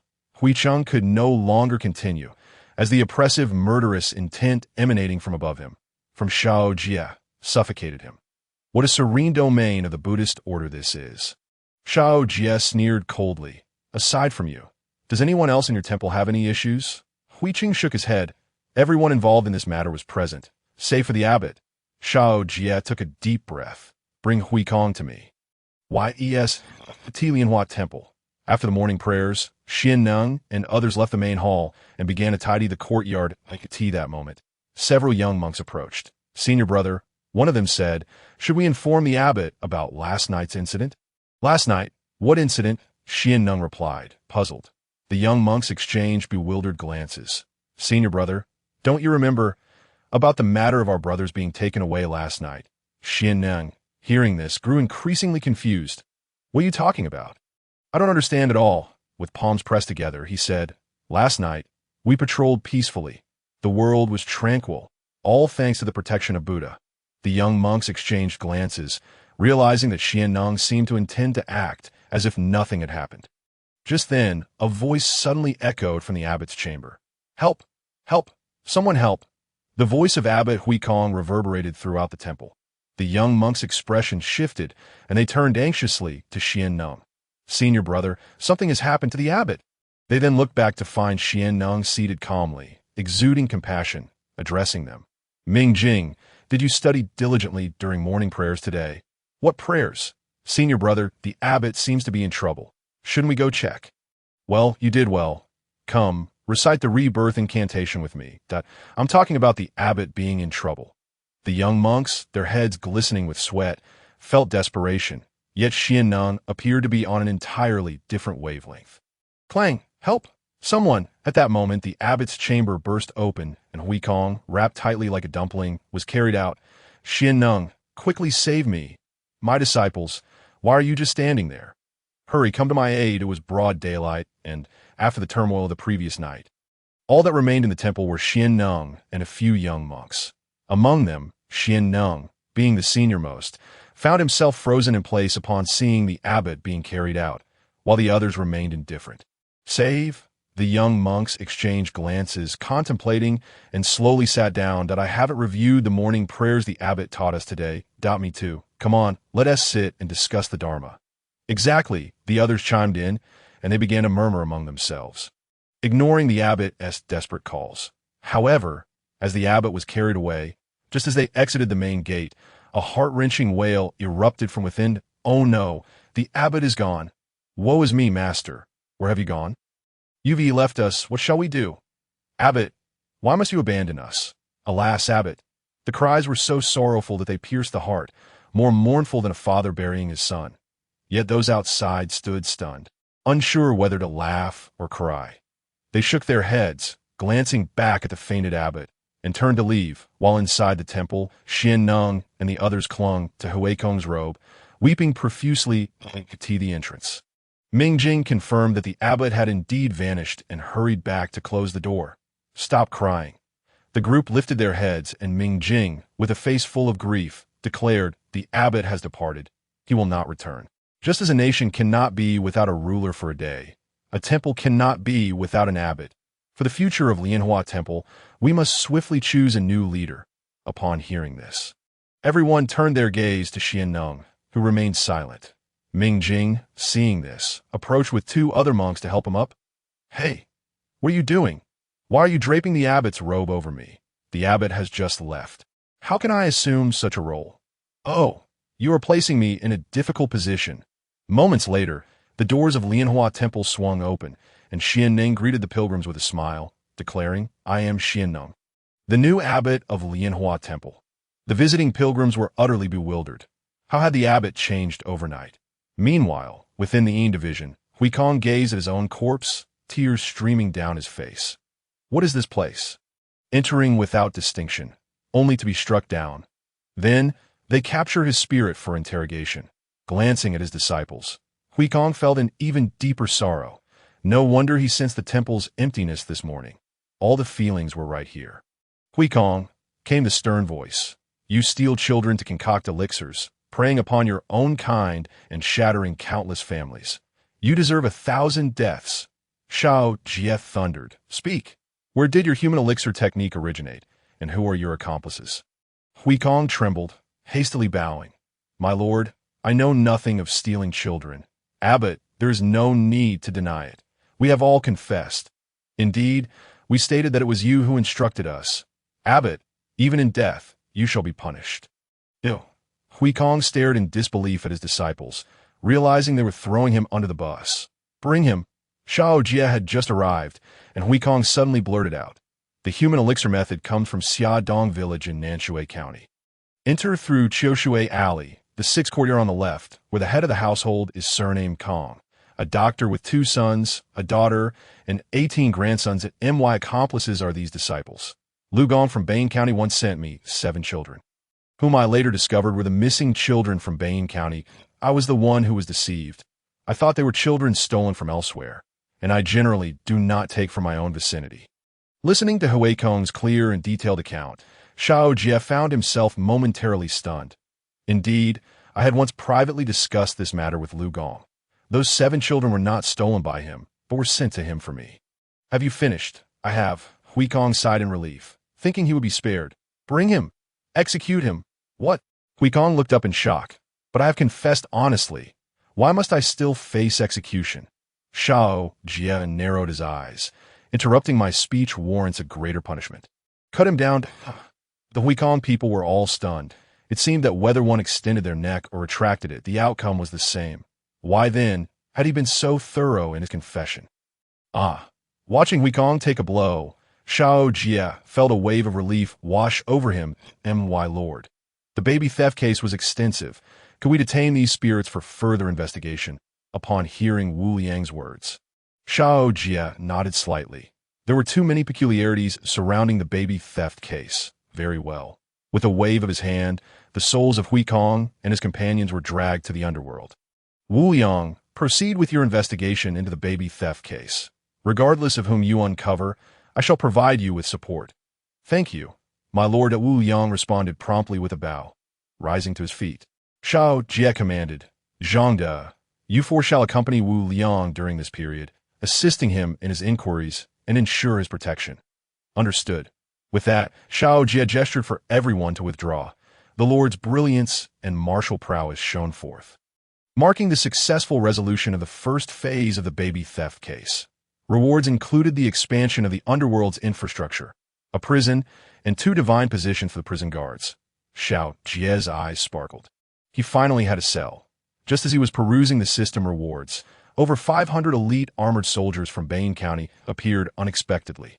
These soldiers escorted several luxurious carriages that glided slowly through the streets, causing the surrounding populace to pale with fear.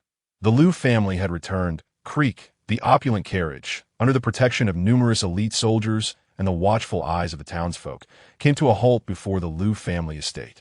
Who could it be? No one anticipated the swift return of the Liu family, nor could they discern who had arrived. Alas, the Liu family was indeed a towering tree. With one fallen, another would inevitably return. Under the gaze of the townsfolk, a middle-aged man descended from the carriage, clad in a blue robe and sporting a short beard. He appeared cultured and affable. However, upon sight of him, the faces of the Bain County residents turned grim. It was Liu Yoheng, the third master of the Liu family. How could it be him? The butcher had returned to, "It seems the common folk feel a sense of dread towards me," Liu Yoheng remarked, casting a glance at the townsfolk. "Father, it appears these lowly peasants remember your iron cavalry well." With a smirk, he added, "Shall I send troops to teach them a lesson?" 2 youthful figures, a man and a woman, approached him. The woman bore a cruel smile.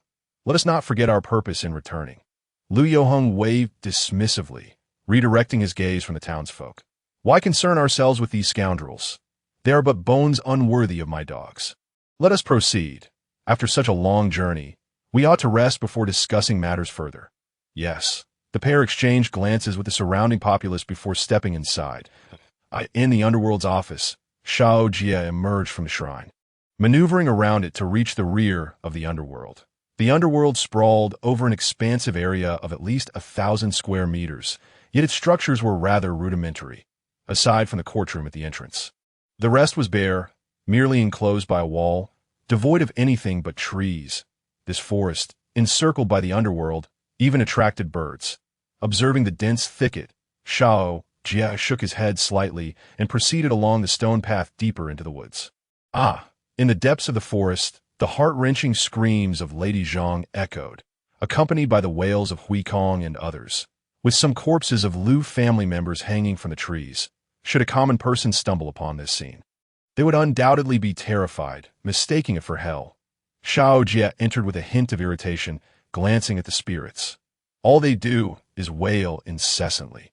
Had he not used his powers to isolate the back courtyard, the cacophony of screams would have been sufficient to send ordinary folk fleeing in terror. Shaking his head, he waved his hand, unleashing a black light from his sleeve that landed on the ground before him. Buzz! The moment the black light touched the earth, it transformed into a terrifying black hole, distorting the surrounding forest and engulfing the spirits in an instant. Moments later, a black iron gate slowly rose from the black hole. At its center was a Taotai pattern, intricately carved with various grotesque reliefs of spirits undergoing torment, flanked by 2 fierce deities with green faces and fangs. The prison, an underworld structure housing a vast expanse, capable of suppressing malevolent entities, sinners, demons, and evil deities, and enabling the establishment of prison guards to detain offenders.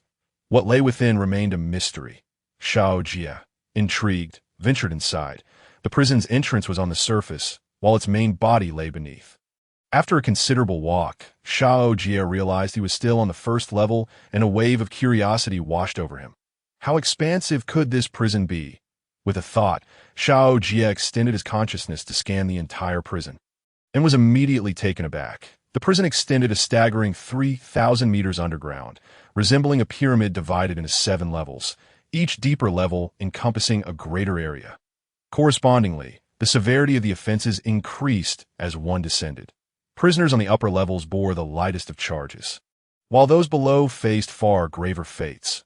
Xiao Jie noted that anyone beyond the 3rd level was unlikely to escape death. It would be nearly impossible for them to perish. These individuals were indeed guilty beyond measure. The abbot and others were confined on the 4th and 5th levels, subjected to relentless torment, with no hope of reincarnation for hundreds, if not thousands, of years. As for Lady Zhang, she resided at the very bottom, likely trapped in the cycle of hell, unable to emerge for eternity. Now, at last, it was peaceful. Xiao Jie took a tour around the underworld, feeling quite satisfied. However, the pressing issue remained the absence of prison guards. He needed to remain vigilant, lest the beings within escape and cause trouble. Speaking of which, the Bane Mountains were now my domain. Could I not recruit the monsters residing there? Xiao Jie suddenly turned his gaze towards the Bane Mountains, home to the Xiao Wang mansion. It would not be unreasonable for those dwelling in his territory to work for him, would it? Moreover, he offered them legitimate positions as underworld officers, akin to civil servants, far better than unscrupulous employers. After a thorough inspection, Xiao Jie exited the underworld office to find Bai Wuchang rushing towards him in a flurry. My lord, there has been a situation, Xiao Jie inquired. Perplexed? What has happened? Bai Wuchang appeared anxious. The Liu family has returned. Upon hearing this, Xiao Jie's interest peaked. The Liu family? Which one? The Liu family comprised 5 brothers, with Liu Yud as the 2nd eldest. Despite Liu Yud being a mere avaricious mortal, none of his brothers were to be underestimated. Not to mention the eldest, a grand minister of the realm, a trusted advisor to the emperor, holding immense power, second only to the emperor himself. The 3rd brother was a general of the Dacian cavalry, commanding an army of 100,000, renowned for his prowess at the borders, dubbed the slaughterer of the common people. The 4th and 5th brothers were equally remarkable. Rumors had it they had joined a sect and ascended to become immortals, detached from the mortal realm. When Liu Yud was slain, Xiao Jie had anticipated the Liu family would send someone. He was merely curious about who would come. The 3rd brother, Liu Yoheng. Just as he suspected, Xiao Jie chuckled softly. They bore a striking resemblance. Only this brother of the Liu family had the capability to handle the matter. My lord, Bai Wuchang, looking increasingly frantic, exclaimed, I have heard that Liu Yoheng is known as the slaughterer of the common people, commanding an army of 100,000. He may prove difficult to contend with. Xiao Jie responded with a scoff. The slaughterer of the common people? Merely a rabid dog. With a cold smile, Xiao Jie dismissed Liu Yoheng's notorious title, though it rang loud and clear within the Dacian Empire. It was little known beyond its borders. The reason was simple. The title was earned through suppressing rebellions, where he wielded his blade against his own people, decimating the entirety of Baining Prefecture.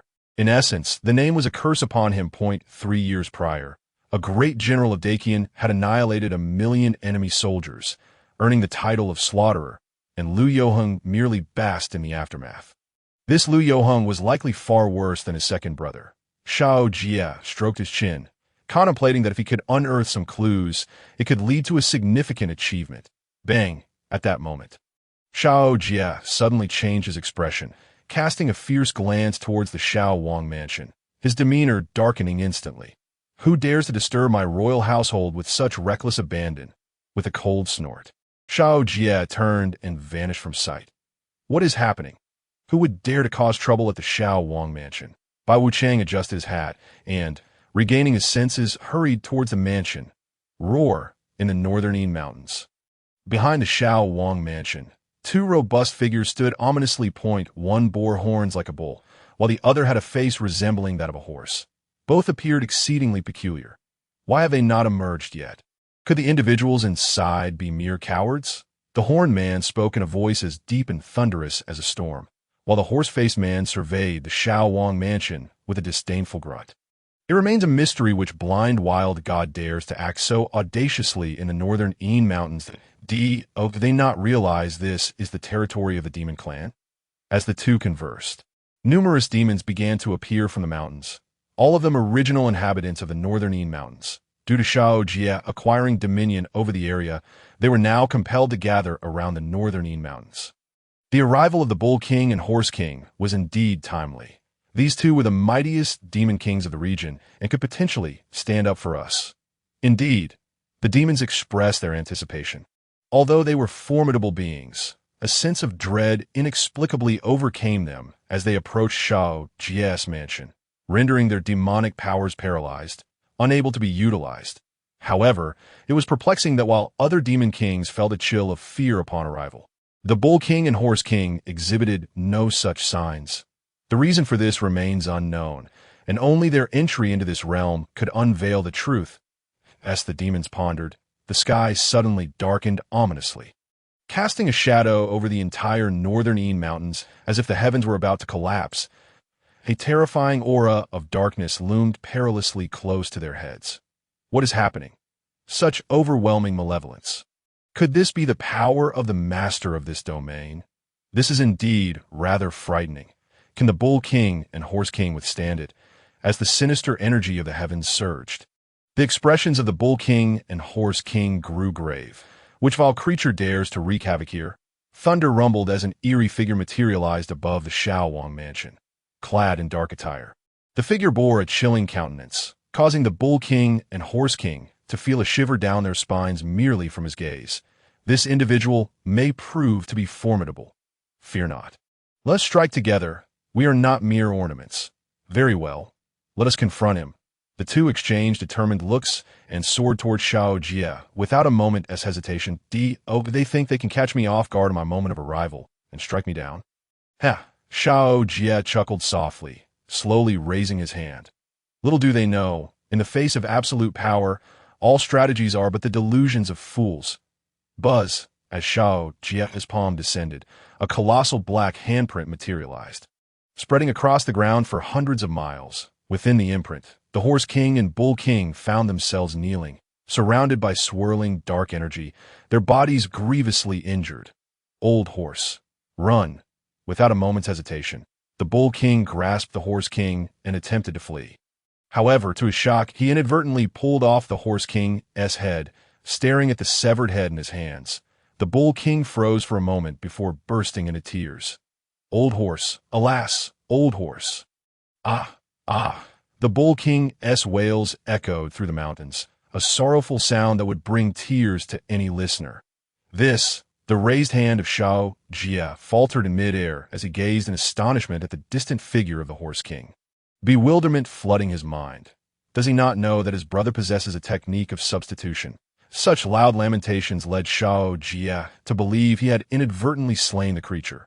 You scoundrel! Just then, the Bull King suddenly looked up, glaring fiercely at Xiao Jie. I have sworn brotherhood with Old Horse, vowing to live and die together. Today, with Old Horse dead, I, Old Bull, shall not survive alone.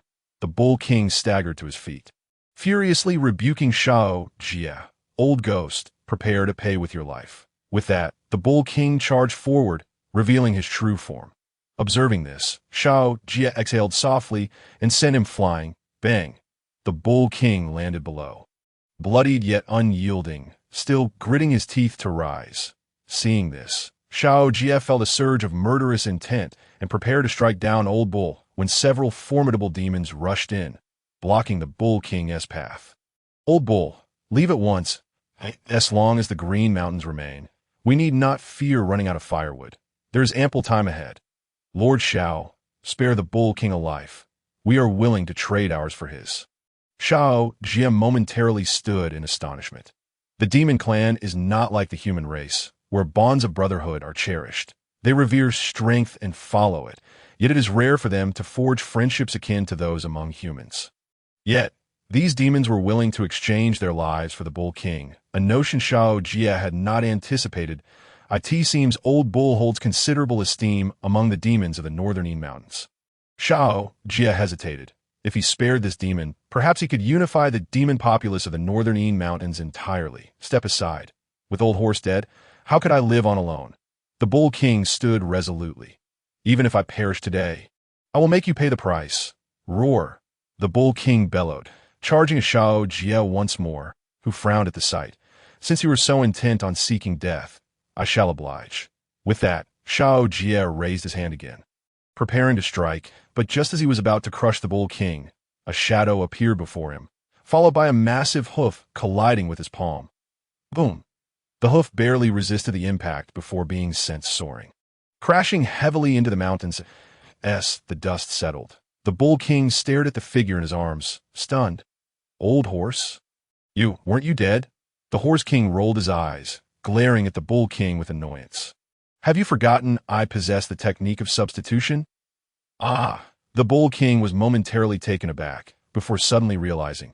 Was that your puppet? Of course. The Horse King sighed in exasperation, upon witnessing Xiao Jie's might.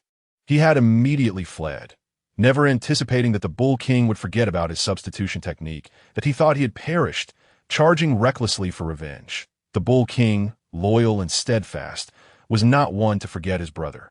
Upon seeing his kin in peril, he rushed to assist. What are you doing back after fleeing? Xiao Jie, observing the two bickering even in the face of death, found himself at a loss for words. Are demons truly so straightforward? Descending from the heavens, Xiao Jie regarded the Bull King and Horse King. Your Majesty, do not strike. The Horse King quickly gestured. This time, we brothers acted hastily. We implore your Majesty to grant us another chance. While we may not match your Majesty in strength, we at least have some standing in the northern Yin Mountains. Should your Majesty not mind, we are willing to serve you and be your loyal attendants. Hearing this, Xiao Jie contemplated for a moment. His prison lacked 2 jailers, and these 2 demons possessed considerable cultivation, making them quite suitable. Very well. Okay. With a wave of his hand, 2 hats descended upon their heads, and in an instant, the Bull King and Horse King's injuries began to mend. Authority? Upon hearing the system prompt, Xiao Jie merely raised an eyebrow. Aside from authority, this time the system reward included a magical artifact, which he would inspect later. Buzz! As the 2 hats landed atop the Bull King and Horse King, golden light flickered, and the spiritual energy of the heavens and earth converged upon them. The overwhelming essence quickly restored their bodies. And soon, the 2 hats transformed into armors, adorning the Bull King and Horse King. This truly a magical artifact. Both the Ox King and the Horse King were utterly astonished. These 2 sets of armor were surprisingly more formidable than the magical artifacts they wielded. The 2 demons exchanged glances and knelt before Xiao Jie on one knee. We are grateful for the mercy bestowed upon us by your highness that we, as brothers, swear to follow you to the ends of the earth. Observing the small demons kowtowing behind the Horse and Ox Kings, Xiao Jie raised an eyebrow. Perhaps this time, he would gain more than just these 2 under his command, with the Ox King and the Horse King at his side. The North Yin Mountain Range would indeed become his private garden. Xiao Jie chuckled softly and gestured, "Follow me." The Ox King and the Horse King, along with 7 or 8 small demons trailing behind, made their way to the North Yin Mountain. The oppressive aura was so heavy that it felt as if their blood was nearly ceasing to flow. This one do. If we continue like this, I shall perish. However, as they ascended the North Yin Mountain, the small demons began to exhibit strange phenomena. With each step taken upward, it felt as if they bore the weight of a mountain upon their shoulders. My lord, what is happening? They were just fine moments ago.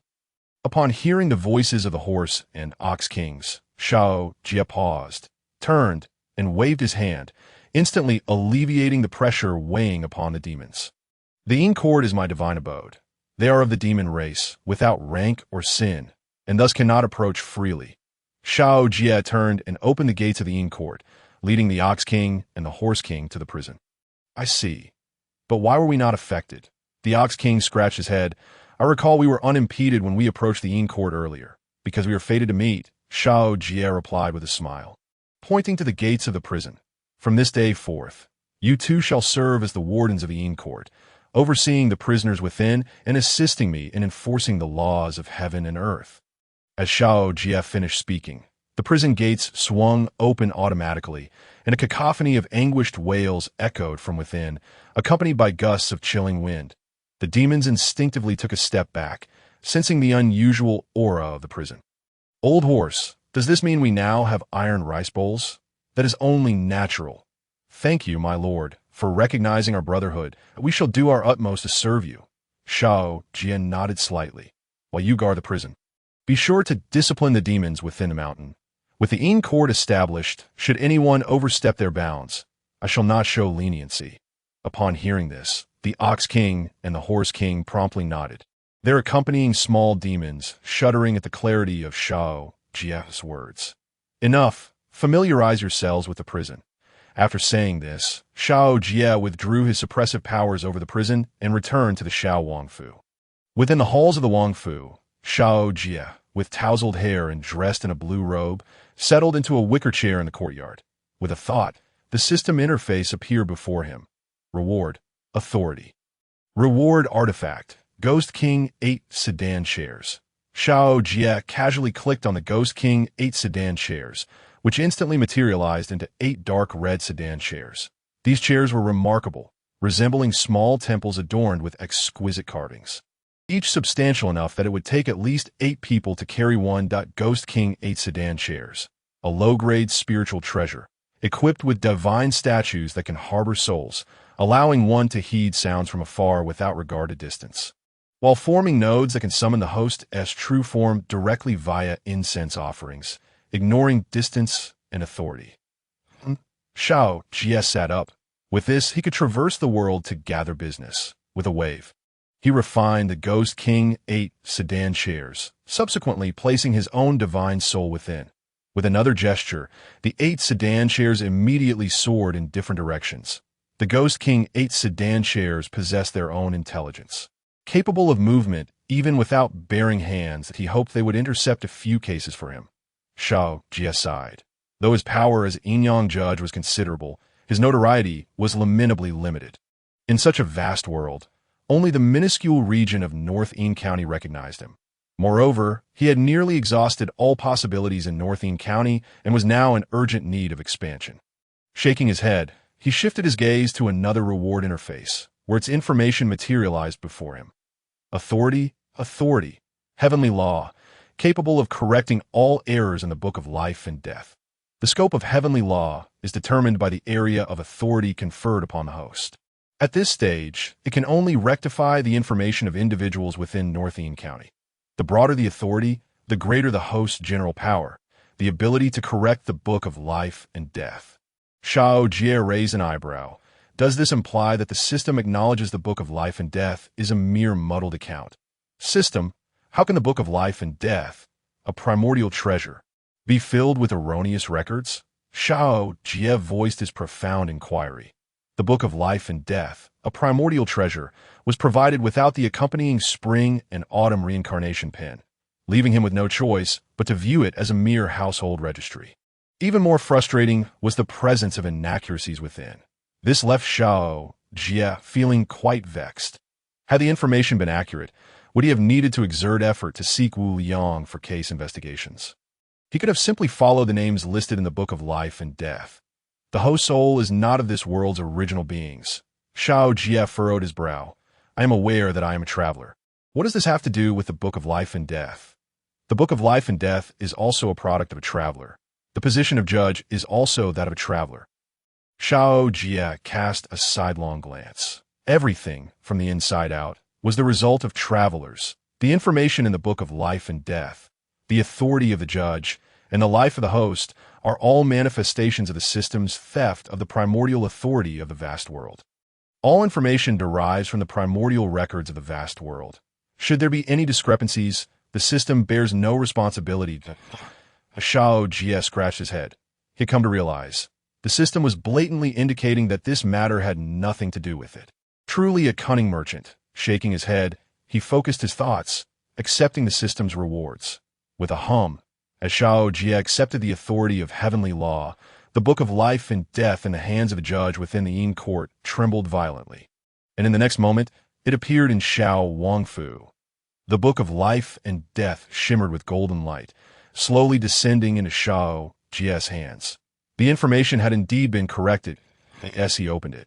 He nodded slightly at the corrected information, though it was limited to individuals within North Yin County. Expansion to IT is imperative to expand. As Xiao Jie pondered how to expand, far away in an old residence in South Shui County, Zhang De and his three companions wore solemn expressions as they focused on the man in white before them. Hero Song, we are the ghostly messengers of the Yin court, sent by the judge to apprehend the suspect. Kong, we mean no offense. We kindly request you to spare us. After bowing courteously, Zhang De spoke, but the man in white merely sneered in response. In court? I assume this is yet another wild god setting up a court of law. Noting that they bore no sins, he deemed their words polite enough. Very well. I shall not hold this against you today. Leave. The man in white waved his hand, slowly sheathing his sword. Upon witnessing this, Zhang De wished to say more, but was met with a gaze that sent chills down his spine. Leave. Zhang De and his three companions gritted their teeth, casting one last glance at the occupants of the ancient residence before turning to depart. A bunch of little demons. Song Xiaofeng shook his head and turned to leave. Northine Mountain. Damn, I had heard of Song Xiaofeng's righteous spirit and valor. I never imagined he would save that old scoundrel. Kongve, Song Xiaofeng was, after all, a sword king. How could he be so indiscriminate? Ha! I see now that Song Xiaofeng is not as great as his reputation suggests on the road to Northine Mountain. Zhang De and his three companions chattered incessantly. Previously, the case Xiao Jie had assigned to Wu Liang had shown promise, having basically verified Kong's secretive child abduction to concoct human pills. They planned to seize the opportunity to apprehend him, but upon arriving at Kang's old residence, they encountered Song Xiaofeng. This Song Xiaofeng was no ordinary individual. He was one of the three sword kings of Taiyin County, known as the White-Clad Sword King. His innate sword energy could slay gods and demons, traverse rivers and mountains, and he was renowned for his chivalry and willingness to stand up for others, making him a figure of great admiration. Previously, they had held Song Xiaofeng in high esteem, but after this incident, that illusion was shattered. What does it matter if he is a sword king? A mortal is still a mortal. What does it matter if he is a sword king? Indeed, one sighed. There's no point in lamenting now. How shall we explain this to the elders? They regard this matter with utmost seriousness, and having botched it, I wonder if we shall face punishment. The four were deeply concerned, for this was their inaugural undertaking on behalf of Xiao Jie, and they had not anticipated encountering such a predicament upon their departure. Why do you all wear such long faces? At that moment, a voice echoed from above, prompting the four to hastily look up and behold Bai Wuchang, perched atop a tree with a small stick in hand. It was none other than Lord Wuchang. Seeing this, the four promptly clasped their hands in greeting. Why the glum expressions? Bai Wuchang inquired as he leaped down from the tree, a curious look upon his face as he surveyed the mortals. His expression soon morphed into one of realization. Ah, I see. You failed to accomplish what the Lord entrusted to you. Upon hearing this, the four exchanged awkward glances. Had their distress been so evident? Lord Wuchang, you have been by Lord Zhao's side longer than us. Surely you understand some of his temperament. They continued, indeed, during such times would the Lord hold us accountable? Although this mishap was not intentional, we have nonetheless failed to complete the task, and should the Lord lay blame upon us, we would have no defense. The four spoke in turn, and Bai Wuchang listened, piecing together the sequence of events. I was wondering what the fuss was about. Once he grasped the situation, he chuckled. Is it merely that someone obstructed you from capturing the criminal? Why fret over such a trivial matter? Upon hearing Bai Wuchang's words, the four exchanged astonished glances. Could this truly be considered a trivial matter? Yet, reflecting on his words, they realized that Bai Wuchang, having spent the longest time with Lord Xiao, must possess wisdom in this regard. They eagerly inquired, does the Lord have a solution to this predicament? Fear not, Bai Wuchang replied with a smile and a wave of his hand. Before your arrival, I was the one running errands for the Lord. As your senior, I shall impart some wisdom on how to navigate duties in the underworld. This was indeed a lesson on how to tackle the matter. The four quickly gathered around Bai Wuchang, attentively focused on him. Ahem, Bai Wuchang cleared his throat, placing his hands behind his back. It is well known that in the underworld, we deal with heinous spirits and malevolent deities, each possessing formidable powers. Yet look at us, aged, weak, and infirm. We stand a chance against them? Absolutely not. The four nodded in agreement, acknowledging the truth in his words. Since they could not match them in strength, why rush into a futile battle? Are we courting death? Bai Wuchang shook his head. We cannot recklessly endanger ourselves. How else would we earn a living? What then should be done? They queried. Surely we cannot simply disregard the responsibilities entrusted to us by the Lord. Bai Wuchang waved his hand dismissively. Of course, we must act. Certainly, he continued. For matters within our ability, we shall attend to them diligently, ensuring not a single issue reaches the Lord's ears. However, for those beyond our capacity, we must promptly report to the Lord without delay. For significant matters, as long as we escalate them, the Lord will naturally take care of them. There is no need for us to worry. Upon hearing Bai Wuchang's counsel, the four felt as if a great enlightenment had dawned upon them. The underworld is a realm for problem resolution. If you cannot resolve an issue, swiftly pass it along to someone who can. They had been overly cautious, fearing this and that. Rather than alleviating Xiao Jie's burdens, they were merely complicating matters. Did Xiao Jie not understand their limitations? Would he perceive their retreat before a martial king as a sign of weakness? This was no mere concession. It was a retreat under pressure. I understand now, they exclaimed. Let us hasten to report to the Lord. Thank you, Lord Wuchang. The four quickly rose, clasping their hands in gratitude before hastily making their way to the underworld. My lord, they declared as they entered, kneeling before the statue of the judge, inside the Xiao manor. Upon hearing the commotion, Xiao Jie felt a shift in his mind and manifested in the underworld. What is it? He inquired. The case of the kidnapped infant in Nanshui County has been largely substantiated. However, when we attempted to retrieve the individual, we were obstructed by the white-clad Sword King, Song Xiaofeng. We four were no match for the Sword King and had no choice but to retreat and report to you, awaiting your instructions. That we regret our inability to fulfill the task and humbly request your punishment. Xiao Jie's brow arched slightly as he waved his hand. Punish you for what? In the underworld, if you can fight, then fight. If you cannot, then return. I shall handle the subsequent matters myself. The four exchanged knowing glances. Realizing that Lord Wuchang had indeed grasped the profound teachings of the judge, stretching his limbs, Xiao Jie concentrated, and in his mind appeared the location of the Ghost King's sedan chair. Nanshui County IT happened to be nearby. The Ghost King's sedan was dispatched, and one of them was stationed right on the outskirts of Nanshui County. With a thought, Xiao Jie commanded the sedan to turn and soar towards the ancestral home of the Kong family. At the Kong family ancestral home, Song Xiaofeng and a woman had disguised themselves and arrived at the estate. They were in the midst of celebrating the 320th birthday of the venerable Kong Zhuo, and the atmosphere was vibrant. As Song Xiaofeng and his companions surveyed the gathering of Kong family members clinking glasses with their guests, he whispered to the woman beside him, Are you certain it is the Kong family that abducted the child? Surveying the Kong residence, Song Xiaofeng's lips moved silently, conveying precise words to the woman beside him. Rest assured, Sword King, that I have pursued this matter from Yuntai Temple all the way here. I cannot be mistaken. The woman in green raised her cup, smiling and nodding. The Yuntai Temple is a prestigious sect of the present day, and I trust their words. Very well. Let us act together shortly. As Song Xiaofeng spoke, he and the woman abruptly turned to face the entrance of the Kong residence. Clang, clang, clang. In the next moment, the sound of bells echoed from the entrance, and a wisp of white mist surged through the door, quickly enveloping the feet of the guests. What is happening outside? The Kong family members, sensing something amiss, rose and instructed a nearby servant. Go check. What is the matter? They complained. That bell sounds quite unsettling. Indeed, the guests expressed their confusion, while the Kong family's expressions darkened. Ghosts. There are ghosts. Suddenly, a servant, who had just returned, shrieked in terror, scrambling back in fear. Ghosts! There are ghosts at the door. The guests exchanged bewildered glances. Nanshui County was not like Bain County. It boasted a high level of martial prowess, and the Kong family was not a minor household. What kind of foolish spirit would dare wreak havoc here? Just a minor ghost? No need to worry. Come, continue eating.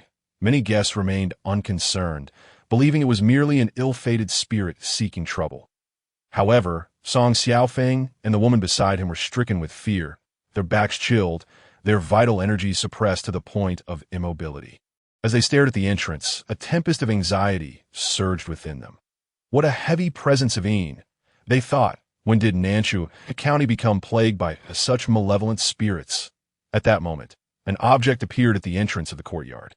Creak, a white mist swirled, and a chilling wind howled. Everyone in the Kong family estate held their breath, their gazes fixed intently on the entrance. As the creaking sound gradually approached, a dark red palanquin came into view, slowly advancing under the astonished stares of the crowd before coming to a halt at the doorway. The onlookers exchanged glances, their expressions filled with surprise and confusion. The palanquin, entirely dark red, was considerably larger than an ordinary one, adorned in a manner reminiscent of a small temple, with bells hanging at each corner. What astonished everyone was that the palanquin moved without anyone carrying it, gliding effortlessly into the courtyard. Clink, clink, the bells jingled as the palanquin gently descended to the ground, prompting the members of the Kong family to step forward. Uncertain about which ghostly sovereign had arrived, Kong Sheng, the head of the Kong family, clasped his hands and said, "If the sovereign has come to celebrate, the Kong family would surely welcome you. However, if not, not so." A faint voice emanated from the palanquin, leaving Kong Sheng momentarily stunned. He opened his mouth, but was interrupted, leaving him at a loss for words. Which mountain's wild ghost dared to create a disturbance in the Kong family of Southwater County? The Kong family was a prominent household in Southwater County, with connections to the martial world. This ghost was clearly courting trouble. It had been a long time since the Kong family had displayed their famed fire-splitting palm. One wondered if they might witness it today. The Kong family, rooted in the martial world, had befriended numerous martial artists and thus held no fear of ghosts. However, in a corner, Song Xiaofeng and a woman in green exchanged glances, engaging in hushed conversation. Can you sense it? The green-clad woman spoke gravely, shaking her head slightly that it is unfathomably deep and immeasurable. Upon hearing this, Song Xiaofeng fell into silence. A martial king.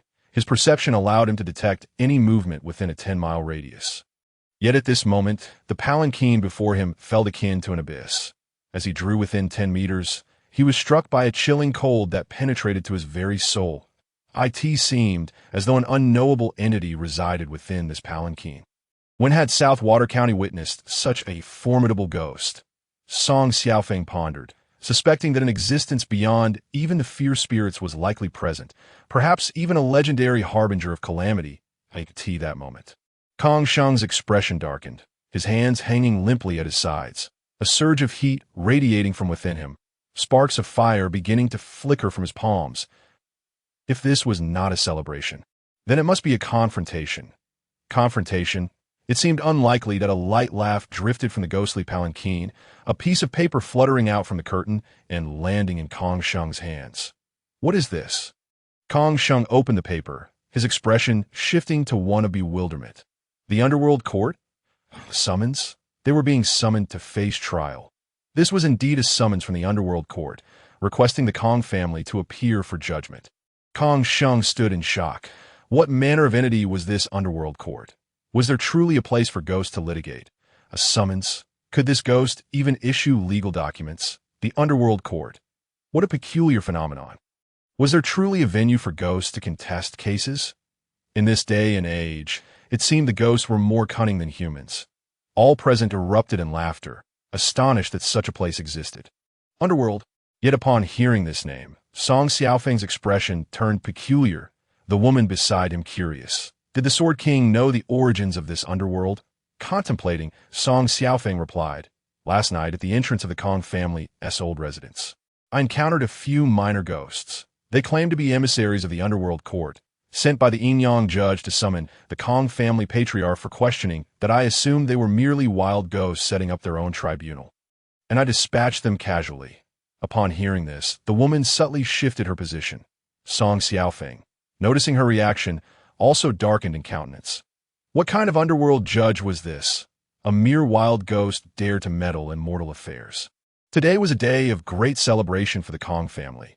I advise you to be wise and depart swiftly, or I shall ensure you are scattered to the wind beneath my fire, splitting palm. Kong Sheng's hand trembled slightly, the summon spontaneously igniting in flames, his palms turning blackened, flickering with fire. The Kong family's fire splitting palm. It had been a century since Kong Sheng's grandfather had retreated to the mountains to cultivate Buddhism. And the legendary technique had not been seen in 100 years. The to witness its resurgence today was not in vain.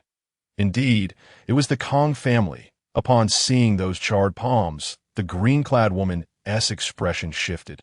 A glimmer of murderous intent flashing in her eyes. Fire-splitting palm. A light laugh emerged from within the palanquin. How intriguing. Allow me to experience your Kong family's fire-splitting palm. The voice faded.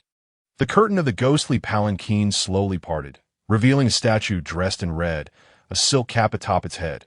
Was this the judge? A mere stone figure? There was no aura of a ghost. It must simply be a rock. What was happening? Just as the crowd puzzled over the statue being nothing more than a stone, the statue's eyes gradually opened, and its form began to dissolve. In the next moment, the statue stood upright, stepping out of the palanquin, transforming into a young man clad in a crimson robe, a silk cap atop his head, with a countenance as radiant as jade. The onlookers were momentarily stunned. The statue had transformed into a ghost, truly a spiritual treasure. Xiao Jie glanced at his hands, then directed his gaze at Kong Sheng, slightly raising a hand. Let us see your Kong family's fire-splitting palm. Seeing this, Kong Sheng activated his true essence, soaring into the air, his palms sweeping forward, a blazing inferno surging toward Xiao Jie. Tiske, is this it? You boast so highly, yet I expected the great wilderness prison heaven palm. Xiao Jie shook his head, lifting a hand slightly, pointing outward. Thunder erupted, and Kong Sheng was instantly rendered silent, charred and tender. The Kong family courtyard fell into silence, all present gaping at the smoking figure of Kong Sheng. Time seeming to come to a standstill. Boring. Xiao Jie shook his head, reached into Kong Sheng's body, extracting his soul, molding it into a sphere before swallowing it. Kongzhe. Xiao Jie glanced at the Kong family's old residence, then strode directly into the back courtyard, at which point the guests finally regained their senses. What an astonishing turn of events. Kong Sheng was no ordinary master of the Dao Palace. This ghost was far too formidable. Today, the Kong family was surely facing a grim fate.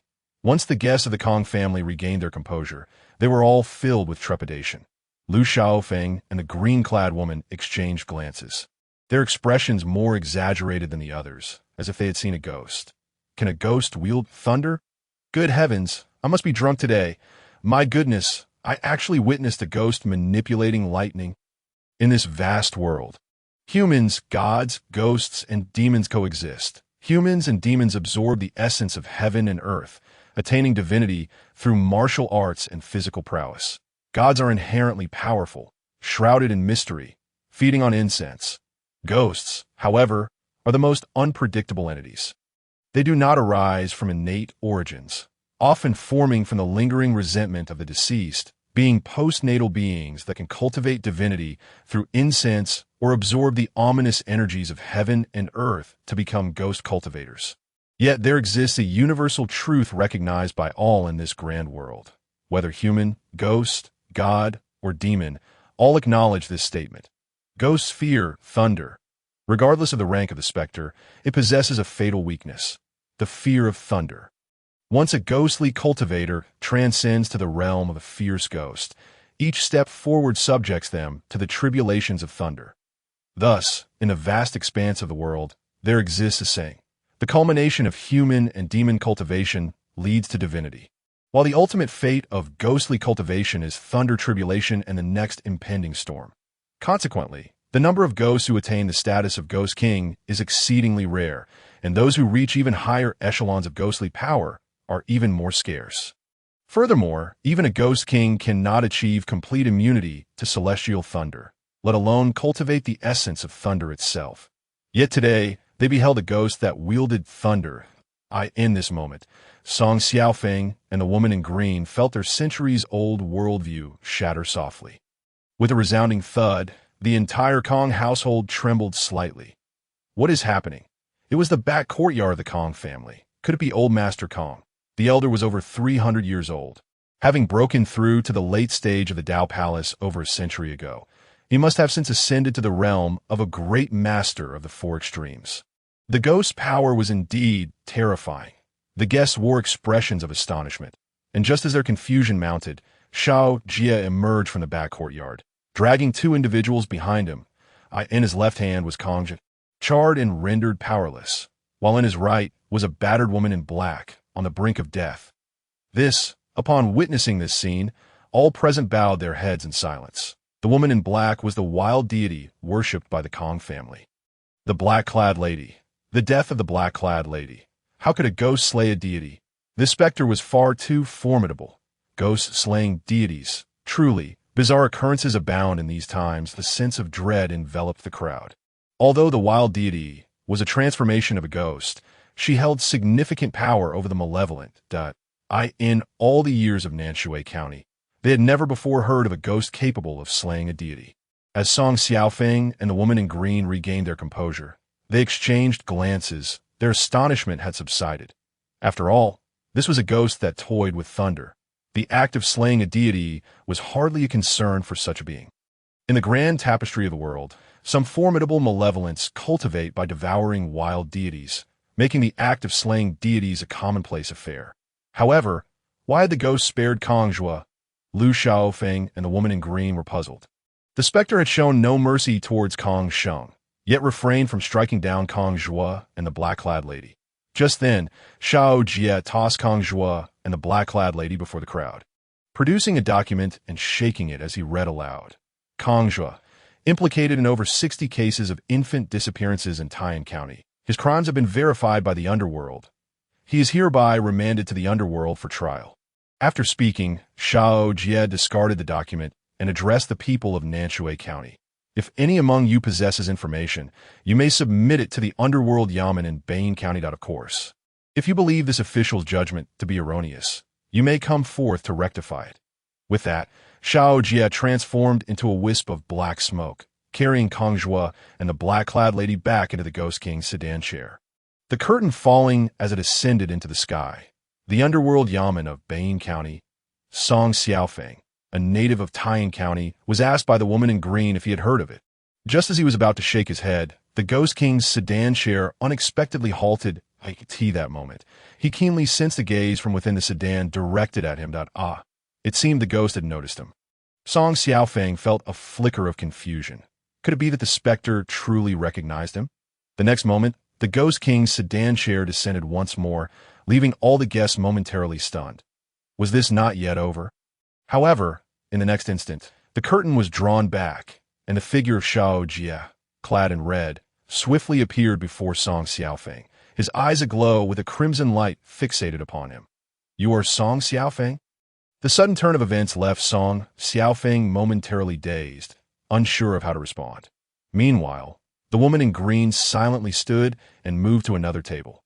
Yes, Song Xiaofeng nodded, but the next moment he felt a terrifying pressure pinning him to the ground. Boom! The earth trembled violently as Song Xiaofeng was embedded into the ground, a colossal pit forming around him. His face buried in the soil, he found himself in a daze, utterly bewildered. Why was this happening? Was it simply because his name was Song Xiaofeng that he was being assaulted? Had he done something to provoke this? Interfering with the underworld affairs, Xiao Jie coldly remarked as he approached the woman in green. In the future, should you encounter underworld officials conducting their business, do not meddle. The woman in green nodded slightly, lowering her head to avoid eye contact. Upon seeing this, Xiao Jie returned to the Ghost King's sedan chair, which ascended into the air, departing from the Kong household. As the Ghost King's sedan chair vanished, the white mist enveloping the Kong estate dissipated, lifting the oppressive atmosphere that had weighed upon the hearts of all present. My goodness, that ghost was terrifying. One guest swallowed hard, recalling the moment the specter had approached, feeling as though he could hardly breathe. Damn, you were fortunate. He stood right behind me and scared the life out of me. Another exclaimed, the Kong family has truly met with misfortune to have attracted such a ghost's attention that we must leave quickly. Who knows if it will return? As the guests snapped back to reality, they fled in a panic. Soon, the courtyard was left with only Song Xiaofeng, embedded in the ground, and the woman in green, who sat with her head bowed. They remained in this state for quite some time. After a long while, the woman in green slowly raised her head, her face now pale, as though she had just emerged from the water, drenched and shivering. How terrifying, she gasped, her eyes filled with fear. Others could only sense a fraction of Xiao Jie's terror. But she felt it deeply, for the hostility directed at her had been palpable in that moment. She felt as if she were a fragile boat upon a vast ocean, while Xiao Jie was not merely the sea, but the very heavens that bore it. He was not to be fathomed. What manner of existence have I encountered? After catching her breath, the woman in green stood up, glancing down at her trembling legs. Unable to suppress a bitter laugh, least I didn't drink any water. Otherwise, I would have to change my pants. A dignified martial king scared to the point of losing control. How can I ever navigate the martial world again? By the way, the woman in green suddenly recalled something, swiftly turning to help Song Xiaofeng out of the ground. Upon realizing he was still alive, she breathed a sigh of relief, infusing him with a thread of true essence. He soon awakened. Let us go. Without uttering another word, she patted Song Xiaofeng's shoulder and walked towards the exit, with him following closely behind, head bowed. As they departed the Kong household, Song Xiaofeng suddenly remarked, "You called my name on purpose." The woman in green froze, her eyes shifting evasively. "What are you talking about?" She replied hastily, yet her feet moved as if slick with oil, propelling her several hundred meters away in an instant. However, the next moment, she ducked as a brilliant sword light streaked past her from behind, cleaving a mountain in two before her. "Huang Yuheng, you old hag, I will fight you," hearing the terrifying roar from behind. The woman in green did not hesitate to flee in a panic.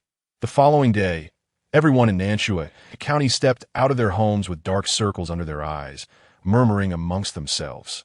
Who was fighting with whom all night long? Forget about who was fighting. It seems the Kong family has been exterminated. What? You must be joking. I am not joking. The notice of their extermination is posted right on their door. Ah, do they really need to post a notice for extermination now? The old residence of the Kong family stood with its doors wide open, revealing a scene of carnage within, where bodies lay strewn about. The county magistrate, Qian Guangjin, gazed at the notice affixed to the door, his countenance a terrifying shade of gloom and notice from the netherworld. Curse in this day and age, there are still specters vying for his livelihood. At the entrance of the Kong family estate, the locals of Nanshui County pointed and whispered. Their eyes widened in shock and fear as one corpse after another was carried out. The Kong family was notorious in the martial world. Old Master Kong had surpassed the late stages of the Dao Palace realm a century ago. What kind of entity was this netherworld court? Was it a place where ghosts engaged in legal disputes? I heard that last night, during Old Master Kang's birthday celebration, a ghostly sedan chair arrived, claiming to be that of a judge. Ikati must have been he who orchestrated the massacre of the Kong family. Truly, what a ruthless spirit.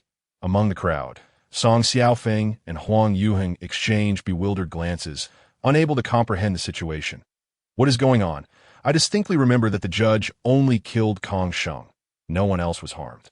Song Xiaofeng pondered, for he and Huang Yuheng were the last guests to leave the Kong residence. The time of their departure.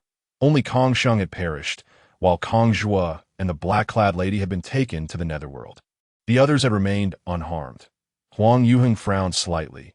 Did the judge return after we left to eliminate everyone inside? But why? Given the judge's prowess, even if he had killed everyone in front of them, including the two of them, could they have possibly resisted?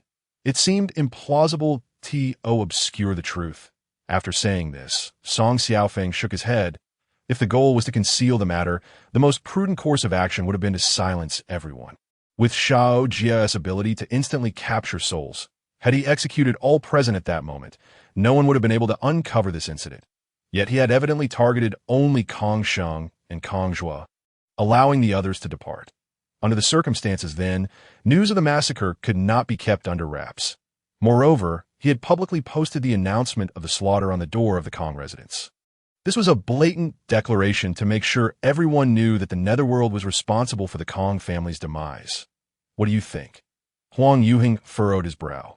Given the situation, the judge must have come due to the infant theft case. If the Netherworld were truly a place for ghosts to seek justice, they would not indiscriminately slaughter the innocent. Could it be that the other members of the Kong family were implicated as well? Huang Yuheng was perplexed. Was the entire Kong family involved in the infant theft? If so, this was a grave matter. Seeing Huang Yuheng's baffled expression, Song Xiaofeng waved his hand dismissively. Why ponder so much?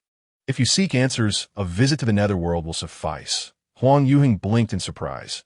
Are you suggesting we go to Bane County? Song Xiaofeng nodded. We initially came to Nanshui County because of the infant theft case. And now the Netherworld has taken an interest in this matter. You dare to meddle in the affairs of the Netherworld? Huang Yuheng opened his mouth, recalling Xiao Jie's terrifying demeanor, and let out a dry laugh. Hee, I believe you are right. Let us proceed to Bane County. Without further delay, the two made their way to Bane County. Sir, what shall we do about this matter? In the Kong family estate, Qian Guangjin stared at the Netherworld notice in his hand, his expression dark and foreboding, while the surrounding officials silently withdrew, afraid to approach even slightly. The Netherworld court, to dare run amok on my territory. Qian Guangjin's official document turned to ashes in his hand as he slowly raised his head. Hey-ha, as his voice echoed. A towering figure entered the doorway. Sir, the giant man spoke in a deep voice, offering a respectful gesture to the magistrate, who waved his hand impatiently. Make a trip to Bane County and inform the Liu family. A ghost from their domain has trespassed into mine, if he cannot handle it. I shall take care of it myself, of course. Qian Guangjin rubbed his hand with a grin. The price will not be low. Haihei nodded. Understood. Watching Haihei depart, Qian Guangjin scoffed coldly. The Liu family is growing increasingly inept. They cannot even manage a ghost on their own land. Upon hearing Qian Guangjin's remarks, the surrounding officials exchanged glances, hesitating to speak. Bane Mountain. Within the Netherworld court, numerous individuals knelt in silence. Among them, Kong Sheng, Kong Zhua, and the black-clad lady. Behind them stood the remaining members of the Kong family, nearly the entirety of the household, from the patriarch down to the servants, save for children under 6 years of age who lacked self-awareness. Almost all had gathered. The Netherworld remained silent for an extended period. Xiao Jie placed the document in his hand down with a frosty expression and lifted his gaze to Wu Liang. You are to send someone to verify each matter at hand. Xiao Jie's demeanor was grim. Wu Liang stepped forward, taking the document, and his heart raced as he read through it. Initially, he believed only Kong Zhua and Kong Sheng, along with the black-clad lady, were involved in the infant theft. However, he was astounded to discover that the entire Kong family was complicit in the crime. From the direct descendants to the servants, none were innocent. What shocked Wu Liang the most was that they did not directly use the stolen infants to concoct elixirs. Instead, they practiced a unique internal cultivation method known as the 5 elements technique. Using the heart as a furnace and life as a catalyst, they condensed the 5 elements to achieve longevity. How could such a wicked art exist in this world? Wu Yang's hands trembled. This 5 elements technique was exceptionally peculiar. It could condense the 5 elements within the body, enhancing potential and enabling rapid cultivation while extending life. However, it had a significant drawback. It required painstaking effort and could not be rushed. Only through steady progress could it be cultivated that if one sought quick results, the technique would drain the practitioner's life force. Truly a den of beasts. Wu Yang gritted his teeth. After acquiring the 5 elements technique, Kong Zhou had been practicing diligently, yet his progress had been excruciatingly slow. Eventually, a mysterious individual approached him, offering a method, borrowing a body to refine the elixir. This involved finding individuals with favorable elemental destinies and utilizing their bodies to expedite the 5 elements technique. Upon their death, their hearts would become a 5 elements essence. This method was most effective when applied to younger lives. The essence refined from infants was the finest, known as the Heavenly Heart Essence. Collecting 5 Heavenly Heart Essences would not only dramatically enhance one's power, but also grant an instant extension of 500 years of life. However, to successfully cultivate this, one must use 5 infants as the furnace. This Wu Yang's expression grew increasingly grave as he continued to read, eventually becoming somewhat fearful. My lord, if this matter is fully substantiated, it could lead to significant repercussions. Should we truly investigate to the very end?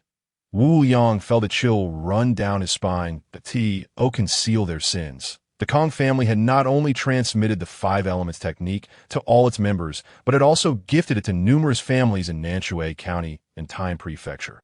Wu Yang estimated that, excluding those from Taiyin Prefecture, at least 5 families in Nanshui County had received the five elements technique from the Kong family. Moreover, according to Kong Sheng's account, these individuals were secretly practicing it. Wu Yang felt a cold sweat breaking out. If a thorough investigation ensued, extracting the root would likely result in many deaths in Nanshui County. Investigate. Xiao Jie's expression was icy. You are to verify each case. Eliminate one if there is a crime, an entire family if necessary, if all of Nanshui County is implicated. Xiao Jie's aura surged ominously. Then we shall slaughter the city. I shall shoulder all consequences. As dusk fell, a carriage arrived outside Bain County, stopping at an inn, where Song Xiaofeng and Huang Yuheng disembarked. This is Bain County. This place seems quite pleasant, far more tranquil than Nanshui County. Song Xiaofeng spread his arms wide. And for reasons unknown, as soon as he stepped into Bain County, he felt a refreshing clarity, as if this place were unlike any other. Huang Yuheng shared a similar sentiment. After a moment of contemplation, she could not help but exclaim, it must be that the spiritual energy of this land is more abundant than elsewhere. Indeed, Song Xiaofeng replied, for this region is close to the auspicious Bain mountain range. The two of them did not dwell on it further. Casting a glance around, they made their way to the inn. Waiter, bring the dishes, they ordered. After selecting some food and wine, they began to eat and drink while observing the other patrons of Bain County. They noticed that the inn was bustling with people, some of whom were dressed in splendid attire, yet the majority were ordinary folk from Bain County. Despite their diverse backgrounds, these individuals coexisted harmoniously. Enjoying each other's company, a puzzled glance was exchanged between Song Xiaofeng and Huang Yu in Nanshui County, and indeed in any other county within Taiyin Prefecture. Individuals adorned in fine garments would never dine alongside humble commoners. Yet in Bain County, this was the norm. As Song Xiaofeng and Huang Yuheng contemplated this peculiarity, they overheard snippets of conversation. Life has truly become increasingly better. I never imagined I would live to enjoy dining out so frequently. Indeed, we owe it all to the Lord Judge. Without him, we would still be eating dirt. You're right. I just remembered, I haven't paid my respects this month. I must go tomorrow. Listening to the chatter around them, Song Xiaofeng and Huang Yuheng exchanged another glance. The Lord Judge, it seems, is indeed a significant figure here. Let us go inquire, Huang Yuheng suggested with a nod to Song Xiaofeng, who stood up in agreement. Ignoring her disapproving gaze, he reached for 2 plates of food from her table and approached the adjacent table. Good sirs, I am Song Xiaofeng, he smiled as he placed the dishes and wine on their table. Bowing slightly, I couldn't help but overhear your mention of the judge. Are you referring to the Yin-Yang Judge? The group at the table, including Zhang Er, regarded Song Xiaofeng with a hint of wariness. Are you from out of town? What do you seek from the Lord Judge? I hail from Nanshui County, and tales of the judge have reached us there as well. I had thought him to be a deity of our county. Yet it appears he has ties to Bain County as well. This remark. Laughter erupted throughout the inn. Ha! My brother, you jest. The Lord Judge's office is located atop Bain Mountain. He is the guardian deity of Bain County, with no connection to your Nanshui County. Then why does he venture into our Nanshui County? Isn't it obvious? He must be there to apprehend someone. A silent exchange of bewilderment passed between Song Xiaofeng and Huang Yuheng. The former nodded slightly and quietly took a seat at the table. So, you mean to say the judge is the deity of Bain County? But how can he extend his influence to Nanshui County? Isn't that against the rules? At this, the laughter grew louder, and everyone regarded Song Xiaofeng as though he were a fool. Am I mistaken? He scratched his head. Can a spirit intervene beyond its jurisdiction? The surrounding patrons laughed even harder, and after a while, one of them patted Song Xiaofeng on the shoulder. You, my friend, are quite Navi. Song Xiaofeng quickly raised his cup. Pray, enlighten me. Very well, the man replied, lifting his own cup with a smile. Let me put it this way. Although the Lord Judge resides upon Bane Mountain, safeguarding its inhabitants, he is not merely a local deity. This revelation deepened the confusion of both Song Xiaofeng and Huang Yuing. Not your local deity? If he is not, then how does he receive your offerings? Offerings are tied to the principle of causality. Apart from innate deities, any lesser deities seeking offerings must maintain a causal relationship with the worshippers. If the judge is not a local deity, then he has no connection to Bane County, implying no causality and hence no offerings that I told you. Your understanding is limited. Young man, you should endeavor to learn more. Song Xiaofeng felt a bit embarrassed, while Huang Yuhing struggled to suppress her laughter. The nearly 100-year-old Song Xiaofeng, being called young man by someone in their 30s or 40s, was surely a humorous matter. Please continue to enlighten me, he said, clasping his hands together. The man chuckled and continued. It's quite simple, really. The Lord Judge is a divine being who governs the laws of heaven and earth, as well as the order of Yin and Yang. Divine being of heavenly laws, Song Xiaofeng and Huang Yuhing exchanged puzzled glances. What kind of cultivation led to such a figure? There are three types of deities: innate deities, acquired deities, and wild deities. Innate deities are, as the name suggests, born from the divine race. The most powerful of the three acquired deities are those who become divine through cultivation, be they human, demon, or ghost. The so-called heavenly deities of the martial world are typically acquired deities. As seasoned wanderers of the martial realm, Song Xiaofeng and Huang Yuheng had indeed heard of individuals achieving divinity through cultivation. However, they had never heard of the judge. You may find this hard to believe. But the Lord Judge was originally a scholar from Bane County. After being wronged by the Liu family and meeting his demise, he ascended to divinity. What? Ascended to divinity after death? Both Song Xiaofeng and Huang Yuheng looked utterly bewildered. They had heard of souls becoming ghosts after death, but never of souls becoming deities. Brother, you're not pulling my leg, are you? Song Xiaofeng asked skeptically. That you're not spinning tales for my 2 plates of food. Are you? A mere scholar can become a deity after death. Besides, I've seen Xiao Jie. That figure is cloaked in an aura of death that can obscure the heavens. You dare tell me he is a deity? Which proper deity emits black smoke? See, I told you, you lack experience. The man waved his hand dismissively. I might exaggerate about other matters, but this is something you can easily verify by asking anyone in Bane County. If you still doubt, you can visit Bane Mountain, where the Yin office resides. That a look of shock and disbelief crossed the faces of Song Xiaofeng and Huang Yuheng, that a person can truly become a deity after death. And such a formidable one at that. Not just them, but anyone from outside Bane County would find it hard to believe. Just then, a thunderous drumbeat resounded through the skies above Bane County. Be cautious! Song Xiaofeng and Huang Yuheng sprang to their feet, eyes scanning the heavens warily. They felt an unprecedented pressure emanating from the sound of the drums. Do not be alarmed, someone reassured them. That is the drum of the Yin office, likely signaling that another has come to seek justice. The patrons in the inn chuckled at the sight. That aren't you curious about the Lord Judge? If you go now, you might just get to meet him. Upon hearing this, Song Xiaofeng and Huang Yuheng hesitated no longer. They dropped some coins and quickly made their way up Bane Mountain. However, upon reaching the mountainside, they were taken aback. They beheld a scene where hundreds of individuals, shackled in chains, were being driven along the path to the summit by 4 figures clad in the garb of the Yin officials. Wielding whips, this they gasped, astonished. Could these be the very criminals they sought to interrogate? If they were not mistaken, these individuals appeared to belong to the Su, Wu, and El families from Nanshui County, among others. Song Xiaofeng counted quickly and murmured, "It seems most of these families have shown up, save for a few." Huang Yuheng, startled, replied, "But these 5 families don't seem to have any connection to the baby theft case. Why has the Yin office apprehended them?" "Let us go," Song Xiaofeng said. Curiosity piqued. "I want to see how the Yin office conducts its inquiries." Huang Yuheng nodded in agreement, and the two followed the procession of prisoners up to the mountain summit, where they indeed found the office of the Yin officials. It appeared there was, in fact, an official office. Huang Yuheng was somewhat taken aback, for he had never imagined that there truly existed a ghostly court in this world. The two exchanged glances and followed the procession into the realm of the dead. However, as soon as they crossed the threshold, a chilling voice echoed from above. "Bring them forth." The execution platform was prepared. Execute them. What? Are we to be executed upon entry? Song Xiaofeng and Huang Yuheng stared in astonishment. Such directness. Bring them forth. Kill them all. In the ghostly court, as Song Xiaofeng and Huang Yuheng stepped inside, they barely had time to lift their heads before hearing the command from above. What? All of them. They gazed upward in disbelief.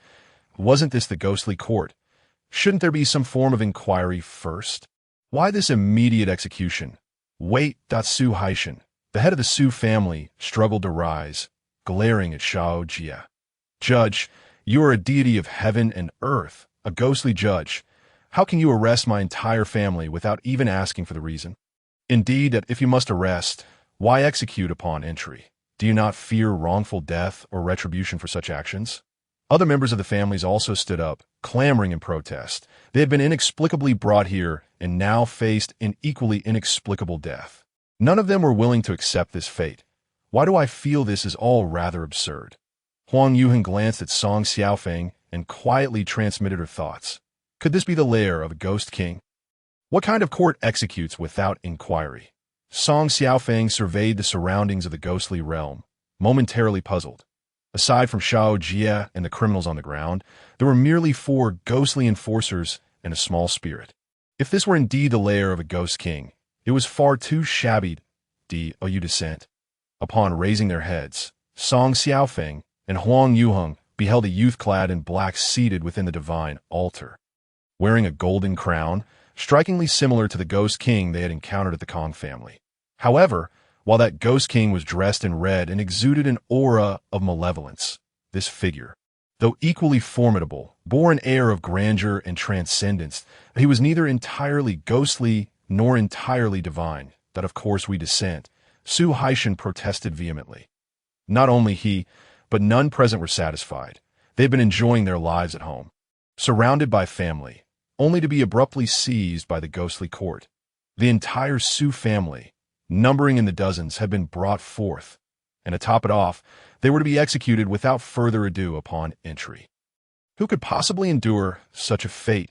Hearing this, Xiao Jie leaned back against the altar, casting a sidelong glance at Song Xiaofeng and Huang Yuheng before waving his hand dismissively. You have the right to dissent. When you are dead, if you still feel aggrieved, you may lodge a complaint against me. Lodge a complaint? Su Haishan and the others' expressions darkened. It's easy for you to say, but where would we even file such a complaint? Against the ghostly court? Would you take on such a case? Enough. Now that you have all extended your necks, Xiao Jie impatiently waved his hand, and the enforcers, seeing this, brought forth the execution platform. I advise you not to move unnecessarily. Last time, someone moved and lost a kidney. They were not a complete ghost afterward. Rest assured, the blade of the ghostly cord is swift. Merely close your eyes and kick your legs, and you will be gone. Come, line up, one by one. They witnessed one after another being led to the execution platform. Song Xiaofeng and Huang Yuheng were left in a state of stupefaction. Truly, there was no inquiry or questioning. They were simply to be executed upon entry. It seemed this was indeed a den of ghosts. Huang Yuheng shook her head. She had thought they might encounter deities who would champion the cause of the living, only to find it was merely a ghost king in disguise. Her initial fervor gradually cooled. It appeared justice would have to be sought on their OWNMY Lord, with all the condemned laid low. It was time to bring them forth for questioning. Yes, my lord. Huang Yuheng and Song Xiaofeng stared in disbelief, questioning their own ears. They were already dead, and now they were to be interrogated? Wasn't this procedure backwards? Huang Yuheng was utterly bewildered. She had encountered numerous bureaucracies, but which court executed first and interrogated later? Moreover, what was there to interrogate when they were already dead? Interrogate ghosts? Just then, the little spirit wearing a hat approached the corpses. Arise! With a wave of the small wooden stick in its hand, spirits flew forth from the bodies. Those spirits landed on the ground, all with bewildered expressions. That wasn't I dead? How am I alive again? Ha ha! I, Hu Han San, have returned. Pick up your head. Why are you so excited? Don't you see where we are? Wait, why am I still in the ghostly court? Once the ghosts regained consciousness, their initial excitement faded as they realized they were still in the ghostly realm, leaving them disheartened. This can't be. Are we summoning the ghosts so quickly? Huang Yuheng and Song Xiaofeng were left speechless. Is this really how it works? Su Haishan. Xiao Jie produced the Book of Life and Death. Fixating his gaze upon Su Haishan, I ask you, after obtaining the 5 elements technique from Kong Zhuo, how many children did you abduct? The once boisterous Su Haishan and the others fell silent. Staring at Xiao Jie in confusion, I don't know what you're talking about. Meanwhile, Song Xiaofeng and Huang Yuheng exchanged glances, their eyes filled with astonishment. 5 elements technique? Where did the Kong family acquire such a thing? Wasn't it destroyed 300 years ago? What 5 elements technique? I know nothing of it. You've already killed us. What more do you want? Exactly, we are dead. What can you do now? We are not saying a word. Su Haishan had resigned himself. Perhaps under threat, he might have confessed, but now that he was dead, what was there to divulge? Not a single word. What could Xiao Jie do to him? Could he kill him again? The 4 enforcers exchanged glances, then brought forth the execution platform once more. Some individuals are simply incorrigible. They require a more forceful approach. These scoundrels. The judge had been too careless. He should have spared their lives. Song Xiaofeng and Huang Yuheng felt a sense of helplessness. This fellow clearly knew something, yet now that he was dead, he would certainly not utter a word. After all, there was no longer any threat to him for Xiao Jie. Could Xiao Jie really kill them a second time? Proceed. Without even lifting his head, Xiao Jie commanded, and the enforcers promptly tossed the execution platform to the ground. What? Are you going to continue to kill me? Come, I will extend my neck for you to chop as you please. One of the Su family members shouted as he stepped forward, and the enforcers, left speechless, swiftly executed him. The ghostly court echoed with the most harrowing screams. It hurts so much. Under the blade, the man was cleaved into 3 pieces, rolling on the ground in agony. The pain penetrated his very soul, rendering him tormented beyond comprehension. The others fell silent, the entire ghostly court engulfed in a pall of confusion. He truly could inflict harm upon me. The once boisterous ghosts of the Su family were now dumbfounded. This was not what they had anticipated. Song Xiaofeng and Huang Yuheng wore expressions of shock. He can truly torture ghosts. After a series of harrowing screams, the members of the Su family, in a most orderly fashion, knelt upon the ground, heads bowed, faces filled with despair. Family. Now it seemed that being a person was impossible, and being a ghost was equally unfeasible. My lord, the execution is complete. Xiao Jie looked up and closed the Book of Life and Death. Wasn't it someone who just said to let me chop as I please? Drag him to the entrance. I did not call for a halt, so do not stop. A member of the crowd looked up in disbelief. You can't be serious, can you? My lord. Before he could finish, he was dragged out by the enforcers, and soon the air was filled with echoes of screams. The others felt a chill run down their spines, their fear growing ever deeper. Song Xiaofeng and Huang Yuheng swallowed hard. This is truly happening. In all my life, this is the first time someone has asked me to execute them. Indeed, I have never encountered such a request before. Xiao Jie shrugged and turned to Su Haishan, saying, Well then, let's get to the point. How many lives have you taken with the 5 elements technique? I confess that I admit that Su Haishan showed no hesitation and laid bare all the details of his family's child-snatching activities. The Wu family and others eagerly followed suit, clearing their own issues without any concealment. Beasts! As they listened to their confessions, Huang Yuheng and Song Xiaofeng in the hall clenched their fists, unable to suppress the murderous intent brewing within them. They were astounded that these scoundrels could be so devoid of conscience. Song Xiaofeng gritted his teeth that turned out this group began to scour for suitable targets after obtaining the 5 elements technique from the Kong family. However, according to their confessions, they were unaware of the technique's effectiveness on infants. Thus, they typically targeted robust adults. They claimed that in recent years, they had only killed adults and not a single child. Sir, they protested, we only kill adults. We have nothing to do with the deaths of children. Indeed, sir, we are wronged. The Yin division compiled all their confessions into a tome, which Xiao Jie took and coldly regarded them. Wronged? He retorted, is a child's life not worth as much as an adult's? You slaughter the innocent for your selfish desires and still dare to plead your case? At Xiao Jie's reprimand, those present quickly lowered their heads. With a cold huff, Xiao Jie opened the dossier and perused it for a moment before suddenly looking up. Have you passed the five elements technique to anyone else? No, we truly have not shared it with anyone. After acquiring the technique from the Kong family, they had secretly practiced it, for it was hardly a legitimate martial art. Xiao Jie gazed thoughtfully at the dossier for a moment before inquiring. Do you know the origins of this five elements technique? We obtained it from the Kong family. As for where the Kong family acquired it, we do not know. Xiao Jie furrowed his brow. Feeling somewhat helpless, there were no leads at all. The Kong family's five elements technique had been retrieved from a deep mountain in Nanshui County, a place he had visited, which seemed to be the former abode of a monster. However, there were no clues within, and one knew how the five elements technique came into Kong Zhuo's hands. Damn it. Could this matter truly be unrelated to the Tianshou Temple? Xiao Jie frowned.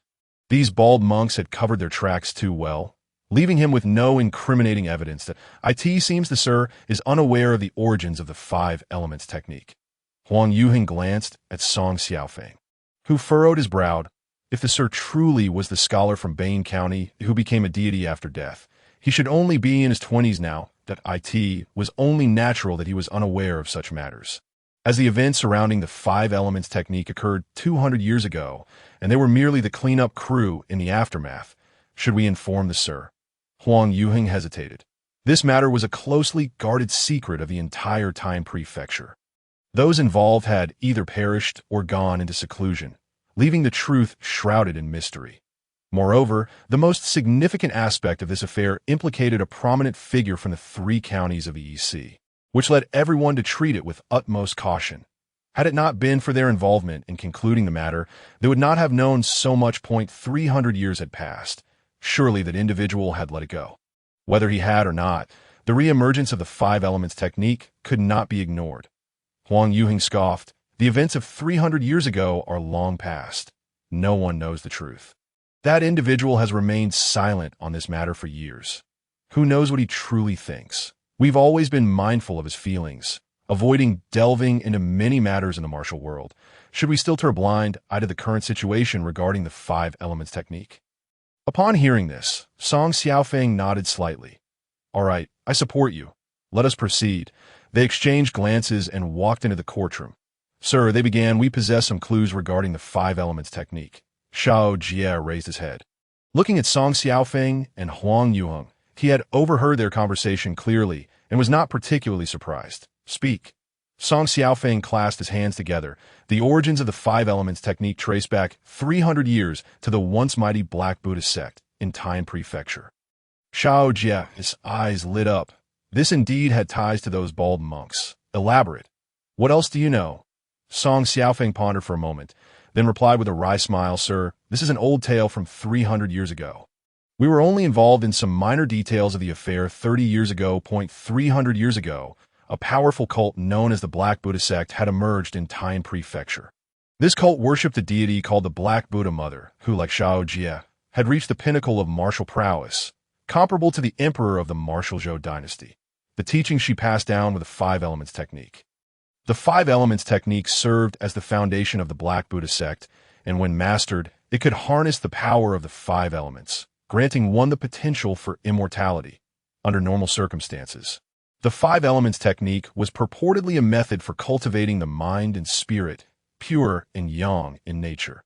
Unfortunately, the entire Black Buddha sect became obsessed with immediate results, with everyone eager to attain immortality.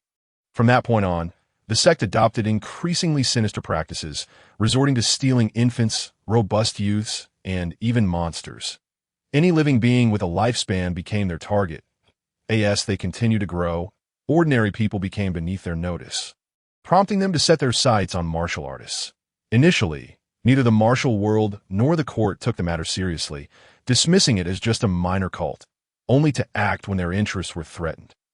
However, they had not anticipated that within just a few years, the population in the three counties of the EC would drastically decline, with various sects suffering significant losses, as the Black Buddha sect seemed intent on taking over the world. It was at that point that the martial Zhou dynasty and major sects finally became aware and united to eradicate the Black Buddha sect. Yet what shocked everyone was that the Black Buddha sect had transformed into a colossal entity in a matter of years. The martial Zhou dynasty and the entire martial world, with external assistance, took a full 63 years to eliminate the core of the Black Buddhist sect to this day. The major sects in the 3 counties of the EC were still cleaning up the aftermath of this crisis. Hearing this, Xiao Jie couldn't help but interject. The Black Buddhist sect was so formidable. The entire martial Zhou court and the martial world combined couldn't eradicate a single cult even after 300 years. And they needed external help as well. This seems a bit exaggerated, doesn't it? The Black Buddhist sect had secretly nurtured nearly 13 martial emperors and over 30 martial kings. Their top-tier combat strength rivaled the combined might of the martial Zhou court and the martial world at the time. Huang Yuheng spoke awkwardly. Xiao Jie, intrigued, remarked, "You certainly brought this disaster upon yourselves, a mere spark turned into a catastrophic inferno, yet you all survived unscathed. It truly reflects the saying, when will the ruling class take action? Only when the fire is at their backs. I am a wandering cultivator. I wasn't even born then." Song Xiaofeng shrugged. "Sir, please refrain from including us in that." Huang Yuheng looked innocent. "Don't blame me. My sect hadn't even been established then." Xiao Jie fell silent for a moment. "So, according to your understanding, is this incident a resurgence of the Black Buddhist sect?" "We do not know." Xiao Jie paused again. "Aside from this small tale, what other useful clues could you provide me? For instance, where did the 5 elements technique originate?" We are also unaware." Xiao Jie took a deep breath, silently taking out the Yin-Yang golden mace to dust it off. "However, one thing we can be absolutely certain of is that what they possess is definitely not the authentic 5 elements technique. As this technique can only be cultivated by women, is it only women who can cultivate?" Yin Si, Zhangde, and the others exchanged bewildered glances. Was there truly such a peculiar and bizarre technique? Upon hearing this, the Su family and others were equally perplexed, especially the men. Only women can cultivate. What have I been doing all these years? Could it be that beneath my rugged exterior lies a delicate maiden? In an instant, Su Haishan and the others began to doubt themselves. Upon hearing the words of Song Xiaofeng and his companion, Xiao Jie could not help but raise an eyebrow. "Are you implying that in order to practice this technique, one must first undergo castration? You must be referring to true postnatal, gender-neutral individuals, whereas I am speaking of innate physiological females." Xiao Jie furrowed his brow. "Is it not permissible for a man to sacrifice an inch or 2? Indeed." Xiao Jie curled his lip in disdain, regarding the technique as trash, discriminatory against men. Poorly conceived, it pales in comparison to the evil exorcism sword spectrum. He silently scoffed, then returned to the matter at hand. "You claim that the 5 elements technique can only be cultivated by women. What is the reasoning behind this?" At this statement, everyone pricked up their ears, with Su Haishan becoming particularly attentive upon hearing this. Song Xiaofeng glanced at Huang Yuheng and gestured for him to speak. The latter nodded and stepped forward, reporting, "My lord, this 5 elements technique is also known by another name, the 5 transformations to nurture Buddha technique." Nurturing, as in pregnancy. The newly invigorated Su Haishan and the others looked on in astonishment. What connection could this technique possibly have to pregnancy? Zhangde and his companions wore equally puzzled expressions. Could practicing this technique enhance fertility? Xiao Jie instantly became intrigued. "Pray, elaborate on this notion of pregnancy. I mean nurturing Buddha. My lord, have you heard the tale of the Buddha mother?" Xiao Jie pondered for a moment. "The Buddha once cultivated on Ling Mountain and was swallowed by a peacock, only to emerge from its back due to his immense magical prowess that he believed the peacock to be his biological mother and thus conferred upon it the title of Buddha Mother." Upon hearing this, the 2 in the court were momentarily stunned. The knowledge possessed by this lord may differ from ours. Huang Yuheng sighed ruefully and continued, 3,000 years ago, the founding master of Mingjing Temple, Heifo, achieved perfection in his cultivation and transcended to become a Buddha. Heifo was the first Buddha to ascend from the entire EC region, and the temple he founded is the origin of Buddhism in the EC. Thus, Heifo is revered as the Buddha by the followers of Buddhism in that region. After a moment's contemplation, Huang Yuheng added, "It is said that Heifo was a maiden of pure virtue who fell into the weak water and subsequently gave birth." "Hold on." Xiao Jie raised a hand to interrupt Huang Yuheng. "Let me sort this out. A maiden of pure virtue gave birth. Are you certain this isn't a tale of a Zhen falling in love with a Chong?" Huang Yuheng sighed. It has been over 3,000 years. The truth is now beyond verification. However, it is certain that thereafter, the East Sea region embraced the custom of the living Buddha. Living Buddha? Could giving birth become a custom? Xiao Jie and the others exchanged glances, having never heard of such a thing. Xiao Jie, perplexed, inquired, "What does this entail?" Several hundred years ago, the people of Taiyin County would select 100 maidens of pure virtue each year to be sent to the weak water.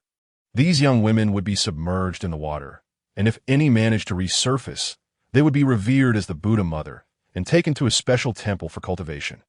Huang Yuheng explained that this temple was isolated from the world and inhabited solely by selected Buddha mothers. Their sole task was to study Buddhist teachings and conceive a Buddha child. After Huang Yuheng finished speaking, the others fell into contemplation. Surely this was not a form of lewd sacrifice, to cast individuals into the weak water?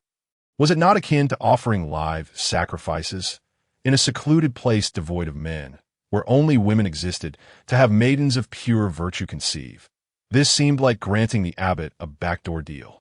Xiao Jie and the others exchanged glances, realizing that their ancestors were indeed quite the tricksters. Not quite. Yet Xiao Jie, seated in the shrine, raised his head and spoke gravely. In subsequent generations, there are those who worship the Buddha mother. And the five elements technique has persisted in this world. This implies that someone has succeeded.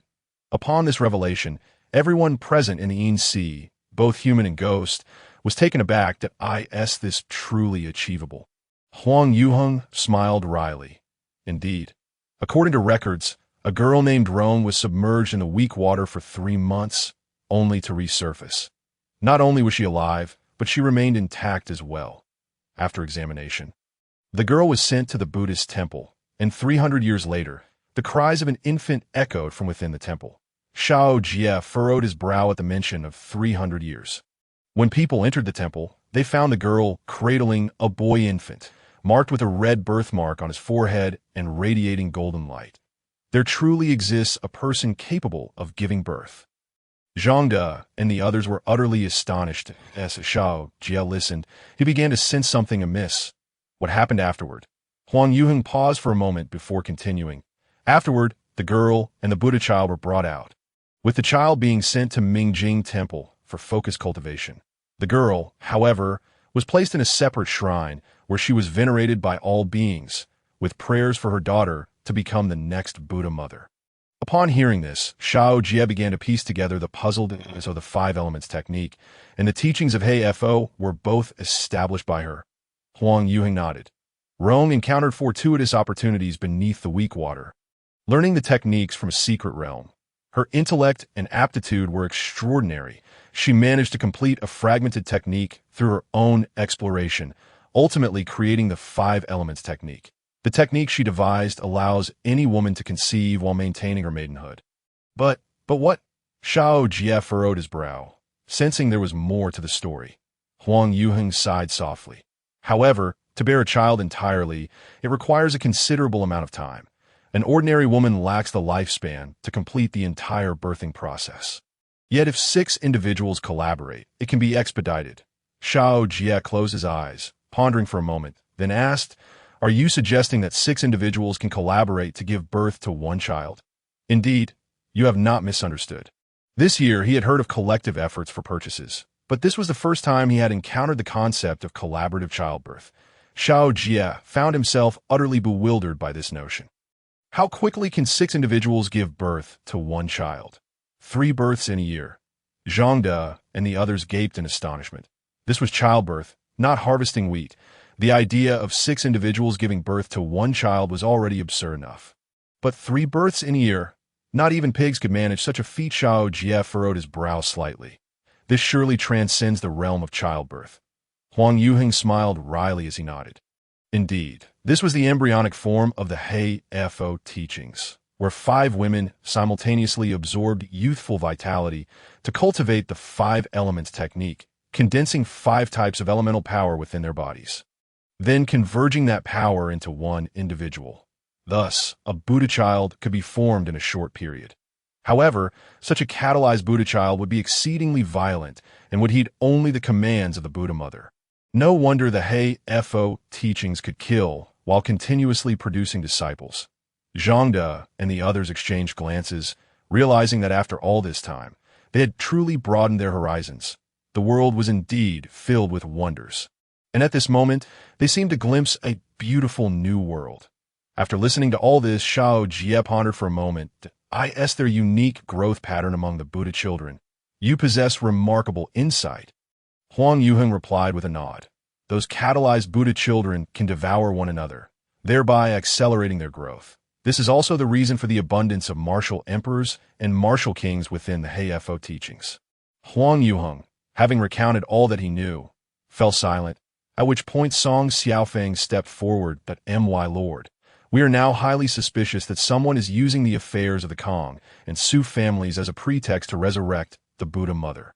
Upon hearing this, Xiao Jie narrowed his eyes. Buddha mother?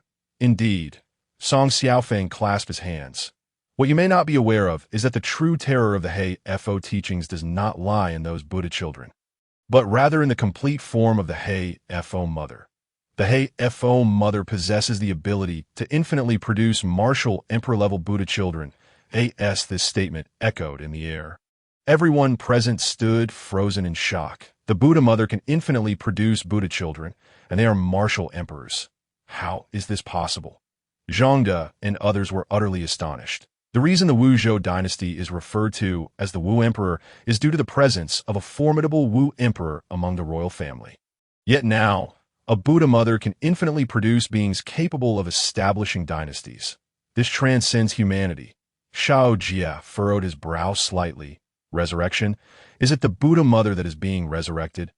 According to Huang Yuheng, there should be many Buddha mothers, and resurrection is unnecessary. They simply need to be continuously created.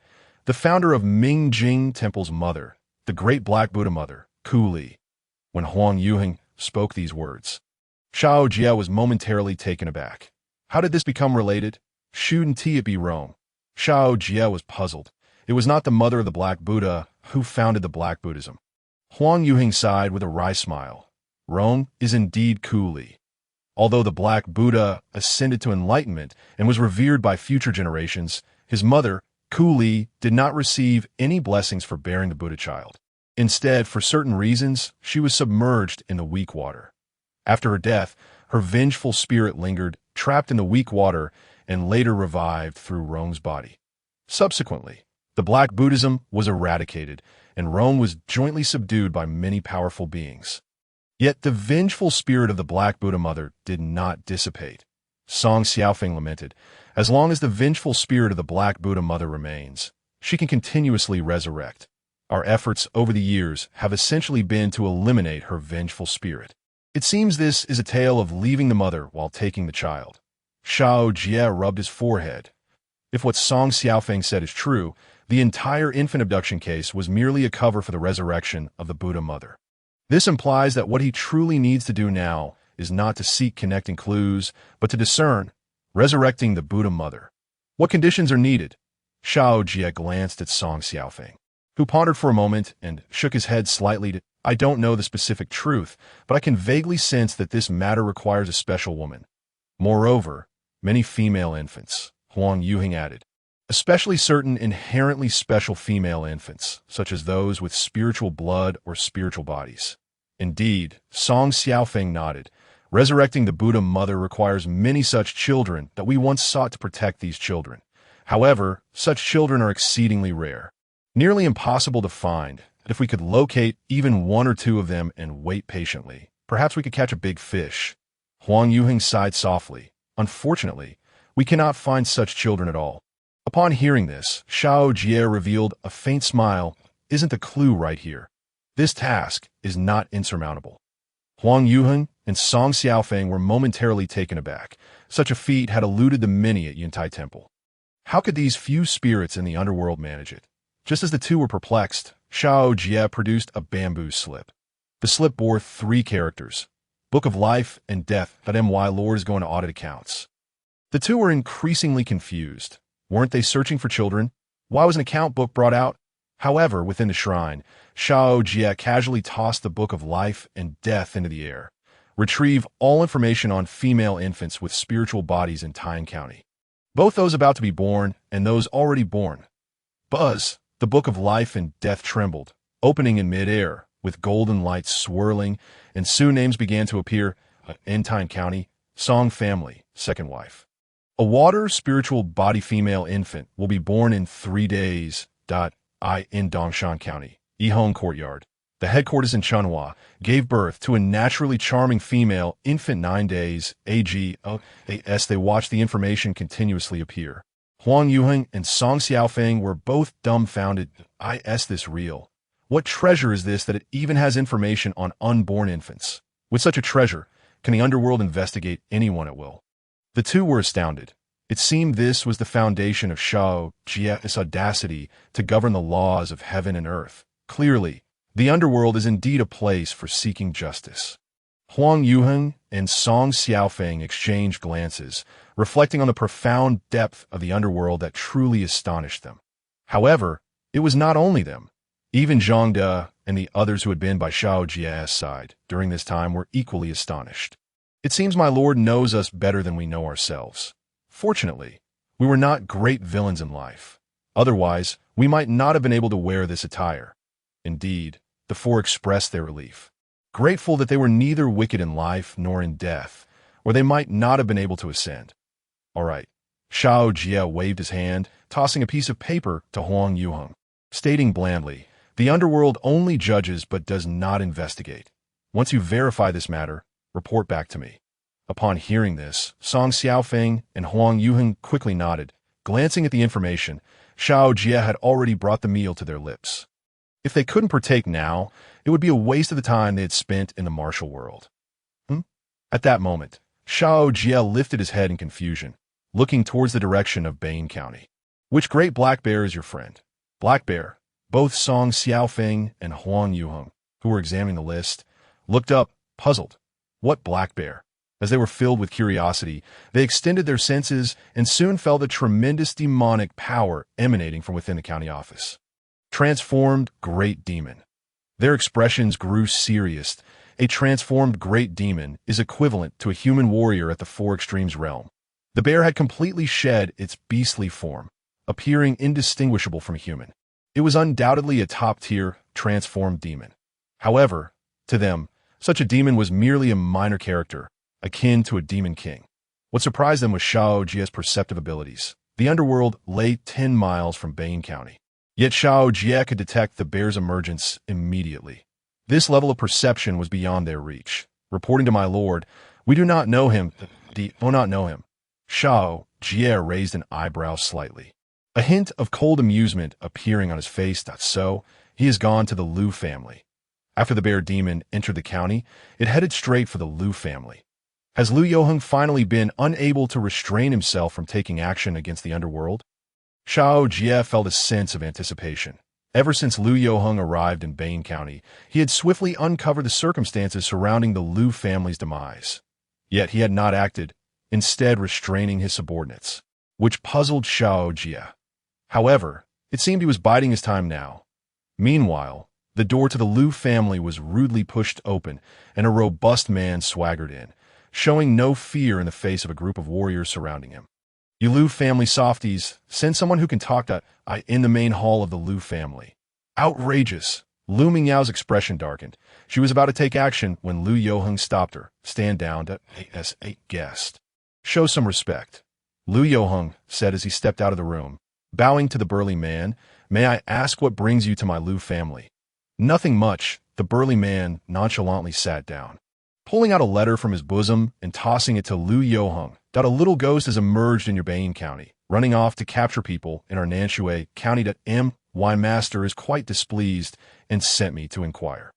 Is Bain County still within your Liu family's territory?" Liu Yuheng opened the letter, glanced at it, and couldn't help but raise an eyebrow. The two young men beside him wore expressions of amusement. Someone is eager to step into the fray on their behalf. "Hey." The burly man scratched his head impatiently, and my master also said that if your Liu family lacks the capability, we can reluctantly handle it for you. But the price won't be cheap.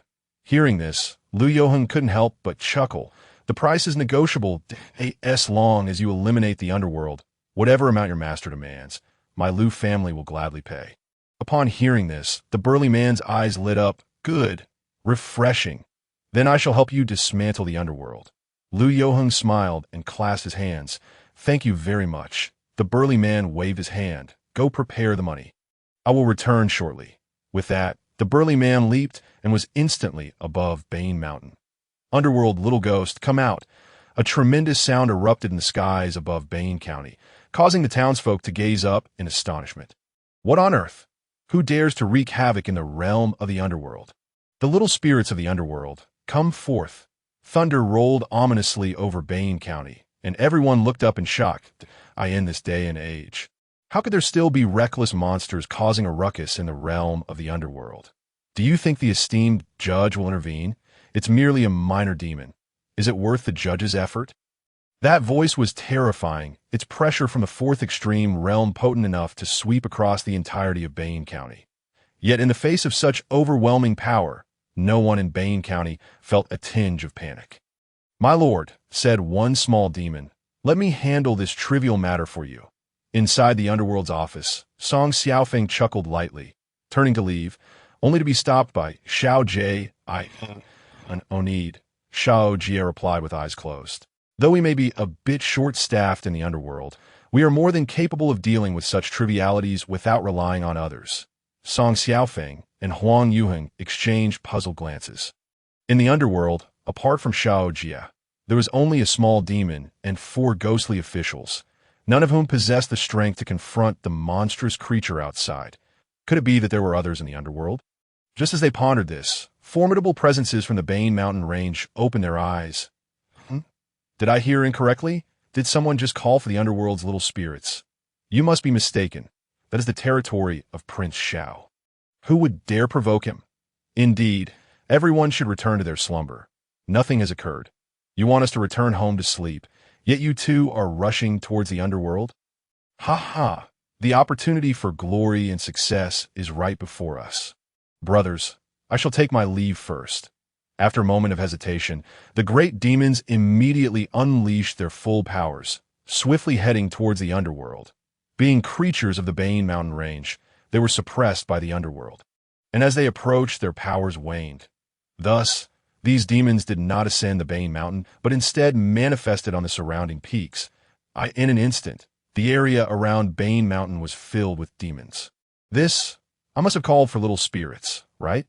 Upon sensing the sudden influx of demons, the black bear spirit was utterly bewildered. What in the world is happening?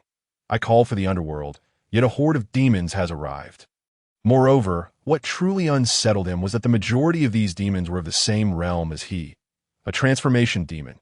Inside the underworld, Song Xiaofeng and Huang Yuheng were astounded by the sheer number of demons surrounding them.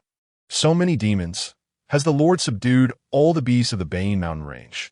This Bane Mountain range is renowned as a gathering place for demons in Taiyan County and even the Eastern Sea region, home to numerous transformation demons and several demon kings. Even they would tread cautiously if they were to enter, not daring to provoke the demons within. Yet, unexpectedly, the demons that usually lurked in the deep mountains have collectively emerged to support the underworld. What astonished them even more was that throughout this entire affair, Xiao Jie had not expressed a word, indicating that these demons had come of their own volition. Has the Lord truly managed to subdue all the demons of the Bane Mountain range? Though the Lord is formidable, he is but one person. Even if these demons cannot defeat him, they could still flee. Yet why do I feel as though they are quite eager? Song Xiaofeng struggled to comprehend why these once proud and arrogant great demons had suddenly become so obedient.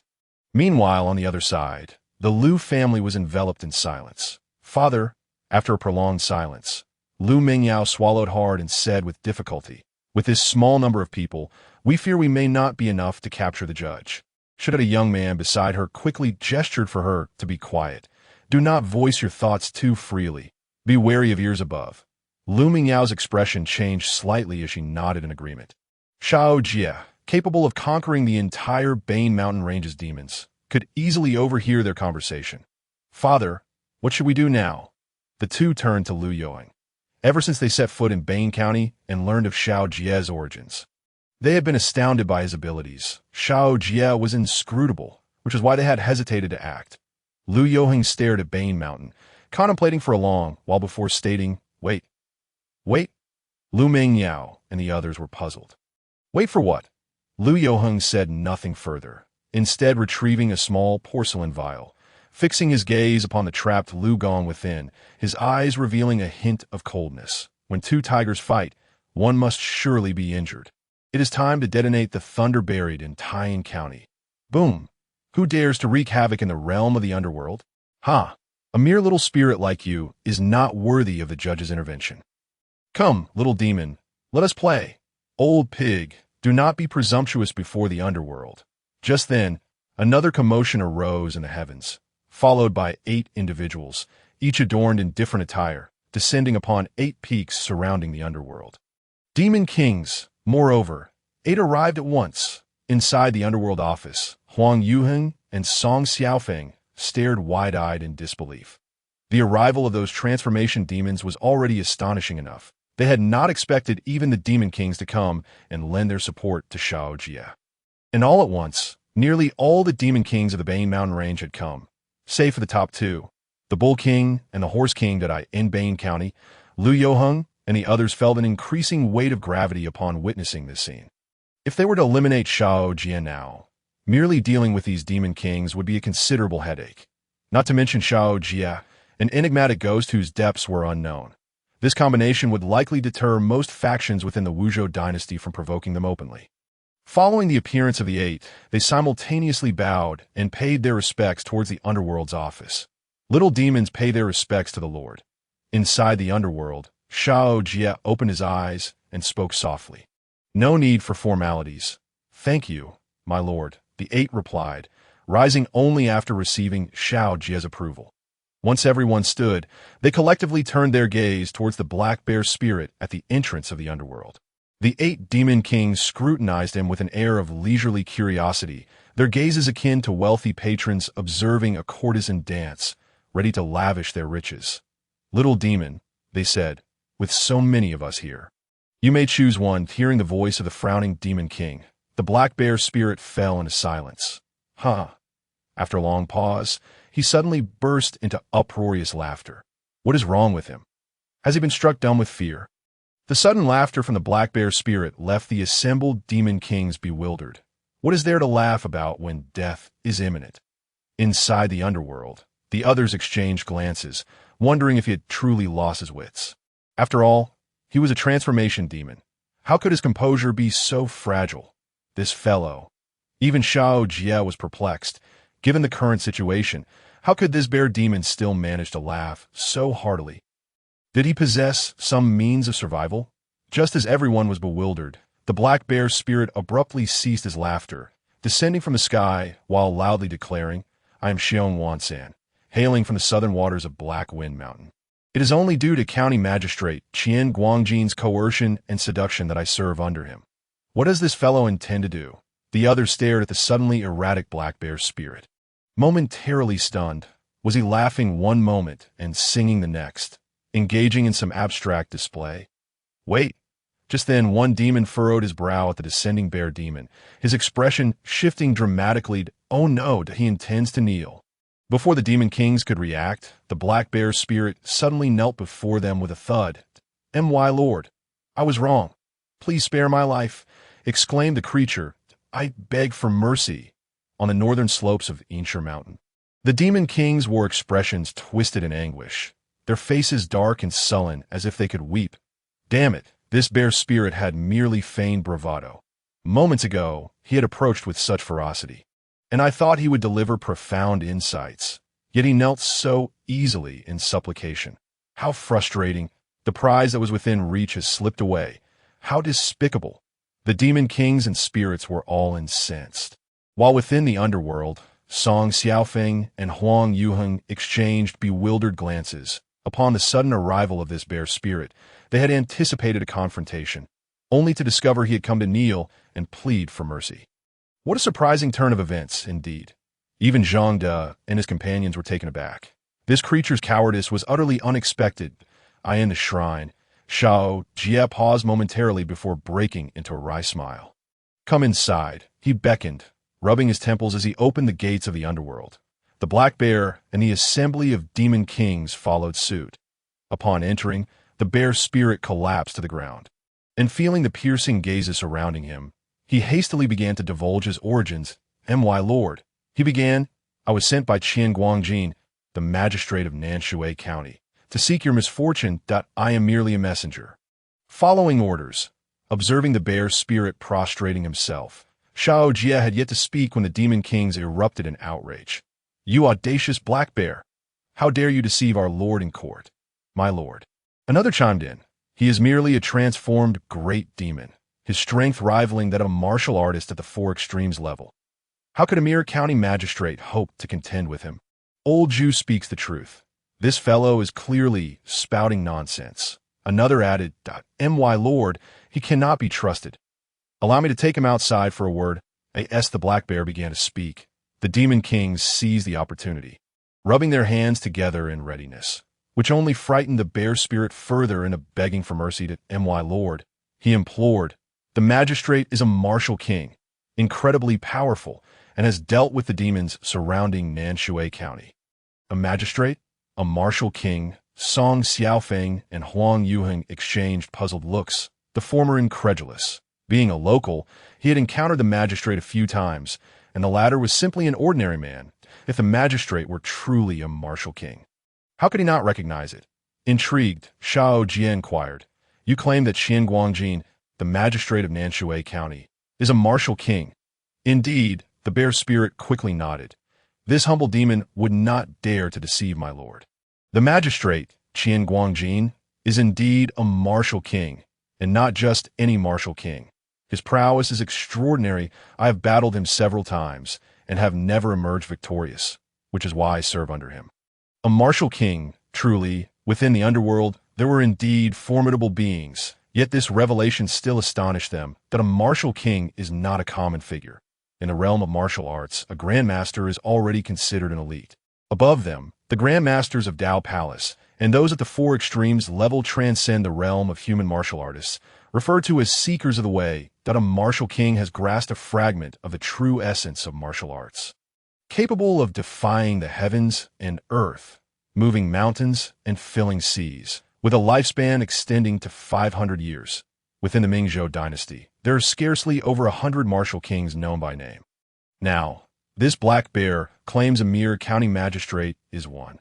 While a martial king may not be a fearsome character, he is certainly not to be trifled with. Xiao Jie furrowed his brow slightly. "Are you certain the magistrate is a martial king?" Song Xiaofeng and Huang Yuheng exchanged glances, a sigh escaping their lips.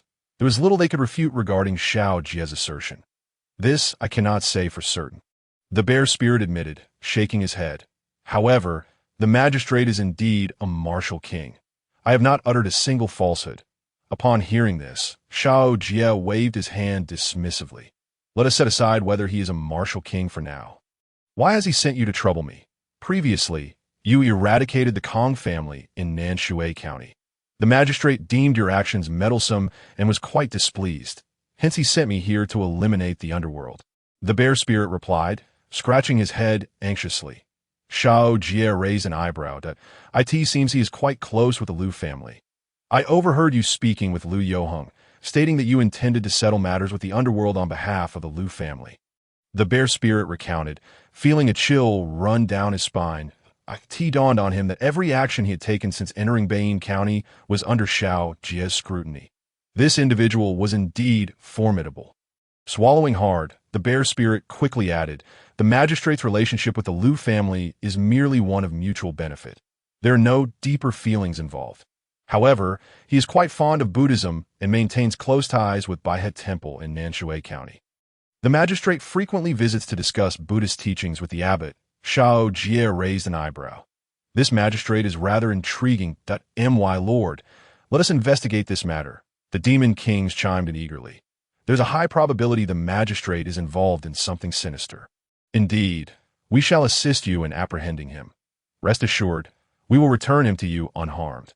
The demon kings were all aflame with excitement. The bear spirit had knelt so quickly that they had missed their chance. But surely they could deal with this magistrate. Xiao Jie pondered for a moment and then waved his hand to retrieve the Book of Life and Death, locating information on Nanshui County. Qin Guangjin, magistrate of Nanshui County, has reached the end of his natural lifespan, age 38. End of natural lifespan? Xiao Jie frowned slightly, looking up at the bear spirit. How old is the magistrate this year? 47, my lord, the bear spirit replied. Xiao Jie furrowed his brow again. Despite the discrepancies in the Book of Life and Death, it could not be that far off. How curious. Xiao Jie closed the tome. Intrigued by the matter regarding the magistrate, my lord, shall I investigate this further? Zhang De and his companions asked, the demon kings clamoring to take on the task. Leave it to us, my lord. Indeed, how could we allow you to intervene personally in such matters? Rest assured, we will ensure his safe return. Song Xiaofeng and Huang Yuheng were left in astonishment. What was it about the underworld that could incite such fervor among these usually unruly demon kings? Calm yourselves, Xiao Jie admonished the demon kings. I can capture the magistrate without stepping outside, but one must have cause to apprehend someone. While the magistrate may be suspicious, we lack evidence, and thus cannot act arbitrarily. Xiao Jie waved his hand. I understand your intentions, but I need you to remain grounded. The affairs of the underworld will only increase, and there will be times when we will need your assistance. Now, all of you, be gone. The demon kings nodded and departed, casting furtive glances at the bear spirit before turning to leave the underworld. Once everyone had exited, Xiao Jie turned to the bear spirit with a puzzled expression. Are you not planning to leave? Upon hearing this, the bear spirit dropped to his knees. My lord, please do not send me away. If I descend the mountain, those demon kings will surely devour me. He was acutely aware of his precarious situation and dared not leave the confines of the underworld. Xiao Jie frowned, considering the situation before addressing those behind him, Niu Tu and Ma Mian. Yes, the two figures appeared before him. My lord, Xiao Jie instructed, let this bear spirit remain with you to listen and learn. Niu Wang and Ma Wang turned to regard the bear spirit, who was now on his knees, drenched in cold sweat. The underworld housed two demon kings. If he was not mistaken, these two were none other than the formidable Niu Wang and Ma Wang, renowned throughout the Bei-Yin mountain range. What a fortunate turn of events that he had knelt so quickly. Otherwise, he might have truly stirred up a hornet's nest. The bear spirit felt a wave of relief wash over him. Very well, Xiao Jie conceded. Just as well. The prison is in need of labor. The Bull King and the Horse King exchanged slight nods as Xiao Jie waved his hand. Simultaneously, a system notification echoed in his mind. Reward, 200,000 incense points. Reward ability, branch office, reward artifact. Needleby ED. As the system prompt resonated, a personal information panel materialized before Xiao Jie, i.e. Name. Xiao Jie title. Lord Xiao, junior title, position. Yin-Yang Judge cultivation. Ghost Immortal plus 10 authority. Time Prefecture plus 100. Unlockable abilities. Spirit Traveler plus 100. Mystic Eye plus 100. Spirit Gathering plus 100. Artifact Refining plus 100. Soul Refining plus 0. Spells. 5 Thunder Rites, max level. 5 Elements Technique, max level. Artifacts. Book of Life and Death, innate supreme treasure. Yin-Yang Mace, superior artifact. Execution Platform, inferior artifact. Bone Scraping Knife, medium artifact. 3 Realms, Soul Snatching Rope, innate spiritual treasure. Incense points, 430,000. With a wave of his hand, a bed studded with iron needles appeared before him. Needle bed, inferior artifact. Whether human or ghost, lying upon it would be an excruciating torment, one of the tools of punishment in the underworld. Another instrument of torture had been added. Xiao Jie raised an eyebrow and tucked the needle bed away in a corner of his mind. Then turned his attention to the abilities section. Branch office. You may establish temples dedicated to Lord Xiao and a secondary law office in other locales, through which you can listen to the sufferings of the populace and guide them. This is promising, Xiao Jie mused. While it was not feasible to have the Underworld's offices spread far and wide, he was nonetheless intrigued. Concealing the abilities, he glanced at the incense points and noted that he possessed over 400,000. Perhaps he should enhance his cultivation. Allocate points to cultivation. After a moment's contemplation, he decided to invest 300,000 incense points into his cultivation. Incense points, minus 300,000 cultivation, Ghost Immortal plus 40. His cultivation had broken through to Ghost Immortal, entering the realm of divine ghosts, unlocking the ability, Spirit Refining and Returning to Void. Spirit Refining and Returning to Void. The capacity to refine one's primordial spirit, drawing in yang energy with an extremely yin body to coalesce the Ghost Immortal form. Receiving yang energy into his body, Xiao Jie paused. It appeared that as long as he continued to invest points, he could indeed return to life. However, he pondered whether, upon resurrection, he would remain a ghost or ascend as an immortal. The ghost of a deceased human is an extremely yin entity, while an immortal embodies the essence of extreme yang. Returning such a yin being to life was unprecedented. Shaking his head, he looked at the incense points again. Now down to 130,000, he considered the authority section.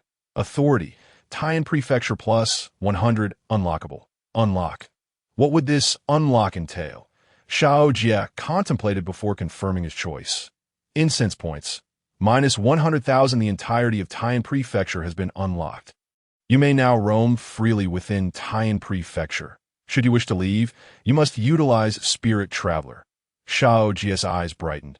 He could finally venture beyond the confines of his previous existence. He had truly grown weary of lingering in this desolate realm. Spending 100,000 incense points was indeed worth it.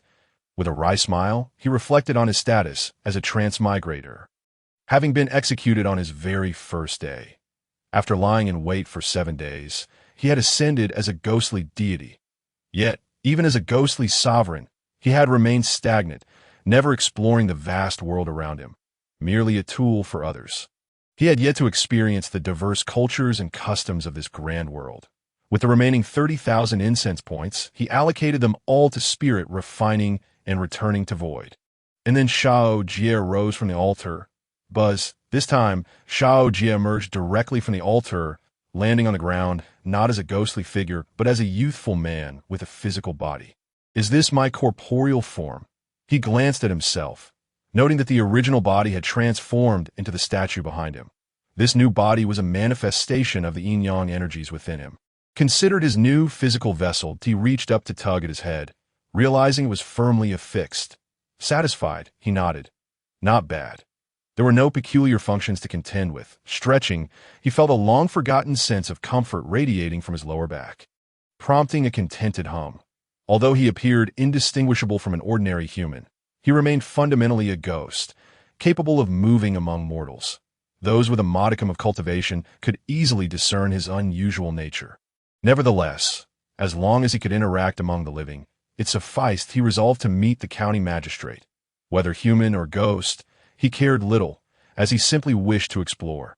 The reason he had detained those demon kings was to grant himself the opportunity to visit, as there was little to occupy him in the underworld. Now, it was time to uncover the true nature of this martial magistrate. If he proved to be a commendable individual, perhaps Xiao Jie could cultivate him into a second Wuyang. Nanshui County. Named for its location south of the Weakwater, Nanshui County serves as a crucial dock within Taiyan Prefecture, bustling daily with numerous merchant ships arriving and departing. Thus, it is a vibrant county town, relatively close to Taiyan City, boasting a significantly better public order. Indeed, Nanshui County was far more prosperous than Bain County. Dressed in a blue robe and having merely tidied his hair, Xiao Jie meandered through the streets. After a brief while, he settled at a tea house, where a young server hurried over. What would the young master like to drink? The server studied Xiao Jie with a flicker of surprise in his eyes. The young man before him was strikingly handsome, with fair skin and hands devoid of calluses, clearly the scion of a wealthy family unaccustomed to hard labor. Yet for some reason, the moment the server approached, he felt a chill run down his spine, got a bowl of hot tea. Certainly. After placing the order, Xiao Jie directed his gaze towards the Nanshui County Government Office across the street, his expression shifting to one of astonishment. Quite remarkable. Xiao Jie raised an eyebrow. The Nanshui County office was under the jurisdiction of the Wuzhou dynasty. Like Bain County, it was also protected by the national fortune. However, at this moment, the Nanshui County office had become akin to its counterpart in Bain County. The Wuzhou dynasty no longer exercised control over it. Just then, several horse-drawn carriages came to a halt at the county office entrance. Moments later, a middle-aged man clad in brocade emerged, accompanied by 4 women. They boarded the carriages and departed the county town. "Your tea, sir." The server set down the tea and turned to leave, yet for some reason, he felt compelled to keep his distance from this young man. "Wait." The server hesitated and reluctantly turned back. "Young master, do you have further instructions?" Xiao Jie pointed towards the carriages that had just passed. "Was that your county magistrate who just left?" The server nodded slightly. "Indeed, such a grand procession. Where could he possibly be headed?" The server, noticing the lack of customers in the street, decided to sit beside Xiao Jie. "You must be from out of town. Our county magistrate has gone to Baihe Temple to study Buddhist teachings." Xiao Jie arched an eyebrow. "Studying Buddhism? Yet he just left with 4 women, and those young ladies hardly appear to be of reputable background." The server sighed, smiling wryly. "I cannot say. Our county magistrate has been in Nanshui for 13 years and has not convened a court even once. He spends his days in prayer and meditation. Who knows what he is truly up to?" The young attendant waved his hand, rising to greet the guests. Xiao Jie raised an eyebrow, noting that this county magistrate was even more leisurely than he. After a brief contemplation, Xiao Jie picked up a stone from the ground, blew on it, and in an instant, it transformed into silver. Setting down the silver, he stood and made his way towards Baihe Temple. As the sun dipped behind the mountains, the river flowed gently, and the melodious sound of bells resonated through the hills. Amidst the mist that curled around the hills, a temple emerged in the distance. Within the temple, a myriad of devout worshippers came and went, reverently paying homage to the statue enshrined in the altar. This statue depicted a compassionate Buddha, clad in white robes, with a bare chest and a benevolent visage. The Buddha sat cross-legged, surrounded by the fragrant smoke of incense, emanating an aura of divine light and ethereal grace. Deep within the statue, an ephemeral figure sat in meditation, continuously absorbing the surrounding incense energy to enhance its own cultivation. This figure was the revered spirit of Baihe Temple, the Baihe Bodhisattva. According to legend, the Baihe Bodhisattva was a practitioner from 2 centuries ago who perished while rescuing a boat of vulnerable souls. The people of Nanshui County, wishing to honor his great virtue, built a temple in his memory, and over time, as the number of worshippers increased, he became the county's revered spirit, master. The worshippers formed a line, offering their hands together in respect to the 2 monks clad in yellow at the entrance. However, the monks merely turned slightly, their expressions indifferent. Behind them, a large merit box stood before the grand hall housing the Buddha statue. "How much merit does the benefactor wish to offer today?" The elderly woman at the front of the line looked somewhat strained, carefully retrieving a cloth pouch from her basket and tremblingly opening it to reveal 3 shiny copper coins. "I wish to offer 3 copper coins worth of merit." Upon hearing this, one of the monks scoffed, glancing sideways at the elderly woman, and called out loudly, 3 copper coins, half a stick of merit." As the monk proclaimed this, the other monk retrieved a stick of incense from a nearby table, broke it in half, and handed 1 piece to the elderly woman. "Thank you, Buddha." The elderly woman hastily accepted the half stick of incense, bowing respectfully to the 2 monks before depositing her 3 copper coins into the merit box. Once the coins were in, the 2 monks stepped aside, allowing her to enter. Clink, clink, one must pay to offer incense. This is no mere act of reverence. It is clearly a veiled extortion. Observing this scene, Xiao Jie couldn't help but raise an eyebrow. According to the economic standards of the Wuzhou dynasty, 3 copper coins could purchase an entire stick of incense. Yet here, it was only sufficient for half. Furthermore, it was customary for ordinary folk to bring their own incense. Who would buy incense upon arriving at the temple? How outrageous! You dare to secretly offer more incense to the Bodhisattva? "O Buddha, please allow me to offer 2 sticks of incense to the Bodhisattva." Just then, a commotion erupted within the hall, as several monks dragged the elderly woman back out, roughly throwing her to the ground. "You audacious woman! How dare you attempt to offer the Bodhisattva incense with just 3 coins of merit? You have the gall to offer 1 or 2 silver coins worth of incense. "O Buddha, I promise to repay the merit I owe in the future." After falling, The elderly woman knelt on the ground, repeatedly bowing her head towards the two monks at the entrance, their expressions stern. The monks withdrew 3 sticks of incense from the burner, gazing down at her with disdain. "Oh, do you think this is your local shop where you can defer payment?" One monk tossed aside the incense in hand, and under the elderly woman's desperate gaze, crushed it underfoot. "Let me tell you, due to your foolish actions from now on, you must offer 4 copper coins worth of merit to light even half a stick of incense for the Bodhisattva." At this proclamation, the surrounding worshippers' expressions shifted. "Buddha, how can the prices rise? I only brought 3 copper coins today. Buddha, it was her fault. Why must we be punished?" In the face of the citizens' discontent, the two monks merely exchanged indifferent smiles, showing no sign of concern.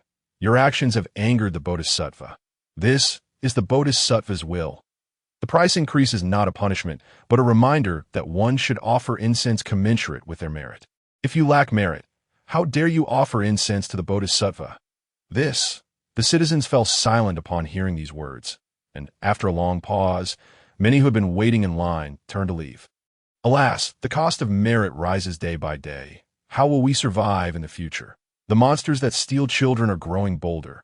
Without the Bodhisattva's protection, how will my newborn grandson survive?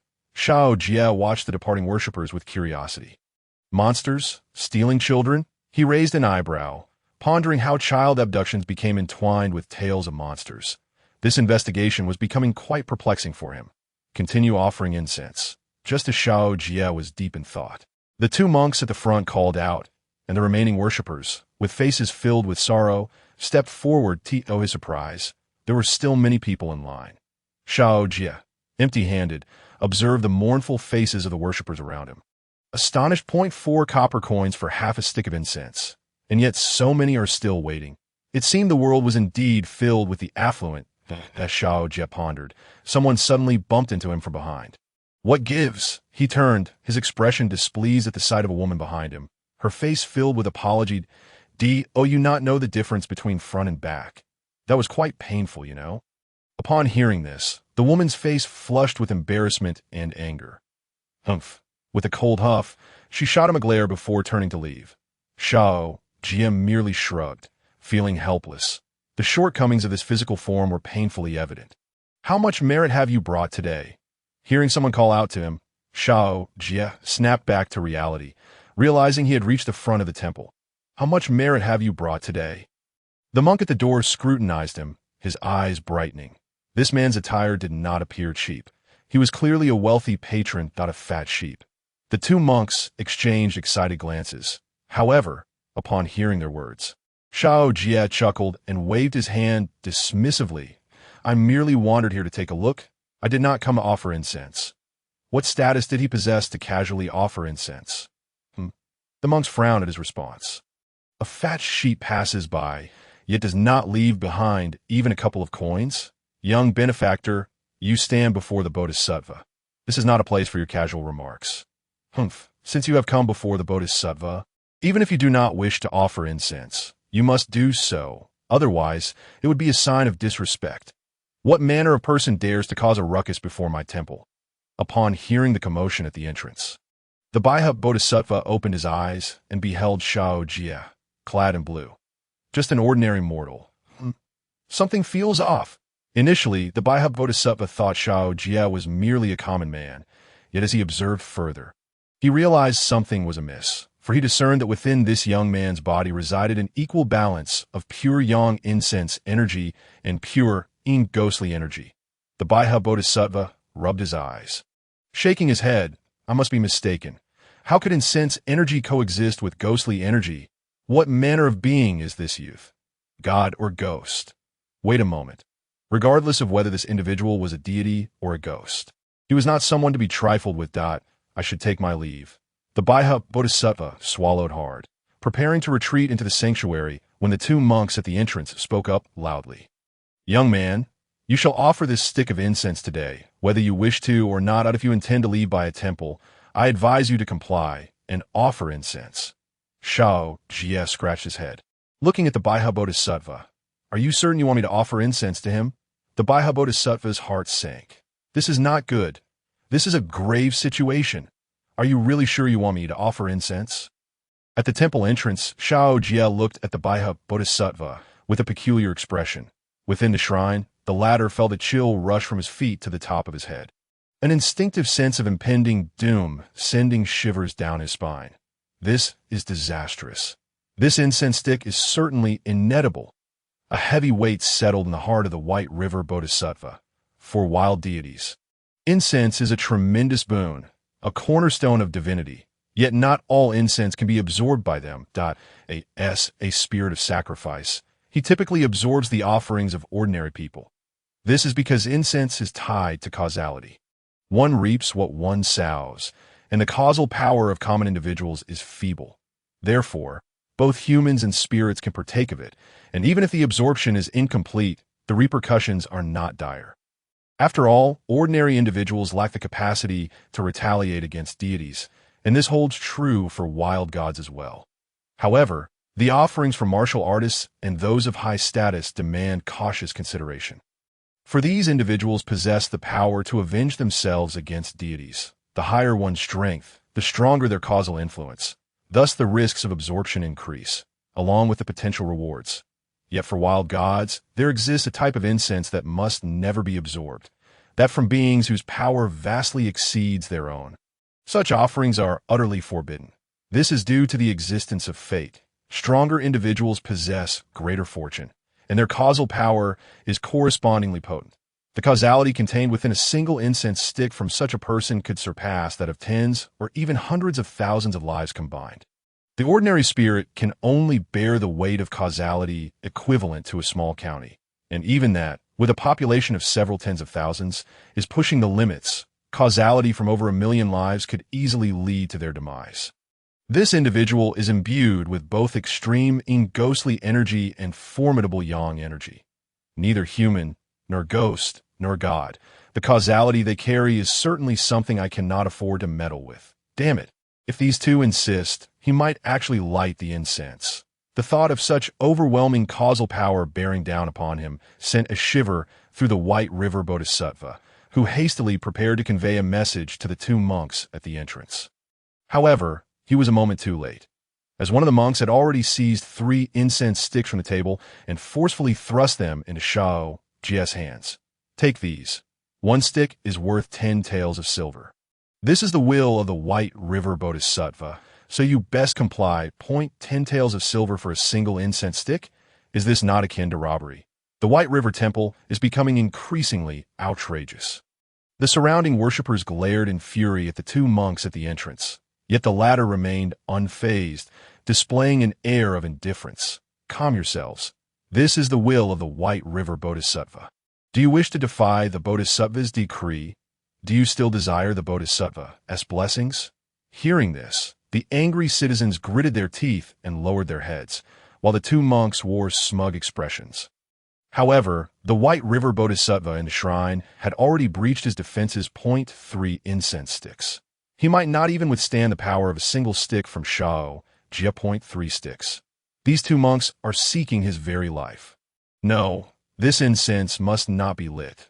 The White River Bodhisattva resolved to reveal himself, but was abruptly pulled into a chamber by a force beyond his control. Inside the room, adorned with jewels and opulence, the sounds of indulgence echoed incessantly.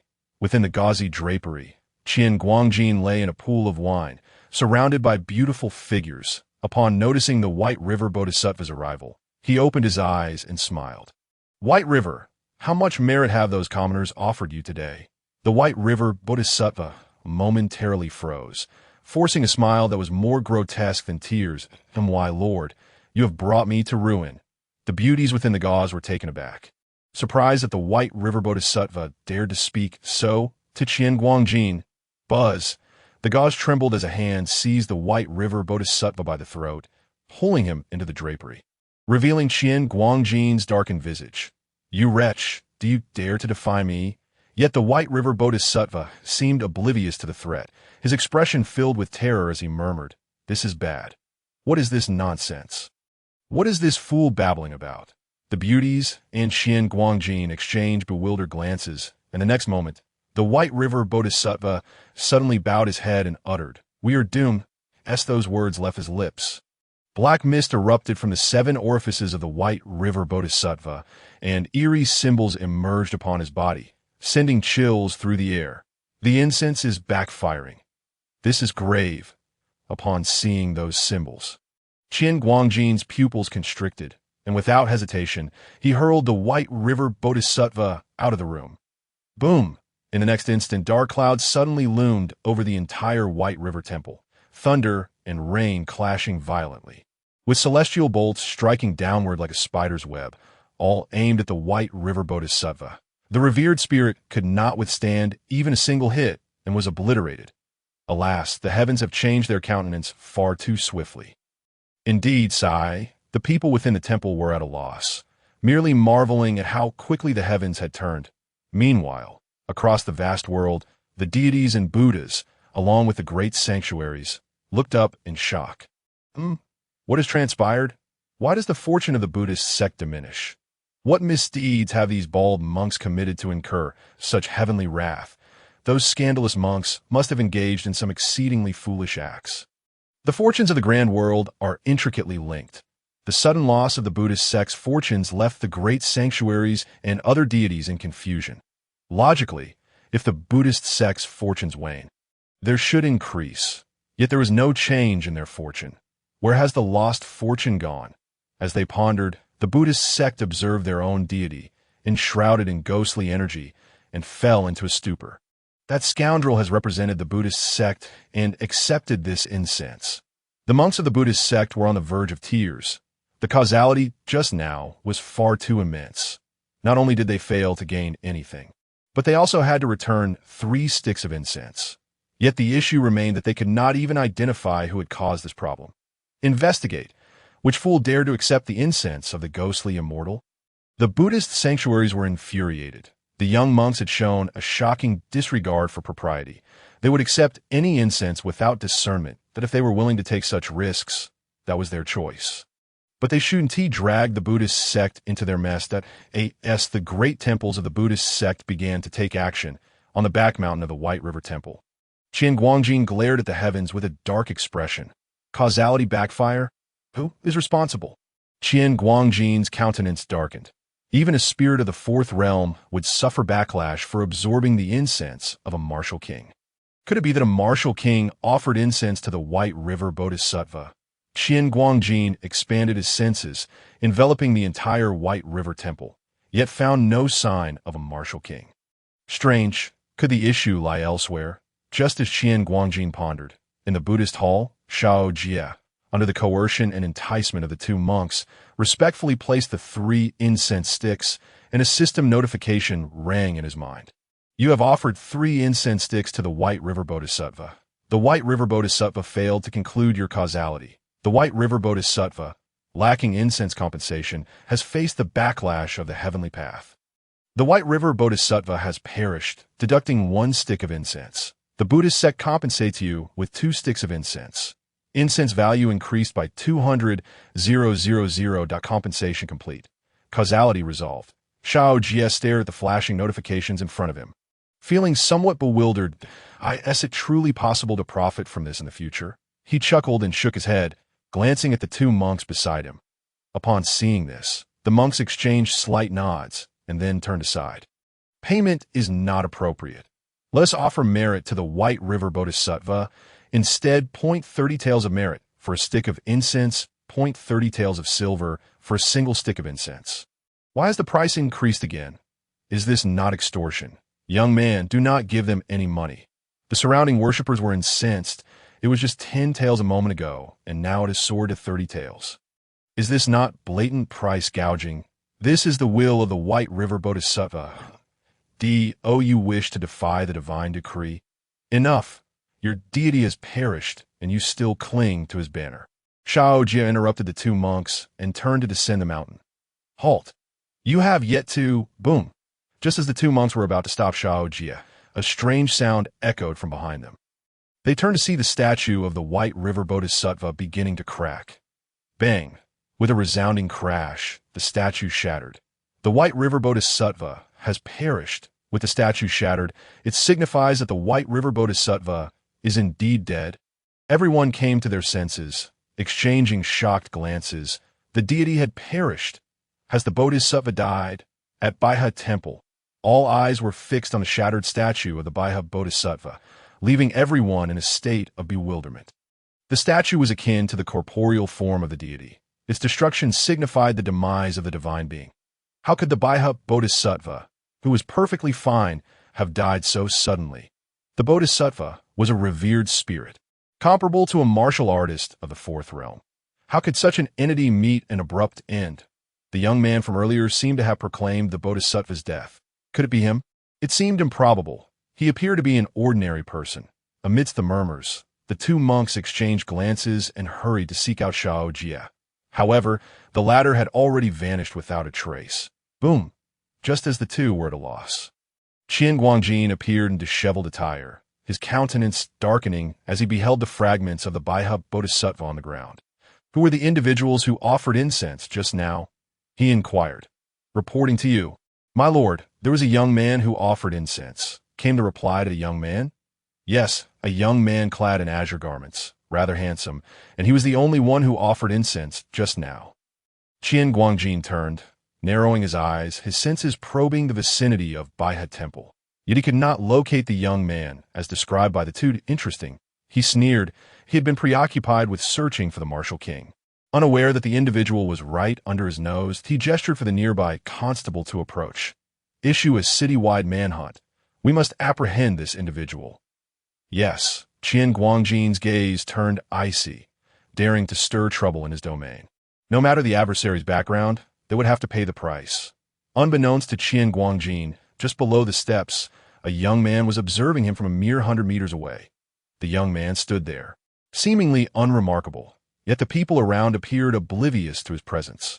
Not human, Xiao Jie mused, his eyes glimmering with a hint of golden light as strands of demonic energy began to manifest around Yin-Yang Judge. A demon? Xiao Jie furrowed his brow slightly. Yet, through his mystical vision, he discerned that only demonic energy emanated from Yin-Yang Judge, whose form still resembled that of a human. This implied that this human guise was indeed Yin-Yang Judge's true form. But how could a person cultivate demonic energy? Such occurrences of humans transforming into demons were unheard of in this world. What could possibly be the explanation? Xiao Jie scratched his head, realizing his knowledge of the world's mysteries was still insufficient. After all, both the original owner and he had been mere ordinary individuals. Much of his understanding remained at the pedestrian level. While abilities could surge, wisdom required gradual accumulation. Nevertheless, it mattered little. Such matters would be handled by others on his behalf. Xiao Jie turned on his heels, dusted off his pants, and leisurely exited Baiha Temple.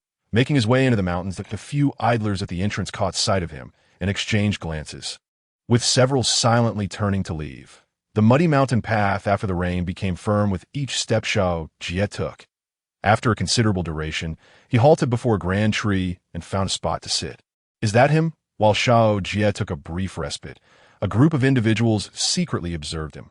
The leader, clad in splendid attire with a precious dagger at his waist and a peculiar device resembling a tool bag adorned with talismans on his back, was accompanied by a woman who had previously encountered Xiao Jie, her equipment mirroring that of the leader. Indeed, the woman nodded slightly. Upon noticing this, the leader raised his hand at advance. At his command, over a dozen figures sprang forth from the surrounding forest, moving with remarkable speed and executing their actions in seamless coordination. In an instant, various talismans and magical artifacts surrounded Xiao Jie, forming a grand formation to suppress malevolent entities. Witnessing this, the remaining individuals emerged. The leader looking down at Xiao Jie as he produced a token. Zhima Division, Taiyan Constabulary. Zhang Hui, Datsuing. Xiao Jie raised his head slightly, adopting a somewhat languid posture, inquiring with curiosity, Lord Zhang, what a commanding presence you have. But I am curious as to what crime I have committed? Zhang Hui snorted coldly. Recently, multiple cases of child abduction have occurred in Taiyan County, and the Zhima Division needs to investigate all malevolent entities above the level of wandering spirits. We ask for your cooperation. After Zhang Hui finished speaking, Suing produced a small notebook. Name. How did you die? Where did you become a ghost? What brings you to Nanshui County? What What is your connection to the county magistrate? Xiao Jie glanced at Su Ying, unable to suppress a laugh. Isn't this the lady who donned leather armor after our brief encounter?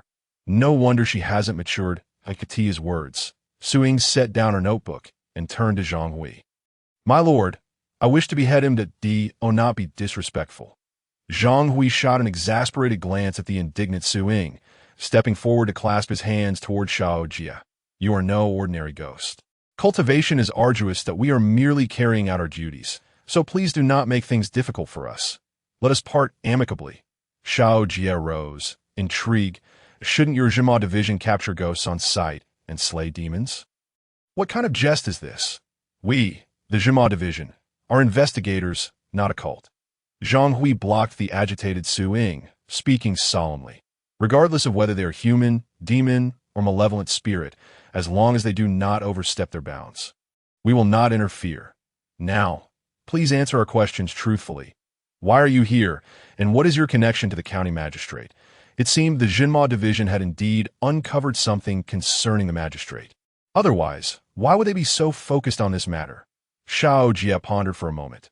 Xia Dong should be your superior, correct? The faces of Zhang Hui and the others changed slightly, astonished as they regarded Xiao Jie. You know Lord Xia Dong? Zhang Hui questioned, surprised. Xia Dong had arrived from the capital as the flag officer of the Jinma division and had previously been promoted to the commander of the Taiyan Jinma division. Overseeing the current child abduction case, Xiao Jie nodded. We have met. Upon hearing this, Su Ying's cheeks flushed with anger as she shot a fierce glare at Xiao Jie. Lustful ghost, Xiao Jie smirked. You lack the worth to be desired. My lord, please allow me to duel with him. Step back. Zhang Hui, exasperated, dismissed the flustered Su Ying, then turned to Xiao Jie with a weary expression. We are merely following protocol. Please do not act foolishly. What do you wish to see Lord Xia for? To reminisce. What old memories could be forged from a brief encounter? Zhang Hui sighed in frustration. This ghost was truly infuriating. Then there is important information to convey to her. You may disclose it directly to me. You, Xiao Jie shook his head. Your rank is insufficient. Zhang Hui reached for the hilt of his dagger, but a hand restrained him. It was Su Ying, her expression earnest. Do not be disrespectful. Zhang Hui's mouth twitched as he looked at Xiao Jie. What information do you possess? I cannot say you. Zhang Hui fumed, having never encountered such an exasperating ghost. My lord, remain calm. Calm? How can I be calm when I feel he is toying with us? Zhang Hui seethed, while Su Ying smiled and transmitted a message that isn't this fellow seeking an audience with Lord Xia? Let us take him to see Lord Xia if he truly possesses important information. So be it. If not, we shall deal with him later. Zhang Hui's eyes brightened at this suggestion. Once they arrived at the Jinma division, he would relish the chance to handle Xiao Jie. The two exchanged glances before approaching Xiao Jie once more. Very well that we shall escort you to see Lord Xia. However, let me make this clear. You had best possess genuinely important information. Zhang Hui snorted, and his subordinates promptly retracted the formation, concealing it, while he and Su Ying gestured for Xiao Jie to follow. Let us proceed. Xiao Jie chuckled softly. Falling in step behind them, my lord, they reached the Jinma division's camp within Munyo Mountain, where an ominous figure received a message from his subordinate, his expression growing increasingly grim. Still no progress. It is utterly useless. Our talismans cannot restrain any of these monsters. What exactly is the origin of this thing? Xia Dong's expression darkened that a month prior, after departing from Bain County, she heard of the Liu family's annihilation. Just as she was preparing to return to the capital to report, she received an order from the head of the Demon Suppression Division, instructing her to oversee the investigation of a child abduction case in Taiyan Prefecture. After several days of pursuit, she finally uncovered a lead. The child thief was, in fact, a monster. As the investigation deepened, they discovered that this creature seemed to have some connection to the magistrate of Nanshui County. My lord, if we fail to capture this monster, we will lack the evidence needed to apprehend the magistrate of Nanshui County. One of the demon hunters spoke gravely. The magistrate was one of the youngest Jinshi of the Wuzhou dynasty. Having navigated the treacherous waters of officialdom for many years before settling in Nanshui, as a student of the emperor, without solid evidence, they could not act against him. What Xia Dong did not anticipate was that this monster was exceedingly cautious and possessed formidable power, being a newly transformed great demon. The demon hunters of the Taiyan prefecture found themselves at a loss, only able to trap it within the mountains and devise a gradual strategy. Where does this creature acquire such means? Xiao Dong pondered, perplexed. The talismans, magical artifacts, and techniques employed by the Demon Suppression Division were derived from Taoist practices. When combined with their own cultivation, even a Grandmaster warrior could be easily restrained. With several Grandmasters aiding, it would be no challenge to capture even a Grandmaster of the Four Realms. Yet, this time, their talismans and formations proved ineffective against the transformed demon, which adeptly exploited the flaws in their items and easily dismantled them. What should we do now? Should we summon someone? Summon whom? Xiao Dong retorted, irate. Were there any capable individuals left in Taiyan Prefecture? The entire Demon Suppression Division had been dispatched by Prince Qi, leaving them without a single Grandmaster of the Four Realms. Otherwise, she would not be in such a predicament. After a moment of contemplation, Xiao Dong suddenly glanced toward the north. If she were to summon someone, she indeed had one in mind, though she was uncertain if that individual would grant her this favor. Moreover, since the child abduction case involved the magistrate of Nanshui County, should this matter escalate to the underworld, Yin-Yang could very well face a death sentence. After all, he was an official of the court. Even a killing blow would require the emperor's decree. Just as she hesitated, a voice rang out from outside. "My lord, we have captured a ghost." Xiao Dong turned, somewhat puzzled. What ghost could incite such excitement? Zhang Hui and Su Ying entered, visibly irritated at a rather vexing ghost. "My lord, it claims to possess vital information regarding the magistrate. Is that so?" Xiao Dong was taken aback, her heart racing with anticipation. Yet Su Ying was dismissive. "I suspect it is a ruse. Regardless of its veracity, bring the individual in." Boom! Just as Xiao Dong waved her hand, the ground began to tremble slightly, and chaos erupted within the entire Demon Suppression Division's camp. The voices of the demon hunters echoed outside. "What is happening? What transpired?" Xiao Dong and the others rushed out of the tent, their pupils constricting in shock. Above them, a colossal black bird soared, its wings stirring a tempest, causing the very sky to tremble. A minor demon king. Xiao Dong's eyes widened in alarm. The creature in the sky was on the verge of entering the realm of demon kings. How is this possible? Panic gripped Xiao Dong. A minor demon king was beyond their means to confront that my lord. It is here to rescue that monster. What should we do now? Retreat, Xiao Dong commanded without hesitation. They lacked even a single Grandmaster of the Four Realms. Facing a minor demon king would only lead to their demise. However, just as Xiao Dong prepared to withdraw, the minor demon king suddenly appeared to encounter something terrifying, fleeing in a panic toward the mountains. Yet, it had scarcely made any distance when it seemed to be seized by an unseen force, struggling briefly before vanishing. The onlookers were utterly astonished. Where had the monster gone? What just happened? I have no idea. Everyone exchanged bewildered glances, none able to comprehend their profound confusion. Chirp, chirp, that moment. A young man appeared outside the camp, carrying a birdcage.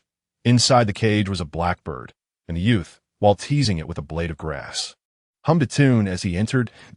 "Itsu. My lord, he is the ghost we captured." Zhang Hui and Su Ying, upon recognizing Xiao Jie, relaxed their furrowed brows, having initially thought he had escaped amidst the chaos.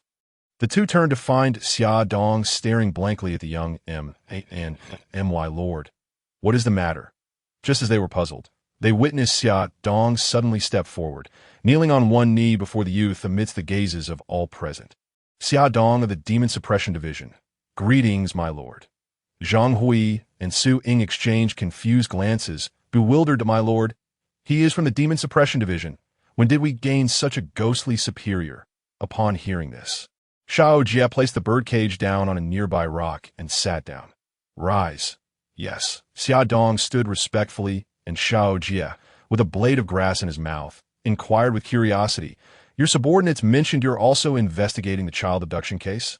"It just so happens that this matter has come to my attention, and I wish to discuss the details with you." He had come for the child abduction case as well. No, this case was under the purview of their demon hunters. who were fully responsible for its investigation. Which department was this fellow from?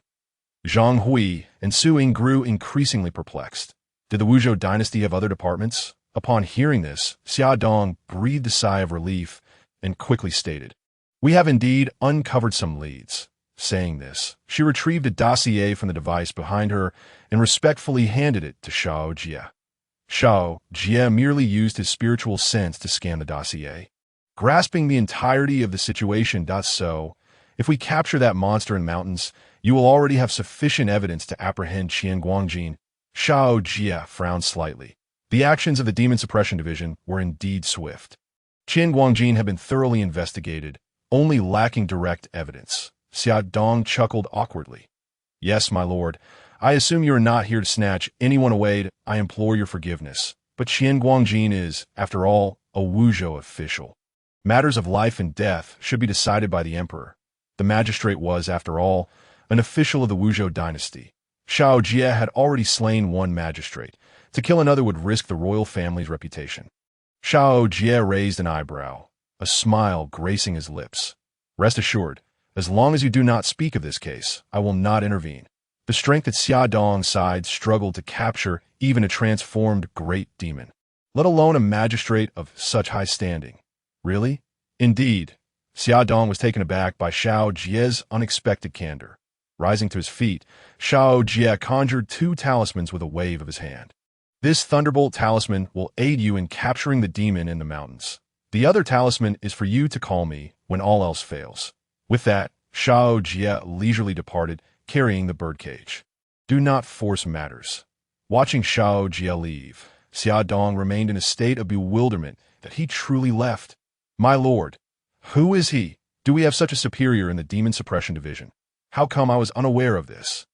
Zhang Hui and Su Ying approached, and Xia Dong regained her composure. "Regarding the deity who governs heaven and earth, that in the future, if you encounter a case you cannot resolve, go to Bane Mountain and cast your troubles there.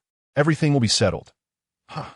Zhang Hui and Su Ying exchanged glances, astonished. A deity, Bane Mountain. They were baffled that Xia Dong, the standard-bearer of the Demon Suppression Division, would believe in such things. They had encountered many so-called divine beings, most of whom proved unreliable.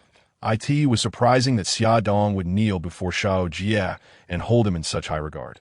"Enough." Xia Dong sheathed her sword, gazing toward the mountains. "Let us all head to the mountains. We shall capture that demon and then go after Qian Guangjin. Will we be able to capture him?" "Do not worry." Xia Dong produced the 5 Thunder Talisman. With this artifact, not to mention a mere great demon, even a small demon king would surely meet their demise. "Let us go." Zhang Hui and Su Ying, albeit skeptical, followed suit. Soon, the mountains echoed with the sound of thunder and a blood-curdling scream. Far away in South County, Xiao Jie raised an eyebrow slightly. Xia Dong truly lived up to the reputation of the Demon Suppression Division's banner, executing tasks with remarkable efficiency. Now, they awaited the arrival of Qian Guangjin. Qian Guangjin was a demon king on par with a martial king, an entity not easily provoked by Xia Dong and the Demon Suppression Division through mere tricks. Without the demon king, their success was utterly unattainable. Once the battle commenced, Xia Dong, regardless of his intentions, would inevitably seek him out. This matter was one that the Demon Suppression Division had requested his involvement in, and how it unfolded was not for them to dictate. Xiao Jie chuckled softly, picking up a nearby birdcage and poking the black bird inside with a blade of grass. "What do you think?" The black bird's eyes were filled with a human-like terror, as if it were a person transformed. "I find it curious. Given your cultivation, even if you cannot defeat Qian Guangjin, you should at least be able to flee at as." Xiao Jie continued to poke the blackbird. He rested his chin on his hand, inquisitively asking, "Why don't you escape? Hasn't he placed a curse on you? Has he? Why the silence? Are you shy?" The blackbird in the cage flapped its wings desperately to evade Xiao Jie's poking, while simultaneously opening its beak, attempting to signal something. "Mute?" Xiao Jie raised an eyebrow, opening the birdcage and tossing the black bird onto the ground. After a swirl of black mist, a tall, black-clad woman appeared. The woman, clad in tattered garments, crawled on the ground, her face a picture of fear as she kowtowed to Xiao Jie, pointing at her throat with trembling fingers. Woo! Xiao Jie arched an eyebrow, realizing that this demon still possessed its hyoid bone. The hyoid bone? Xiao Jie exclaimed in surprise that a demon at the bone-forging stage should be capable of refining the hyoid bone to speak human language. Yet you, a mere demon king, have not achieved this. The black-clad woman hastily began to write in the dirt with her hand. Mute bird? Xiao Jie's eyes lit up with realization. This demon's true form was that of a mute bird. Known for its silence, both as a bird and as a demon, he had heard its legend in South County, rumored to be a messenger of the underworld, embodying misfortune and death. Xiao Jie raised an eyebrow slightly. I have heard that you could traverse the realms of Yin and Yang, guiding the deceased to the heavens. The mute bird looked bewildered, shaking its head repeatedly and quickly writing in the dirt. A small demon is merely an ordinary avian demon, lacking such great abilities. Then why do they say you are so formidable? Who are they? The bird vendors on the street. The mute bird stood frozen, a sorrowful expression on its face. What they referred to must be my ancestor, the ancient celestial beast known as the crossing Yin Crow. I merely possess a trace of its bloodline. Hearing this, Xiao Jie felt a twinge of disappointment. He had hoped to have stumbled upon something extraordinary. Just then, Xiao Jie suddenly lifted his gaze towards the direction of Baihe Temple. The V arrived. Xiao Jie observed with keen interest as he gestured for the mute bird to kneel aside. The Demon Suppression Division was remarkably swift. Outside the depths of Baihe Temple, numerous officers from the Demon Suppression Division swiftly traversed the mountains, soon establishing a grand formation in every corner of the area. The Demon Locking Formation point one of the division's signature skills, capable of coalescing into a vast array that weakened the demons within its confines. What is the background of that county magistrate? Xiao Jie inquired casually, glancing at Su Si, who quickly wrote in the dirt beside him. Their background should be considerable, but I am unaware of the specifics. However, it appears to be related to Taoism, as many of their abilities are derived from Taoist techniques. After reading this, Xiao Jie raised an eyebrow. The issues with the Buddhist sect were yet to be resolved, and now the Taoists were beginning to stir. If the Confucians were to join in, the three schools would be complete. While Xiao Jie pondered this, Xia Dong and his companions had already taken their positions around Baihe Temple. My lord. Currently, there were still some worshippers within the temple. Xia Dong glanced at the map of Baihe Temple handed to him by a subordinate, his brows knitting together slightly. Are we certain of Qian Guangjin's location?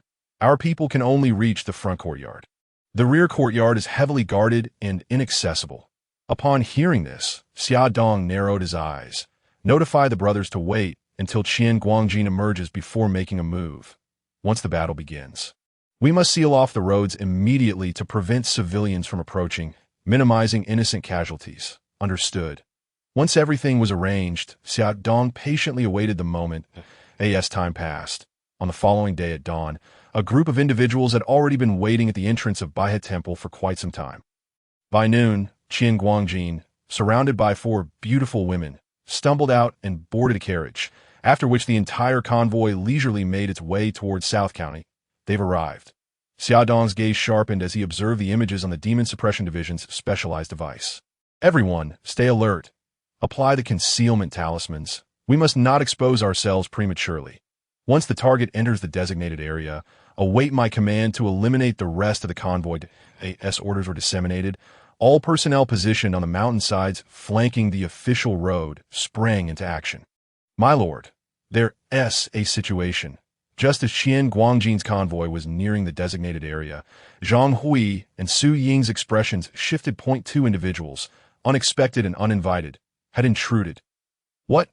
Xia Dong's expression darkened as he hurried over, only to see 2 figures suddenly appear in front of Qian Guangjin's convoy. One was stout, the other slender, both cloaked in black and wearing wide-brimmed hats, their faces obscured by veils, revealing only their eyes, leaving their gender indeterminate. Who are they? Didn't I order the area cleared? Xia Dong's countenance darkened. Beside him, Zhang Hui bore an expression of guilt. My lord, it is my subordinate's oversight. Although Zhang Hui said this, he and Su Ying were deeply puzzled. While the Time patrolmen might not be as elite as the members of the Demon Suppression Division from the capital, they should not have committed such a grave error. How could a few individuals approach their target right under everyone's noses? They were not blind. Xiao Dong remained silent, merely observing the two figures on the screen, suddenly feeling perplexed. Were these two planning to ambush Qian Guangjin?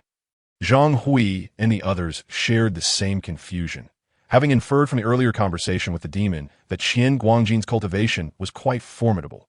These two appear to be ordinary individuals. Could they truly take him down? Meanwhile, atop the mountain, Xiao Jie wore a grim expression. Damn it. Now the Demon Suppression Division would surely think this was my doing. On the official road, the autumn winds whistled, stirring up a few dry blades of grass. As hoofbeats kicked up a fine dust, obscuring the path ahead, two figures emerged from the haze. Halt! The convoy came to a stop, and several officers at the forefront shouted at the approaching stout and slender figures. Do you not see this as the county magistrate's convoy? Get lost. Inside the carriage, Qian Guangjin opened his eyes slightly, raising his head with a flicker of surprise in his gaze. Demonic aura, I am unable to perceive the essence of these two individuals. Both exuded a faint demonic aura, clearly belonging to the demon race, and at the same time, they had employed special methods to conceal their presence, making it difficult for him to ascertain their true nature at that moment. Hey, are you deaf? Move forward and kill, without mercy. The outside figures shouted loudly. However, the two seemed oblivious to their commands, with the slender one merely raising a hand to adjust the brim of his hat. Seeking death, upon witnessing their dismissal, the few constables were instantly incensed, forcefully kicking the stirrups as they surged forth like a bolt of black lightning towards the two individuals. However, in that very moment, the tall and lean figure merely chuckled softly. In the next instant, he removed his hat and, like a wraith, deftly navigated through the throng. He alighted gracefully onto one of the horses' backs, slowly placing the hat upon his head. As the droplets of blood from the brim fell, the individuals behind him collapsed, their bodies severed. The remaining constables in the caravan were struck with horror at this sight. The assailants were all practitioners of the Luanhai realm. Inside the carriage, Qian Guangjin's countenance darkened as he forcefully kicked a woman beneath him from the carriage, sending her hurtling like a cannonball towards the figure on horseback. Yet with remarkable precision, that individual grasped the woman's neck, lifting her, barely clinging to life, with a single hand. With a resounding thud, a slight exertion transformed the woman's body into a mist of blood. This scene instilled terror in the hearts of all present. A living soul had been obliterated in an instant, leaving nothing behind on the mountainside. Xiao Dong and his companions watched in grim silence, their expressions dark enough to draw water. The prowess displayed by that individual suggested that none within the Jinma division could withstand even a single strike from him today. What remarkable skill! How formidable! From within the carriage came Qian Guangjin's nonchalant laughter. Such a pity for this beauty, having just served me, only to meet her demise at your hands. The figure on horseback slowly withdrew his hand, his eyes coldly fixed upon the carriage. Who would have thought? The county magistrate was indeed a monster. I had not anticipated a creature would attempt to assassinate me. The surrounding constables, upon overhearing the exchange, fled in terror. Speak, he demanded. Who sent you to kill me? Were they those bald-headed monks? No, your aura is steeped in malice, devoid of any Buddhist principles. Could it be other powerful beings from the demon realm? At that moment, another rotund figure approached, patting the imposing steed beside him, and raised a hand towards the horse. It is not to kill you, he stated, merely that someone wishes to invite you to a certain location to inquire about a matter. As soon as the words left his lips, the hefty horse was hurled towards the carriage like a projectile, resulting in a thunderous crash that obliterated the constables surrounding the carriage into a mist of blood. The sight of such effortless destruction, leaving a vast pit where the carriage once stood, caused Xiao Dong and the others' hearts to sink. That a demon king. How could it be a demon king? Those two were indeed demon kings. And the fact that Qian Guangjin had effortlessly withstood one attack implied that he too was a powerhouse on par with a demon king. Xiao Dong's hands tightened in a fists. Could it be that Qian Guangjin was a martial king? In that moment, he broke into a cold sweat, relieved he had not acted, for had he done so, his entire contingent would likely have perished today. Quickly, inform everyone to retreat at once. The battle between demon kings is beyond our means to intervene. With Xiao Dong's command, All members of the Jinma division concealed in the shadows immediately withdrew. The demon atop the horse turned to survey the mountains, then glanced at the rotund figure beside him. Now we may act. The demon revealed itself to be a woman. Upon hearing the command, the stout figure vanished from sight, reappearing above the carriage in an instant, his massive fist poised to strike. Rumble! The force of that blow was unfathomable, instantly sinking the ground beneath them, cleaving the official road in two with a 100-meter-wide crater. Yet Yin-Yang Jin's carriage remained unscathed, shimmering with golden light, as runes danced around it. So they are merely two wild demons that, it seems those fellows from the demon realm have sent only these two to capture me. How naive!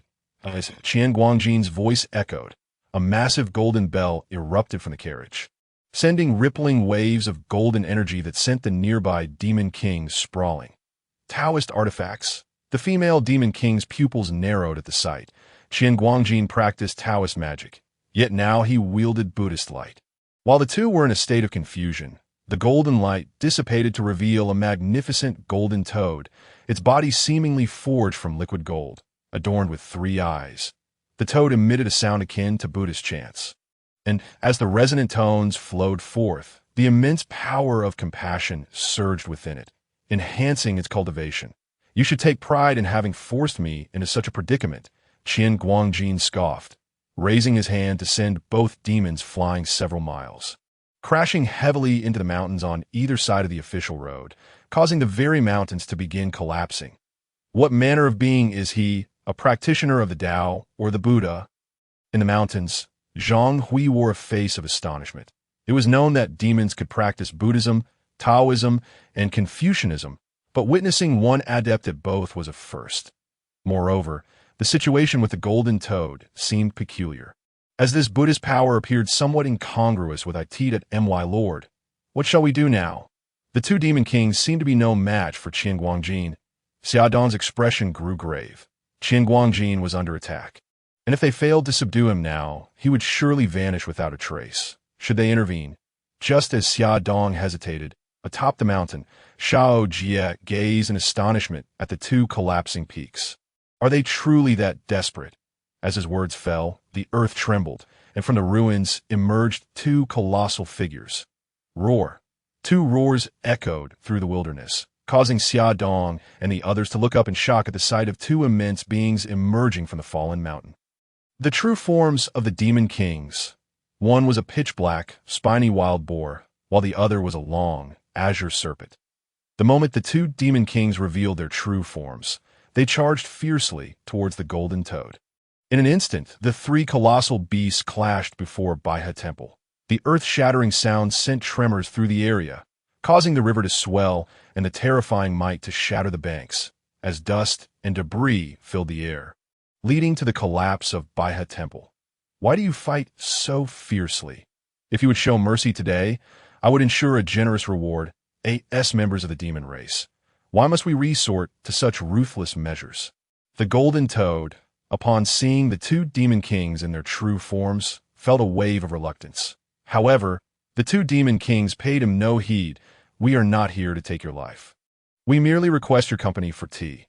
Tea, which host invites their guests for tea only to kill them.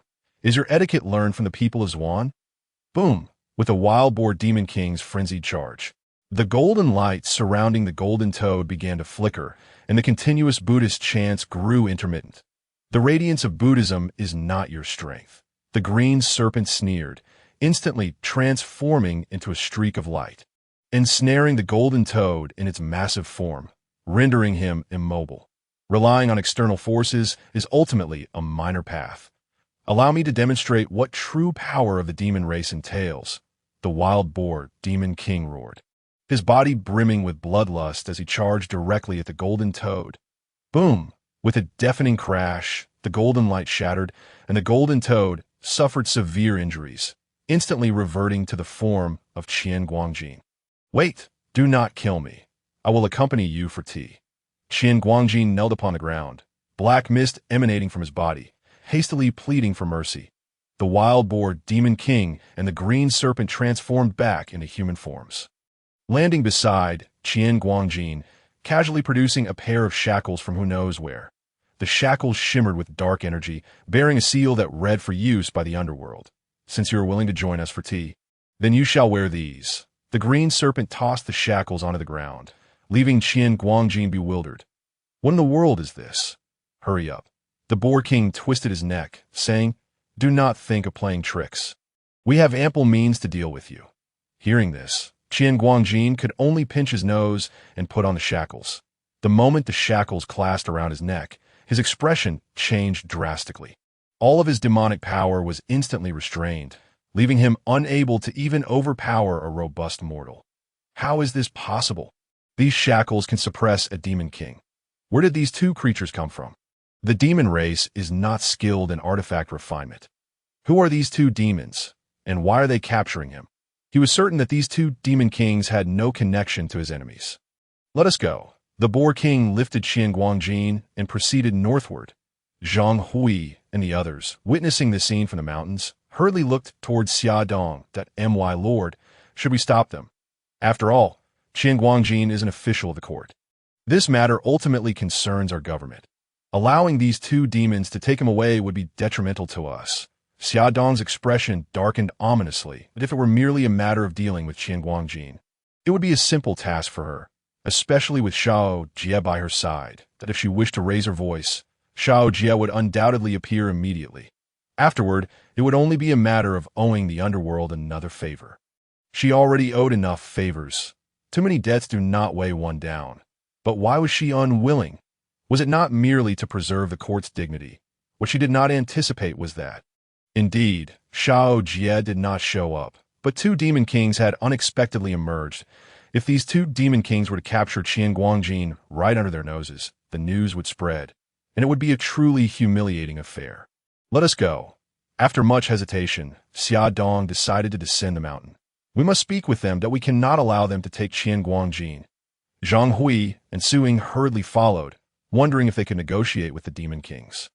Down the mountain, having just endured a fierce battle and with Qian Guangjin in tow, the boar and serpent demons moved slowly.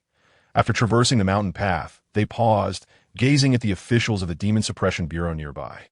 Is this to repay kindness with enmity? The serpent demon's eyes turned into slits, coldly observing their surroundings. We do not wish to be enemies with you. Please refrain from meddling. Your Excellency, the Demon King's jest. Xia Dong emerged from the forest, disarming herself of all weapons before stepping forward. The serpent and boar demons exchanged glances, easing their vigilance. While Qian Guangjin's heart sank, it seemed that the Demon Suppression Bureau had already set their sights on him. The banner of the Demon Suppression Bureau, Xia Dong, I have met both of you, esteemed demon kings. Xia Dong clasped her hands in respect, and the two demon kings nodded slightly. What is the matter? The serpent demon coldly stated, It is because of your bureau that we have not acted immediately. Xia Dong nodded with a smile. I understand. However, I am perplexed. What grievance does Qian Guangjin have with you two that prompts your desire to capture him? The boar demon snorted. We are not capturing him. We are merely inviting him for tea. Tea? Xia Dong momentarily failed to comprehend. Is such a formal invitation necessary for tea? Is this a unique custom of the demon race? The serpent demon added, Primarily, someone wishes to ask the county magistrate a few questions. Who might that be, Xia Darren? The serpent demon sneered. There are matters best left undisturbed, in the eyes of that individual. We are but two insects. The proclamation that demon kings are merely insects left both Xia Dong and Qian Guangjin astounded. The former was shocked. When did the Wuzhou dynasty give rise to such an imposing entity? More powerful than their emperor, the latter was even more bewildered. When had he offended such a being? Xia Darren, you have spoken enough. The serpent demon finished, and alongside the boar demon, they took Qian Guangjin and directly departed from Xia Dong's side. As she prepared to voice her thoughts, her gaze fell upon the shackles around Qian Guangjin's neck, leaving her momentarily stunned.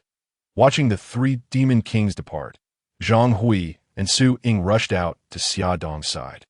My lord, are we truly allowing them to leave? Did not the judge provide you with a talisman? Summon the judge. I refuse to believe we cannot deal with those two. What are you making a fuss about? Xia Dong replied, exasperated. She had wondered why two demon kings had suddenly appeared, and now it was clear that it was all orchestrated by that individual. He had clearly made her a promise. Feeling somewhat resigned, Xiao Jie glanced at the talisman in her hand and put away helplessly. Follow me. Where are we going? To the northern Yin Mountain. Su Ying and Zhang Hui exchanged puzzled glances. Why would they be heading to the northern Yin Mountain? What does it have to do with it? Just as they were mulling over this, the mute bird atop the mountain was trembling in fear at the sight of the displeased Xiao Jie. Lu Laosi, you scoundrel. Lending out the item was one thing, but you should have cleaned up afterward. The for use by the underworld label blatantly indicated to Xiao Jie that he was behind this. Now, there was no explaining it away. Xiao Jie shook his head. If it could not be explained, then it would remain unexplained. After all, Xiao Jie could do nothing to him. Come in. Xiao Jie lifted the birdcage, and the mute bird transformed into its true form, flying inside. With the birdcage in hand, Xiao Jie turned and vanished into the woods. Meanwhile, Yin-Yang Judge stood before the gates of the Underworld Bureau. Utterly bewildered, the demons assisted the spirits in capturing him. Underworld Bureau? Yin-Yang Judge knelt on the ground, staring at the Underworld Bureau before him, completely dumbfounded. What kind of place is this? No, this is a ghostly place. The two demon kings went to such great lengths to capture him, only to hand him over to a ghost. Yin-Yang Judge was in a daze. The two demon kings had risked their lives to capture him. A human county magistrate, simply because a ghost wanted to invite him for tea? In that single sentence lay immense complexities, leaving him utterly perplexed.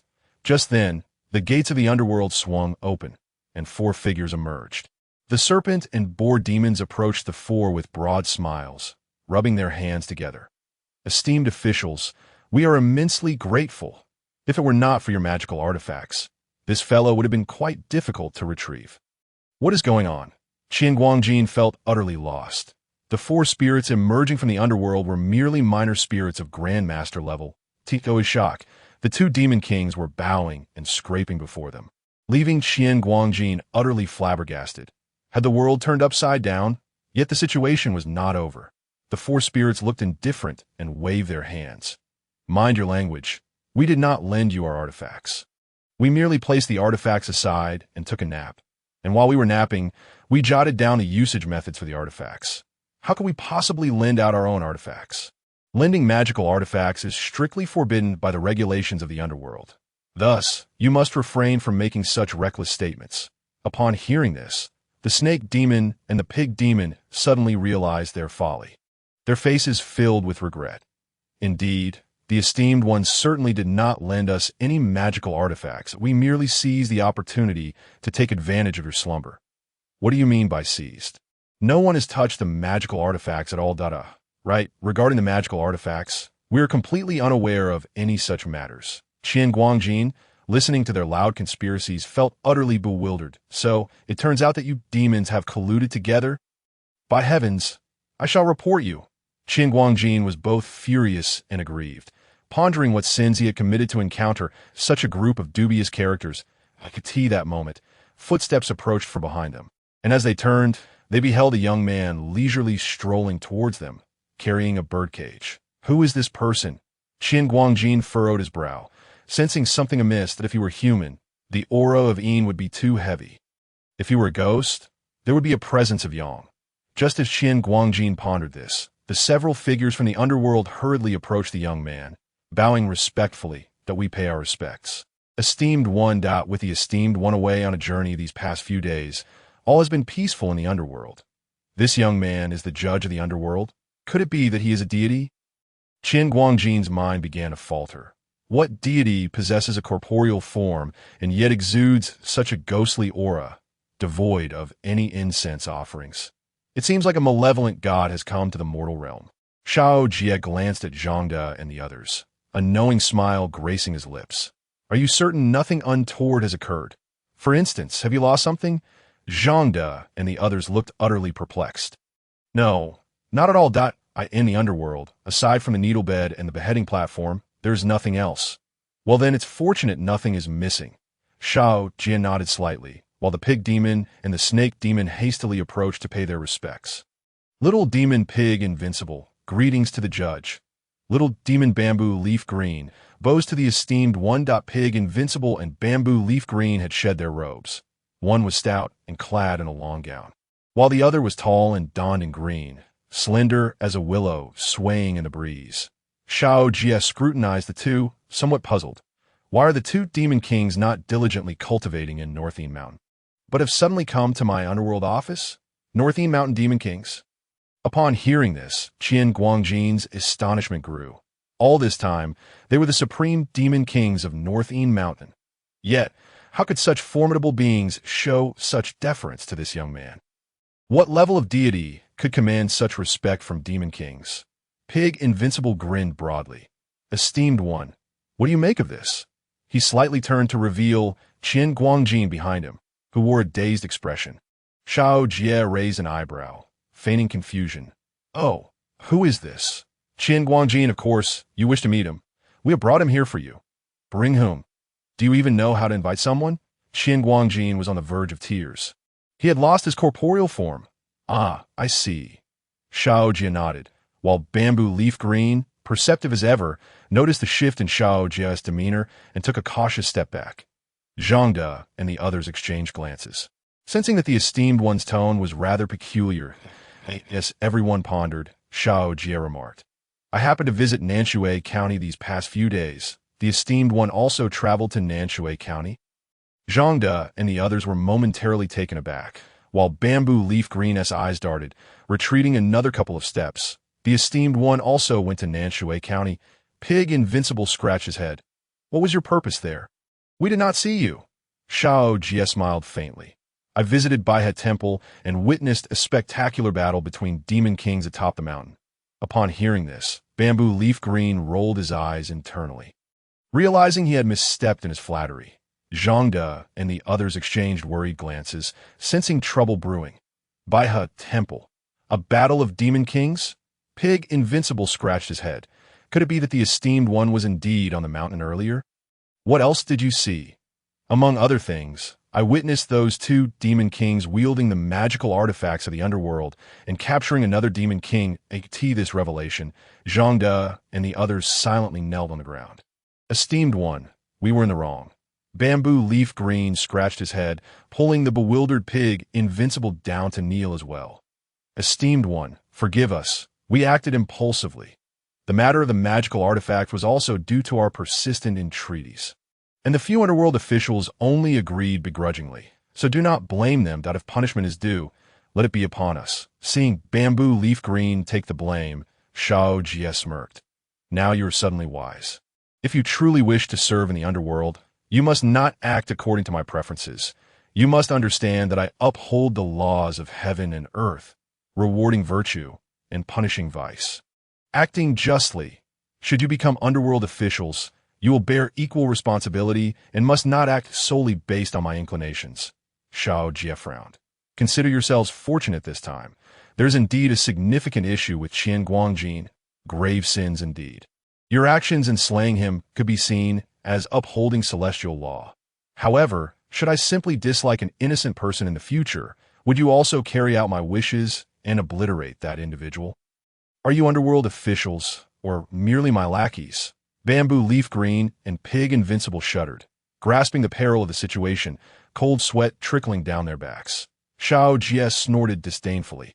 Do not adopt the human practice of flattery and favoritism. I, as an underworld official, have ample positions to offer you, as long as you do not err. With that, Xiao Jie turned his gaze to Zhang De and his companions, his expression darkening. What vexes me most are you for? As long as you do not violate celestial law, I care not if you take on private jobs. But could you not at least remove the specific inscriptions meant for underworld artifacts? Are you trying to ensure that everyone knows this matter was conducted by the underworld? Zhang De and the others, drenched in cold sweat, suddenly realized they had overlooked this detail. Esteemed one, we were in the wrong. We will certainly rectify this in the future. After Zhang De spoke, Xiao Jie's expression darkened further as he glared at them fiercely. Enough. You will balance your merits and demerits for this matter. Prepare to ascend the hall? Yes. Zhang De and the others breathed a sigh of relief, hastily rising. Bamboo Leaf Green and Pig Invincible exchanged glances, filled with trepidation. Thankfully, This time, no major blunders were made. Indeed, the esteemed one is a deity. We must not regard him as merely a human. As the two rejoiced in their fortune that all were safe, the sole victim, Yin-Yang Judge, was utterly bewildered. You all worked so hard to capture me, merely to gain favor. Are you all out of your minds? A dignified demon king, a thorn in the side of the Buddhist sect, has stumbled due to such an absurd reason. Who do I turn to for justice? Yet, as he simmered in resentment, Zhang De and his companions forcibly escorted him into the underworld, a cold snore from Xiao Jie snapping him back to reality. Yin-Yang Judge. Xiao Jie's cold voice pierced through the air as he fixed his gaze on Yin-Yang Judge below. Do you acknowledge your crimes? Yin-Yang Judge regained his senses, indignation flooding his features as he shouted. I do not know. I am an official of the Wuzhou dynasty, the magistrate of Nanshui County. Even if I am guilty, there should be the Demon Suppression Department coordinating with the Criminal Department for prosecution. Why, what right do you arrest me? The underworld officials exchanged peculiar glances, but they were not surprised. After all, many first-time visitors to the underworld displayed such behavior. A single reprimand would soon render them compliant. Why, what right do we arrest you? Xiao Jie pondered for a moment. By the authority of my position as the Yin-Yang Judge, tasked with upholding the laws of heaven and earth, and overseeing all matters of good and evil in the world, I s this reason sufficient. Yin-Yang Judge was momentarily stunned, surveying the heavenly laws surrounding him. Lost in contemplation that is there truly an underworld office in this world? How is it that he has lived so long without ever hearing of it? Yin-Yang Judge swallowed hard, stubbornly continuing. Even if you are indeed the judge. What of it? I am an official of the Wuzhou dynasty, bound by its legal codes. You cannot overstep your authority. Turn me over to the Demon Suppression Department. I demand to see the commander. Xiao Dong. Observing the incessant protests of Yin-Yang Judge, Xiao Jie could not help but chuckle. Let us not even begin to address the matter of how a demon could become the magistrate of Wuzhou County. Even if you were truly human, what difference would it make that you are a high-ranking official of the Wuzhou dynasty? You have committed wrongs that I am aware of. Even your esteemed emperor shall find no escape. At this moment, Yin-Yang Judge was taken aback, realizing that the situation was amiss. With such formidable prowess, why had Xiao Jie not apprehended him earlier, opting instead to wait for the Demon Suppression Division to do so? Something felt off. He was attempting to deceive him. Yin-Yang Judge shook his head. If you are unafraid of the Wuzhou dynasty and the Demon Suppression Division, why then would you allow them to capture me? So this is the matter at hand. Upon hearing this, Xiao Jie chuckled lightly. Since time is plentiful, I shall reluctantly grant you the clarity of death. Why summoning of the Demon Suppression Division to seize you is merely a matter of personal favor. For I am aware they cannot truly apprehend you. In the end, it will require my intervention. As for why I would extend such a courtesy to the Demon Suppression Division, the reasoning is quite straightforward. Xiao Jie scrutinized Yin-Yang Judge. I desire their unresolved cases, such as the matter concerning you. Do you comprehend? Yin-Yang Judge trembled all over. He realized that Xiao Jie was not merely granting favor to the Demon Suppression Division. He simply wished to enlist this vast organization to act on his behalf. In Xiao Jie's eyes, the Demon Suppression Division was but a sales force tasked with bringing him business, and favors were merely their remuneration. Now, let us discuss the connection between you and the recent infant abduction case in Taiyin County. Xiao Jie stretched lazily. Also, why did you abandon your demonic form to usurp Yin-Yang Judge? As Yin-Yang Judge regained his composure, he regarded Xiao Jie. Lost in contemplation, it was evident that Xiao Jie would not easily let him off. No amount of talk would yield any clemency. Furthermore, what was his current state? His physical form was utterly destroyed. Unless he seized another body, he was as good as dead. As a dead man. What fear did he have of dying again? Death was simply death. Could they truly inflict punishment upon him? Having lived for centuries, he had never encountered instruments of torture capable of affecting a ghost. With this thought, Yin-Yang Judge straightened his back, sitting on the ground with an air of indifference. If you wish to extract information from me, you must first find someone for me to possess. Only if I can escape this room alive will I even consider speaking. Otherwise, you shall not pry a single word from my lips. Yin-Yang Judge brimming with bravado, declared, "Do not contemplate soul-searching. My spirit is exceedingly fragile, shattering at the slightest touch. If I perish, you shall gain nothing." Observing the arrogant demeanor of Qian Guangjin, Zhu Wudi and Zhu Yiqing exchanged glances, their expressions filled with intrigue. The notion that a ghost could not be subjected to torture.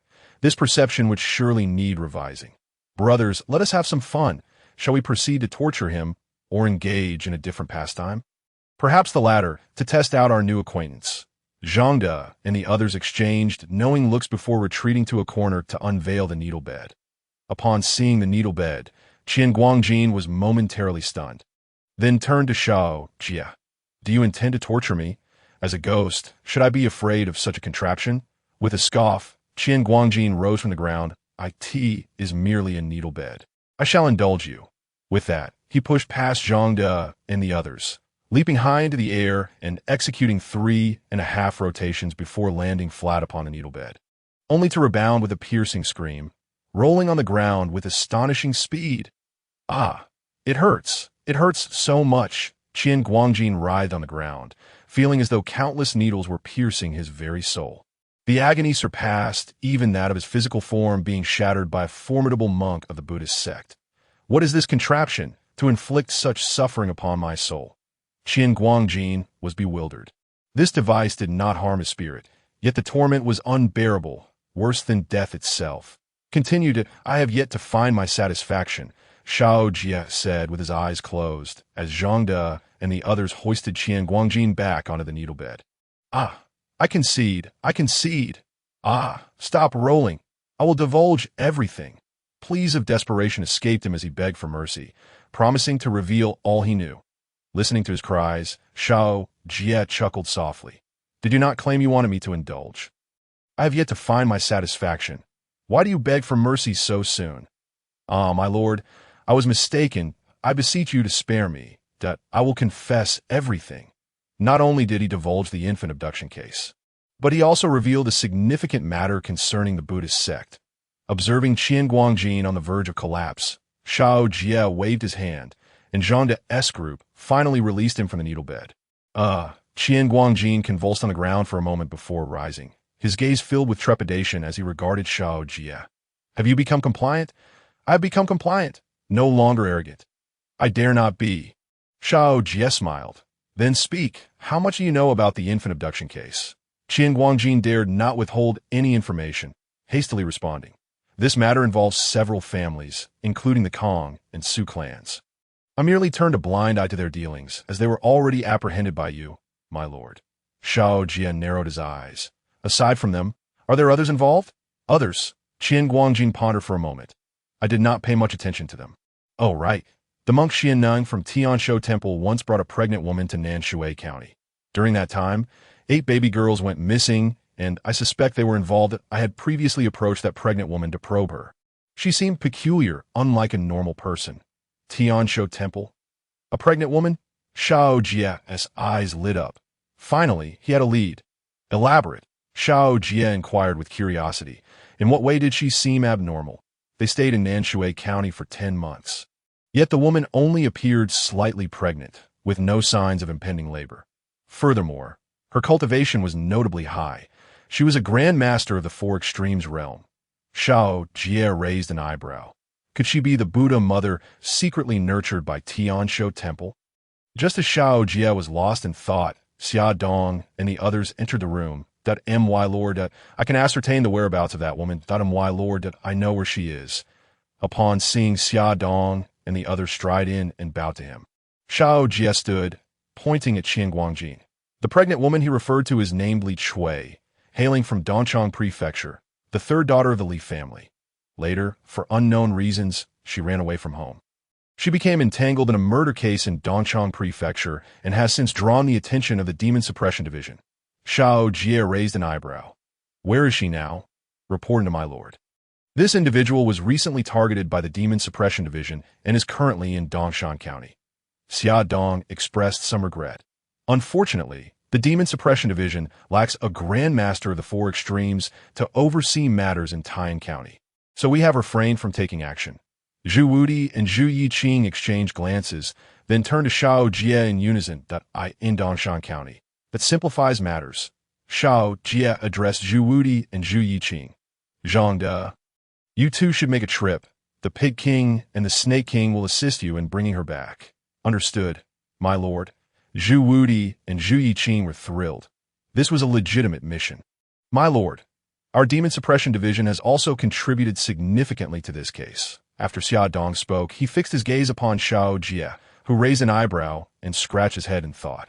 Indeed, the Demon Suppression Division had indeed put in considerable effort.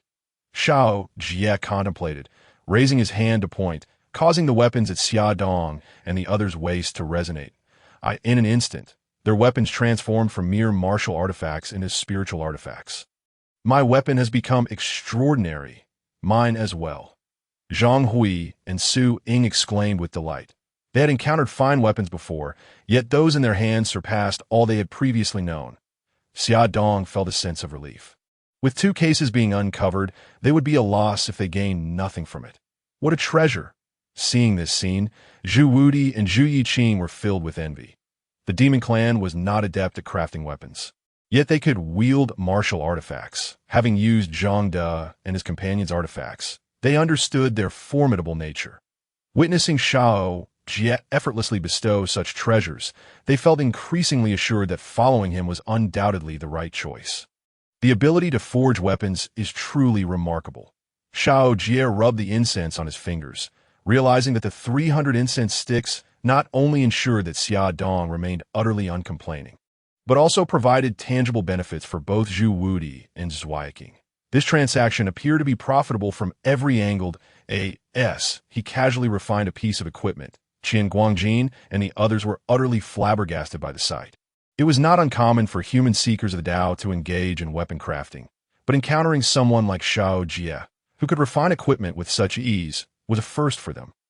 Was this the power of the divine? My lord, at that moment, Song Xiaofeng and Huang Yuheng rushed in, dragging a gray-clad monk behind them. My lord, we have returned.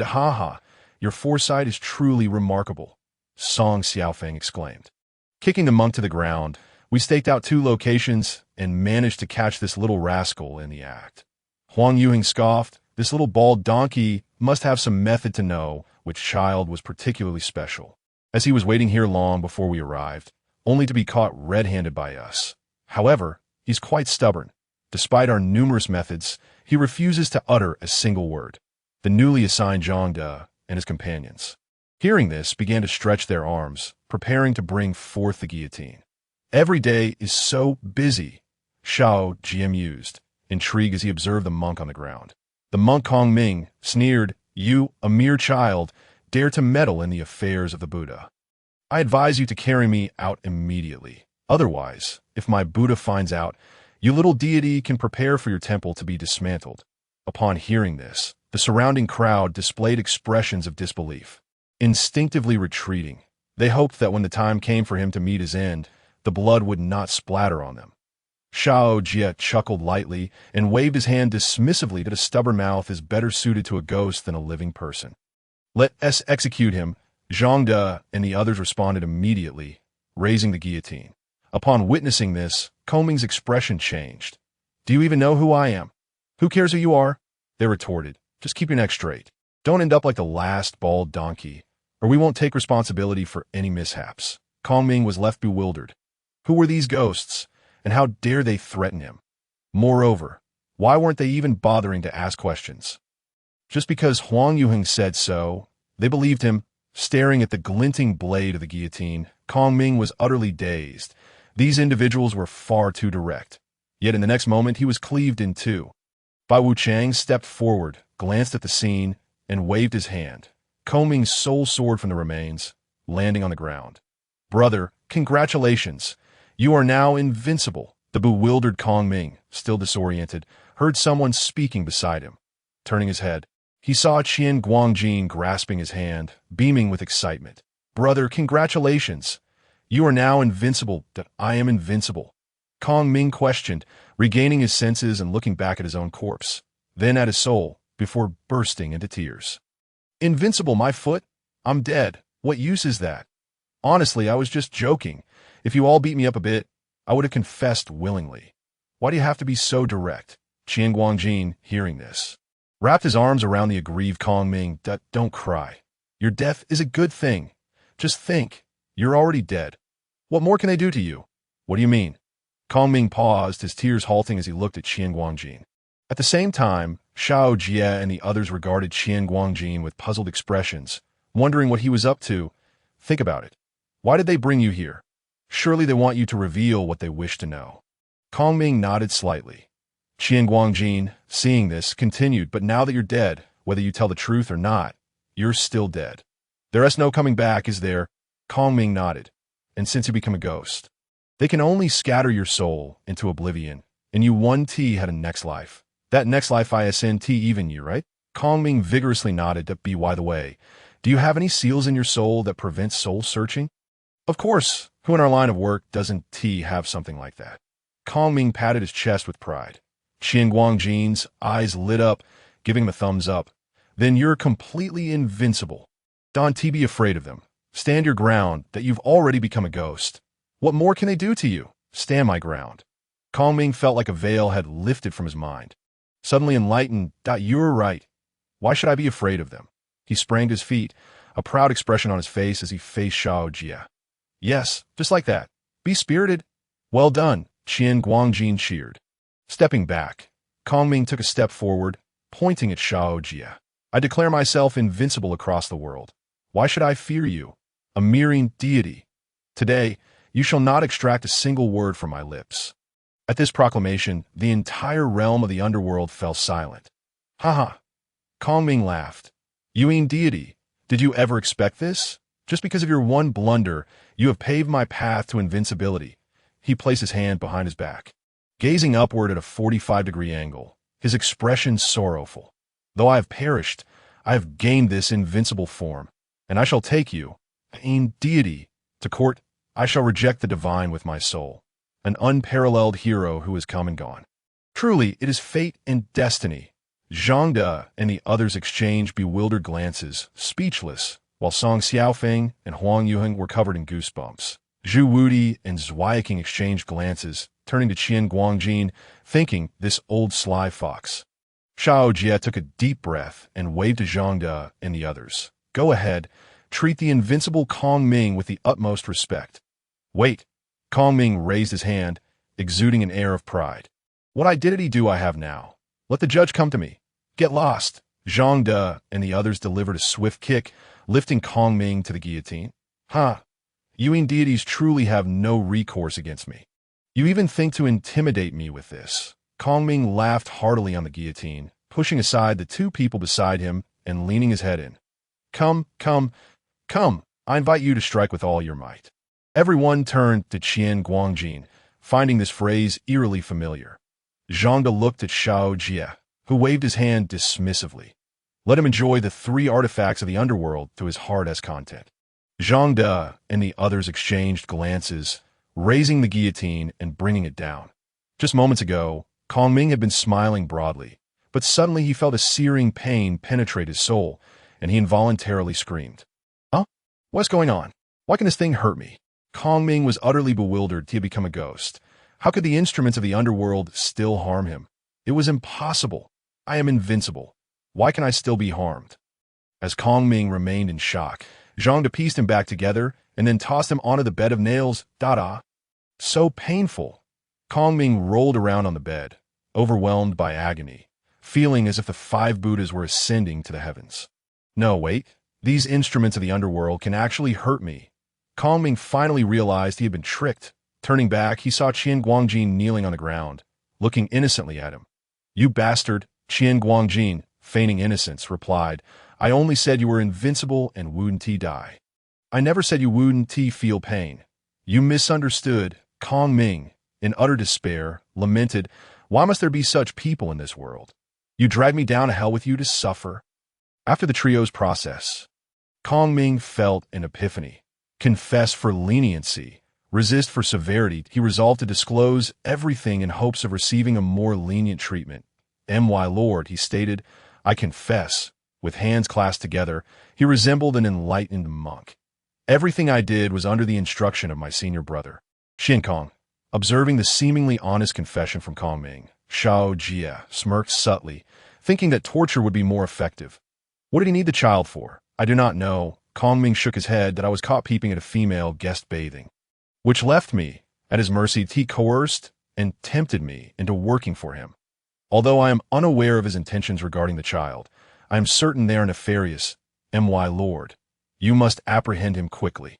This man is guilty of numerous crimes and must not be allowed to escape. Furthermore, they have secretly imparted a sinister technique called Wuyun to several families in Nanshui County. Upon hearing this, Xia Dong and the others' pupils constricted. Wuyun was indeed a dark art left behind by the Black Buddhism. They have been tracking the remnants of the Black Buddhism, only to discover them right under their noses.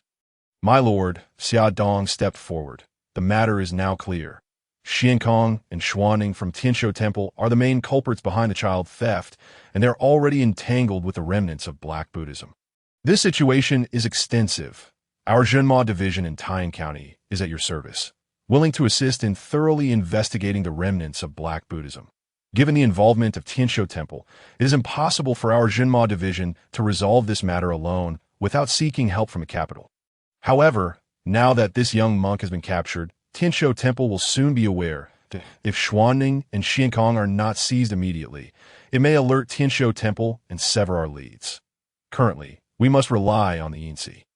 Xiao Jie nodded slightly. Then your Zhenma division shall be responsible for capturing Xiankong, while the Yin-Si will handle Xuanning.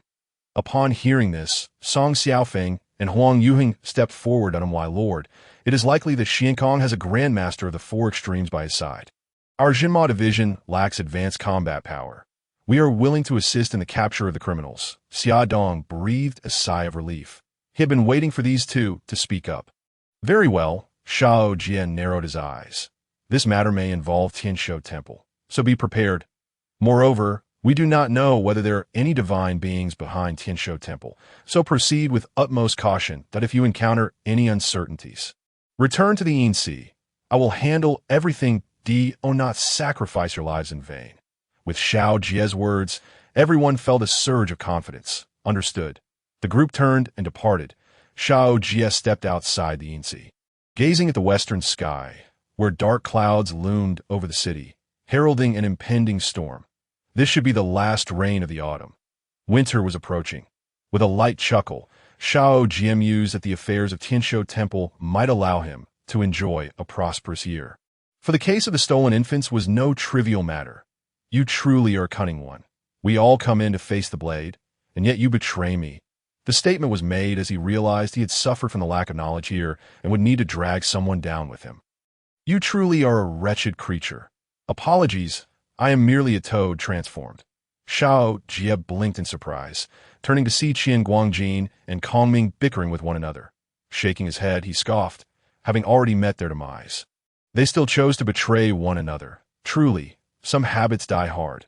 Let us set our personal matters aside for now. Your senior brother will arrive shortly, and we can plan something for him together. Just as Xiao Jie turned to leave, he was taken aback by the words. Yin-Yang was relentless? How could you ask me to betray my esteemed senior brother? You are truly despicable. The bond of brotherhood ran deep. How could he even consider such a treacherous act? Xiao Jie was momentarily stunned. Kongming had just been disparaging his senior brother, and now he was speaking with such camaraderie. You can forget that notion, unless you can ensure that he endures more torment in the Yin-Si than I did. Indeed, Xiao Jie rolled his eyes, realizing he had overestimated the intricacies of human thoughts. Fine, let them do as they please. Stretching lazily, he found the Yin-Si rather dull. Watching their squabbles was a form of amusement. As the day turned to night, curses suddenly erupted on the northern Yin Mountain. You scoundrels, let me go. Do you know who I am? I am a monk of Tianshou Temple.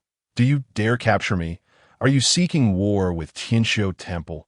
Xuanning shouted as he was forced into the Yin-Si's office, kneeling on the ground when he heard a familiar voice nearby. Senior brother, at last you have arrived.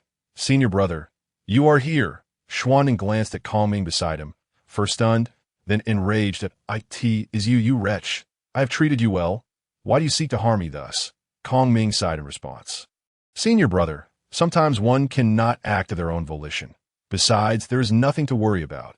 With an air of calm, Kongming patted Xuanning's shoulder reassuringly. Just close your eyes, and this life will pass in an instant. There is no pain. It is not hurt. Ew.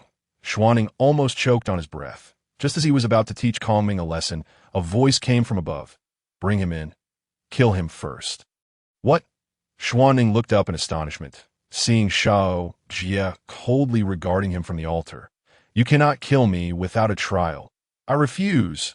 I am a seeker of the path with many years of cultivation. You cannot treat me this way. Judge, you are abusing your power. Xuanning's pitiful wails fell on deaf ears as he could only watch helplessly as his head rolled away, severed by the blade. The white Wuchang stepped forward, lifting Xuanning's soul with a stick and discarding on the ground. Zhangde and the others dragged Xuanning's corpse to the side. As Xuanning slowly awakened, he gazed at his own lifeless body in a daze. Senior brother, there is nothing to worry about. It is merely a stinking shell. Kongming embraced Xuanning's shoulder with utmost sincerity. You should be glad now that indeed, think about it carefully. You are already dead. What is there to fear from further torture? Just as Xuanning was about to unleash a torrent of curses, Yin-Yang pulled him into an embrace. Laughing, there is nothing in this world that can torture a ghost. Cannot torture a ghost? Xuanning was momentarily stunned. Before he could ponder further, Xiankong wrapped his arms around him. Consider this. Why did they bring you back? It is solely to extract information from you. But now that you are dead, what can they do to you? After all, he was no longer alive, and there was no hope for reincarnation. It was better to confront them. Yin-Yang chimed in. Exactly. We all bear the mark to prevent soul searching. The worst they can do is scatter our souls. Given that they no longer hoped for reincarnation, it was better to confront them. Xuanning furrowed his brow, slowly rising from the ground. You two wise brothers make valid points. Xiao Jie, Xuanning pointed at him defiantly. I am not afraid of you. Kongming and Yin-Yang exchanged glances and cautiously retreated. Those present could hardly contain their amusement at this absurd spectacle. Let us get to work. The trio prepared their instruments, and before Xiao Jie could utter a command, they began to lift Xuanning's soul. What do you intend to do? Do you think you can torture a ghost? Xuanning scoffed. But as he saw Kongming and Yin-Yang retreating stealthily, an unexplainable chill ran through him. Something felt amiss that if Kongming, a ghost, was unaffected by the instruments of torture, why would he confess?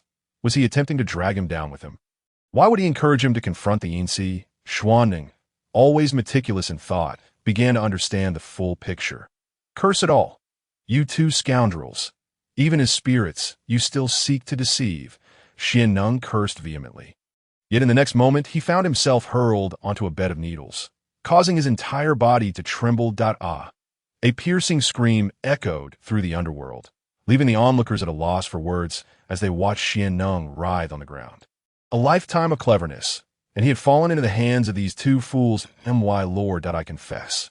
After a long while, observing the benevolently kneeling Xianneng, Xiao Jie couldn't help but smile. Confess what? Xianneng bowed his head. The abbot of Tianshou Temple has been plotting to resurrect the Black Buddha Mother for a century. Why? Xiao Jie, puzzled, remarked. If memory serves, Tianshou Temple was established to eradicate the Black Buddhism. Presently, many sects and deities in Taiyin County owe their existence to their contributions in that campaign. Among them the Buddha of Tianshou, who was honored for his outstanding performance in the war against the Black Buddhism before achieving enlightenment and departing. Logically, the Buddha of Tianshou and the Black Buddha Mother should be adversaries. This lord knows only part of the truth. Originally, the Buddha of Tianshou was a protector of the Black Buddhism, but later turned traitor, which earned him the title of Buddha. Xianneng scratched his head. Although the Buddha ascended to enlightenment, he left behind the lineage of Tianshou Temple. Over the years, Tianshou Temple has been scheming to resurrect the Black Buddha Mother. Intending to create a new Buddha of Tianshou, Xiao Jie raised an eyebrow, intrigued. Have you succeeded in resurrecting the Black Buddha Mother in recent years? Well, Xianneng hesitated. We have. Resurrected her? Xiao Jie was taken aback. The Black Buddhism couldn't fully resurrect the Black Buddha Mother back then. How could you? Does my lord not know that there were two Buddha Mother spiritual bodies in the Black Buddhism? Xianneng expressed confusion. Logically, If Xiao Jie knew of the Black Buddhism, he should be aware. At that time, the Black Buddhism prepared two human forms for the Buddha mothers. Point one was the publicly recognized Buddha mother, who was later killed, while the other is the one they have been nurturing. The pursuit of the Black Buddhism over the years was primarily aimed at eliminating this Buddha mother. Unfortunately, no one anticipated that the reason the former Buddha mother was never found was that she had followed the Buddha of Tianshou to join the Allied forces, assisting them in their assault against the Black Buddhism. Xiao Jie, upon hearing this, felt somewhat speechless.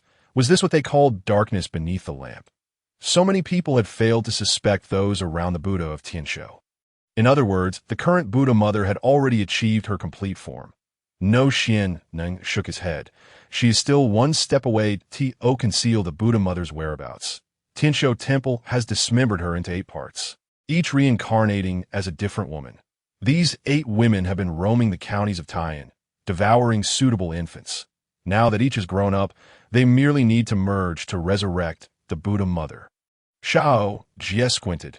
You are able to interfere with the cycle of reincarnation. How is that possible? Even I, as a judge, do not know how to meddle with reincarnation. How have these individuals altered its predetermined course? I do not know. Xianning shook his head.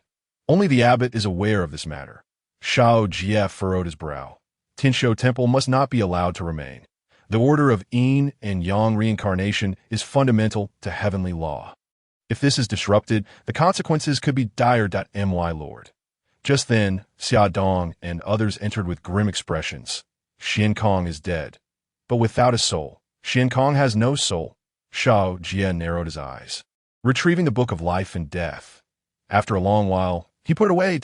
In O record of this person, Xian Kong does not appear in the book of life and death. Xiao Jie pondered for a moment, wielding the soul-grasping rope of the 3 realms. Yet he only captured a corpse, gazing at the body on the ground. Xiao Jie's expression grew grave. It seemed the order of Yin and Yang in this world had long been in disarray. My lord, what shall we do now? Xiao Jie regained his composure, his gaze glinting coldly. Annihilate Tianshou Temple, in the name of the underworld. Leave not a single survivor. In Taiyan County, as autumn rain fell into the night. Snowflakes drifted like goose feathers. In the morning, the North Yin mountain lay blanketed in white, yet the paths had already been cleared. Devotees carrying bamboo baskets ascended the mountain, passing by the underworld, where they noticed several stiff corpses on the pillars at the entrance. The bright red blood staining the snow, creating a striking contrast. More monks had appeared, all of them from Tianshou Temple. Yesterday, I recall there were only 7 or 8. Unexpectedly, overnight, 10 more have joined. I wonder what calamity has befallen Tianshou Temple. The movements of the underworld seem intent on complete eradication. Surely, they must have provoked a great disaster, or else why would the underworld target them? Enough, let us hurry to offer incense to Lord Xiao. The common folk merely glanced at the corpses at the entrance before heading to the Xiao Prince's residence, Daha. At the North Yin County Yamen, Wu Liang huffed as he shook off his cloak and climbed into the carriage. My lord, why has the county magistrate summoned us to the county city in such haste? Is there some urgent matter? Wang Er asked, puzzled. Last night, the county city's patrol had knocked on the county Yamen's door in the snow, insisting they must go to Taiyan County City today to meet the county magistrate. Given the urgency of last night's patrol, it must be that a significant event has occurred in the county city. Although the county magistrate has requested us to discuss matters, he likely already has a plan in place and will assign us our tasks. We shall simply comply. Zhang Er nodded, driving the carriage away from North Yin County. The road was muddy after the snow, and halfway through, the snowfall resumed, forcing the two to brave the elements. Though it slowed them down, they managed to enter the city by nightfall, hurriedly arriving at the magistrate's residence. Still bearing the chill of the wind and frost, several Yamen runners ushered them into a warm room. This place was heavily guarded outside, while inside sat the heads of various county Yamen from Taiyan County, along with military officials stationed there. Even Liu Youheng had been invited to take a seat, prompting Wu Liang to feel that something significant was about to unfold. Without further ado, he removed his cloak and hat, taking a seat in the corner, while Zhang Er stood behind him. After a brief moment, Counter Magistrate Zhang Gao rushed in, still wearing muddy boots, and raised his hand to stop the others from standing and greeting. There is no need for excessive formalities. I have summoned all of you here urgently due to the pressing situation. Zhang Gao got straight to the point. Everyone, our office received news last night that the Black Buddhism has resurfaced, and the Black Buddha Mother is about to be born. Aside from Liu Yoheng, the others in attendance looked bewildered, unaware of what he meant. The county magistrates present were all no more than in their 40s. And since the last dealings with the Black Buddhism date back several centuries, it was entirely normal for them to be uninformed. Realizing this, Zhang Gao quickly instructed someone to pass a folded document to the crowd. Everyone, time is of the essence, and tasks are pressing. The details regarding the Black Buddhism are all contained within. Please take them back to review at your leisure. Now, let me outline your tasks. Zhang Gao produced a map. Tianshou Temple is a remnant of the Black Buddhism. Upon your return, immediately gather the forces within your respective county yamen to swiftly eliminate any individuals and influences related to Tianshou Temple. Furthermore, enforce a complete curfew, locking the city gates tightly to prevent any desperate actions from the Tianshou Temple's minions. The county magistrates were taken aback by this declaration. It seemed to indicate preparations for war. In addition, General Liu will dispatch troops to assist you in guarding the city. Zhang Gao clasped his hands in salute. Esteemed colleagues, this matter concerns the lives and livelihood of the people of Taiyin County. I entrust it to you. Your words weigh heavily, my lord. We will return immediately to make arrangements. The county magistrates exchanged no further words. Bowing before departing, we shall rely on the general in Southwater County. Liu Yoheng rose, smiling. Rest assured, Lord Zhang, I will spare no effort in this matter. Thank you. After expressing his gratitude, Zhang Gao departed from the governor's residence. My lord, what shall we do? In the carriage, Zhang Er looked at the document in his hand, astonished. The Black Buddhism is truly terrifying, and what shocked them even more was that Tianshou Temple had been completely engulfed. Wu Yang furrowed his brow, remaining silent for a long while. Let us head directly to North Yin Mountain. Through the night, Wang Er nodded, and the two braved the wind and snow, making their way directly to Bane Mountain. By the time they arrived at the foot of the mountain, it was already well past midnight. Just as they prepared to tread upon the snow and ascend, a white figure materialized before them. The apparition stood at the height of an adult, adorned with a white cap, clutching a wooden staff, its eyes emanating a faint golden glow in the deep of night. Upon closer inspection, it was revealed to be a white squirrel. Yet for reasons unknown, it was surrounded by a delicate aura of incense, bearing a striking resemblance to a human. Greetings, Lord of Impermanence. Wu Yang and his companion promptly bowed to the figure. The latter waved his hand dismissively. You may return, my lord. Your duty is merely to guard Bane County. All else shall be managed by the realm of the dead. Wu Yang and his companion exchanged a glance.